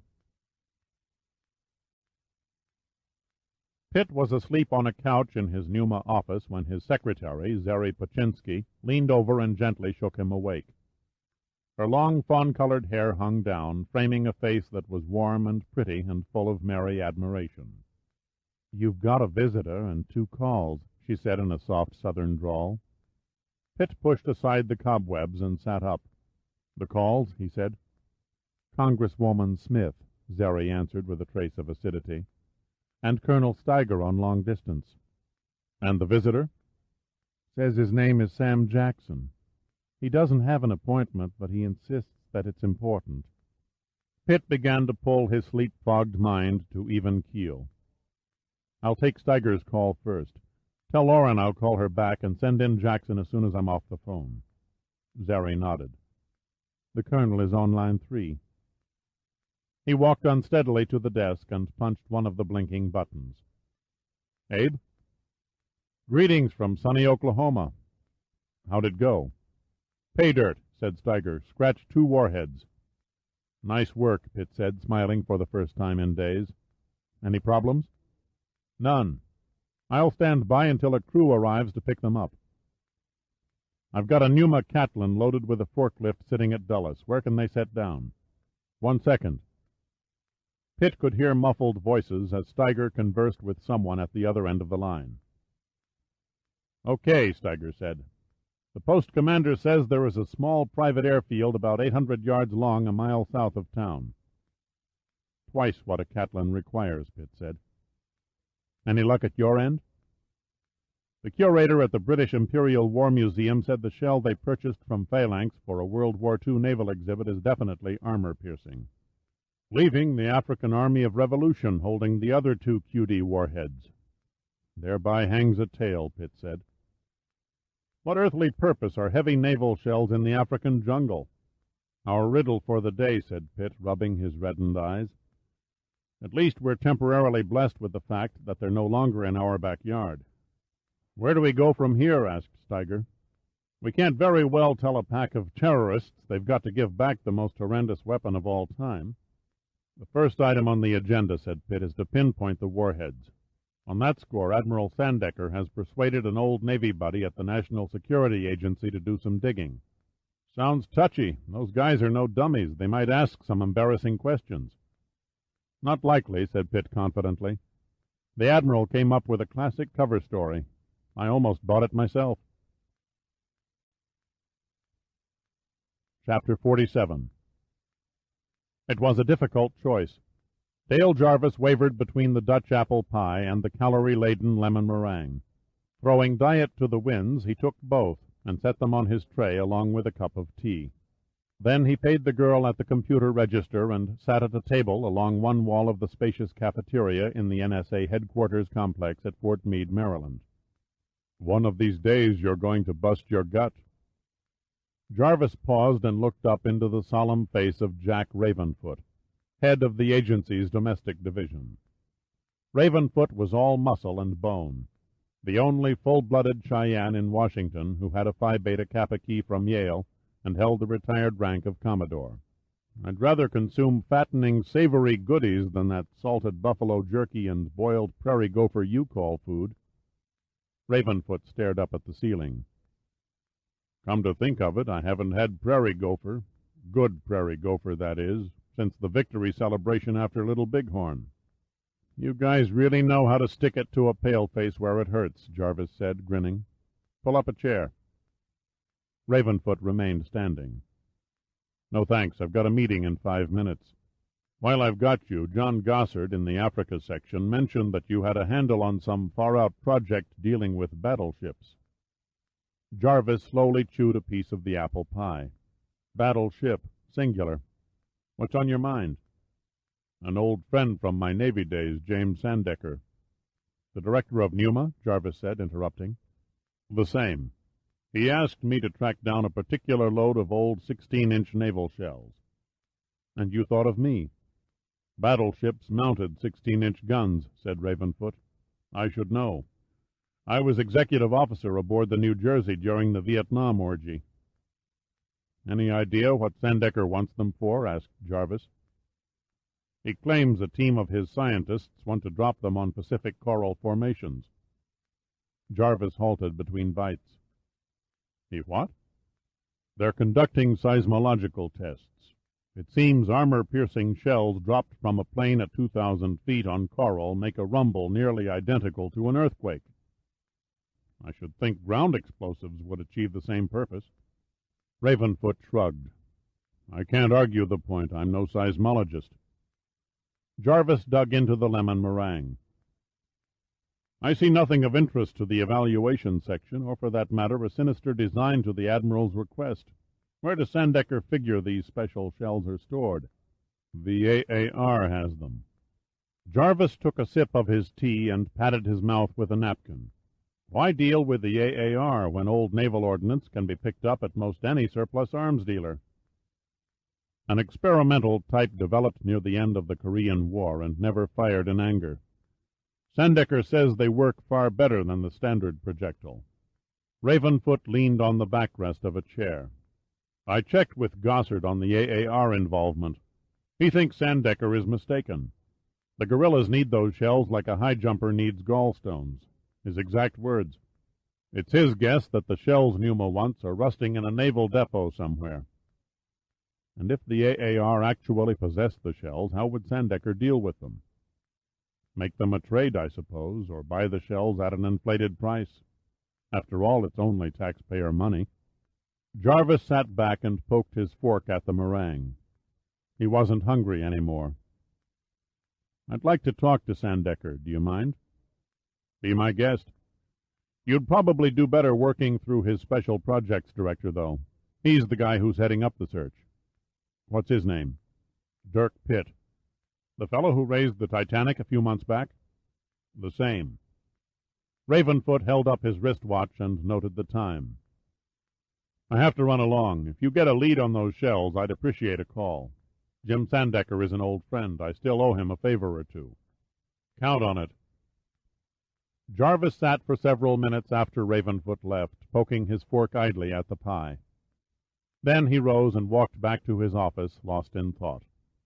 Barbara Gore knew the instant her boss stepped through the door that his intuition was working overtime. She had seen that haunted look of deep concentration too many times not to recognize it. Without waiting to be asked, she picked up her pad and pencil and followed Jarvis into his private office. Then she sat down, crossed her magnificent legs, and waited patiently.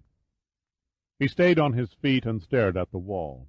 Then he turned slowly, and his eyes came back in focus. Call Gossard and set up a meeting with his Africa section staff, and tell him I'd like another look at the Operation Wild Rose folder. You've changed your mind? There may be something to it after all? He didn't answer immediately. Maybe. Just maybe. Anything else? Yes, ask the ID department to send up whatever they have on Admiral James Sandecker and a Dirk Pitt. Aren't they with Numa? Jarvis nodded. Barbara gave him a questioning look. Surely you don't think there is a connection? Too early to tell, said Jarvis thoughtfully. You might say that I'm picking up loose threads to see if they run to the same spool.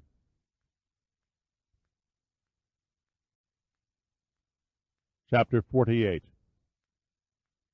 Frederick Daggett and Felicia Collins were waiting in the limousine when Lauren came through the portico of the Capitol.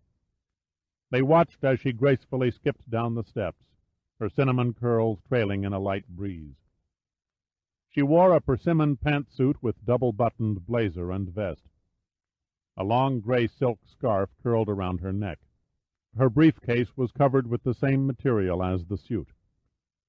Daggett's chauffeur opened the door for her. She slipped beside Felicia as Daggett gallantly took one of the jump seats. You look lovely, Lauren, Daggett said familiarly. Too familiarly. It was obvious the minds of my male colleagues were elsewhere when you stood up on the House floor in that outfit. Being a woman has its advantages during debate, she said coolly. You look stylish, Felicia. A strange look flashed over Felicia's face. The last thing she expected from Lauren was a compliment. She smoothed the skirt of her creamy white jersey dress and avoided Lauren's eyes.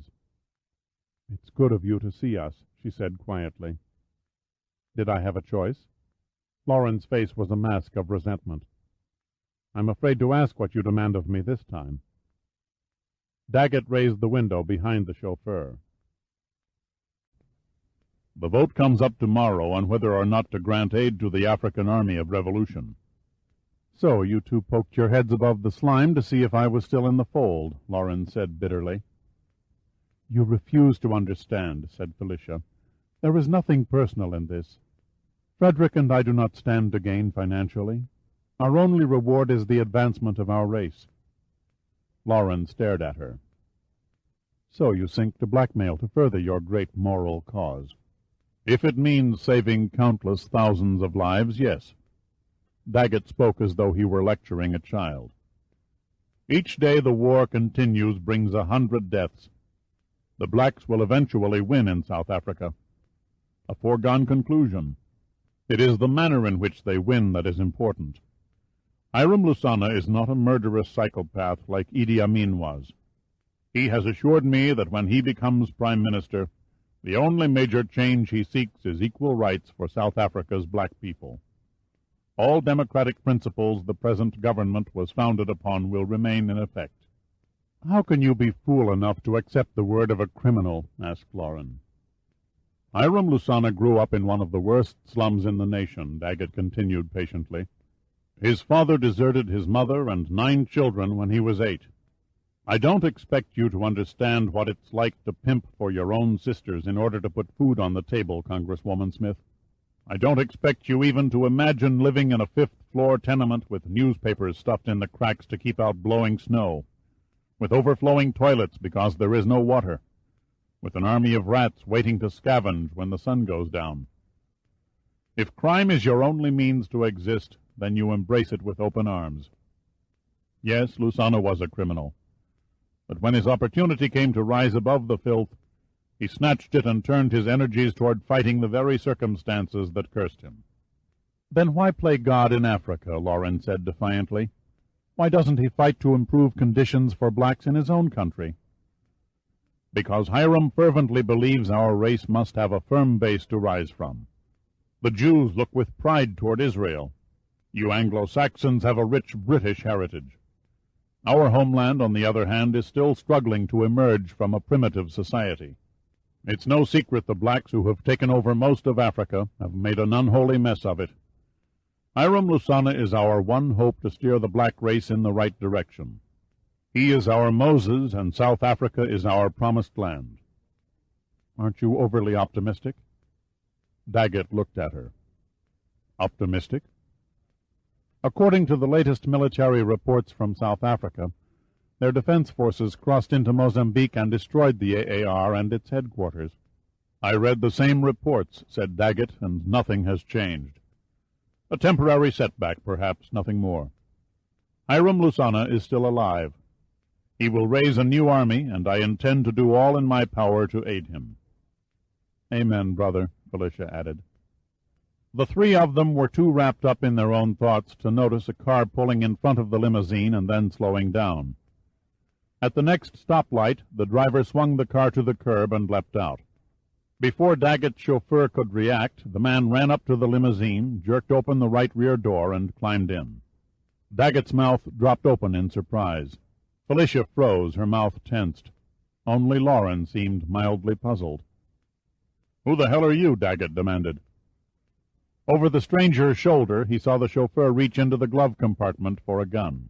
"How unobservant of you not to recognize me from my pictures," the man said, laughing.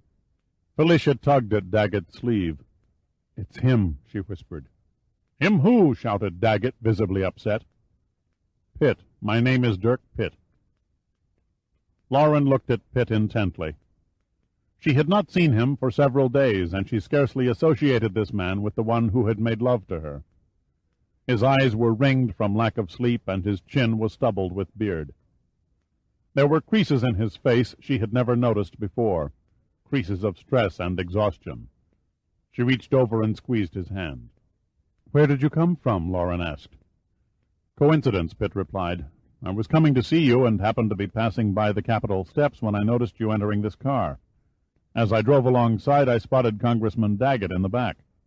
The chauffeur had lowered the window behind him and was holding a small revolver inches from the back of Pitt's head. Daggett relaxed noticeably. He felt in control again. "Perhaps it's time we met, Mr. Pitt."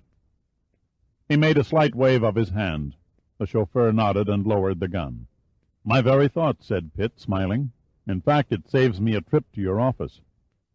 "You wanted to see me?" "Yes, I've decided to order some reprints." Pitt produced a small stack of photographs and fanned them in one hand. "I've seen better results, of course, but then these weren't exactly shot under ideal studio conditions." Lauren knotted one hand against her mouth. "You know about those awful pictures? I tried to keep you out of it." "Let me see," Pitt said, as if Lauren hadn't spoken. He began dropping the photographs in Daggett's lap one by one. "I'll take a dozen of these, and 5 of those." "I do not appreciate your pathetic attempt at humor," Daggett said, interrupting him. Pitt gave him an innocent look. I thought as long as you were in the dirty picture-taking business, you wouldn't mind serving your clients, or should I say models.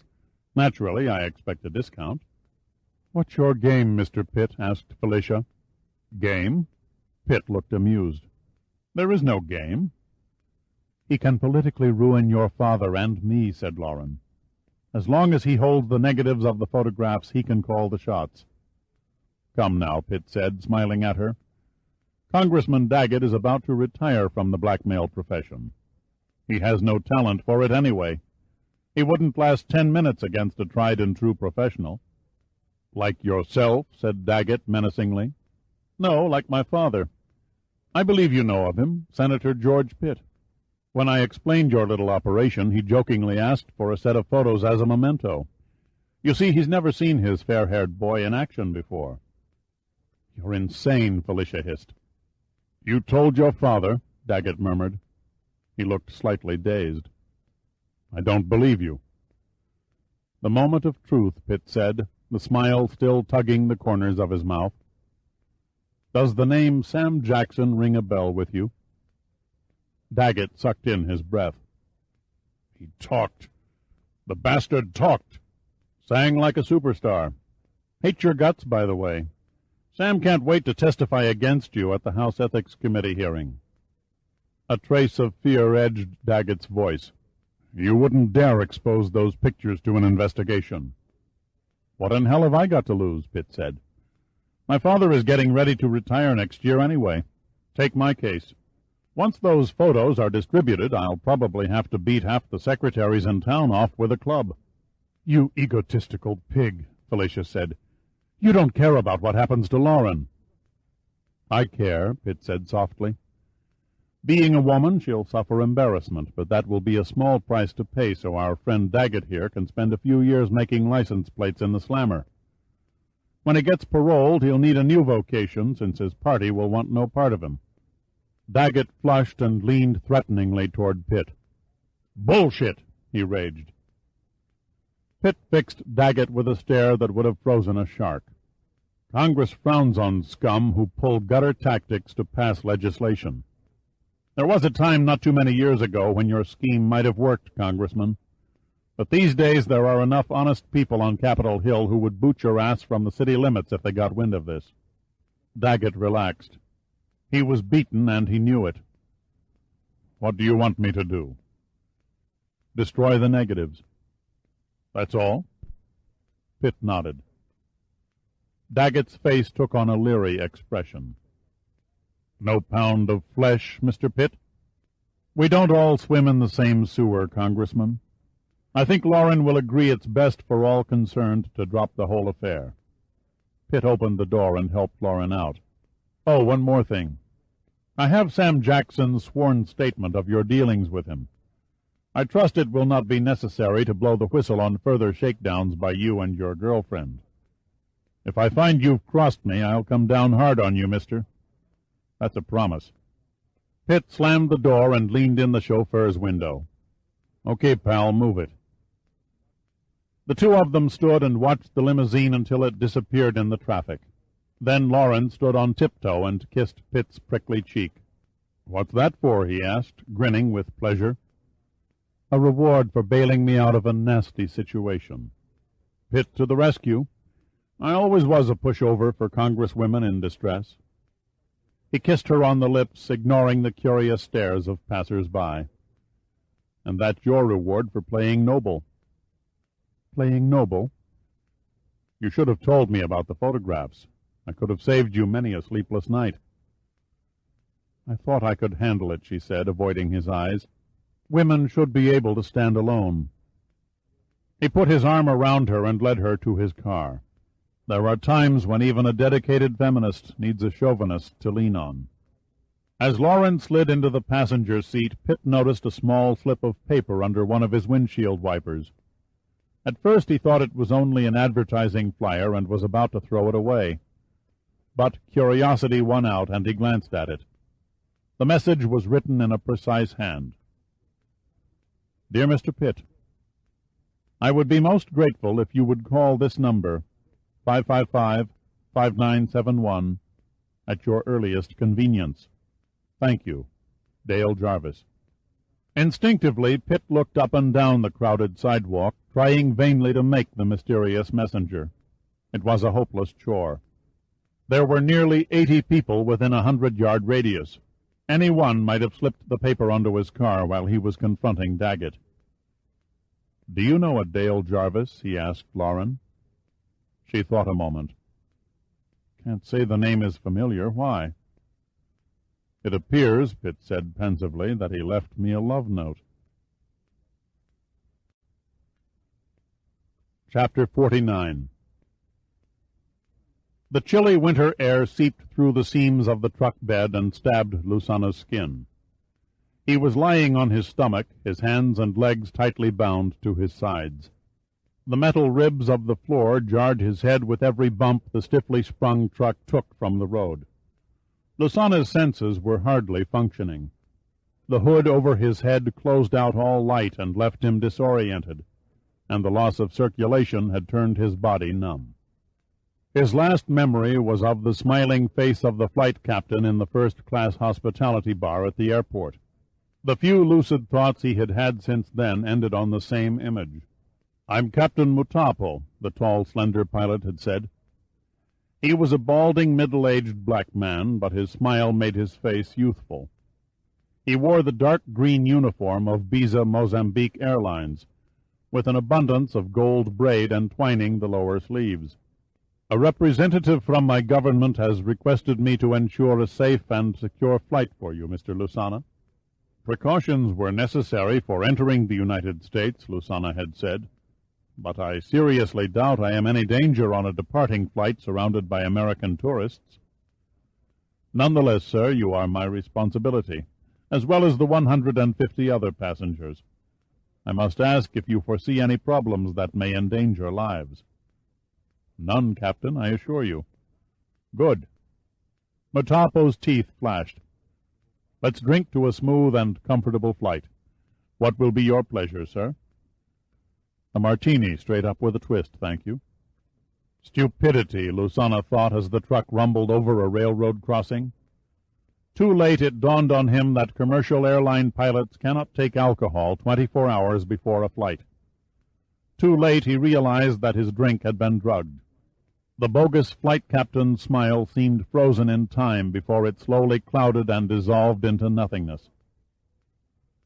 Lusana could not measure the hours or the days.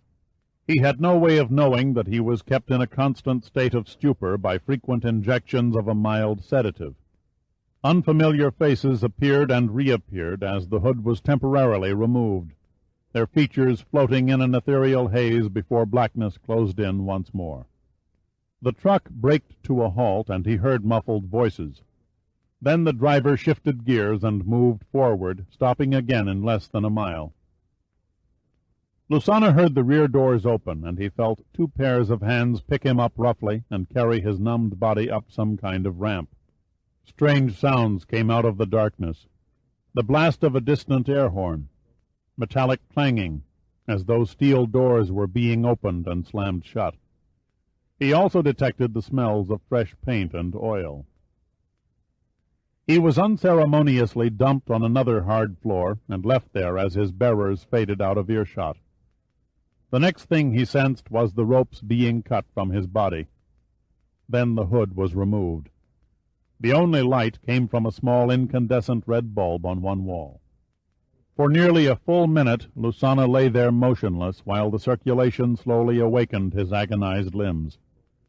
He screwed up his eyes and squinted. It appeared to him that he was on the bridge of a ship. The red glow from above revealed a helm and large console dotted with multicolored lights that reflected off a long row of square windows embedded in 3 of 4 gray walls.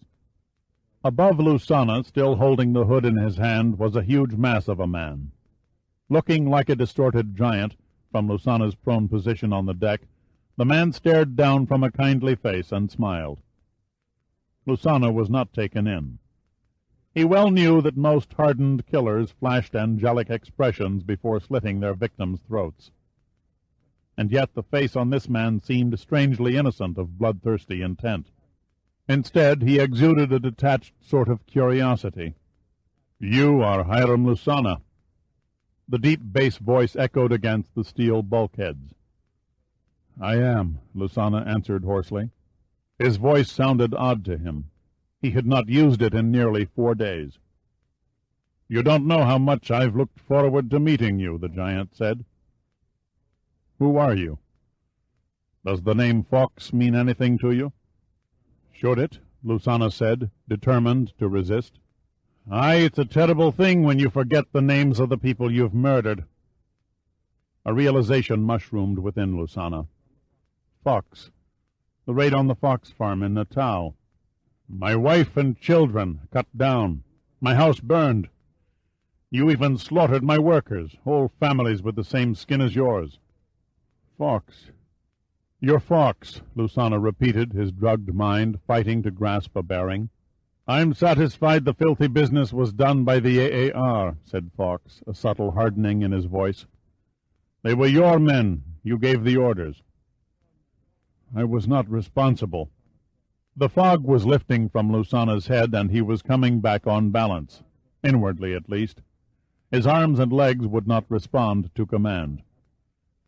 I'm sorry for what happened to your family. A tragic bloodletting that had no rhyme or reason. But you will have to look elsewhere to place the blame. My men were innocent. Aye, a denial was to be expected. What do you intend to do with me? Lusana asked, his eyes without fear.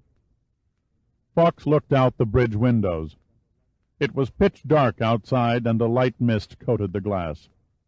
There was a strange kind of sadness in his eyes. He turned to Lusana.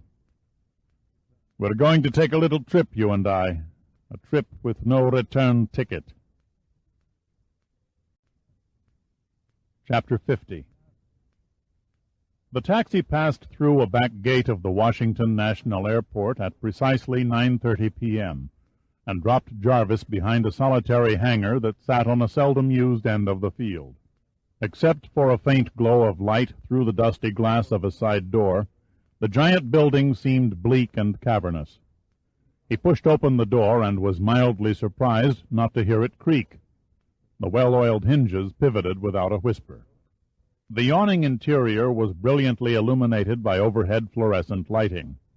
A venerable old Ford trimotor aircraft sat like a huge goose in the center of the concrete floor, its wings protectively reaching out over several antique automobiles in various stages of restoration. Jarvis walked over to a car that seemed no more than a pile of rusted iron. A pair of feet protruded from beneath the radiator. "You are Mr. Pitt?" Jarvis inquired. "And you are Mr. Jarvis?" "Yes." Pitt rolled from under the car and sat up. "I see you found my humble abode all right."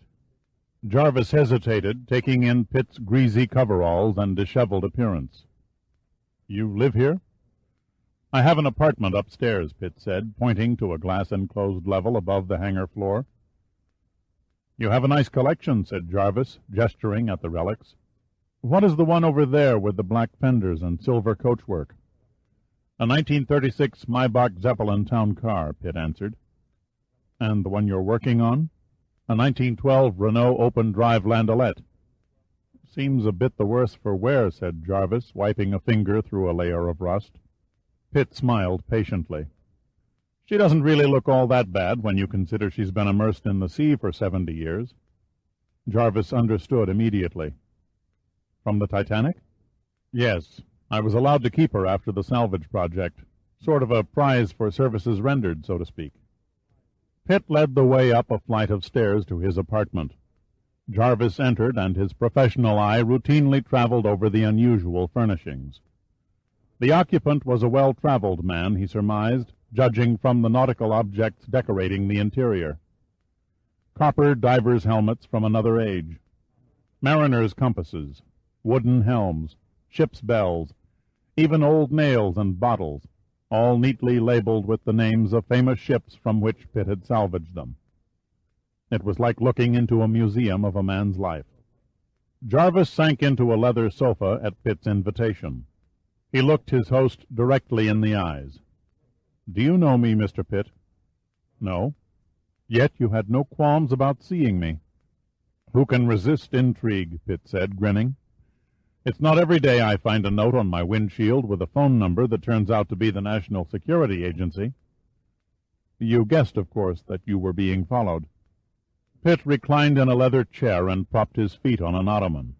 Let's sack the wordplay, Mr. Jarvis, and get to the point. What's your sport? Sport? Your interest in me. Okay, Mr. Pitt, said Jarvis. Cards on the table. What is the real purpose behind Numa's search for a special type of heavy naval shell? Sure you wouldn't like a drink? Pitt countered. No thanks, Jarvis answered, appraising Pitt's casual stall. If you know we're in the market, then you know why. Seismological tests on coral formations? Pitt nodded. Jarvis stretched his arms out on the sofa's backrest. When do you have the tests scheduled? The last 2 weeks of March next year. I see. Jarvis gave Pitt a benign, fatherly look and then lunged for the heart. I've talked to 4 seismologists, 2 from your own agency. They do not subscribe to your idea of dropping 16-inch naval shells from an airplane. In fact, they found it downright ludicrous. I was also informed that there are no seismographic tests scheduled by Numa in the Pacific. In short, Mr. Pitt, your clever little dodge won't hold water. Pitt closed his eyes in thought. He could lie or simply offer no comment. No, he reasoned, his alternatives had narrowed down to 0. There was virtually no hope that he and Steiger and Sandecker could negotiate a quick return of the QD warheads from the AAR. They had carried the search as far as their limited resources could take them. The time had come, he decided, to call in the professionals. He opened his eyes and stared at Jarvis. If it were within my power to place in the palm of your hand a plague organism that could kill without interruption for 300 years, what would you do with it? Pitt's question caught Jarvis off guard. I don't know what you're driving at. The question stands, said Pitt. Is it a weapon? Pitt nodded. An uneasy feeling gripped Jarvis. I know of no such weapon. Chemical and biological arms were effectively and unconditionally banned by every member of the United Nations 10 years ago. Please answer the question, Pitt said. Turn it over to our government, I suppose. Are you certain that's the correct course? Good God, man, what do you want? The case is purely hypothetical. Such a weapon must be destroyed, said Pitt. His green eyes seemed to burn into the back of Jarvis's brain. There was a short silence. Then Jarvis said, Does one truly exist? It does. The pieces were falling into place, and for the first time in all the years he could remember, Jarvis wished he hadn't been so damned efficient. He looked at Pitt and smiled thinly. I'll have that drink now, he said quietly, and then I think you and I should exchange some very disturbing news. It was past midnight when Phil Sawyer stopped the car in front of Lauren's apartment building. He was what most women thought a handsome man, with a solid face and a neatly styled mass of prematurely gray hair. Lauren flashed a provocative expression at him. Would you like to open my apartment door for me? The lock always seems to stick. He smiled. How can I refuse? They got out of the car and strolled through the garden entrance in silence. The sidewalk was wet and reflected the glow from the streetlights. Lauren nestled against his body as the cold drizzle attacked their hair and clothes. The doorman greeted them and held the elevator open. At her door she fished in her purse and handed Sawyer the key. He turned the lock and they entered. Fix yourself a drink, she said, shaking out her damp hair. I'll be back in a minute. Lauren slipped into the bedroom, and Sawyer went over to a small portable bar and poured himself a cognac. He was on his second when Lauren came back into the room. She was wearing pajamas with a silvery gray wrap top and pants that were lace-edged. As she came through the doorway, the light from the bedroom silhouetted her lithe figure through the vaporous nylon. The combination of the pajamas, her cinnamon hair, and her violet eyes suddenly made Sawyer feel like a confused adolescent. "You look ravishing," he managed to say. "Thank you." She poured a Galliano for herself and sat down next to him on the couch. "It was a lovely dinner, Phil." "My pleasure." She moved closer and lightly caressed his hand. "You seem different tonight. I've never known you to be so relaxed. Not once did you mention the President. 6 weeks and 3 days from now, the new President-elect takes the oath, and my 8-year battle with the gentlemen and ladies of the news media comes to an end. God, I never thought I would feel good about being part of a lame duck administration." "What are your plans after the inauguration?" "My boss has the right idea. As soon as he turns over the reins of office, he's sailing a 40-foot ketch to the South Pacific, where he says he's going to drink and screw himself to death." Sawyer lowered his glass and stared into Lauren's eyes. "Now me, I prefer the Caribbean, particularly for a honeymoon." An edge of anticipation began to form inside Lauren. "Anyone special in mind?" Sawyer set down their glasses and took Lauren's hands in his. "Congresswoman Smith," he said with mock seriousness, "I respectfully implore you to cast your vote in favor of marriage to Phil Sawyer." Lauren's eyes grew somber and thoughtful. Though she'd been sure this moment would eventually come, she was still uncertain of her answer. Sawyer misread Lauren's hesitancy. "I know what's going through your mind," he said gently. "You're wondering what life would be like with an unemployed presidential press secretary, right? Well, rest your fears. I have it on good authority the party leaders want me to run for senator from my home state in the next election." "In that case," she said resolutely, "the ayes have it." Sawyer did not see the uneasiness in Lauren's eyes. He took her head in his hands and gently kissed her on the lips. The room seemed to blur, and the female scent that emanated from her body closed over him. He felt strangely at peace as he buried his face in her breasts. Afterward, when Sawyer lay spent and asleep, Lauren's tears stained the pillow. She had tried desperately with all her soul. She had loved hard, even forcing the expected animal sounds from her throat. But nothing worked. Throughout their violent love-making, she found herself comparing Sawyer to Pitt. There was no way of logically explaining the difference. They both felt the same inside her, and yet Pitt turned her into a savage, demanding animal, whereas Sawyer left her empty and unfulfilled. She pressed the pillow against her face to muffle the sobs. "Damn you, Dirk Pitt," she said silently. "Damn you to hell." "I'm not sure whose story comes off the craziest," Pitt said. "Yours or mine?" Jarvis shrugged. "Who can say? The horror is that it's just possible your quick-death warheads and my Operation Wild Rose might prove a match. An attack on a major coastal city with a battleship by South African blacks, posing as terrorists of the AAR, it's lunacy."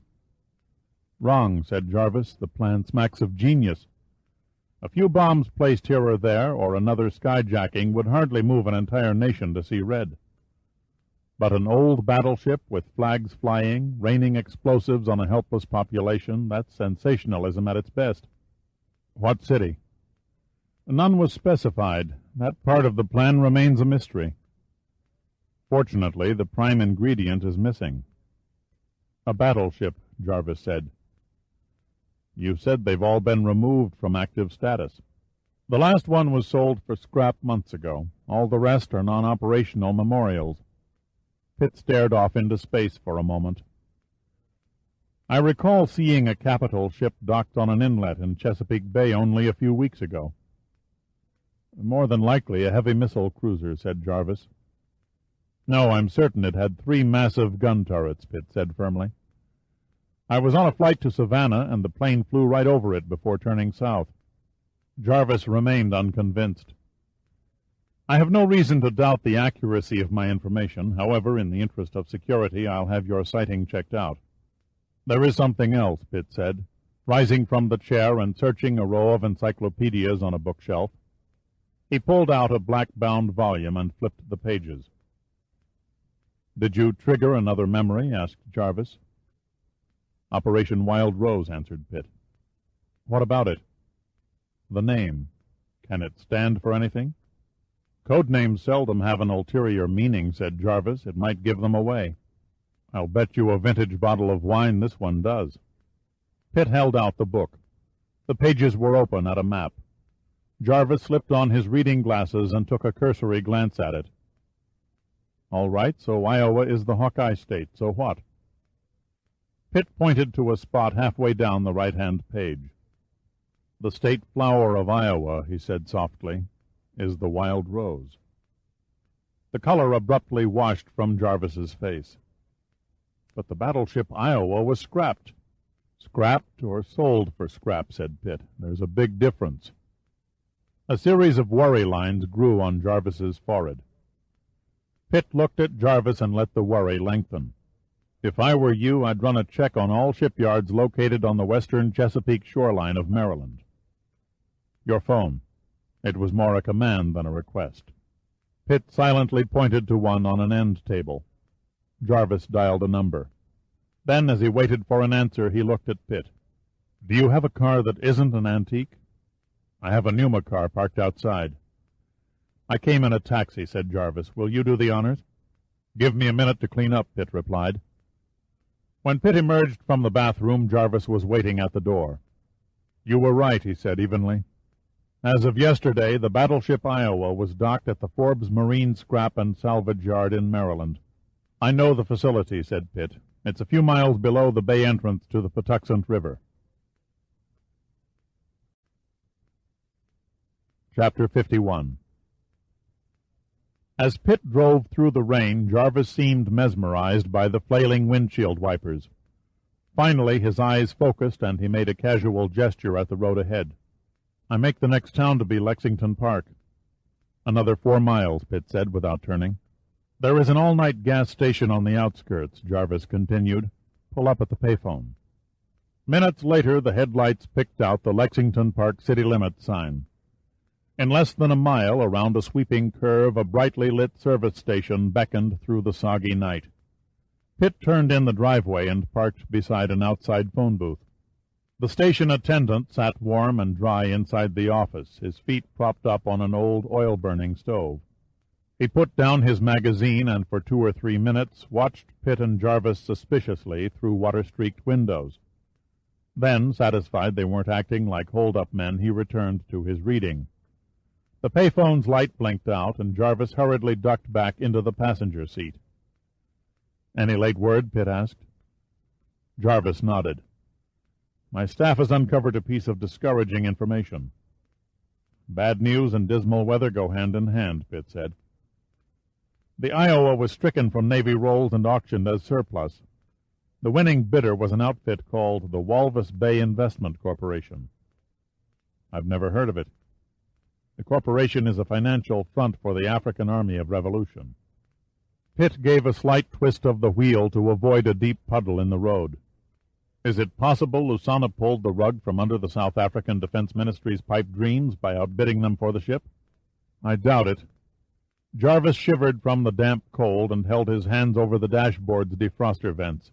"I'm convinced the South African Defense Ministry bought the Iowa, handling the transaction under the guise of Walvis Bay Investment." "You don't think Lusana is wise?" "He has no way of knowing," said Jarvis. "It's common policy to keep the bidders' names confidential upon request." "Christ," Pitt muttered, "the sale of the warheads by Phalanx Arms to the AAR." "With a little more digging," Jarvis said, his voice strained, "I'm afraid we'll find that Lusana and the AAR had nothing to do with that deal either." "That's the Forbes shipyard dead ahead," Pitt said. The high chain-link fence enclosing the shipyard met and began paralleling the road. At the main gate, Pitt braked to a stop in front of a cable that stretched across the entrance. Nothing of the ship could be seen through the falling rain. Even the huge derricks were lost in the blackness. The guard was at Pitt's door almost before he rolled the window down. "May I help you, gentlemen?" he asked courteously. Jarvis leaned across Pitt and displayed his credentials. "We'd like to confirm the Iowa's presence in the shipyard." "You can take it from me, sir. She's down at the dock. Been there refitting close to 6 months." Pitt and Jarvis exchanged worried looks at the word refitting. "My orders are to admit no one without a pass or proper authority from company officials," the guard continued. "I'm afraid you'll have to wait until morning to take a tour of the ship." Jarvis's face flushed with anger. But before he could launch an official tirade, another car pulled up, and a man wearing a dinner jacket emerged. "Problems, O'Shea?" he said. "These gentlemen want to enter the yard," answered the guard, "but they don't have passes."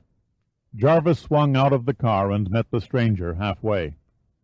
"My name is Jarvis, director of the National Security Agency. My friend is Dirk Pitt. He's with Numa. It's a matter of highest priority that we inspect the Iowa." "At 3 o'clock in the morning," muttered the confused man, studying Jarvis's identification under the floodlights. Then he turned to the guard. "They're okay. Let them through." He faced Jarvis again. "The way to the dock is a bit tricky. I'd better come along. By the way, I'm Metz, Lou Metz, superintendent of the shipyard." Metz went back to his car and said something to a woman sitting on the passenger side. "My wife," he explained, hunching into Pitt's back seat. "Tonight is our anniversary. We're on our way home from celebrating, and I happened to drop by the yard to pick up some blueprints." O'Shea unhooked the barrier cable and dropped it to the wet ground. He motioned to Pitt to hold while he leaned in the window. "If you see that bus driver, Mr. Metz, ask him what's delaying his departure." Metz looked puzzled. "Bus driver?" "Came through about 7 o'clock this evening carrying a load of about 70 black guys. They were headed for the Iowa." "You let them through?" Metz asked incredulously. "They all had proper passes, including the driver of the truck who followed them in." "Fox," Metz snapped angrily. "What's that crazy Scot up to now?" Pitt shifted into drive and steered the car into the yard. "Who's Fox?" he asked. "Captain Patrick Mackenzie Fox," Metz said. "Royal Navy, retired.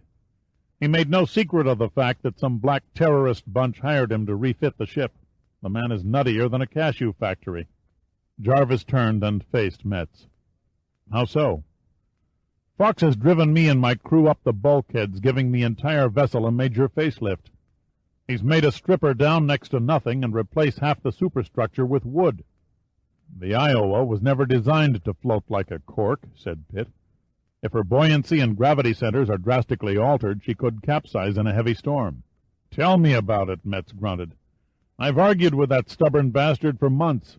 I might as well have farted at a hurricane for all the good it did me.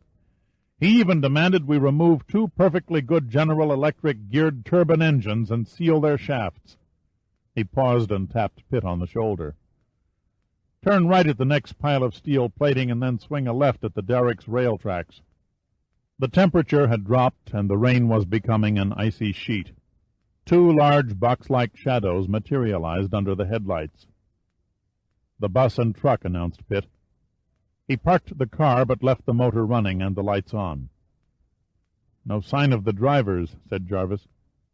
Pitt took a flashlight from the car's door pocket and got out. Jarvis followed, but Metz hurried off into the night without saying a word. Pitt aimed the beam through the bus windows and into the back of the truck. They were both empty. Pitt and Jarvis skirted the deserted vehicles and found Metz standing stock still, hands clenched at his sides. His evening jacket was soaked and his hair plastered to his scalp. He looked like a resurrected drowning victim. "The Iowa?" Jarvis asked. Metz spastically waved his arms at the dark. "Shagged ass." "Shagged what?" "That damned Scot has sailed her away." "Jesus, are you sure?" Metz's face and his voice were alive with a desperate kind of urgency. "I don't misplace battleships. This is where she's been moored during the refit." Suddenly he spotted something and ran over to the edge of the dock. "My God, look at that! The mooring lines are still tied to the dock bollards. The crazy idiots cast off their lines from the ship. It's as though they never intend to moor her again." Jarvis leaned over and stared down at where the heavy lines disappeared into the inky water. "My fault. Criminal negligence not to have believed the handwriting on the wall." "We still can't be certain they're actually going through with an attack," Pitt said. Jarvis shook his head. They're going to do it, you can count on that. Tiredly, he rested his weight against a piling. If only they'd given us a date and a target. The date was there all the time, said Pitt. Jarvis looked at him questioningly and waited. You said the idea behind the attack was to motivate sympathy for the South African whites and provoke American anger against the black revolutionaries, Pitt continued. What more perfect day than today? It is now 5 minutes past 12 on Wednesday morning. Jarvis's voice was tense. I make nothing eventful out of that. The originators of Operation Wild Rose have a superb sense of timing, said Pitt in a dry, ironic tone. Today is also December the 7th, the anniversary of Pearl Harbor. Part 5. The Iowa. Chapter 52. Pretoria, South Africa, December 7th, 1988. Peter Duval sat alone and read a book in his office at the Defense Ministry. It was early evening, and the summer light filtered through the arched windows. A soft rap came at the door. Duval spoke without looking up from his reading. Yes? Ziegler entered. We've been alerted that Fox has launched the operation. Duval's face showed no trace of interest as he laid aside the book and handed Ziegler a piece of paper. See that the communications officer on duty personally sends this message to the American State Department. It is my duty to warn your government of an impending attack on your shore by African Army of Revolution terrorists, under the command of Captain Patrick Fox, Royal Navy retired. I deeply regret any inadvertent role my cabinet has played in this grave infamy. Eric Kurtzmann, Prime Minister. You have admitted guilt in the name of our Prime Minister, who is totally ignorant of Operation Wild Rose, said an astonished Ziegler. May I ask why? Duval clasped his hands in front of him and peered at Ziegler. I see no reason to discuss the details. Then may I ask why you have thrown Fox to the wolves? The minister went back to his book with a dismissive gesture. See to it that the message is sent. Your questions will be answered at the appropriate moment. We promised Fox to attempt his rescue, Ziegler persisted. Duval sighed with impatience. Fox knew he was a dead man the instant he accepted command of the raid. If he survives and talks to the American authorities, his confession would prove disastrous to our government. Rest easy, Colonel, Duval said with a crooked smile. Fox will not live to talk. You seem quite certain, Minister. I am, Duval said calmly. I am indeed. Deep inside the bowels of the Iowa, a figure dressed in greasy coveralls and a heavy wool jacket stepped from a passageway into what had been the ship's sick bay. He closed the door behind him and was enveloped in a smothering blackness.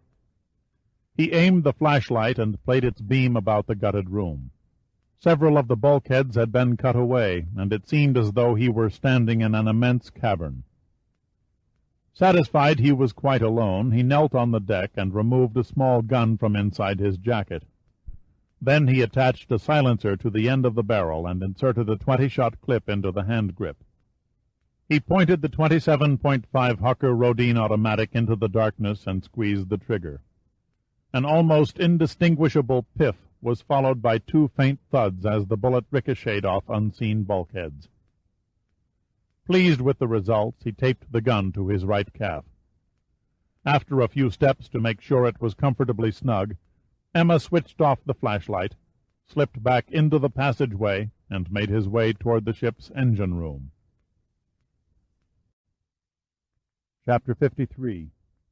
Carl Swedborg, skipper of the fishing trawler Molly Bender, rapped the barometer with his knuckles, regarded it stoically for a moment, then walked over to the chart table and picked up a cup of coffee.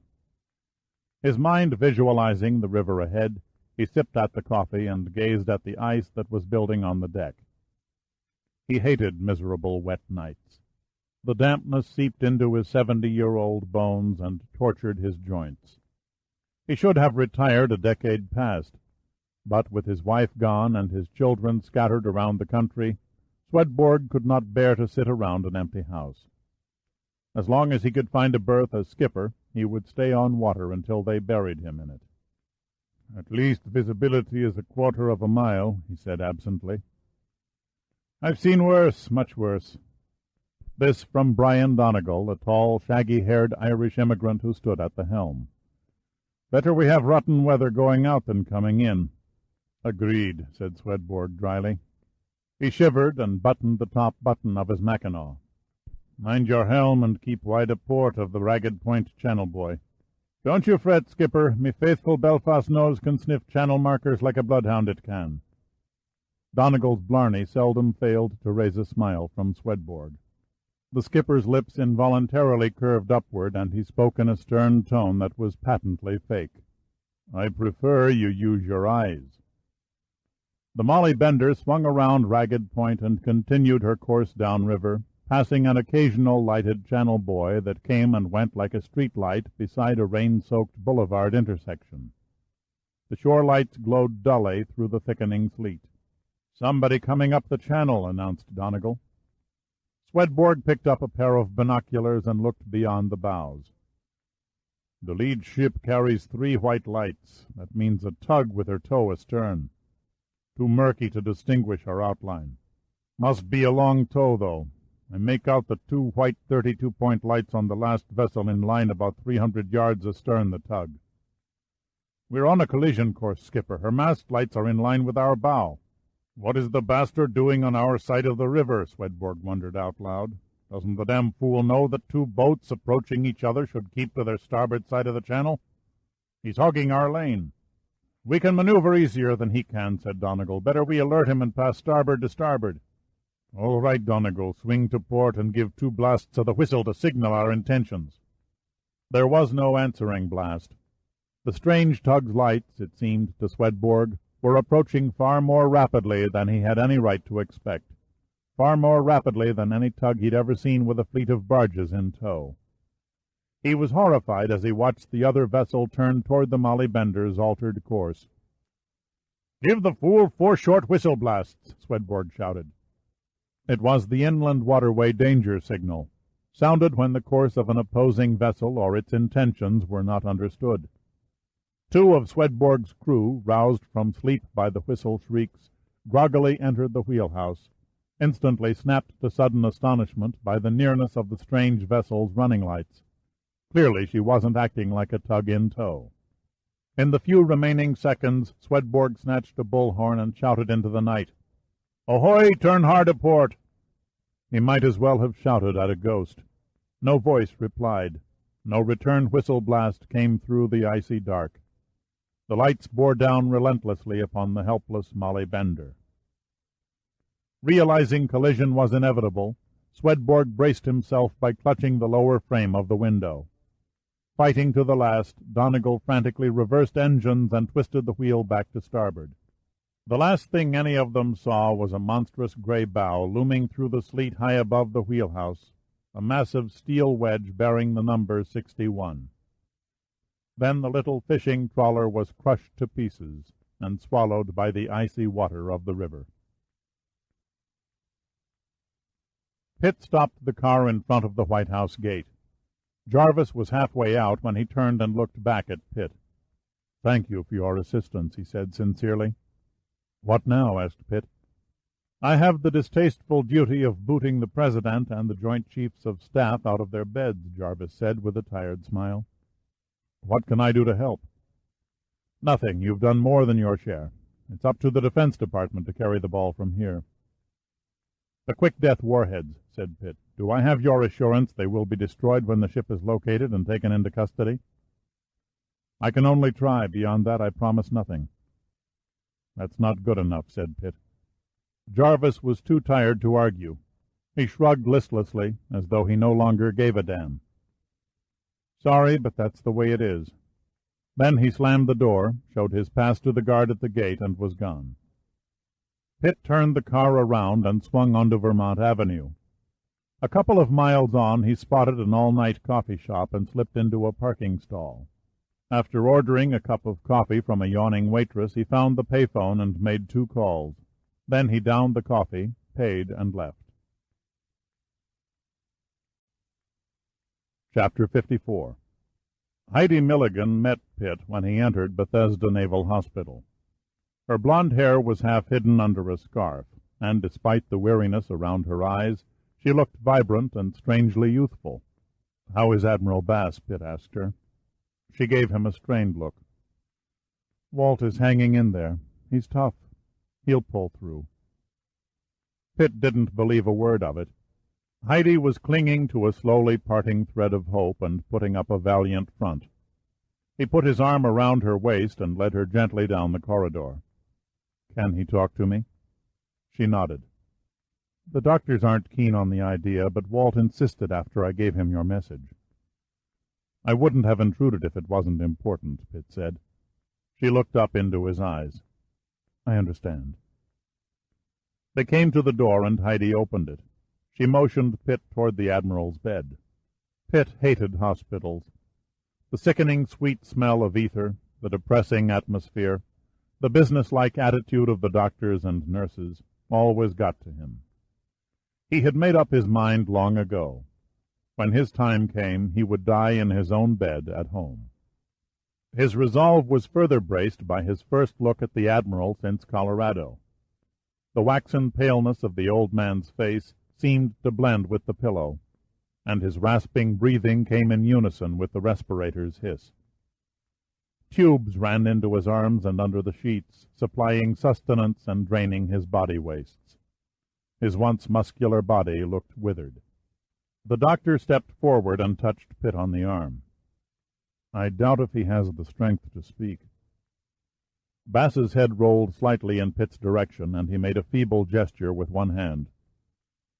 "Come closer, Dirk," he muttered hoarsely. The doctor gave a shrug of surrender. "I'll stay close just in case." Then he stepped into the hall and closed the door. Pitt pulled a chair up to the bed and bent over Bass's ear.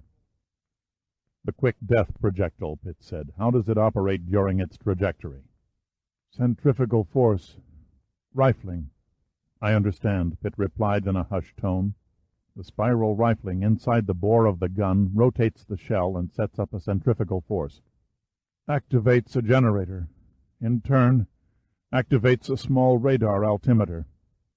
"You must mean a barometric altimeter." "No. Barometric won't work," Bass whispered. "Heavy naval shell has high velocity with a flat trajectory. Too low for accurate barometric reading. Must use radar to bounce signal from ground." "It doesn't seem possible a radar altimeter can survive the high G-forces when the gun is fired," Pitt said. Bass forced a faint smile. "Designed the package myself. Take my word for it. The instrument survives the initial surge when the powder charge is detonated." The Admiral closed his eyes and lay still, exhausted by his efforts. Heidi moved forward and put her hand on Pitt's shoulder. "Perhaps you should come back in the afternoon." Pitt shook his head. "By then it will be too late." "You'll kill him," Heidi said, her eyes welling with tears, her expression angry. Bass's hand inched across the sheets and weakly gripped Pitt's wrist. His eyes fluttered open. "Just needed a minute to catch my breath. Don't go. That's an order." Heidi read the tortured look of compassion in Pitt's eyes, and she reluctantly backed away. Pitt leaned toward the Admiral again. "What happens next?" "After the shell passes its zenith and begins the flight to Earth, the altimeter's omnidirectional indicator begins signaling the decrease in altitude." Bass's voice trailed off, and Pitt waited patiently. "At 1,500 feet, a parachute is released. Slows the shell's descent and activates a small explosive device." 1,500 feet, parachute opens," Pitt repeated. "At 1,000 feet, device detonates and splits head of projectile. Releases a cluster mass of bomblets containing the quick death organism." Pitt sat back and considered the Admiral's description of the projectile's operation. He looked into the waning eyes. "The time element, Admiral. How much time between the parachute's ejection and the QD dispersal?" Too long ago. Can't remember. Please try, Pitt implored. Bass was clearly sinking. He fought to bring his brain into gear, but its cells responded sluggishly. Then the tension lines in his face relaxed, and he whispered, I think, not sure, 30 seconds. Rate of descent about 18 feet per second. 30 seconds, Pitt said, seeking verification. Bass's hand released Pitt's wrist and fell back on the bed. His eyes closed, and he drifted into a coma. Chapter 55. The only damage to the Iowa after she slashed through the Molly Bender was a few scrapes to the paint on her bows. Fawkes had not noticed the slightest bump.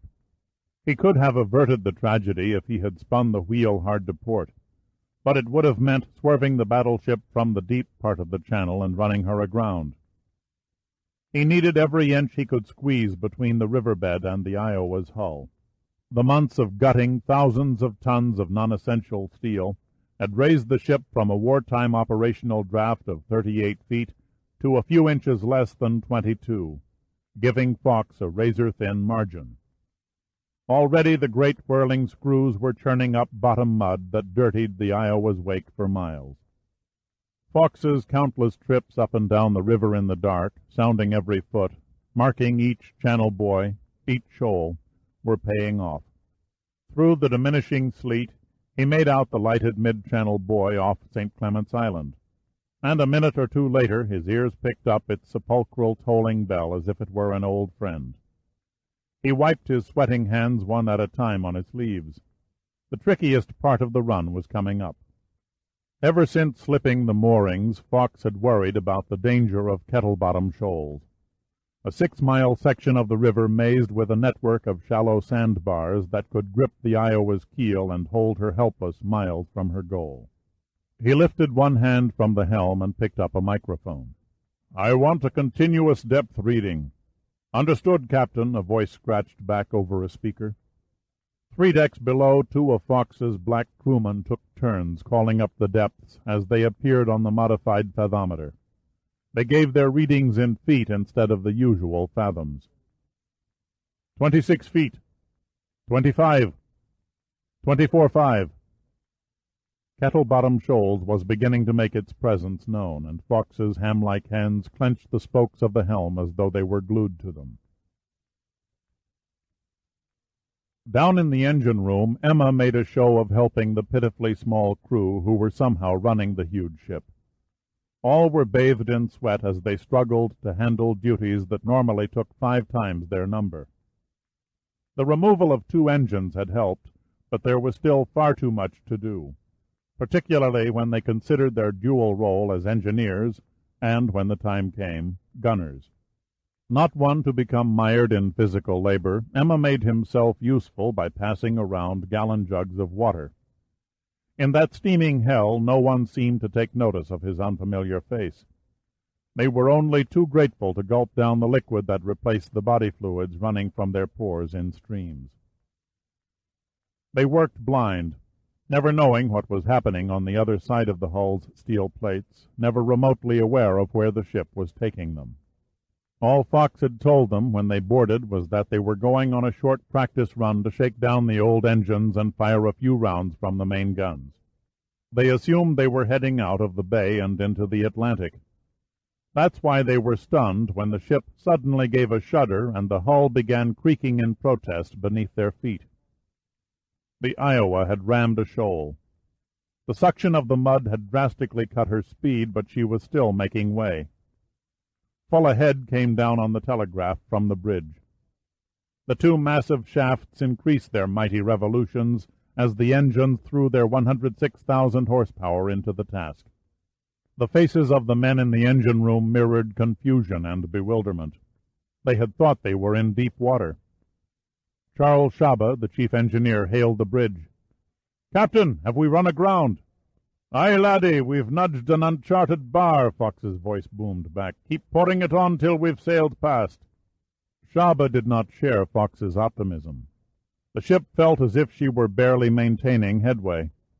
The deck plates beneath his feet vibrated as the engines strained in their mountings. Then, slowly, he sensed their beat smoothing somewhat, as though the screws were biting into new water. A minute later, Fawkes shouted down from the bridge, "Tell your boys we're free. We're back in deep water." The engine crew tackled their respective duties again, their faces wearing relieved smiles. One oiler began a popular chant, and soon they all took it up in chorus with the hum from the great turbines. Emma did not join in. Only he knew the truth behind the Iowa's strange voyage. In a few hours the men around him would be dead. They might have been reprieved if the Iowa's flat bottom had remained firmly stuck in the shoal's mud. But it was not to be. Fawkes was the lucky one, he thought. Damned lucky. So far. Chapter 56. The President sat at the end of a long conference table in the emergency executive offices 300 feet beneath the White House, and stared Dale Jarvis squarely in the eye. "I don't have to tell you, Dale, the last thing I need is a crisis during the last few days of my administration, especially a crisis that can't wait until morning." Jarvis felt the tingling fingers of nervousness. The President was noted for his volcanic temper. Jarvis had been present on more than one occasion when the famous mustache, a delight of political cartoonists, fairly bristled with wrath. With little to lose except his job, Jarvis counterattacked. "I am not in the custom of interrupting your sleep, sir, nor the martial dreams of the Joint Chiefs, unless I have a damned good reason." Defense Secretary Timothy March sucked in his breath. "I think what Dale means—" "What I mean," Jarvis said, "is that somewhere out in Chesapeake Bay there are a bunch of nuts loose with a biological weapon that could conceivably exterminate every living creature in a major city and keep on exterminating for God knows how many generations." General Curtis Higgins, chairman of the Joint Chiefs, gave Jarvis a doubting look. "I know of no weapon with that killing power. Besides, the gas weapons in our arsenal were neutralized and destroyed years ago." "That's the bullshit we give the public," Jarvis snapped back. "But everyone in this room knows better. The truth is the Army has never stopped developing and stockpiling chemical biological weapons." "Settle down, Dale." The President's lips were stretched in a grin beneath the mustache. He took a perverse sort of pleasure whenever his subordinates took to fighting among themselves. Casually, in a move to relieve the tense atmosphere, he leaned back in his chair and draped one leg over the armrest. "For the moment, I suggest we take Dale's warning as gospel." He turned to Admiral Joseph Kemper, the Chief of Naval Operations. "Joe, since this appears to be a naval raid, it falls in your bailiwick." Kemper hardly fit the image of a military leader. Portly and white-haired, he could have easily been hired as a department store floor walker. He looked thoughtfully at the notes he had scribbled during Jarvis's briefing. "There are two facts that bear out Mr. Jarvis's warning. First, the battleship Iowa was sold to Walvis Bay Investment, and as of yesterday our satellite pictures showed it docked at the Forbes shipyard." "And its current status?" asked the President. Kemper did not answer, but pressed a button on the table in front of him and rose from his chair. The wood paneling against the far wall slid apart, revealing an 8-by-10-foot projection screen. Kemper picked up a telephone and said tersely, "Begin." A high-resolution TV picture taken high above the earth flashed on the screen. The clarity and color were far superior to anything transmitted to an ordinary home set. The satellite camera penetrated the early morning darkness and cloud cover as though they did not exist, projecting a view of the eastern Chesapeake Bay shoreline so clear it looked as if it came off a picture postcard. Kemper moved to the screen and made a circular motion with the pencil he used for a pointer. "Here we see the entrance to the Patuxent River and the basin just inside Drum Point to the north and Hog Point to the south." The pencil held steady for a moment. "These small lines are the docks at the Forbes yard." A point for Mr. Jarvis. "As you can see, Mr. President, there is no sign of the Iowa." On Kemper's command, the cameras began sweeping toward the upper end of the bay. Freighters, fishing boats, and a missile frigate passed by in parade, but nothing resembling the massive outlines of a battleship. Cambridge on the right of the screen, soon the Naval Academy at Annapolis on the left, the toll bridge below Sandy Point, and then up the Patapsco River to Baltimore. "What lies south?" the President asked. "Except for Norfolk, no city of any size for 300 miles. Come now, gentlemen, not even Merlin and Houdini together could make a battleship disappear." Before anyone could comment, a White House aide entered the conference room and laid a paper at the President's elbow. "Just in from the State Department," the President said, scanning the print. "A communiqué from Prime Minister Kurtzman of South Africa. He urgently warns us of an imminent attack on the United States mainland by the AAR and apologizes for any direct involvement by his cabinet." "It doesn't figure that Kurtzman would suggest an involvement with his enemy," March said. "I should think he'd categorically deny any connection." "Probably hedging his bets," ventured Jarvis. "Kurtzman must suspect Operation Wild Rose has fallen into our hands." The President kept gazing at the wording on the paper as if unwilling to accept the frightening truth. "It looks," he said solemnly, "as if all hell is about to break loose." The bridge had been his only miscalculation. The Iowa's superstructure was too high to pass under the one man-made obstacle that stood between Fawkes and his target. The vertical clearance was 3 feet lower than he'd reckoned. He heard, rather than saw, the plywood gun director housing being torn off the forward gun control platform as it smashed into the overhead span of the bridge. Howard McDonald slammed on his brakes and skidded to a sideways stop, toppling stacked crates of milk bottles in his delivery van.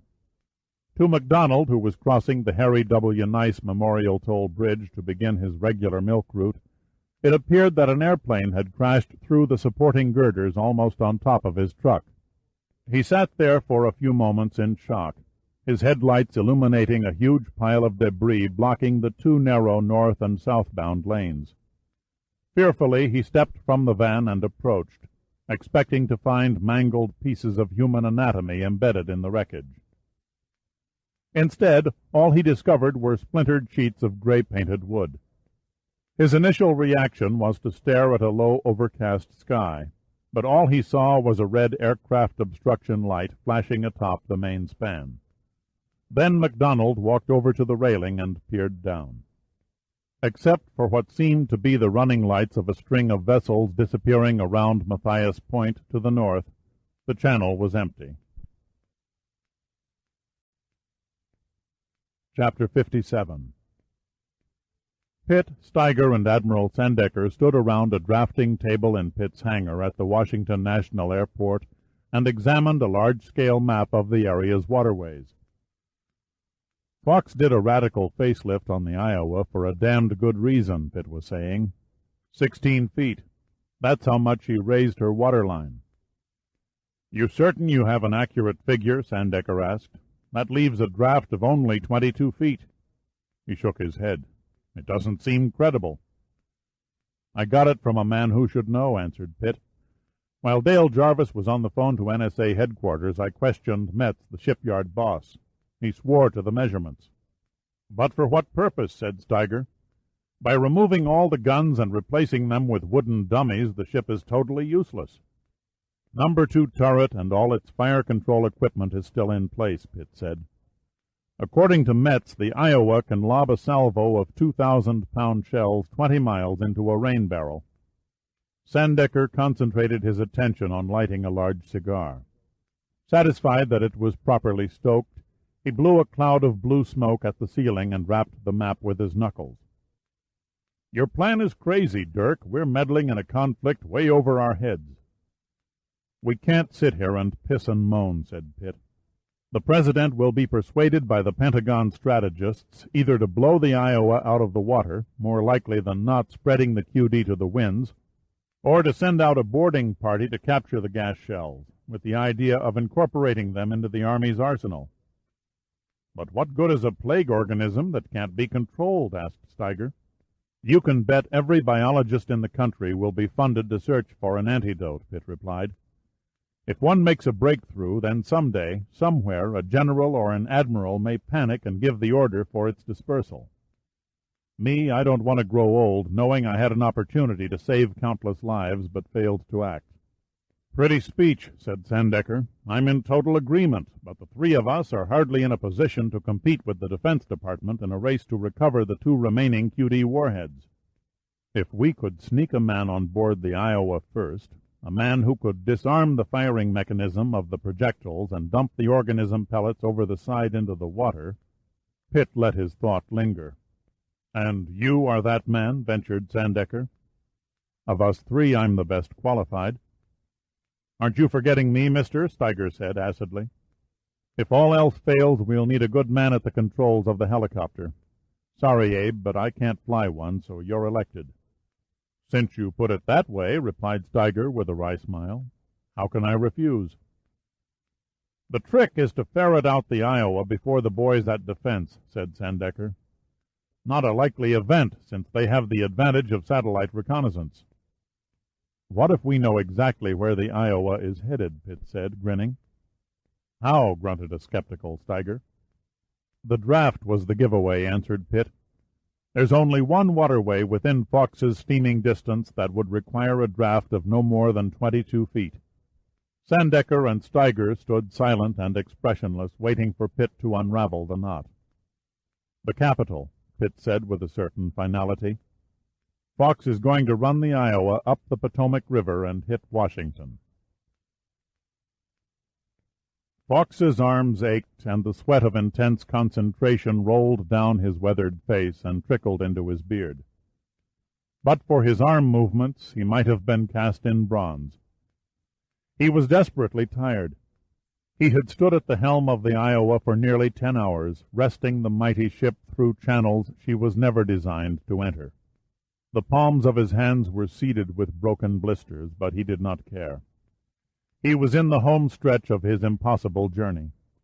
The long, lethal guns of No. 2 turret were already within range of Pennsylvania Avenue. He called for flank speed on the telegraph, and the vibration from deep below decks increased. Like an old war-horse at the sound of the bugle, the Iowa dug her screws into the muddy river and charged up the Narrows beside Cornwallis Neck on the Maryland bank. The Iowa looked like something not of this world. Rather, it looked like a mammoth, smoke-breathing monster erupting from the depths of hell. She forged ahead faster, sweeping past the Channel buoys that fell back toward the first tendrils of dawn. It was as if she had a heart and soul, and somehow knew this was her final voyage, knew she was about to die, the last of the fighting battleships. Fox stared in fascination at the glow from the lights of Washington looming 20 miles ahead. The Marine base at Quantico fell behind the stern as the Iowa's irresistible mass hurtled around Hallowing Point and sped past Gunston Cove. Only one bend remained before her bows entered the straight channel ending on the edge of the golf course at East Potomac Park. 23 feet, the depth reader's voice droned over the speaker. 23. 22.5. The ship dashed by the next channel buoy, her 18-foot, 5-bladed outboard propellers flailing at the bottom silt, her bow throwing sheets of white foam as she plowed against the 5-knot current. 22 feet, Captain. The voice had a tone of urgency. 22 holding. Holding. Oh, God, 21.5. Then she struck the rising river bed like a hammer into a pillow. The impact seemed a sensation more known than felt as the bows bored into the mud. The engines continued to hum and the screws went on thrashing, but the Iowa lay still. She had come to rest below the sloping grounds of Mount Vernon. Chapter 58. I didn't believe it possible, said Admiral Joseph Kemper, as he gazed in admiration at the Iowa's image on the viewing screen. Sailing a steel fortress 90 miles up a narrow, meandering river in the dead of night is a remarkable feat of seamanship. The President looked pensive. He massaged his temples. "What do we know about this fellow Fox?" Kemper nodded to an aide who passed a blue folder to the President. "The British Admiralty obliged my request for Captain Fox's service record. Mr. Jarvis has added an addendum from NSA files." The President slipped on a pair of reading glasses and opened the folder. After a few minutes he peered over the horn rims at Kemper. "A damn fine record. Whoever picked him for the job knew his onions. But why would a man of his reputable background suddenly involve himself with such a bizarre venture?" Jarvis shook his head. "The best guess is that the massacre of his wife and children by terrorists pushed him off the deep end." The President mulled over Jarvis's words and turned to the Joint Chiefs. "Gentlemen, I'm open for proposals." General Higgins took the cue and pushed back his chair and stepped to the screen. "Our staff planners have programmed a number of alternatives, all based on the assumption that the Iowa is carrying a deadly biological agent. First, we can call up a squadron of Air Force F-120 Spectre jets to blast the Iowa with Copperhead missiles. The attack would coincide with supporting firepower by Army units on shore." "Too uncertain," said the President. "If the destruction is not immediate and total, you may well disperse the quick-death agent." "Second," Higgins continued, "we send in a team of Navy SEALs to board the Iowa from the water and secure the stern section, which contains a helicopter landing pad. Then Marine assault troops can land and seize the ship." Higgins paused, waiting for comments. "And if the ship was battened down," this from Kemper, "how would the Marines gain entry?" Jarvis fielded the question. "According to the shipyard people, most of the Iowa's armor and superstructure were replaced with wood. The Marines could blast through to the ship's interior, providing, of course, Fox's men hadn't cut them down while they were landing." "If all else fails," said Higgins, "our final alternative is to finish the job with a low-yield nuclear missile." For nearly a minute no one in the room spoke, each man unwilling to air the unthinkable consequences to the General's last proposal. Finally, as he knew he must, the President took the initiative. "It seems to me a small neutron bomb would be a more practical out." "Radioactivity alone won't kill the QD agent," said Jarvis. "Also," Kemper injected, "I doubt if the lethal rays could penetrate the turret. They're nearly airtight when buttoned up." The President looked at Higgins. "I must assume your people have weighed the terrible possibilities." Higgins solemnly nodded. "It comes down to the age-old choice of sacrificing a few to save many." "What do you call a few?" 50 to 75,000 dead. Perhaps twice that number injured. The small communities closest to the Iowa and the congested sector of Alexandria would be the hardest hit. Washington proper would receive minor damage." "How soon before the Marines can go in?" asked the President. "They are boarding helicopters at the staging area this very minute," answered General Guilford, the Marine Commandant. "And the SEALs are already on their way downriver in a Coast Guard patrol boat." 3 combat units of 10 men each," added Kemper. A muted buzzer sounded on the phone beside General Higgins's chair. Kemper leaned over and answered it, listened, and replaced the receiver. He looked up at Higgins, who had remained standing by the viewing screen. "Communications teams have set up cameras on the southern bluffs above the Iowa," he said. "They'll be transmitting pictures in a few seconds." Almost before Kemper had finished speaking, the aerial image from the satellite cameras faded into blackness, and was replaced by a shot of the Iowa that filled the screen with the ship's superstructure. The President slowly poured himself a cup of coffee, but did not drink it. He stared at the Iowa, his mind churning in search of a decision that only he could make. At last he sighed and addressed himself to General Higgins. "We go with the SEALs and Marines. If they fail, whistle up the Spectre jets and order your forces on shore to open fire with everything they've got." "And the nuclear strike?" asked Higgins. The President shook his head. "I cannot carry the burden of ordering mass murders of my own countrymen, regardless of the circumstances. "We have another half-hour before sunrise," said Kemper softly. "Captain Fawkes must have daylight to sight his guns." All radar-operated and automatic fire control systems were removed from the Iowa before she was decommissioned. He cannot possess any degree of accuracy unless he has a spotter in or near the target area who can report the range and accuracy of the Iowa's fire by radio. "Could be the spotter is sitting on a rooftop across the street," the President said, sipping at the coffee. "I wouldn't be surprised," replied Kemper. "However, he won't be on the air for long. We have computerized triangulation monitors set up that can pinpoint his location within seconds." The President sighed. "Then that about covers it for the moment, gentlemen." "One more prospect, Mr. President, that I left for last," said Higgins. "Shoot." "The quick-death projectiles. Should we capture them intact, I suggest they be analyzed by Defense Department laboratories." "They must be destroyed," Jarvis cut in. "No weapon that ghastly is worth saving." "I fear a more immediate problem has just cropped up," said Timothy March. Every eye whipped back to the viewer at the sound of March's voice.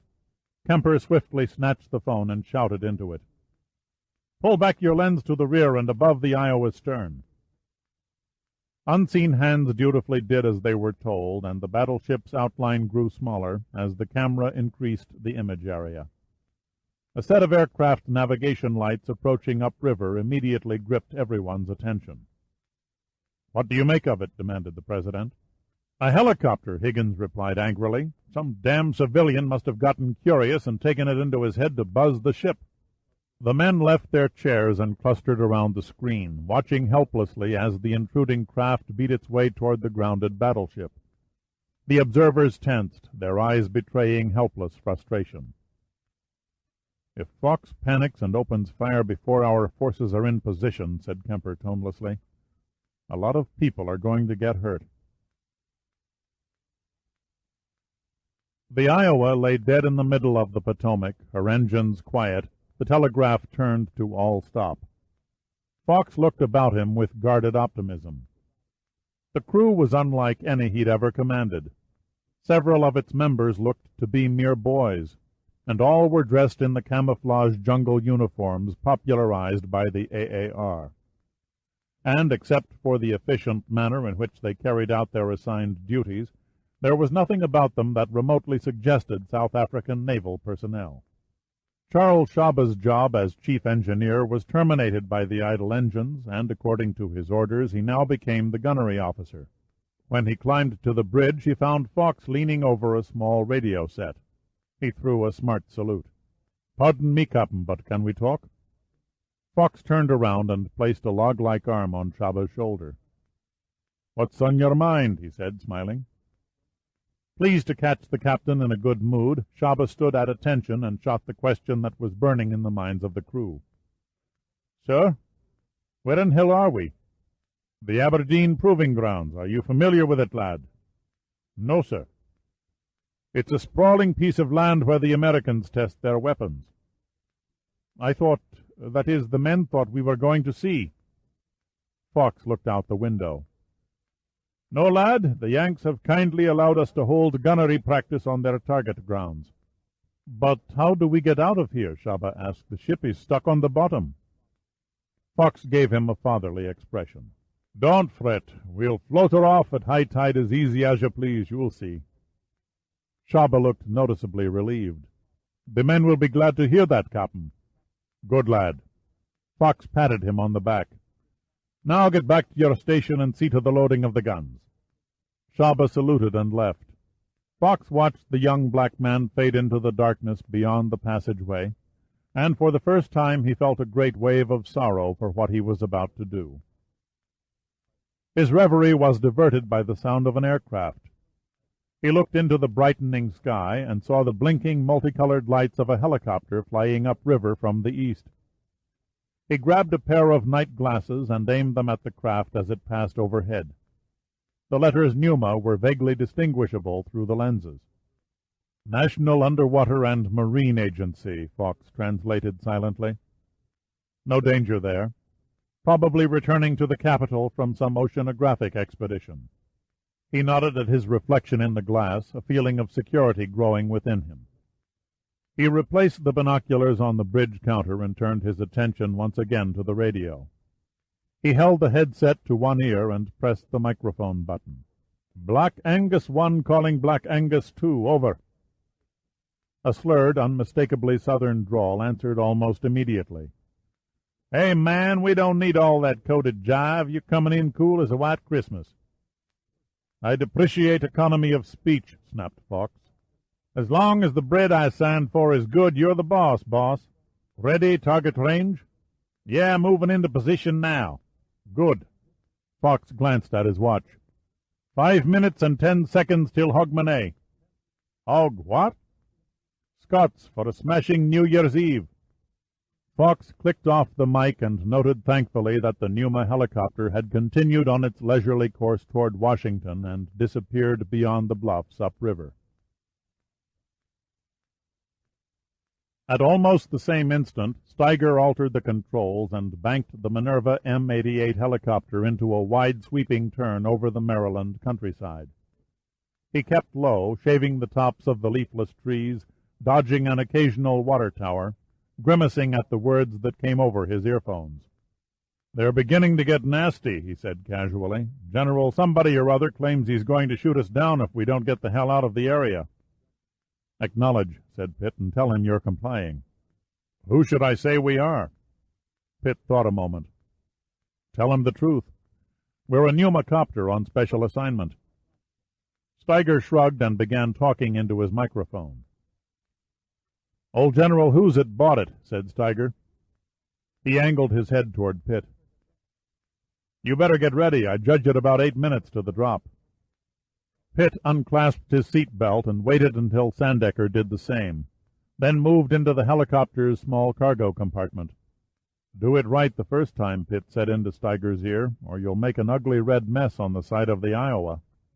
"You're looking at a neatness nut," Steiger said with a diluted smile. "All you have to do is hang tight and leave the driving to old Abe. If you have to drop early, I'll make damn sure you've got a nice cushion of deep water under your ass." "I'm counting on it. We'll come around and swing in from the west to cloak our outline against whatever darkness is left." Steiger's eyes never strayed from the windshield. "I'm flicking off the navigation lights now. Good luck." Pitt squeezed Steiger's arm, stepped into the cargo section of the Minerva, and closed the cockpit door. The compartment was ice cold. The loading hatch was open, and the wintry morning air whistled into what seemed a vibrating aluminum tomb. Sandecker held the harness out to him, and he strapped it on. The Admiral started to say something and then hesitated. At last, his cast-iron features taut with suppressed emotion, he said, "I'll expect you for breakfast." "Make my eggs scrambled," Pitt said. Then he stepped into the frigid dawn. Lieutenant Alan Fergus, leader of the SEAL combat units, zipped up his wetsuit and cursed the vagaries of the high command. Not more than an hour ago he'd been rudely awakened from a dead sleep and hurriedly briefed on what he regarded as the dumbest exercise ever to come his way during 7 years in the Navy. He pulled on his rubber hood and tucked his ears under the lining. Then he approached a tall, burly man who sat slouched in a non-regulation director's chair. His feet were propped on the bridge railing, and he peered intently down the Potomac. "What's it all about?" asked Fergus. Lieutenant Commander Oscar Keeble, the dour skipper of the Coast Guard patrol boat that was ferrying Fergus and his men, twisted the corners of his mouth in an expression of distaste and shrugged. "I'm as confused as you. Do you believe that bullshit about a battleship?" "No," Keeble said in a rumbling voice. "I've seen 4,000-ton destroyers cruise upriver to the Washington Navy Yard, but a 50,000-ton battleship? No way."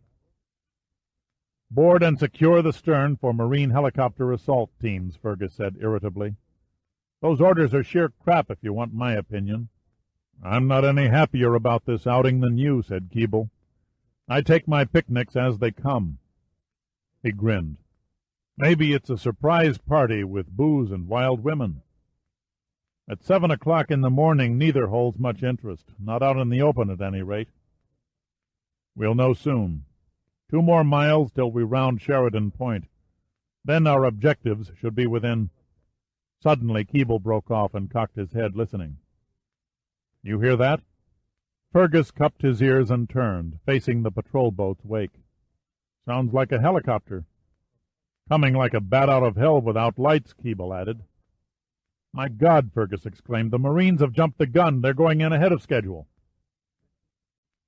An instant later, every head on the patrol boat turned upward as a helicopter roared past at 200 feet, a dim shadow against a gray sky. All were so engrossed in the mysterious, darkened craft, they didn't notice the vague shape trailing below and slightly to the rear of the copter until it swept over the decks and carried away the radio antennae. "What in hell was that?" blurted Keeble in genuine astonishment.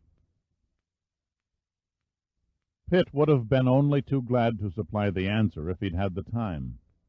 Strapped in the harness, dangling under the Pneuma helicopter only 30 feet above the river, he barely managed to extend his legs forward as he crashed into the patrol boat's antennae. His feet took most of the shock, and fortunately, damned fortunately, he thought later, none of the wiring had entangled his body, sectioning him like a lettuce slicer. As it was, he would carry a nice welt across his buttocks where a piece of thin tubing had made brief contact. The rising sun cooperated by hiding behind a low range of dark clouds, its filtered light obscuring any detail of the surrounding countryside. The air was keen, barbed with the energy of its chill, a polar frigidity that stabbed through Pitt's heavy clothing.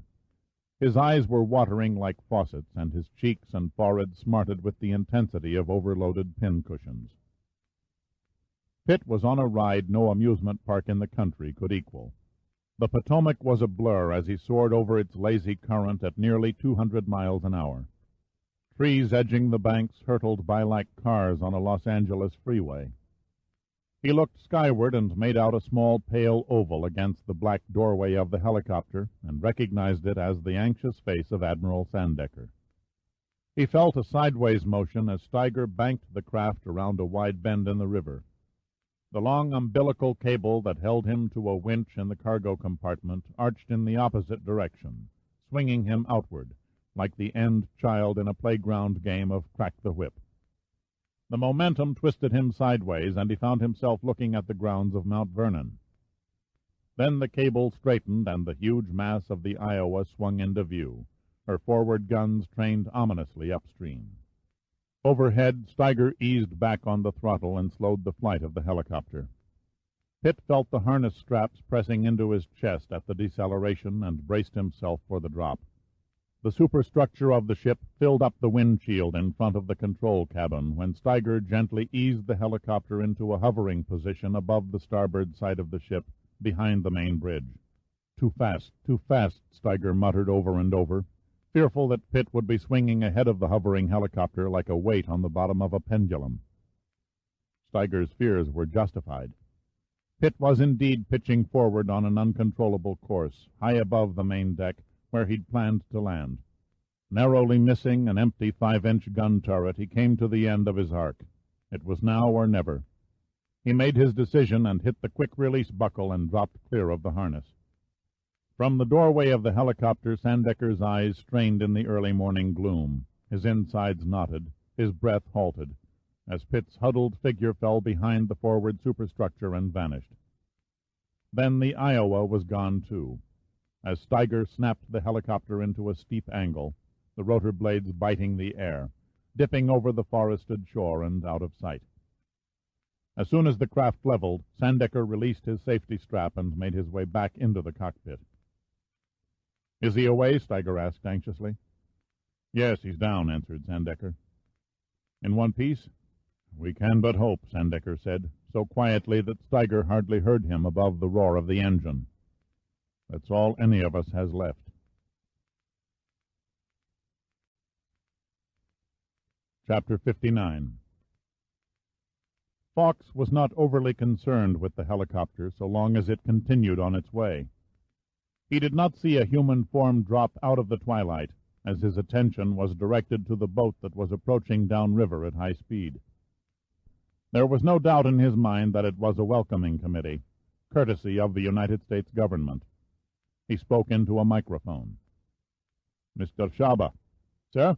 Shaba's voice crackled back. "Please see to it the machine-gun crews man their stations and prepare to repel boarders."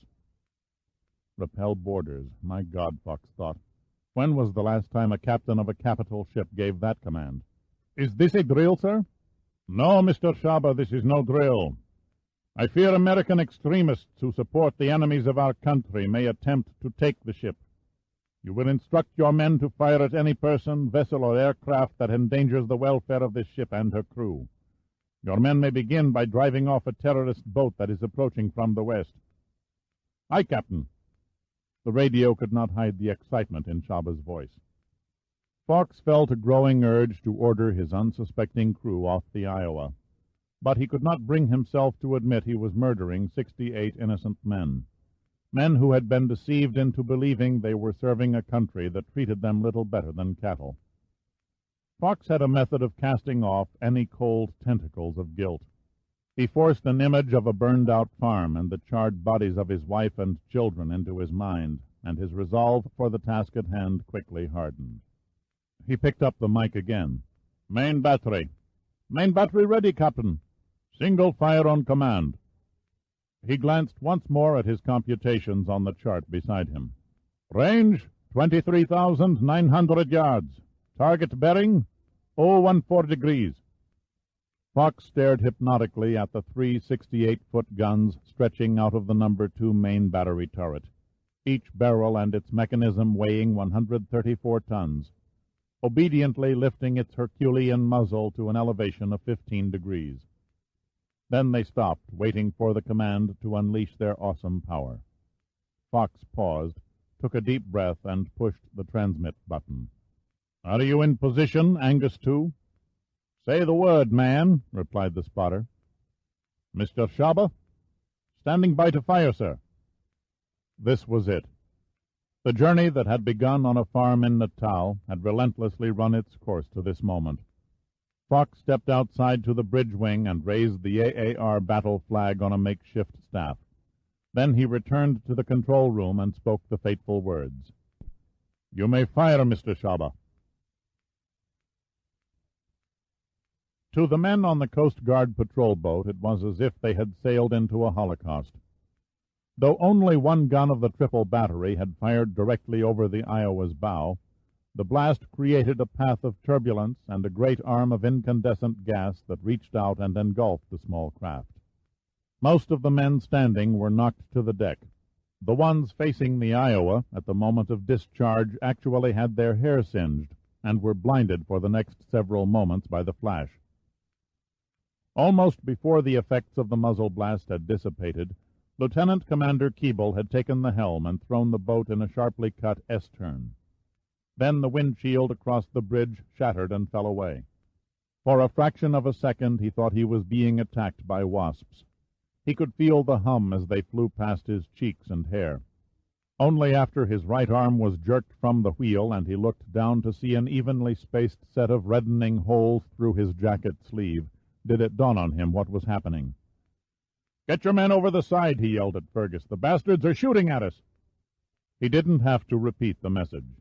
Instantly, Fergus scrambled across the deck, ordering and in some cases physically shoving his men into the dubious safety of the river.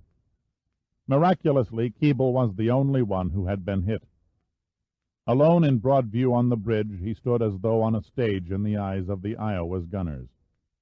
Keeble brought the boat so close alongside the Iowa's hull that the sideboard bumpers were crushed against the vast wall of steel and torn off. It was a wise move.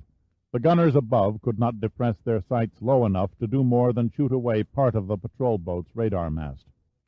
Then Keeble broke into open water, the bullet splashes falling 50 feet to starboard, attesting to the bad aim of his startled adversaries. The gap between them widened. He stole a quick glance aft and was relieved to see that Fergus and his men were gone. He had run interference for the SEALs. It was their ball game now. Gratefully, Keeble turned over the helm to his first officer and watched dourly as a chief petty officer broke open a first-aid kit and started cutting away the blood-soaked sleeve of his jacket. "Son of a bitch," Keeble muttered. "Sorry, sir, you'll just have to grit your teeth and bear it." That's easy for you to say, snorted Keeble. You didn't lay out $200 for the coat. Jogging his way across the pedestrian walk of the Arlington Memorial Bridge, Donald Fisk, an inspector with the Bureau of Customs, gasped out the crisp city air in wispy clouds of vapor. He was on the return leg, passing around the Lincoln Memorial, his thoughts trailing from nowhere to nowhere from the boredom of the exercise, when a strange sound brought him to a halt. As it became louder, it reminded him of the roar of a speeding freight train. Then it turned into a screaming whoosh, and suddenly a massive crater appeared in the middle of 23rd Street, followed by a thunderous clap and a shower of dirt and asphalt. Standing rigidly still after the explosion, Fisk was amazed to find he was untouched. The projectile had passed over him and struck the street at an angle, spraying its destructive force ahead of its trajectory. 100 yards away, a man driving a delivery truck had his windshield blown inward. He managed to stop the truck and stagger from the cab, his face sliced to hamburger. Dazed, he held his hands in front of him and screamed, "I can't see! Help me! Someone please help me!" Fisk shook off the cold shivers of shock and ran toward the stricken driver. The early morning traffic rush was still an hour away, and the street was empty. He wondered how he could call the police and an ambulance. The only other vehicle he saw was a street sweeper calmly whisking its way up Independence Avenue as though nothing had happened. "Angus 2, Fox called. "Report effective fire." "Man, you sure tore up the street." "Keep your remarks to a minimum," said Fox irritably. "Your transmission is no doubt being pinpointed." "I'll read, big man. Your cock shot is 75 yards short and 180 yards to the left." "You heard, Mr. Shaba." "Adjusting, Captain." "Fire as you bear, Mr. Shaba." "Aye, sir." Buried in the 1,700-ton steel turret, black South African gunners sweated and loaded the gaping breaches, shouting and cursing in tune with the clanging hoist machinery, while 5 decks below, the magazine crew sent up the shells and the silk bags containing the powder. First, the conical-nosed, 2,700-pound armor-piercing projectile was shoved into the breech's throat by a power rammer, followed by the powder charge, weighing 600 pounds. Next, the huge downswing carrier breech was twisted shut, providing a gas-tight seal. Then, on command, the great gun spat its devastating vehemence and recoiled 4 feet into its steel lair. 14 miles away, Donald Fisk was attending the injured truck driver as the incoming freight thundered down from the sky and smashed into the Lincoln Memorial. In 1,000th of a second, the hollow ballistic cone on the projectile disintegrated as it crashed into the white marble. Then the heavy slug of hardened steel behind punched its way deep into the memorial and exploded. To Fisk it seemed the 36 Doric columns peeled outward like the petals of a flower before crumbling to the manicured landscape. Then the roof and inner walls collapsed as great chunks of marble bounced down the steps like children's wooden blocks, and a violent burst of white dust spiraled heavenward. As the rumble of the explosion trailed off across Washington, Fisk slowly rose to his feet in numbed bewilderment. "What happened?" shouted the blinded truck driver. "For God's sake, tell me what's happening." "Don't panic," said Fisk. "There's been another explosion." The driver grimaced and clenched his teeth in agony. Nearly 30 splinters of glass had buried themselves in his face. One eye was filled with congealing blood. The other was gone, sliced through to the retina. Fisk took off his sweatshirt and pressed it in the driver's hands. "Twist, tear, or bite it if you must to stand the pain, but keep your hands away from your face. I'm going to leave you for a few moments." He paused as his ears caught the distant sound of approaching sirens. "The police are coming. An ambulance will be right behind them."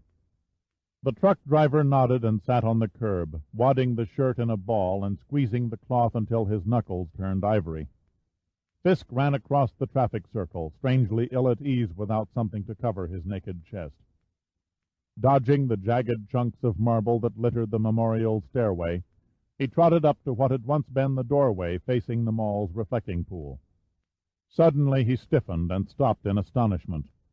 There, amid the vast pile of rubble and the settling dust, the figure of Abraham Lincoln sat virtually unscathed.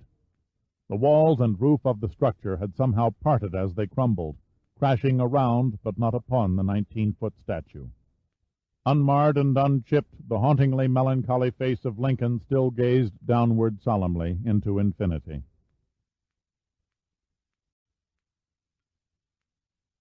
Chapter 60.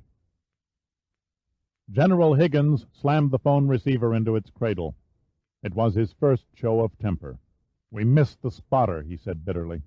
"Our monitor units zeroed his location, but he'd flown the coop by the time our nearest patrol arrived." "Obviously a mobile unit," said Timothy March. "With 3 out of 4 cars on the road carrying a CB radio, identifying the bastard will be next to impossible." "Our Special Forces team and the city police are setting up roadblocks at key intersections around the capital area," said Higgins. "If we can keep the spotter out of visual contact of his targets, he won't be able to report range corrections to the ship. Then Fox will be firing blind." The President's eyes were locked on the viewing screen, staring sadly at the enlarged satellite picture of the demolished Lincoln Memorial. "Shrewd planning on their part," he muttered. "A few dead would mean little more than a newspaper headline to most Americans, but destroy a revered national monument and you touch everyone. Rest assured, gentlemen, by this evening a lot of mad Americans are going to seek a way to vent their anger." "If the next shell contains the QD," Jarvis's voice trailed off. "It's like playing Russian roulette," March said. 2 shells fired. That means the odds are down to 2 out of 36. Higgins looked across the table at Admiral Kemper. "What do you figure as the Iowa's rate of fire?" "The time span between shells 1 and 2 was 4 minutes 10 seconds, Kemper answered. "Slow by half compared to former wartime efficiency, but respectable in view of 40-year-old obsolete equipment and a skeleton crew." "What puzzles me," said March, "is why Fox is only using the turret center gun. He seems to be making no attempt to operate the other 2. "He's going by the book," said Kemper, "conserving his strength by firing 1 shell at a time for effect. He got lucky on the second shot and found his target. Next time he gets the range, you can bet he'll uncork all 3 barrels." The phone in front of Higgins buzzed. He picked it up, listened for a moment, his expression grim. "The 3rd round is on its way." The satellite camera pulled back to show a 2-mile radius around the White House. Everyone's eyes roamed over the bird's-eye view of the city, fearful that this projectile held the quick-death organism, while at the same time trying to guess which landmark was the target. Then came a geysering explosion that pulverized a 50-foot section of sidewalk and 2 trees on the north side of Constitution Avenue. "He's going for the National Archives building," the President said, a bitter edge to his voice. "Fox is trying to destroy the Declaration of Independence and the Constitution. I urge you, Mr. President, to order a nuclear strike on the Iowa at once." Higgins's normally reddish coloring had turned to gray. The President looked like one hunted. His shoulders were hunched as though he were cold. "No," he said with finality. Higgins dropped his hands to his side and sat heavily in his chair. Kemper tapped the table with a pencil, quietly mulling something over. "There is another solution," he said slowly, deliberately. "We knock out the Iowa's number 2 turret." "Knock out the turret," Higgins said, a skeptical look in his eyes. "Some of the F-120 Spectres are carrying Satan penetration missiles," explained Kemper. "Am I right, General Sayre?" Air Force Chief General Miles Sayre nodded in agreement. "Each aircraft is armed with 4 Satans, primed to gouge their way through 3 yards of concrete." "I see your point," said Higgins. "But the accuracy. Miss, and you might unleash the QD." "It can be done," said Sayre, a usually taciturn man. "As soon as the pilots fire the missiles, they switch guidance control to the ground troops. Your people, General Higgins, are close enough to the Iowa to lay a Satan within a 2-foot diameter." Higgins snatched the phone and stared at the President. "If Fox maintains his firing schedule, we have less than 2 minutes. "Go for it," the President said without hesitation. While Higgins gave instructions to the forces deployed around the Iowa, Kemper consulted a file on the ship's construction. "That turret is protected with steel armor plating 7 to 17 inches thick," said Kemper. "We may not destroy it, but we'll sure as hell stun the crew." "The SEALs," said the President. "Can they be warned of our intentions?" Kemper looked grim. "We would if we could, but there has been no radio contact with them since they took to the water." Fergus could not make contact because the radio had been shot out of his hands by a machine gun deployed on the Iowa's citadel. A bullet had neatly amputated the middle finger of his left hand before biting through the transmitter and his right palm. The backup radio was also gone, strapped to the belt of a team leader who took a hit in the chest and now floated lifelessly somewhere downriver. Fergus had lost 6 men out of his original party of 30 while boarding the Iowa. They had climbed the sides after shooting and then looping small lines from crossbows across the ship's stern. These were attached to nylon ladders, which in turn were pulled up to the bulwarks. The SEALs were met with a scathing fire when they reached the main deck. Individually and in small teams they began pouring a return fire at the ship's defenders. Fergus became cut off from his command and was pinned down behind the fantail mounting where the aircraft crane had once stood. Frustration overrode the pain in his wounded hands. Time was running out. His orders were to secure the landing pad before the South Africans could open fire. He shouted a curse as the burst from the third blast rumbled down the river channel. Above the bluffs he could see the Marine helicopters hovering, waiting impatiently for his signal to land. Warily he poked his head around the crane mount and peered forward.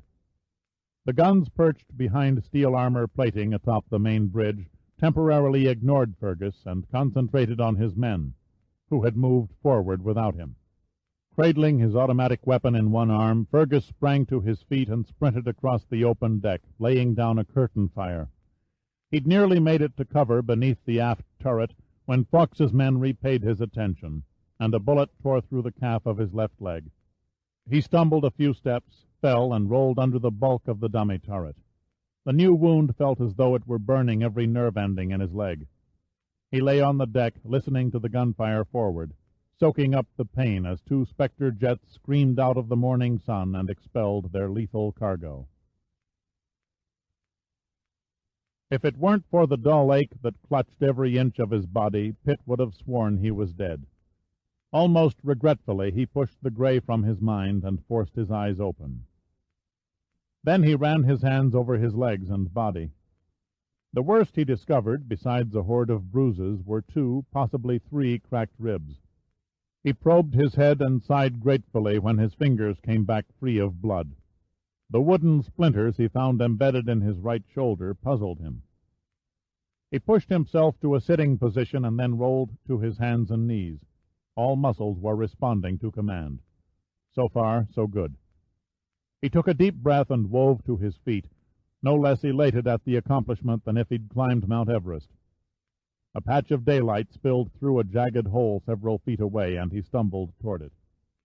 His mind slowly began to hit on 6 of 8 cylinders and analyzed why he hadn't been crushed to oatmeal when he smashed into the side of the ship's superstructure.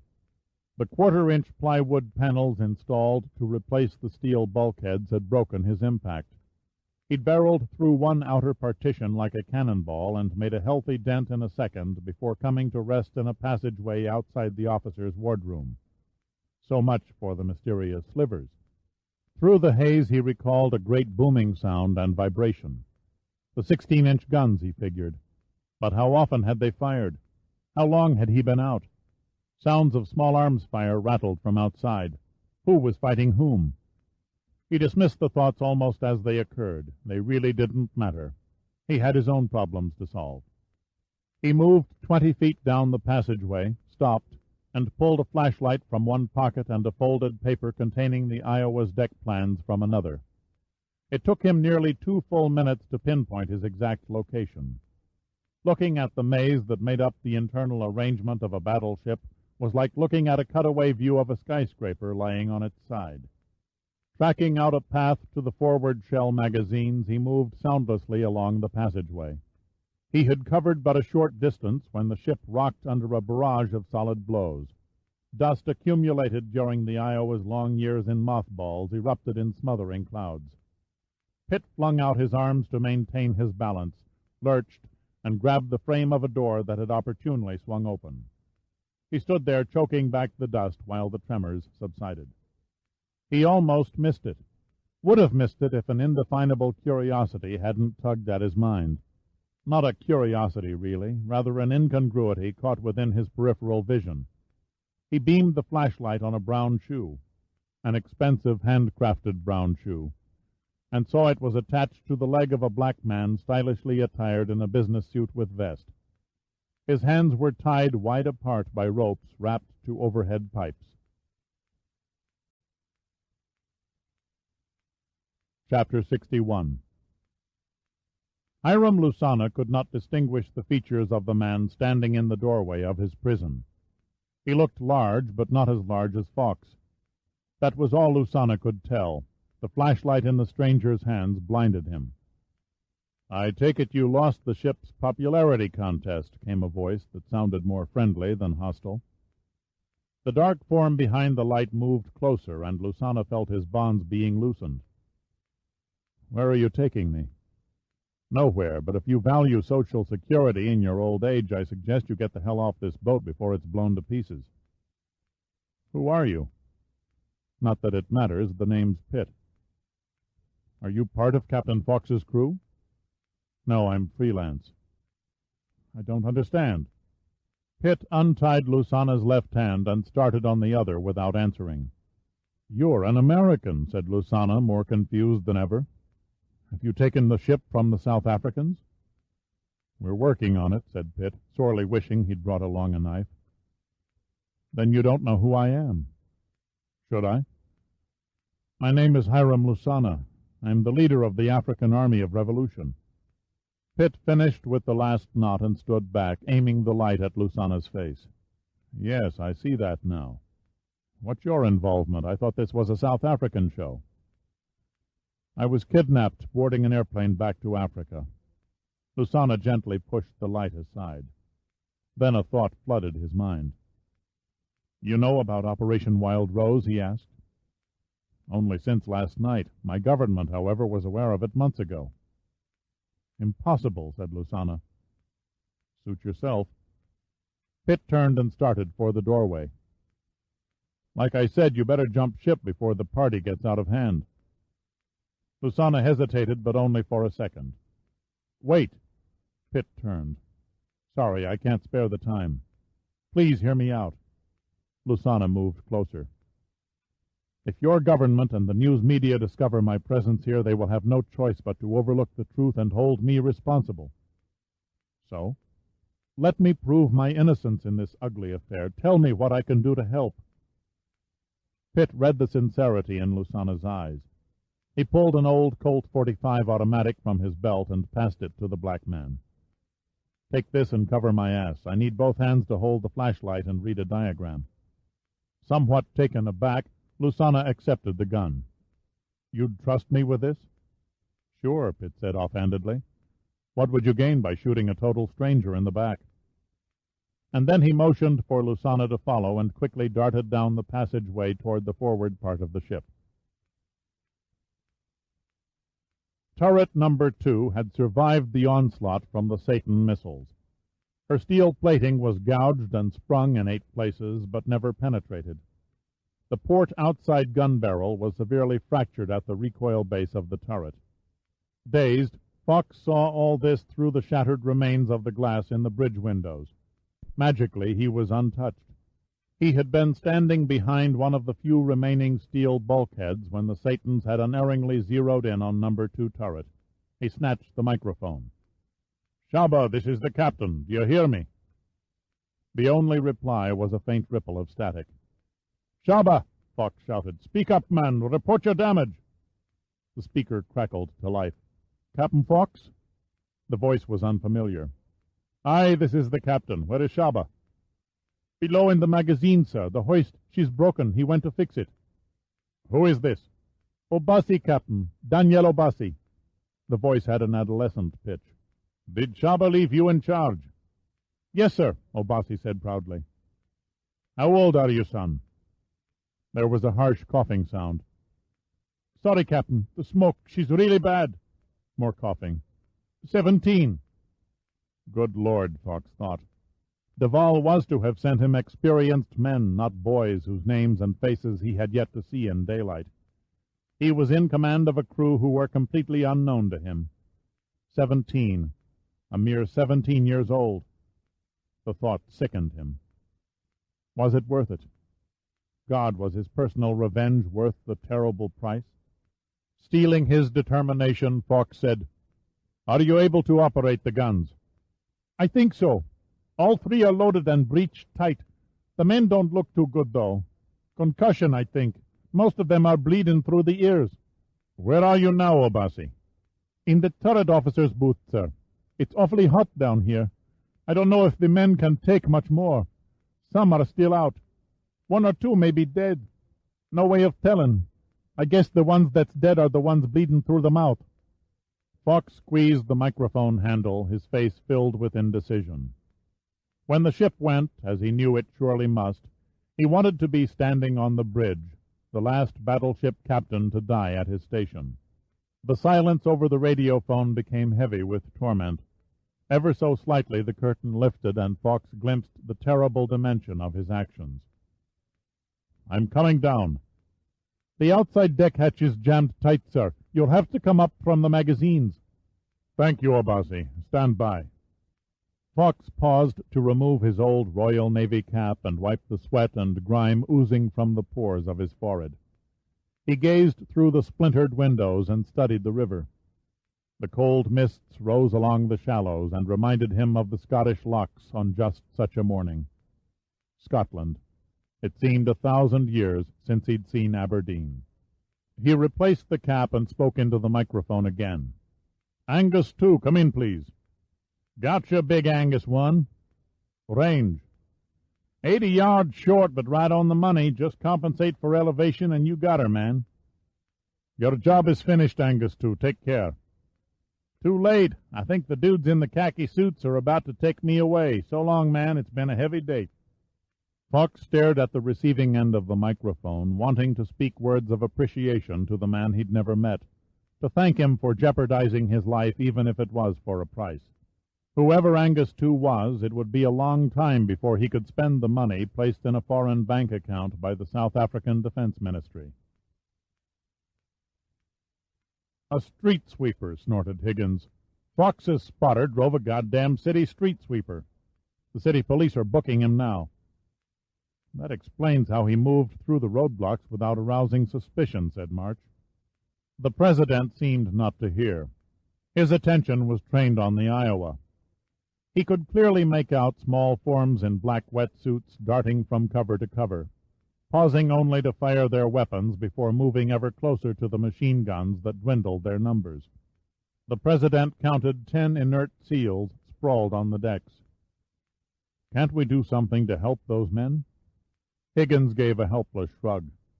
"If we open up from shore, we'd probably kill more SEALs than we'd save. I'm afraid there is little we can do for the moment." "Why not send in the Marine assault teams? Those copters are sitting ducks once they land on the Iowa's aft deck. They each carry 50 troops. It would be mass slaughter. We'd accomplish nothing." "I agree with the General," said Kemper. "The Satan's bought us a breather. Number 2 turret appears to be knocked out. We can afford to give the SEALs more time to clear the decks of terrorist opposition." The President sat back and stared at the men surrounding him. "Then we wait? Is that what you're saying? We wait and watch while men die in living color before our eyes on that damned TV screen?" "Yes, sir," Higgins answered. "We wait." Chapter 62.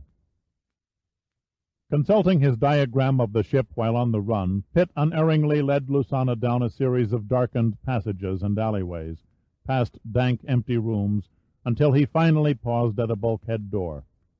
Then he wadded the diagram in a ball and tossed it to the deck. Lusana stopped obediently and waited for an explanation. "Where are we?" he asked. "Outside the projectile storage area," Pitt answered.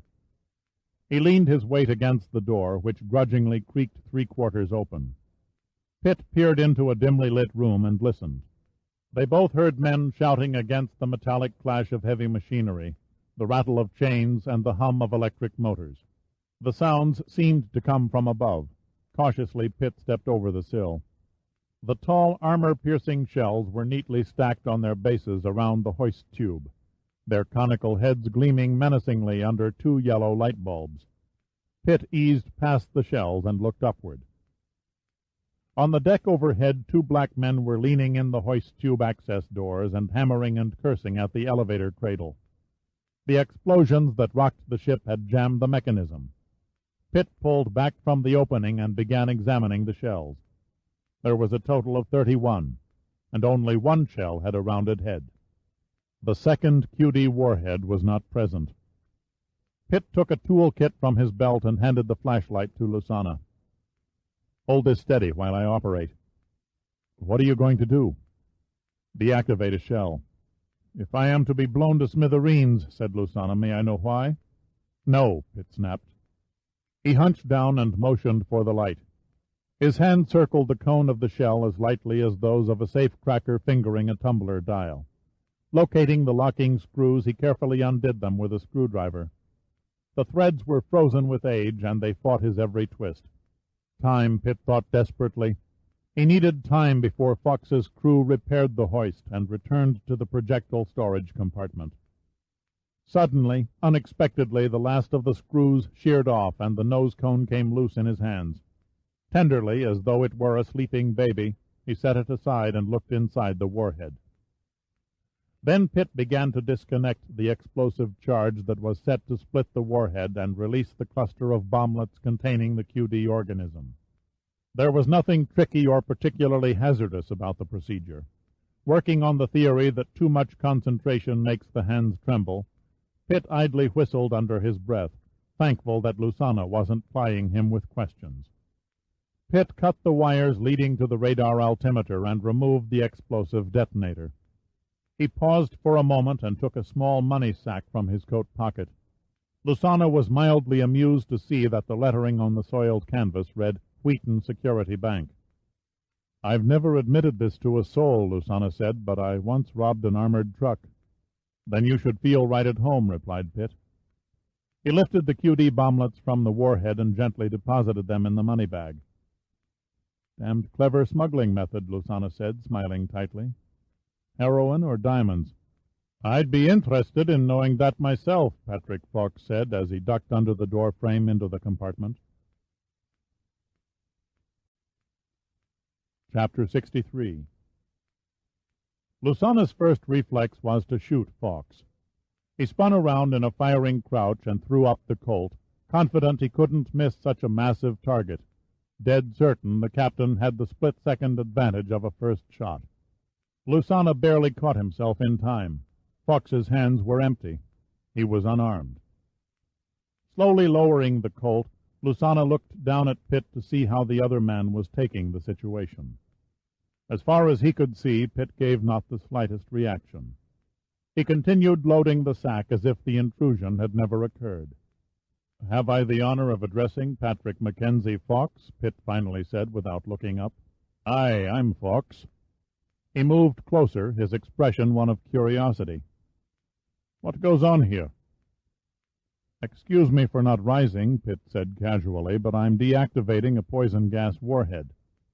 Perhaps 5 seconds passed as Lusana and Fox digested Pitt's brief explanation, staring at each other blankly and then back down at Pitt. "You're daft," Fox blurted. Pitt held up one of the bomblets. "Does this look like your everyday explosive charge?" "No, it does not," Fox admitted. "Is it some sort of nerve gas?" Lusana asked. "Worse," Pitt answered. "A plague organism with an ungodly potency." 2 shells containing the deadly organism were mixed in with the shipment sent by the arms supplier. There was the stunned silence of incredulity. Fox hunkered down and examined the shell and the bomblet in Pitt's hand. Lusana bent over and stared too, not sure what he was supposed to be looking at. The skepticism slowly faded from Fox's eyes. "I believe you," he said. "I've seen enough gas shells to recognize one." Then he gazed questioningly into Pitt's face. Mind telling me who you are and how you came to be here? After we find and deactivate the other shell, Pitt said, brushing him off. Do you have another projectile storage area? Fawkes shook his head. Except for the 3 shells we fired, all of which were of the armor-piercing variety, this is the lot. He broke off as the realization struck him. The turret! All guns are loaded and the breech is locked. The other plague projectile must be inside one of the 3 barrels. You fool, Lusana shouted. You murdering fool! The agony in Fawkes's eyes was apparent. It's not too late. The guns will not fire except by my order. Captain, you and I will find and neutralize the other warhead, Pitt ordered. Mr. Lusana, if you will be so kind as to drop this over the side. He handed Lusana the sack bulging with the QD bomblets. Me? Lusana gasped. I don't have the vaguest idea how to get out of this floating coffin. I'll need a guide. Keep making your way topside, Pitt said confidently. Eventually you'll hit daylight. Then throw the sack in the deepest part of the river. Lusana was about to leave when Fawkes placed a great paw on his shoulder. We'll settle our business later. Lusana stared back steadily. I look forward to it. And then the leader of the African Army of Revolution melted into the darkness like a shadow. At 2,000 feet, Steiger made a slight adjustment in pitch, and the Minerva dipped over the Jefferson Memorial and crossed the tidal basin on a course along Independence Avenue. It's crowded up here, he said, motioning to a bevy of Army helicopters hovering from one end of the Capitol Mall to the other like a swarm of mad bees. Sandecker nodded and said, Better keep your distance. They're liable to shoot first and ask questions later. How long since the Iowa was last shot? Nearly 18 minutes. Maybe that's the end of it then, said Steiger. We won't land until we're sure, Sandecker replied. How's the fuel? Enough for nearly 4 more hours flying time. Sandecker twisted in his seat to relieve his aching buttocks.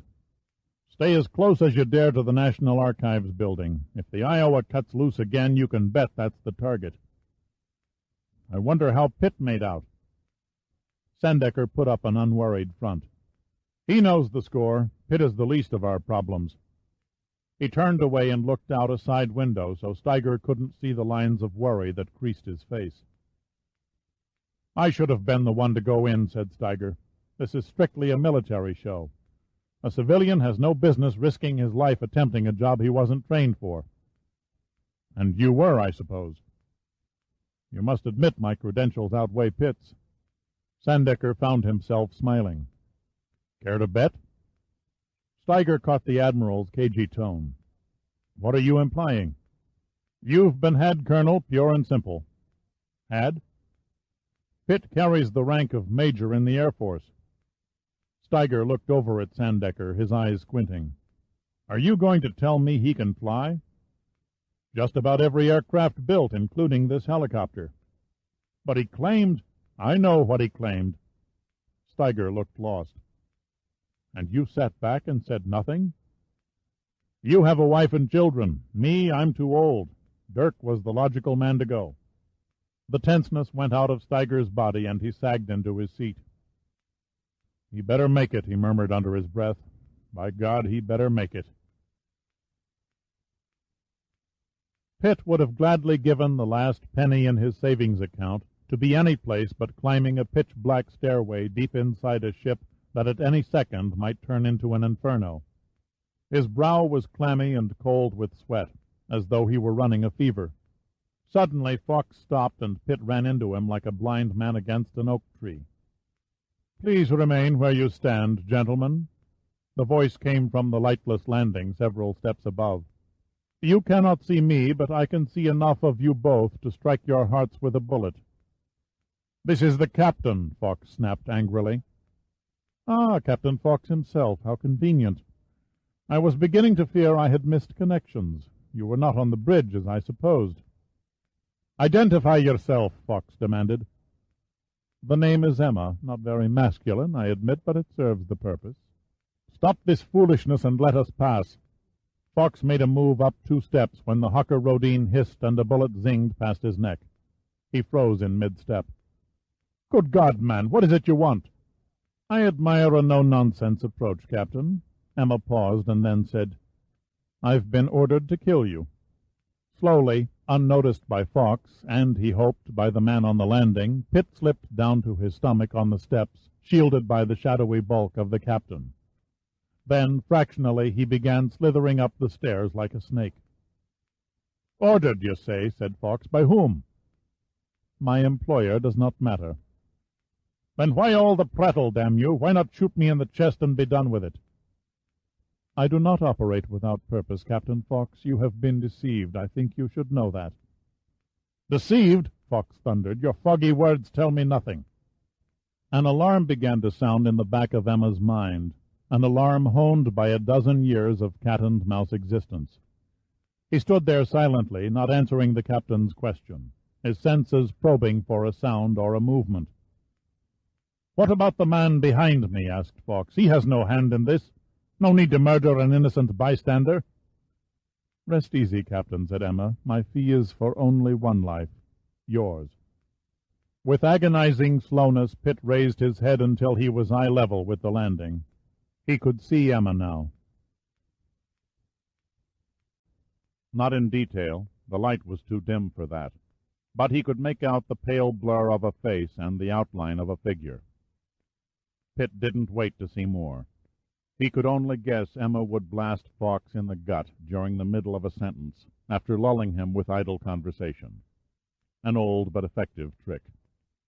He dug the balls of his feet into the steps, took a breath, and lunged, going for a vicious impact with Emma's legs, his hands clawing for the gun. The silencer flashed in Pitt's face, and a stabbing pain slammed the right side of his head as he grabbed for Emma's arm. After the haze of sudden shock, he swam into unconsciousness and began falling. It seemed to take forever before the abysmal void swallowed him, and there was nothing. Chapter 64. Goaded on by Pitt's flying tackle, Fox charged up the steps like a maddened rhino and threw his great weight against the bodies of both men. Pitt went limp and fell off to one side. Emma struggled to bring the gun to bear, but Fox slapped it away as though it were a toy in a child's hands.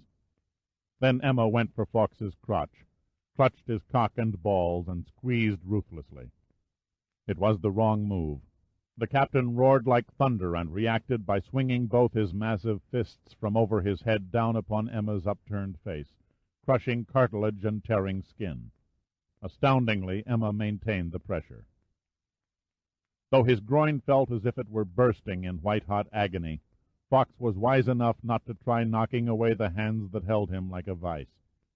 Calmly, purposefully, like a man who knew exactly what he intended to do, he gripped Emma's head and began pounding it into the metal deck landing with every ounce of strength in his tree-trunk arms. Mercifully, the pressure eased, but shrouded in his pain-lashed rage, he kept smashing away until the back of Emma's skull turned to pulp.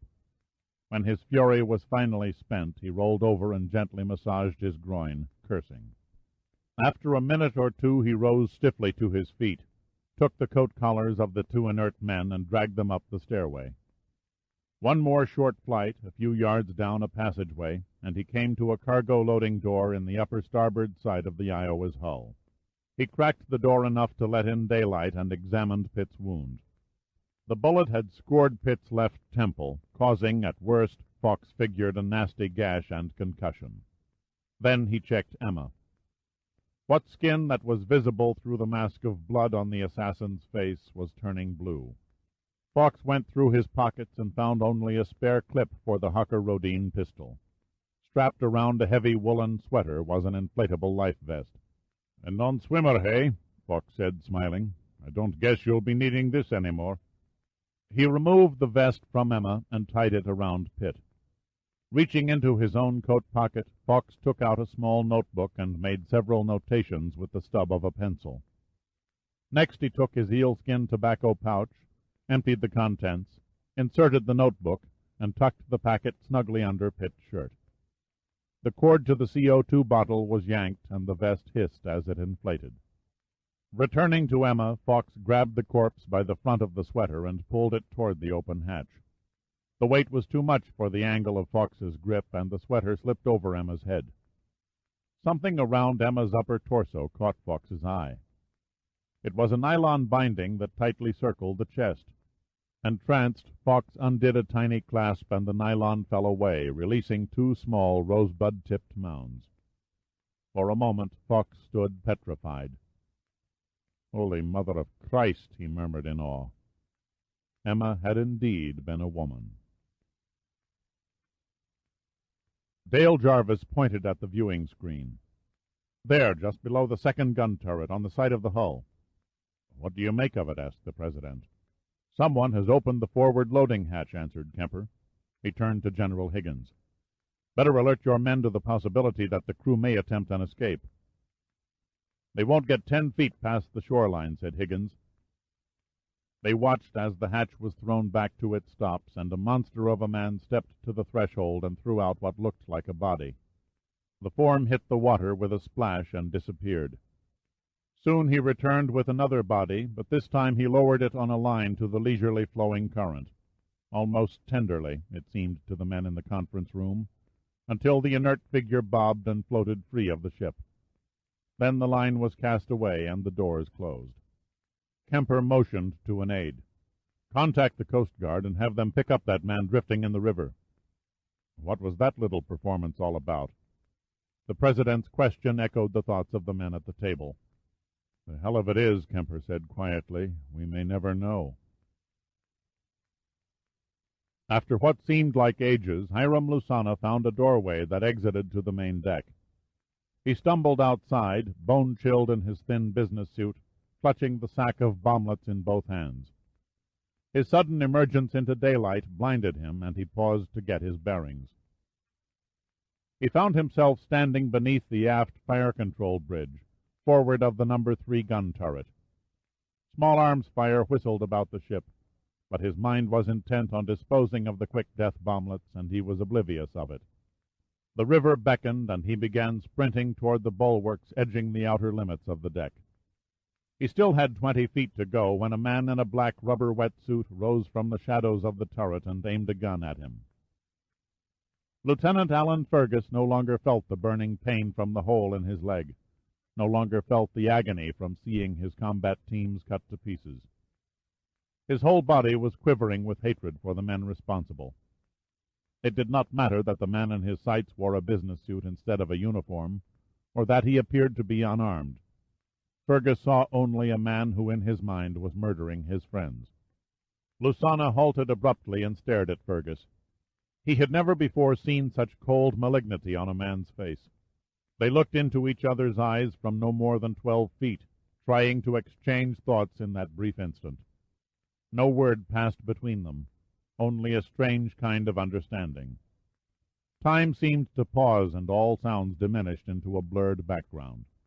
Hiram Lusana knew his fight to rise above the filth of his childhood had culminated in this time and place. He had come to realize he could not be the leader of a people who would never fully accept him as one of their own. His path became clear. He could do far more for the oppressed of Africa by becoming a martyr to their cause. Lusana accepted the invitation of death.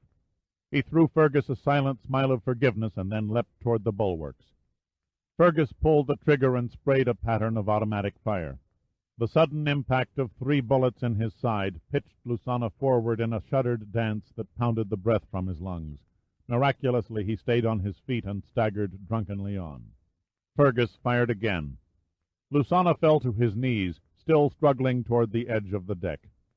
Fergus watched in detached admiration, vaguely wondering what drove the incongruously dressed black man to ignore at least a dozen bullets in his body.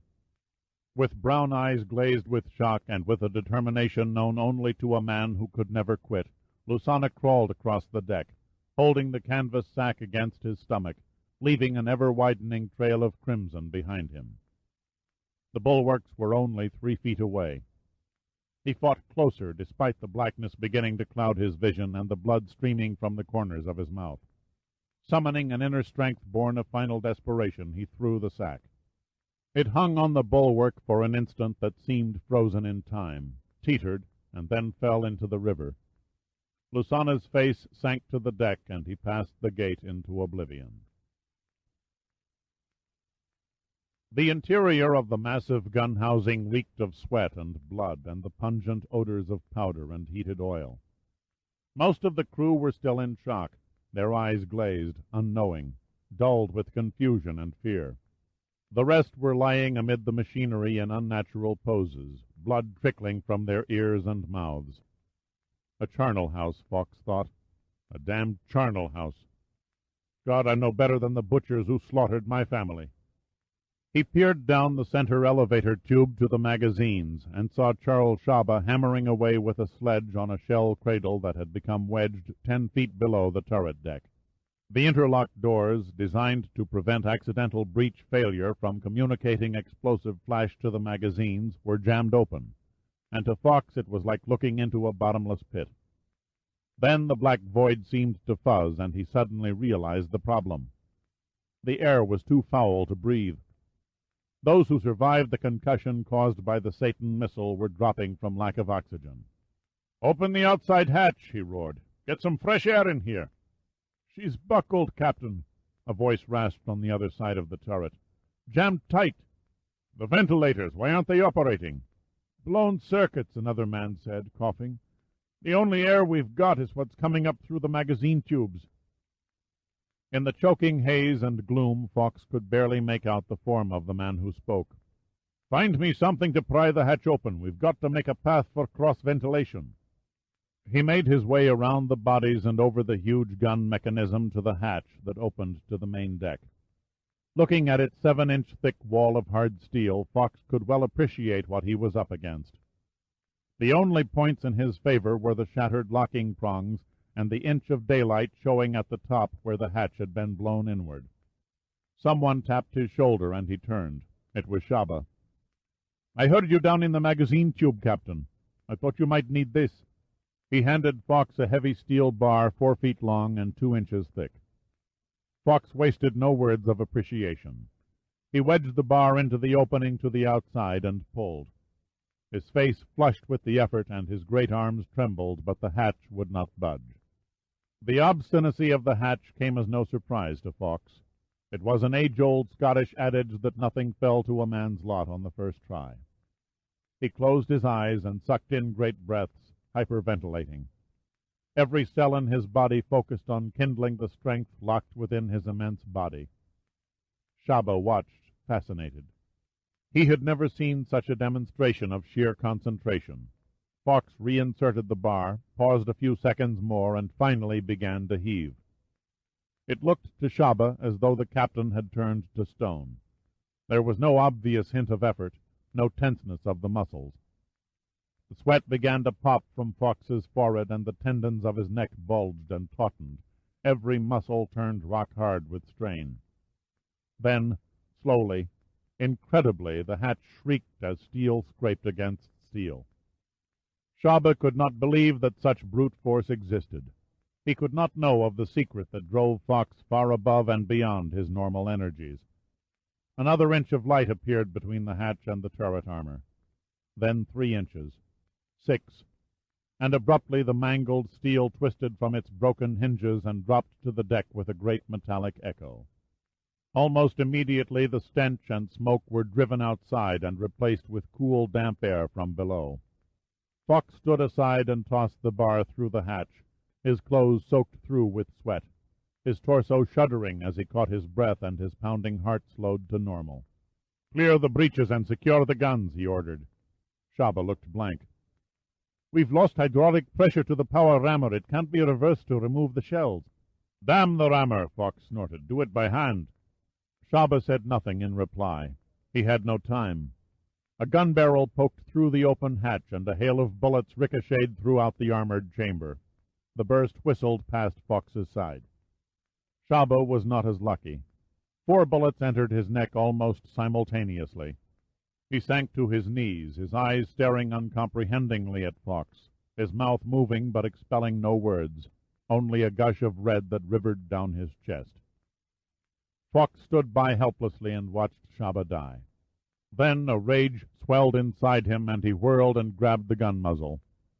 The heat from the barrel seared the flesh from his hands, but he was far beyond any sensation of pain. Fawkes gave a great pull, and the seal outside, stubbornly refusing to let go of his weapon, catapulted past the narrow aperture and landed inside, his index finger still locked on the trigger. There is no fear in a man who knows with certainty he is about to die. Fawkes did not possess that certainty. His face was white with fear that he would be killed before the quick death shell inside one of the 3 guns could be deactivated. "You bloody fool!" he grunted as the seal kicked him in the stomach. "The guns! Inside the guns! A plague!" The seal twisted violently and slashed out with his free hand to Fawkes's jaw. Fighting to keep the muzzle away from his body, Fawkes could do nothing but absorb the blow. His strength was draining away when he lurched backward and fell partially through the hatch opening, trying with one last mighty effort to yank the gun from the seal's grasp. Instead, the flesh came away from his palms and fingers, and he lost his grip. The seal jumped sideways and lowered the gun, aiming it with agonizing deliberation at Fawkes's stomach. Daniel O'Bossy, the young boy sitting in the turret officer's firing booth, watched in numbed horror as the seal's finger tightened on the trigger. He tried to yell to distract the killer in the black wetsuit, but his throat was dry as sand, and a mere whisper rasped through his lips. Out of sheer desperation, in what he prayed was his one hope of saving his captain's life, O'Bossy pushed the red fire button. Chapter 65. There was no way to reverse the process, no way to halt the firing sequence. The powder charges detonated, and 2 projectiles spit out of the center and starboard muzzles. But inside the port barrel the warhead jammed tight at the fracture caused by the Satan missiles, trapped the exploding gases at its base, and blocked them from escaping. A new gun might have withstood the tremendous blowback and the staggering pressures, but the tired, rusty old breech had seen its day, and it shattered and burst. In a microsecond, a volcanic eruption of flame compressed within the turret, flashed down the magazine elevator tubes, and set off the powder sacks stored far below. The Iowa blew her guts out. Patrick Fawkes, in the fleeting instant he was blasted through the outside hatch, saw the utter waste, the terrible stupidity of his actions. He reached out to his beloved Myrna to beg her forgiveness as he smashed against the unyielding deck and was crushed to pulp.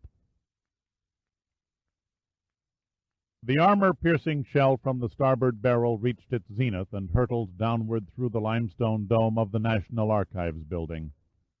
By freakish chance it fell past the 21 tiers of books and records, crashed through the granite floor of the exhibition hall less than 10 feet from the glass case containing the Declaration of Independence, and came to rest with half its length embedded in the concrete floor of the sub-basement. Shell number 2 was a dud. Not so number 3. Activated by its tiny generator, the radar altimeter inside the quick death package began beaming signals to the ground and recording its downward trajectory. Lower and lower the warhead dropped until at 1,500 feet an electrical impulse popped the parachute release, and an umbrella of fluorescent orange silk blossomed against the blue sky. Amazingly, the 30-plus-year-old material took the sudden strain without splitting at the seams. Far below the streets of Washington, the President and his advisers sat motionlessly in their chairs, their eyes blinking as they followed the relentless descent of the projectile. At first, like passengers on the Titanic who refused to believe the huge ocean liner was sinking, they sat entranced, their minds unable to grasp the true scope of the events before them, feebly optimistic that somehow the mechanism inside the warhead would fail, causing it to fall harmlessly onto the grass of the mall. Then, with a frightening momentum, they all began to feel the tightening pincers of despair. A light breeze sprang up from the north and nudged the parachute toward the Smithsonian Institution buildings. Soldiers who had blocked off the streets around the Lincoln Memorial and the National Archives building, and crowds of government employees caught in the morning traffic, gazed sheep-like as a forest of hands pointed skyward. Around the conference table the air was still with tension, a growing anxiety that reached insufferable proportions. Jarvis could watch no more. He placed his head in his hands. "Finished," he said, his voice hoarse. "We're finished." "Isn't there something that can be done?" asked the President, his eyes locked on the floating object on the viewing screen. Higgins shrugged in defeat. "Shooting that monster out of the sky would only disperse the bacteria. Beyond that, I'm afraid we can do nothing." Jarvis saw a flash of realization flood the President's eyes, a sickening realization that they had come to the end of the road. The impossible could not happen, could not be accepted, but there it was. Death for millions was only seconds and a few 100 feet away. So intently were they watching the scene that they did not notice the speck in the distance growing larger. Admiral Kemper was the first to distinguish it. He seldom missed a thing. He rose out of his chair and peered as though his eyes were laser beams. The others finally saw it too, as the speck enlarged into a helicopter coming straight on the warhead. "What in God's name?" Higgins muttered. "It looks like the same crazy bastard who buzzed the Iowa," announced Kemper. "This time we'll blast his ass," Higgins said, reaching for his communications phone. The low sun bounced off the helicopter's canopy, making a bright momentary glint on the viewing screen. The craft grew, and soon large black letters could be seen on its side.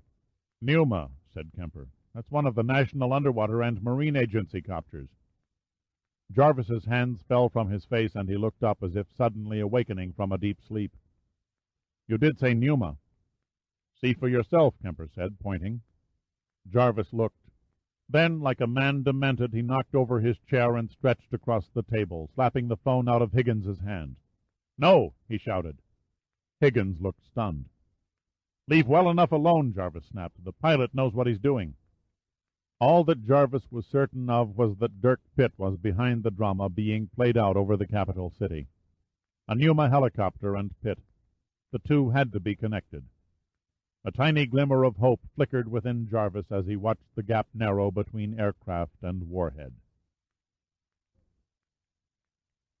The Minerva bored in on the bright orange parachute like a bull charging a matador's cape. It was going to be a tight race. Steiger and Sandecker had overestimated the trajectory of the quick-death warhead and were hovering near the National Archives building when they saw the chute open early, a quarter of a mile short of their position. Precious time was lost while Steiger feverishly swung the aircraft on a closing course in a desperate gamble conceived by Pitt a few hours previously. 12 seconds gone, Sandecker announced impassively from the cabin door.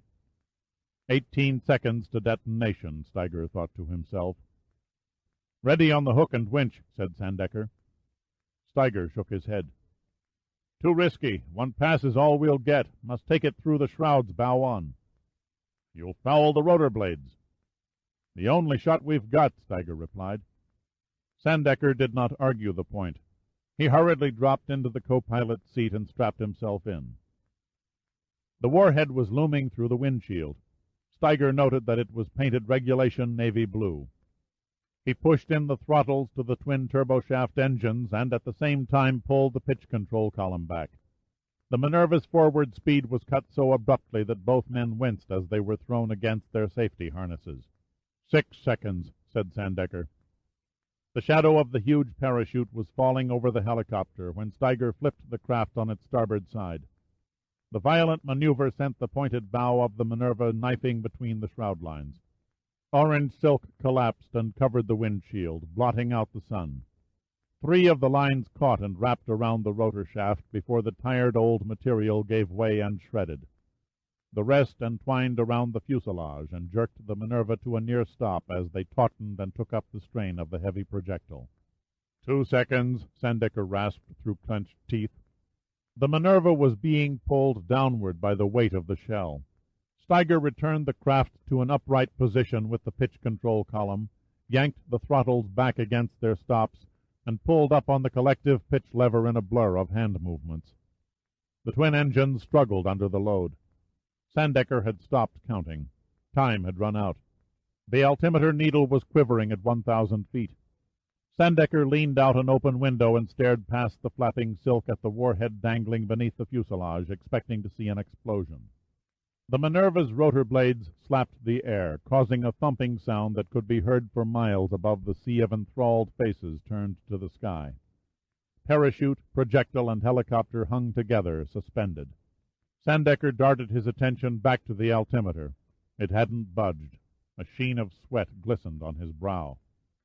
10 seconds passed, which to Sandecker seemed 10 years. Steiger, absorbed in his task, battled the controls. The Admiral could do little but sit there. It was the first time he could remember feeling totally useless. "Lift, damn you, lift," Steiger said, pleading with the Minerva. Sandecker watched the altimeter as though mesmerized. It seemed to him the needle made a fractional tick above the 1,000-foot mark. Was it wishful thinking, or had the instrument really registered an upward reading? Then, slowly, almost infinitesimally, the needle appeared to move. "Climbing," he reported. His voice had a tremor in it. Steiger did not answer. The rate of ascent began to increase. Sandecker remained quiet until he was sure his eyes weren't playing tricks on his brain. There was no more cause for uncertainty. The needle was slowly sweeping past the next indication. Chapter 66. The relief of the men in the emergency executive offices was impossible to describe. If polled, they would have unanimously agreed they had never seen any sight half so wonderful in their lives. Even dour General Higgins was grinning the widest grin on record. The suffocating cloud of doom had been suddenly swept away, and they began cheering as the Minerva dragged its deadly cargo toward a safe altitude. The President sagged in his chair and allowed himself the pleasure of lighting a cigar. He nodded down the table at Jarvis through a haze of smoke. "It would appear, Dale, that you are clairvoyant." "A calculated guess, Mr. President," said Jarvis. Admiral Kemper lifted his phone.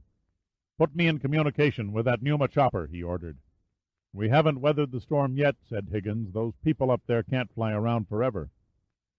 "We are in voice contact." A crisp announcement came out of the speakers beside the viewing screen. Kemper spoke into his desk phone while keeping both eyes locked on the progress of the Minerva.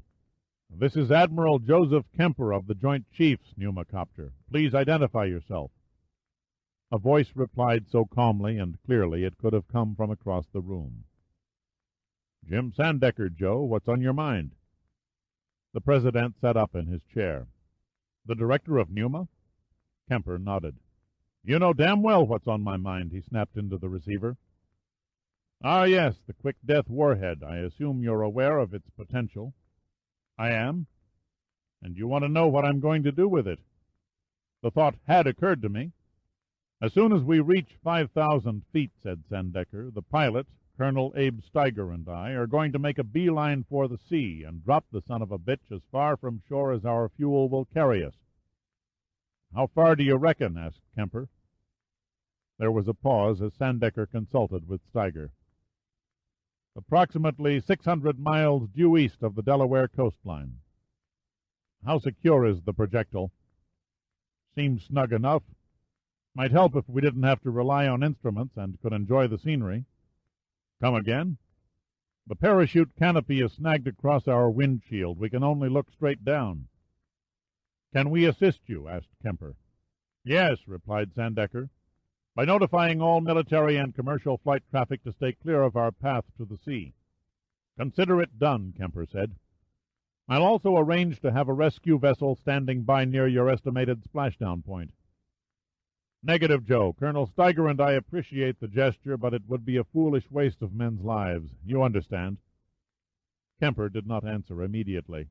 His eyes took on a look of deep sorrow. Then he said, "Understood. Kemper out." "Is there no way they can be saved?" Jarvis asked. Kemper shook his head. "The sad truth is that Admiral Sandecker and Colonel Steiger are committing suicide. When the helicopter runs out of fuel and drops toward the sea, the projectile goes with it. When they both reach 1,000 feet, the warhead disperses the quick-death organism. The rest goes without saying." "But surely they can cut away the canopy and fly a safe distance before ditching," Jarvis persisted. "I see Admiral Kemper's point," said Higgins. "The answer is on the viewing screen. The parachute is the helicopter's death shroud. The lines are woven around the base of the rotor and overhang the side opposite the cargo door. Even if the craft were hovering in a stationary position, it would be impossible for a man to climb out on that streamlined fairing far enough to reach the lines with a knife. Could they bail out of the helicopter before it goes down? Jarvis inquired. General Sayer shook his head. Unlike conventional aircraft, whirlybirds do not have automatic control systems. They must be flown manually every second. If the crew were to ditch, the craft would fall on top of them. The same principle applies to a mid-air pickup, said Kemper. We might snatch one of the men, but not both. There is nothing we can do? There was a faint catch in Jarvis's voice. The President gazed forlornly at the lacquered tabletop for several moments. At last he said, "Just pray that they carry that vile abhorrence safely past our shores. And if they make it, then we sit helplessly by and watch two brave men die." The icy water jabbed Pitt back to consciousness. The first minute, eyes blinking back the bright daylight, his mind tried to fathom his condition, to make sense out of why he was floating in a cold, dirty river. Then the pain began to bloom, and his head felt like the receiving end of a carpenter's nail. He felt a vibration in the water, heard a muffled popping sound, and soon a Coast Guard patrol boat slid out of the rising sun and idled in his direction. Two men in wetsuits dropped over the side and expertly fitted Pitt into a hoist rig. The signal was given, and he was gently hauled on board. "A bit early in the morning for a swim," said a huge bear of a man with his arm in a sling. "Or are you practicing for the English Channel?" Pitt looked around and saw the shattered glass and shredded wood on the boat's bridge. "Where did you come from, the Battle of Midway?" The bear grinned and replied, "We were headed for our dock when we were ordered back to pick you out of the drink. I'm Keeble, Oscar Keeble, commander of what was once the cleanest boat on the inland waterway." "Dirk Pitt, I'm with Numa." Keeble's eyes narrowed. "How did you come to be on the battleship?" Pitt looked up at the boat's broken rigging. "I believe I owe you a new radio aerial." "That was you?" "Sorry about the hit and run, but there was no time to fill out an accident report." Keeble motioned toward a doorway. "Better come inside and get a bandage on your head. It looks as though you took a nasty crack." It was then that Pitt saw a great pall of smoke rising around a bend in the Potomac. "The Iowa," he said. "What of the Iowa?" "She blew herself up." Pitt leaned heavily against the railing. Keeble gently put his good arm around Pitt as one of his men brought up a blanket. "Better take it easy and lie down. A doctor will be waiting when we dock." "It doesn't matter," Pitt said, "not any more." Keeble steered him into the pilot-house and found Pitt a steaming cup of coffee. "Sorry there's no booze on board. Regulations and all that. A bit early for a shot anyway." Then he turned and spoke through an open doorway to his communications officer. "What's the latest on that helicopter?" "She's over Chesapeake Bay, sir." Pitt looked up. "What helicopter is that?" "Why, one of yours," Keeble said. "Damnedest thing. A shell from the Iowa's final salvo came down in a parachute, and this idiot in a Numa chopper nabbed it on the fly." "Thank God," Pitt said as the full implication hit him. "A radio. I need to borrow your radio." Keeble hesitated. He could read the urgency in Pitt's eyes. "Allowing civilians to use military communications gear is hardly kosher." Pitt held up a hand and cut him off. The feeling was returning to his cold, numbed skin, and he sensed something pressing into his stomach under the shirt.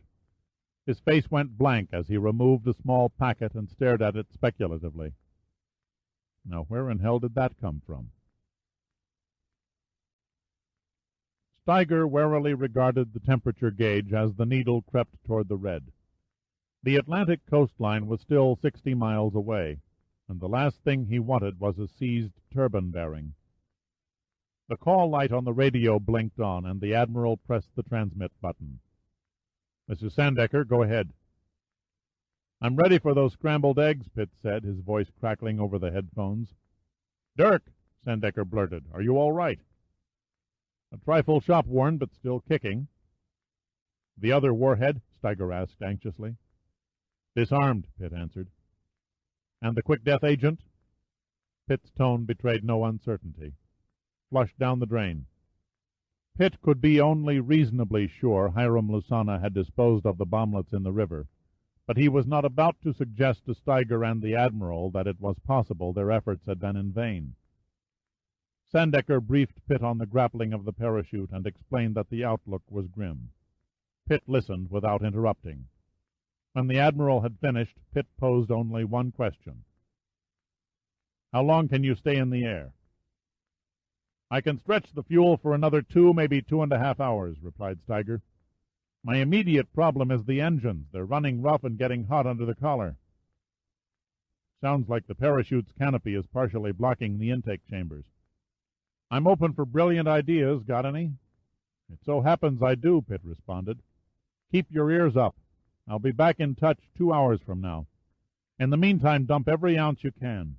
Seats, tools, any piece of the ship you can pry loose to lighten your weight. Do whatever has to be done, but claw the air till you hear from me. Pitt out." He switched off the microphone and turned to Lieutenant Commander Keeble. "I must get ashore as quickly as possible. We'll be dockside in 8 minutes." "I'll need transportation," said Pitt.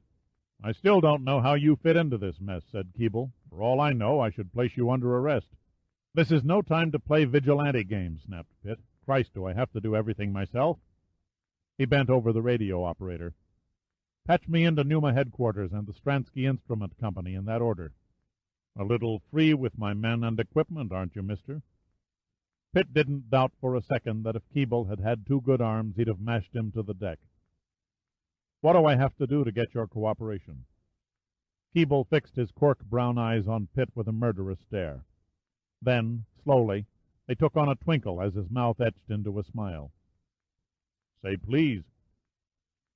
Pitt complied, and exactly 12 minutes later he was in a Coast Guard helicopter racing back to Washington. Chapter 67. The 2 hours came and went with agonizing slowness for Steiger and Sandecker. They had crossed the Delaware shoreline at Slaughter Beach and were now 500 miles out over the Atlantic. The weather remained relatively calm, and the few thunderclouds obligingly floated free of their flight path. Everything that wasn't bolted down, and some things that were, had been jettisoned out the cargo door. Sandecker estimated he had dumped in the neighborhood of 400 pounds. That and the weight loss from the diminishing fuel had kept the protesting engines from overheating as they struggled to keep the overladen Minerva aloft. Sandecker was lying with his back against the cockpit bulkhead. He had removed every seat except Steiger's. The physical efforts of the past 2 hours had exhausted him. His lungs heaved and his arms and legs were stiff with muscle fatigue. "Any word? Anything from Pitt?" Steiger shook his head without taking his eyes off the instruments. "Dead silence," he said. "But then what can we expect? The man isn't a card-carrying miracle worker. I've known him to pull off what others thought impossible. I know a pathetic attempt to instill false hope when I hear one." Steiger tilted his head toward the panel clock. 2 hours, 8 minutes since the last contact. I guess he's written us off." Sandecker was too exhausted to argue. As if through a heavy mist, he reached over, pulled a headset down over his ears, and closed his eyes. A gentle peace was settling over him when a loud voice abruptly blasted him to full wakefulness. "Hey, Baldy, you fly like you screw."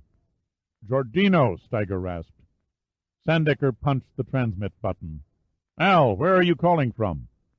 "About a half-mile back and 200 feet below you." Sandecker and Steiger exchanged stunned looks. "You're supposed to be in the hospital," Sandecker said dumbly. "Pitt arranged my parole." "Where is Pitt?" Steiger demanded. "Looking up your ass, Abe," Pitt replied. "I'm at the controls of Giordino's Catlin M200. "You're late," said Steiger. "Sorry, these things take time. How's your fuel?" "Sopping the bottom of the tank," answered Steiger. "I might squeeze another 18 or 20 minutes if I'm lucky." "A Norwegian cruise liner is standing by 60 miles, bearing 270 degrees. Her captain has cleared all passengers from the sun deck for your arrival. You should make it." "Are you crazy?" Steiger cut in. cruise ship? Sun deck? What are you ranting about?" Pitt continued, quite unruffled. "As soon as we cut away the projectile, head for the cruise ship. You can't miss her." "How I'll envy you guys," said Giordino, "sitting around the poolside deck sipping Mai Tais." "Sipping Mai Tais," repeated an awed Steiger. "My God, they're both crazy." Pitt turned to Giordino, ensconced in the co-pilot's seat, and nodded toward the plaster cast covering one leg. "You sure you can work the controls wearing that thing?" "The only function it won't let me perform," said Giordino, giving the cast a light thump, "is scratching an itch from within." "It's yours, then." Pitt lifted his hands from the control column, climbed out of the seat, and moved back into the Catlin's cargo section. Intense cold whistled in from the open hatch. A light-skinned man with Nordic features and dressed in multicolored skiing togs was huddled over a long black rectangular object that was mounted on a heavy-legged tripod. Dr. Paul Weir was clearly not cut out to scramble around drafty airplanes in the dead of winter. "We're in position," Pitt said. "Almost ready," Weir replied through lips that were turning blue. "I'm hooking up the cooling tubes. If we don't have water circulating around the head and power supply, the unit will barbecue its anatomy." "Somehow I expected a more exotic piece of equipment," said Pitt. "Large-frame argon lasers are not spawned for science fiction movies, Mr. Pitt." Dr. Weir went on talking as he made a final check of the wiring connector. "They are designed to emit a coherent beam of light for any number of practical applications. Has it the punch to do the job?" Weir shrugged. 18 watts concentrated in a tiny beam that releases a mere 2 kilowatts of energy doesn't sound like much, but I promise you it's ample. How close do you want us to the projectile? The beam divergence makes it necessary to be as near as possible, less than 50 feet. Pitt pressed his mic button. "Al? Come in. Close to within 40 feet of the projectile. At that range we'll be buffeted by turbulence from the copter's rotor." "Can't be helped." Weir flicked the laser's main switch. "Do you read me, Abe?" Pitt asked. "I'm listening." "The idea is for Giordino to maneuver close enough so we can sever the shroud lines attached to the projectile with a laser beam." "So that's the angle," Sandecker said. "That's the angle, Admiral." Pitt's voice was soft, almost casual. "We're moving into position now. Steady on course. Keep whatever fingers you have free crossed, and let's do it." Giordino eased the controls with the precision of a watchmaker and slipped the Catlin beside and slightly below the Minerva. He began to feel the chopping wind currents on the control surfaces, and his hands tightened about the yoke. Back in the cargo section, the violent shaking rattled everything that wasn't tied down. Pitt alternated his gaze between the projectile and Weir. The head physicist from Stransky Instruments bent over the laser head. He showed no signs of fear or anxiety. If anything, he seemed to be enjoying himself. "I don't see any beam," said Pitt. "Is it working?" "Sorry to shatter your conceptions," answered Weir, "but the argon laser beam is invisible." "How can you zero it in?" "With this $30 telescopic rifle sight." He patted the round tube, which had been hastily screwed to the laser. "It won't win me the Nobel Prize, but it should suffice." Pitt lay on his stomach and crawled until his head was past the threshold of the open hatch. The blasting cold tore at his head bandage, causing one end of the gauze to flap like a flag in a hurricane. The projectile was hanging below the helicopter, trailing at a slight angle toward the tail rotor. Staring at it, Pitt found it difficult to believe a universe of agony and death could be crammed into so small a package. "Closer!" Weir shouted. "I need another 10 feet." "Move in 10 feet, Pitt said over the microphone. "Any closer and we can use a pair of scissors," Giordino muttered. If he was tense with anxiety, he didn't show it. His face displayed the expression of one who was half dozing. Only the burning eyes gave any hint of the concentration required for precision flying. The sweat felt like it was exploding inside his cast, and the nerve endings in his legs screamed at the irritation. Pitt could make out something now. A blackening color in the twisted shroud lines above the projectile. The invisible beam had locked in and was melting the nylon strands. How many were there, he wondered. perhaps as many as 50. "She's overheating!" 2 words and a skipped heartbeat. "Too cold in here with that hatch open," Weir yelled. "The coolant tubes have frozen up." Weir's eyes returned to the telescopic sight. Pitt could see several lines parting, their charred ends snapping horizontally and lashing out in the airstream. The acrid smell of burning insulation began to invade the cabin. "The tube won't take much more," said Weir. Another half-dozen shroud lines burned free, but the rest remained taut and undamaged. Weir suddenly straightened up and tore off his smoldering gloves. "God, I'm sorry," he shouted. "The tube is gone." The quick-death projectile still hung ominously beneath the Minerva. 30 seconds dragged by while Pitt lay there, staring at the deadly projectile swinging through the sky. There was no expression on his face, just a peculiar preoccupation. Then he broke the silence. "We've lost the laser," he announced without elaboration. "Damn, damn, damn!" Steiger snarled. "Where did our luck go?" His voice was almost savage in bitterness and frustration. "So now?" Admiral Sandecker asked calmly. "You break off and put that turkey in a dive," Pitt answered. "A what?" "The last card in the deck. Head into a dive. When you build up sufficient G-forces, pull up. Maybe Abe's luck will change and your unwanted passenger will drop free." "It'll be sticky," said Steiger. "I'll have to do it on instruments. I can't see shit with the canopy covering the windshield." "We'll stay with you," Giordino said. "Don't come too close or you'll catch our cold," Steiger replied. He eased the helicopter clear of the chase plane. "Let's pray this baby isn't constipated." Then he pushed the control stick forward. The Minerva tipped over and down on a 70-degree angle. Sandecker braced his feet against the base of Steiger's seat and clawed for a handhold. To the men watching in rapt fascination from the Catlin, the helicopter's nose pointed straight at the sea. "Ease your angle of descent," said Pitt. "The projectile is beginning to trail back toward your tail rotor." "I read you," said Steiger, his words tense and strained. "It's like jumping off a building with your eyes closed." "You're looking good," Pitt said reassuringly. "Not too fast. Pass 7 G-factors and you lose your rotor blades." "Wouldn't think of it." 4,000 feet. Giordino did not attempt to match Steiger foot for foot. He lagged behind, keeping the Catlin in a shallow banking dive, corkscrewing down behind the Minerva. Dr. Weir, his job finished, groped toward the warmth of the control cabin. The sharp tilt to the helicopter's cabin floor made Admiral Sandecker feel as though he were standing with his back against a wall. Steiger's eyes danced from the altimeter to the airspeed indicator to the gauge showing the artificial horizon and back again. 3,000 feet. Pitt could see that the canopy of the parachute was flapping dangerously near the twirling rotor, but he remained silent. Steiger had enough on his mind, he reasoned, without hearing another dire warning. He watched as the sea rushed up to meet the Minerva. Steiger began to experience a mounting vibration. The wind noise was picking up as his speed increased.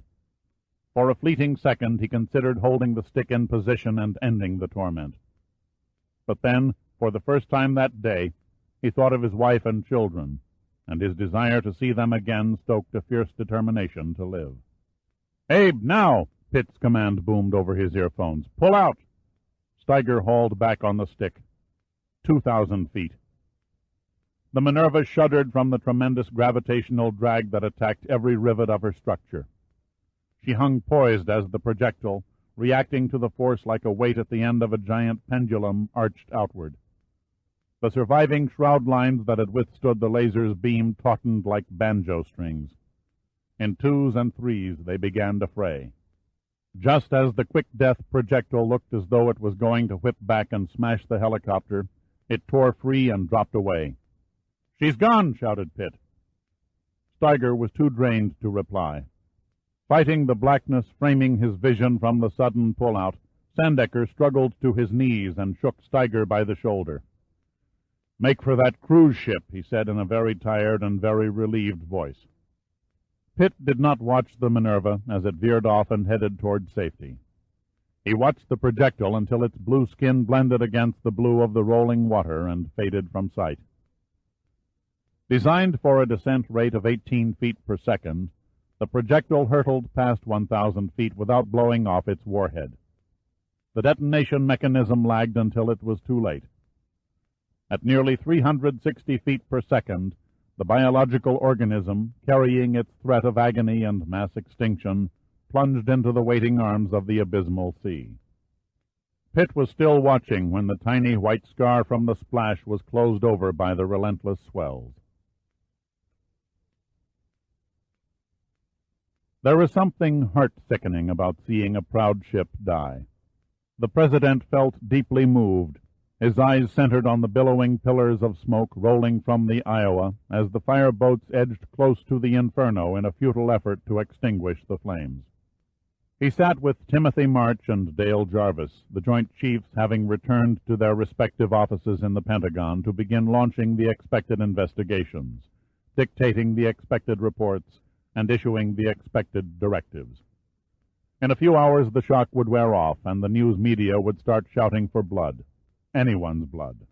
The President had settled on a course of action. The public outcry had to be softened. Nothing would be gained by proclaiming the raid as another day of infamy. The pieces were to be swept under the carpet of confusion as delicately as possible. Word has just come in that Admiral Bass has died at Bethesda Naval Hospital, Jarvis announced softly. He must have been a strong man to have carried the terrible burden of the quick death secret all these years, said the President.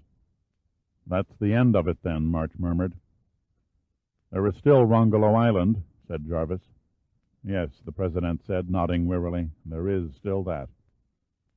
We cannot allow any trace of the organism to remain. The President looked at Jarvis. What do you propose? Erase the island from the map, Jarvis replied. Impossible, said March. The Soviets would raise holy hell if we set off a bomb. The moratorium on above-ground nuclear tests has been respected by both nations for 2 decades. A thin smile touched Jarvis's lips. The Chinese have yet to sign the pact. So we take a page from Operation Wild Rose, explained Jarvis. We send one of our missile-carrying subs as close as we dare to the Chinese mainland, then order it to launch a nuclear warhead at Rongolo Island. March and the President exchanged thoughtful glances. Then they turned to Jarvis, waiting for the rest of it. As long as American preparations for a test are non-existent and none of our surface ships or aircraft are within 2,000 miles of the blast area, there is no tangible evidence the Russians can use to build a case against us. On the other hand, their spy satellites cannot help but record the missile trajectory as originating from Chinese territory. We might pull it off if we played shady-like, said March, warming to the scheme. The Chinese would, of course, deny any involvement, and after the usual nasty accusations from the Kremlin, our own State Department, and the other outraged nations condemning Peking, the episode would die and be mostly forgotten inside 2 weeks. The President stared into space as he battled with his conscience. For the first time in nearly 8 years, he felt the total vulnerability of his office. The armor of power was filled with hairline cracks that could burst apart when struck by the unanticipated. At last, with the exertion of a man twice his age, he rose from his chair. I pray to God, he said, his eyes filled with sadness, I am the last man in history who willfully orders a nuclear strike. Then he turned and slowly made his way toward the elevator that would take him up to the White House.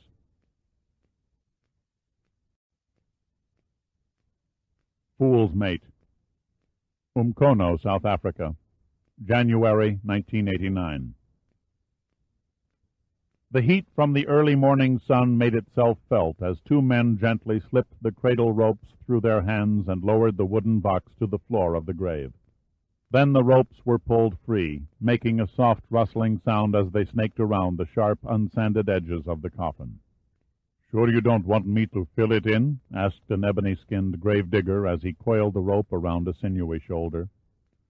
"Thanks, I'll take care of it," Pitt said, holding out several South African rand notes. "No pay," said the gravedigger. "The captain was a friend. I could dig 100 graves and never repay the kindness he rained upon my family when he was alive." Pitt nodded in understanding. "I'll borrow your shovel." The digger obliged, shook Pitt's hand vigorously, and flashed an enormous smile. Then, with a wave, he set foot over a narrow path that led from the cemetery to the village. Pitt looked around. The landscape was lush but harsh. Steam from the damp undergrowth wisped above the plants as the sun rose higher in the sky. He rubbed a sleeve over his sweat-soaked forehead and stretched out under a mimosa tree, studying its blossoming yellow fluffy balls and long white thorns, and listening to the honking of hornbills in the distance. Then he turned his attention back to the large granite stone sitting at the head of the grave site. Here lie the family Fawkes: Patrick Mackenzie, Myrna Clarissa, Patrick Mackenzie, Jr., Jennifer Louise, joined together for all eternity. 1988. A prophetic man, the captain, Pitt thought. The stone had been carved in its entirety months before Fawkes's death on board the Iowa. He brushed away a vagrant ant and dozed for the next 2 hours. He was awakened by the sound of a car. The uniformed driver, a sergeant, braked the Bentley, slipped from behind the wheel, and opened the rear door. Colonel Joris Ziegler stepped out, followed by Defense Minister Peter Duval. "Seems peaceful enough," said Duval. "This sector has been quiet since the Fawkes massacre," Ziegler replied. "I believe the grave is this way, sir." Pitt rose to his feet and brushed himself off as they approached. "It was good of you gentlemen to come so far," he said, extending his hand. "No great effort, I assure you," Duval said arrogantly. He ignored Pitt's outstretched hand and sat irreverently on the Fawkes headstone. By coincidence, Colonel Ziegler had arranged an inspection tour of northern Natal province. A short detour, a brief stop-off in the schedule, no harm done. "This won't take long," said Pitt, casually checking his dark glasses for smudges. "Did you know Captain Fawkes?" "I appreciate the fact your rather strange request to meet me in a rural cemetery came down from high sources in your government, but I want it understood that I'm here out of courtesy, not to answer questions." "Understood," Pitt said. "Yes, I once met Captain Fawkes." Duval gazed into space. "Back in October, I believe it was. Soon after his family were murdered. I expressed my condolences on behalf of the Defense Ministry." "Did he accept your offer to command the raid on Washington?" Duval didn't bat an eye. "Pure rot. The man was mentally unbalanced by the death of his wife and children. He planned and conducted the raid entirely on his own." "Did he?" "My position and rank do not have to tolerate rudeness." Duval came to his feet. "Good day, Mr. Pitt." Pitt let him walk nearly 20 feet before he said, "Operation Wild Rose, Minister. Our intelligence people knew about it almost from the beginning." Duval stopped in mid-stride, turned, and looked at Pitt. "They knew?" He walked back until he was standing face-to-face with the man from Numa. "They knew about Wild Rose?" "That shouldn't surprise you, of all people," Pitt said affably. "After all, it was you who leaked it to them."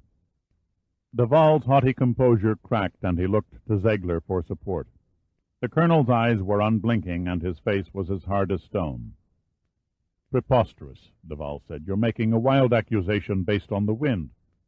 "I admit to a few holes in the net," said Pitt. "But I came into the game late. A neat scheme, and whatever the outcome, you won, Minister. The plan was never meant to succeed. Blaming the AAR for the raid in order to drum up sympathy for the South African white minority was a smokescreen. The real purpose was to embarrass and topple Prime Minister Kurtzman's party so the Defense Ministry could have an excuse for stepping in with the new military government headed by none other than Peter Duval. "Why are you doing this?" Duval said savagely. "What do you hope to gain?" "I don't like to see traitors prosper," Pitt retorted. "Incidentally, how much did you and Emma salt away? $3, $4, $5 million? You're chasing shadows, Pitt. Colonel Ziegler here can tell you. Emma was a paid agent for the AAR. Emma sold doctored reports from your Defense Ministry files to any black revolutionary sucker enough to pay for them and split the take with you. A most lucrative side venture, Duval. I do not have to stand here and listen to this garbage, the minister hissed. He nodded at Ziegler and gestured toward the waiting Bentley. Ziegler did not move. I'm sorry, Minister, but I think Mr. Pitt should be heard out. Duval was nearly choking with rage. You have served me for 10 years, Joris. You well know I punish insubordination to the extreme. I'm aware of that, sir, but I think we should stay, particularly in light of the circumstances. Ziegler pointed toward a black man who was threading his way between the gravestones. He wore a grim, determined face and was dressed in the uniform of the AAR. A long, curved Moroccan knife was gripped loosely in one hand. The fourth actor in the drama, said Pitt. Permit me to introduce Thomas Machita, the new leader of the African Army of Revolution. Though the minister's entourage carried no weapons, Ziegler stood unconcerned. Duval spun and shouted to his chauffeur while gesturing wildly at Machita. Sergeant, shoot him! For God's sake, shoot him! The sergeant looked through Duval as though the minister were transparent. Duval turned to Ziegler, his eyes sick with a mounting fear. Joris, what goes on? Ziegler did not answer. His face was an emotionless void. Pitt pointed into the open grave. It was Captain Fawkes who blew the whistle on your shifty act. He may have been unhinged by the death of his family and blinded by revenge, but it struck him that he had been horribly and pitifully duped when you sent Emma to kill him. A necessary part of your plan.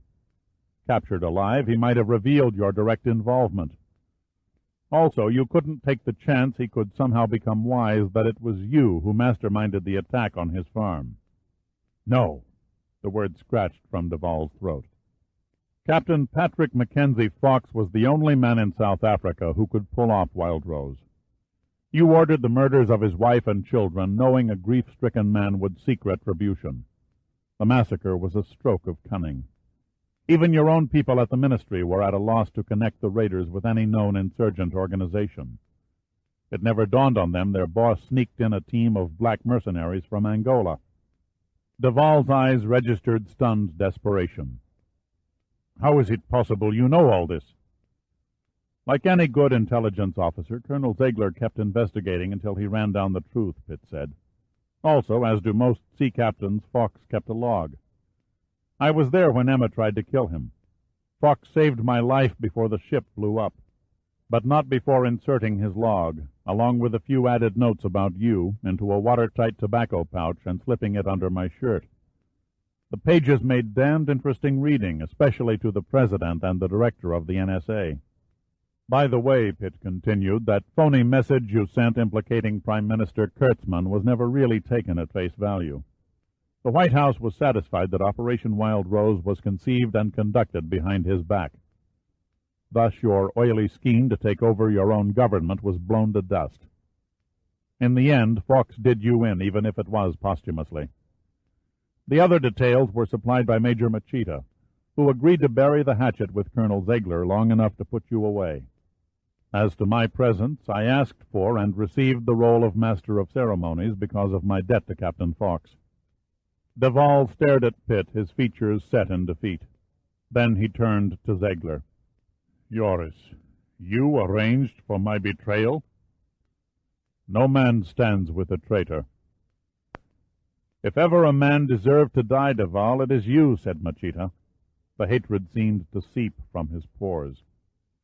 Duval ignored Machita. You cannot simply execute a man of my station. The law demands a trial. It is Prime Minister Kurtzman's wish that there be no scandal. Ziegler spoke without looking his chief in the eye. He suggested you die in the line of duty. That would make me a martyr. A tiny degree of confidence restored Duval's composure. Can you see me as a martyr? No, sir. That's why he agreed to my proposal, that you turn up missing. Better you become a forgotten mystery than a national hero. Too late, Duval caught the glint of steel as Machita's knife arched up between his groin and navel. The defense minister's eyes bulged in shock. He tried to speak. His mouth moved slackly, but the only sound that came was an animal-like gasp. A red stain spread across his uniform. Machida kept his hand on the knife's handle, watching death as it closed about Duval. Then, as the body sagged, Machida gave it a push backward, and Duval fell into the open grave. The three men walked to the edge and stood looking down as streams of dirt trickled and dropped on the figure sprawled below. A fitting rest for his kind, Machida muttered. Ziegler's face was pale. He was hardened to seeing battlefield dead, but this was quite another thing. I'll have the driver fill in the grave. Pitt shook his head. No need. Fawkes made one final request in his log. I promised myself I'd see to it. As you wish. Ziegler turned to leave. Machida looked as if he were going to say something, thought better of it, and started toward the underbrush surrounding the cemetery. Hold on, said Pitt. Neither of you can afford to waste this opportunity. Opportunity, Ziegler said. After acting together to destroy a mutual cancer, it would be stupid not to stand face to face and discuss your differences. A waste of words, Ziegler said contemptuously. Thomas Machida only speaks with violence. Like all Westerners, Mr. Pitt, you are naive to our battle, Machida said, his face stoic. Talk cannot change what is meant to be. The racist South African government will fall to blacks in time. You will pay dearly before your flag flies over Cape Town, said Ziegler. Fool's mate, said Pitt. You're both playing a fool's mate gambit. Ziegler looked at him. Perhaps in your eyes, Mr. Pitt, but to us it goes to a depth no outsider can fathom. The colonel continued to his car, and Machida faded into the jungle. The truce was over. The chasm was too wide to be crossed. A wave of impotency mixed with anger swept Pitt. What will it all matter 1,000 years from now? He shouted after them. He picked up the shovel and, in a slow tempo, began scooping dirt into the grave. He could not bring himself to look at Duval. Soon he heard the splatter of dirt on dirt, and he knew no one would ever see the defense minister again.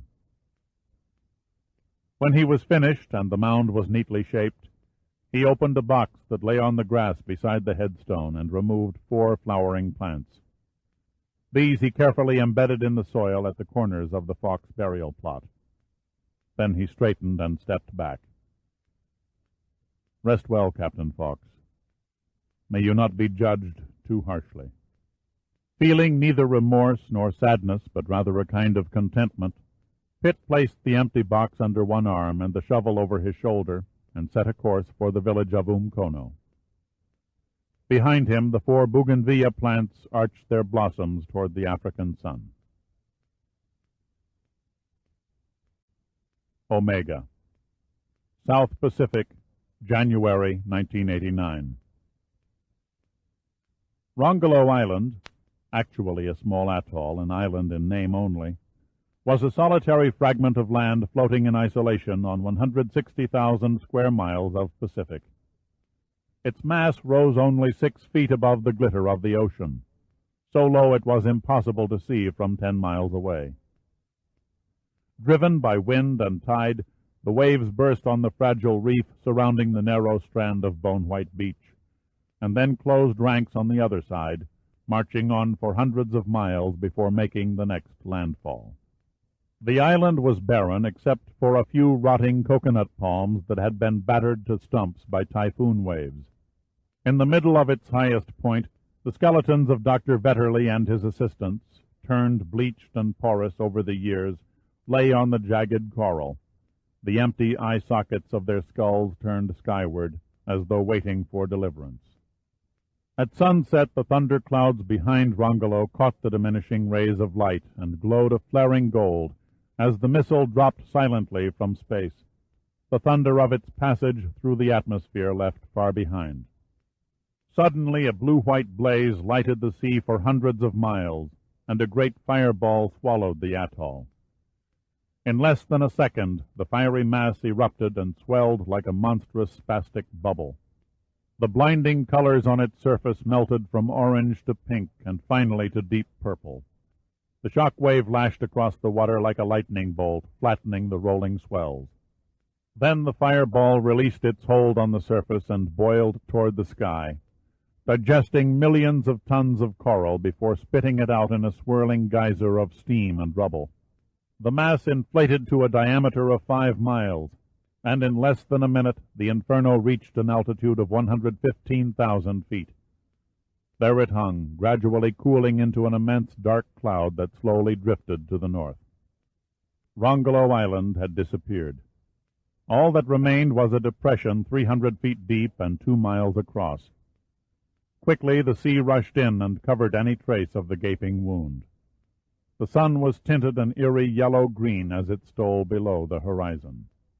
The quick-death organism had ceased to be. This concludes the reading of Vixen 03 by Clive Cussler. This book was read by Michael Pritchard.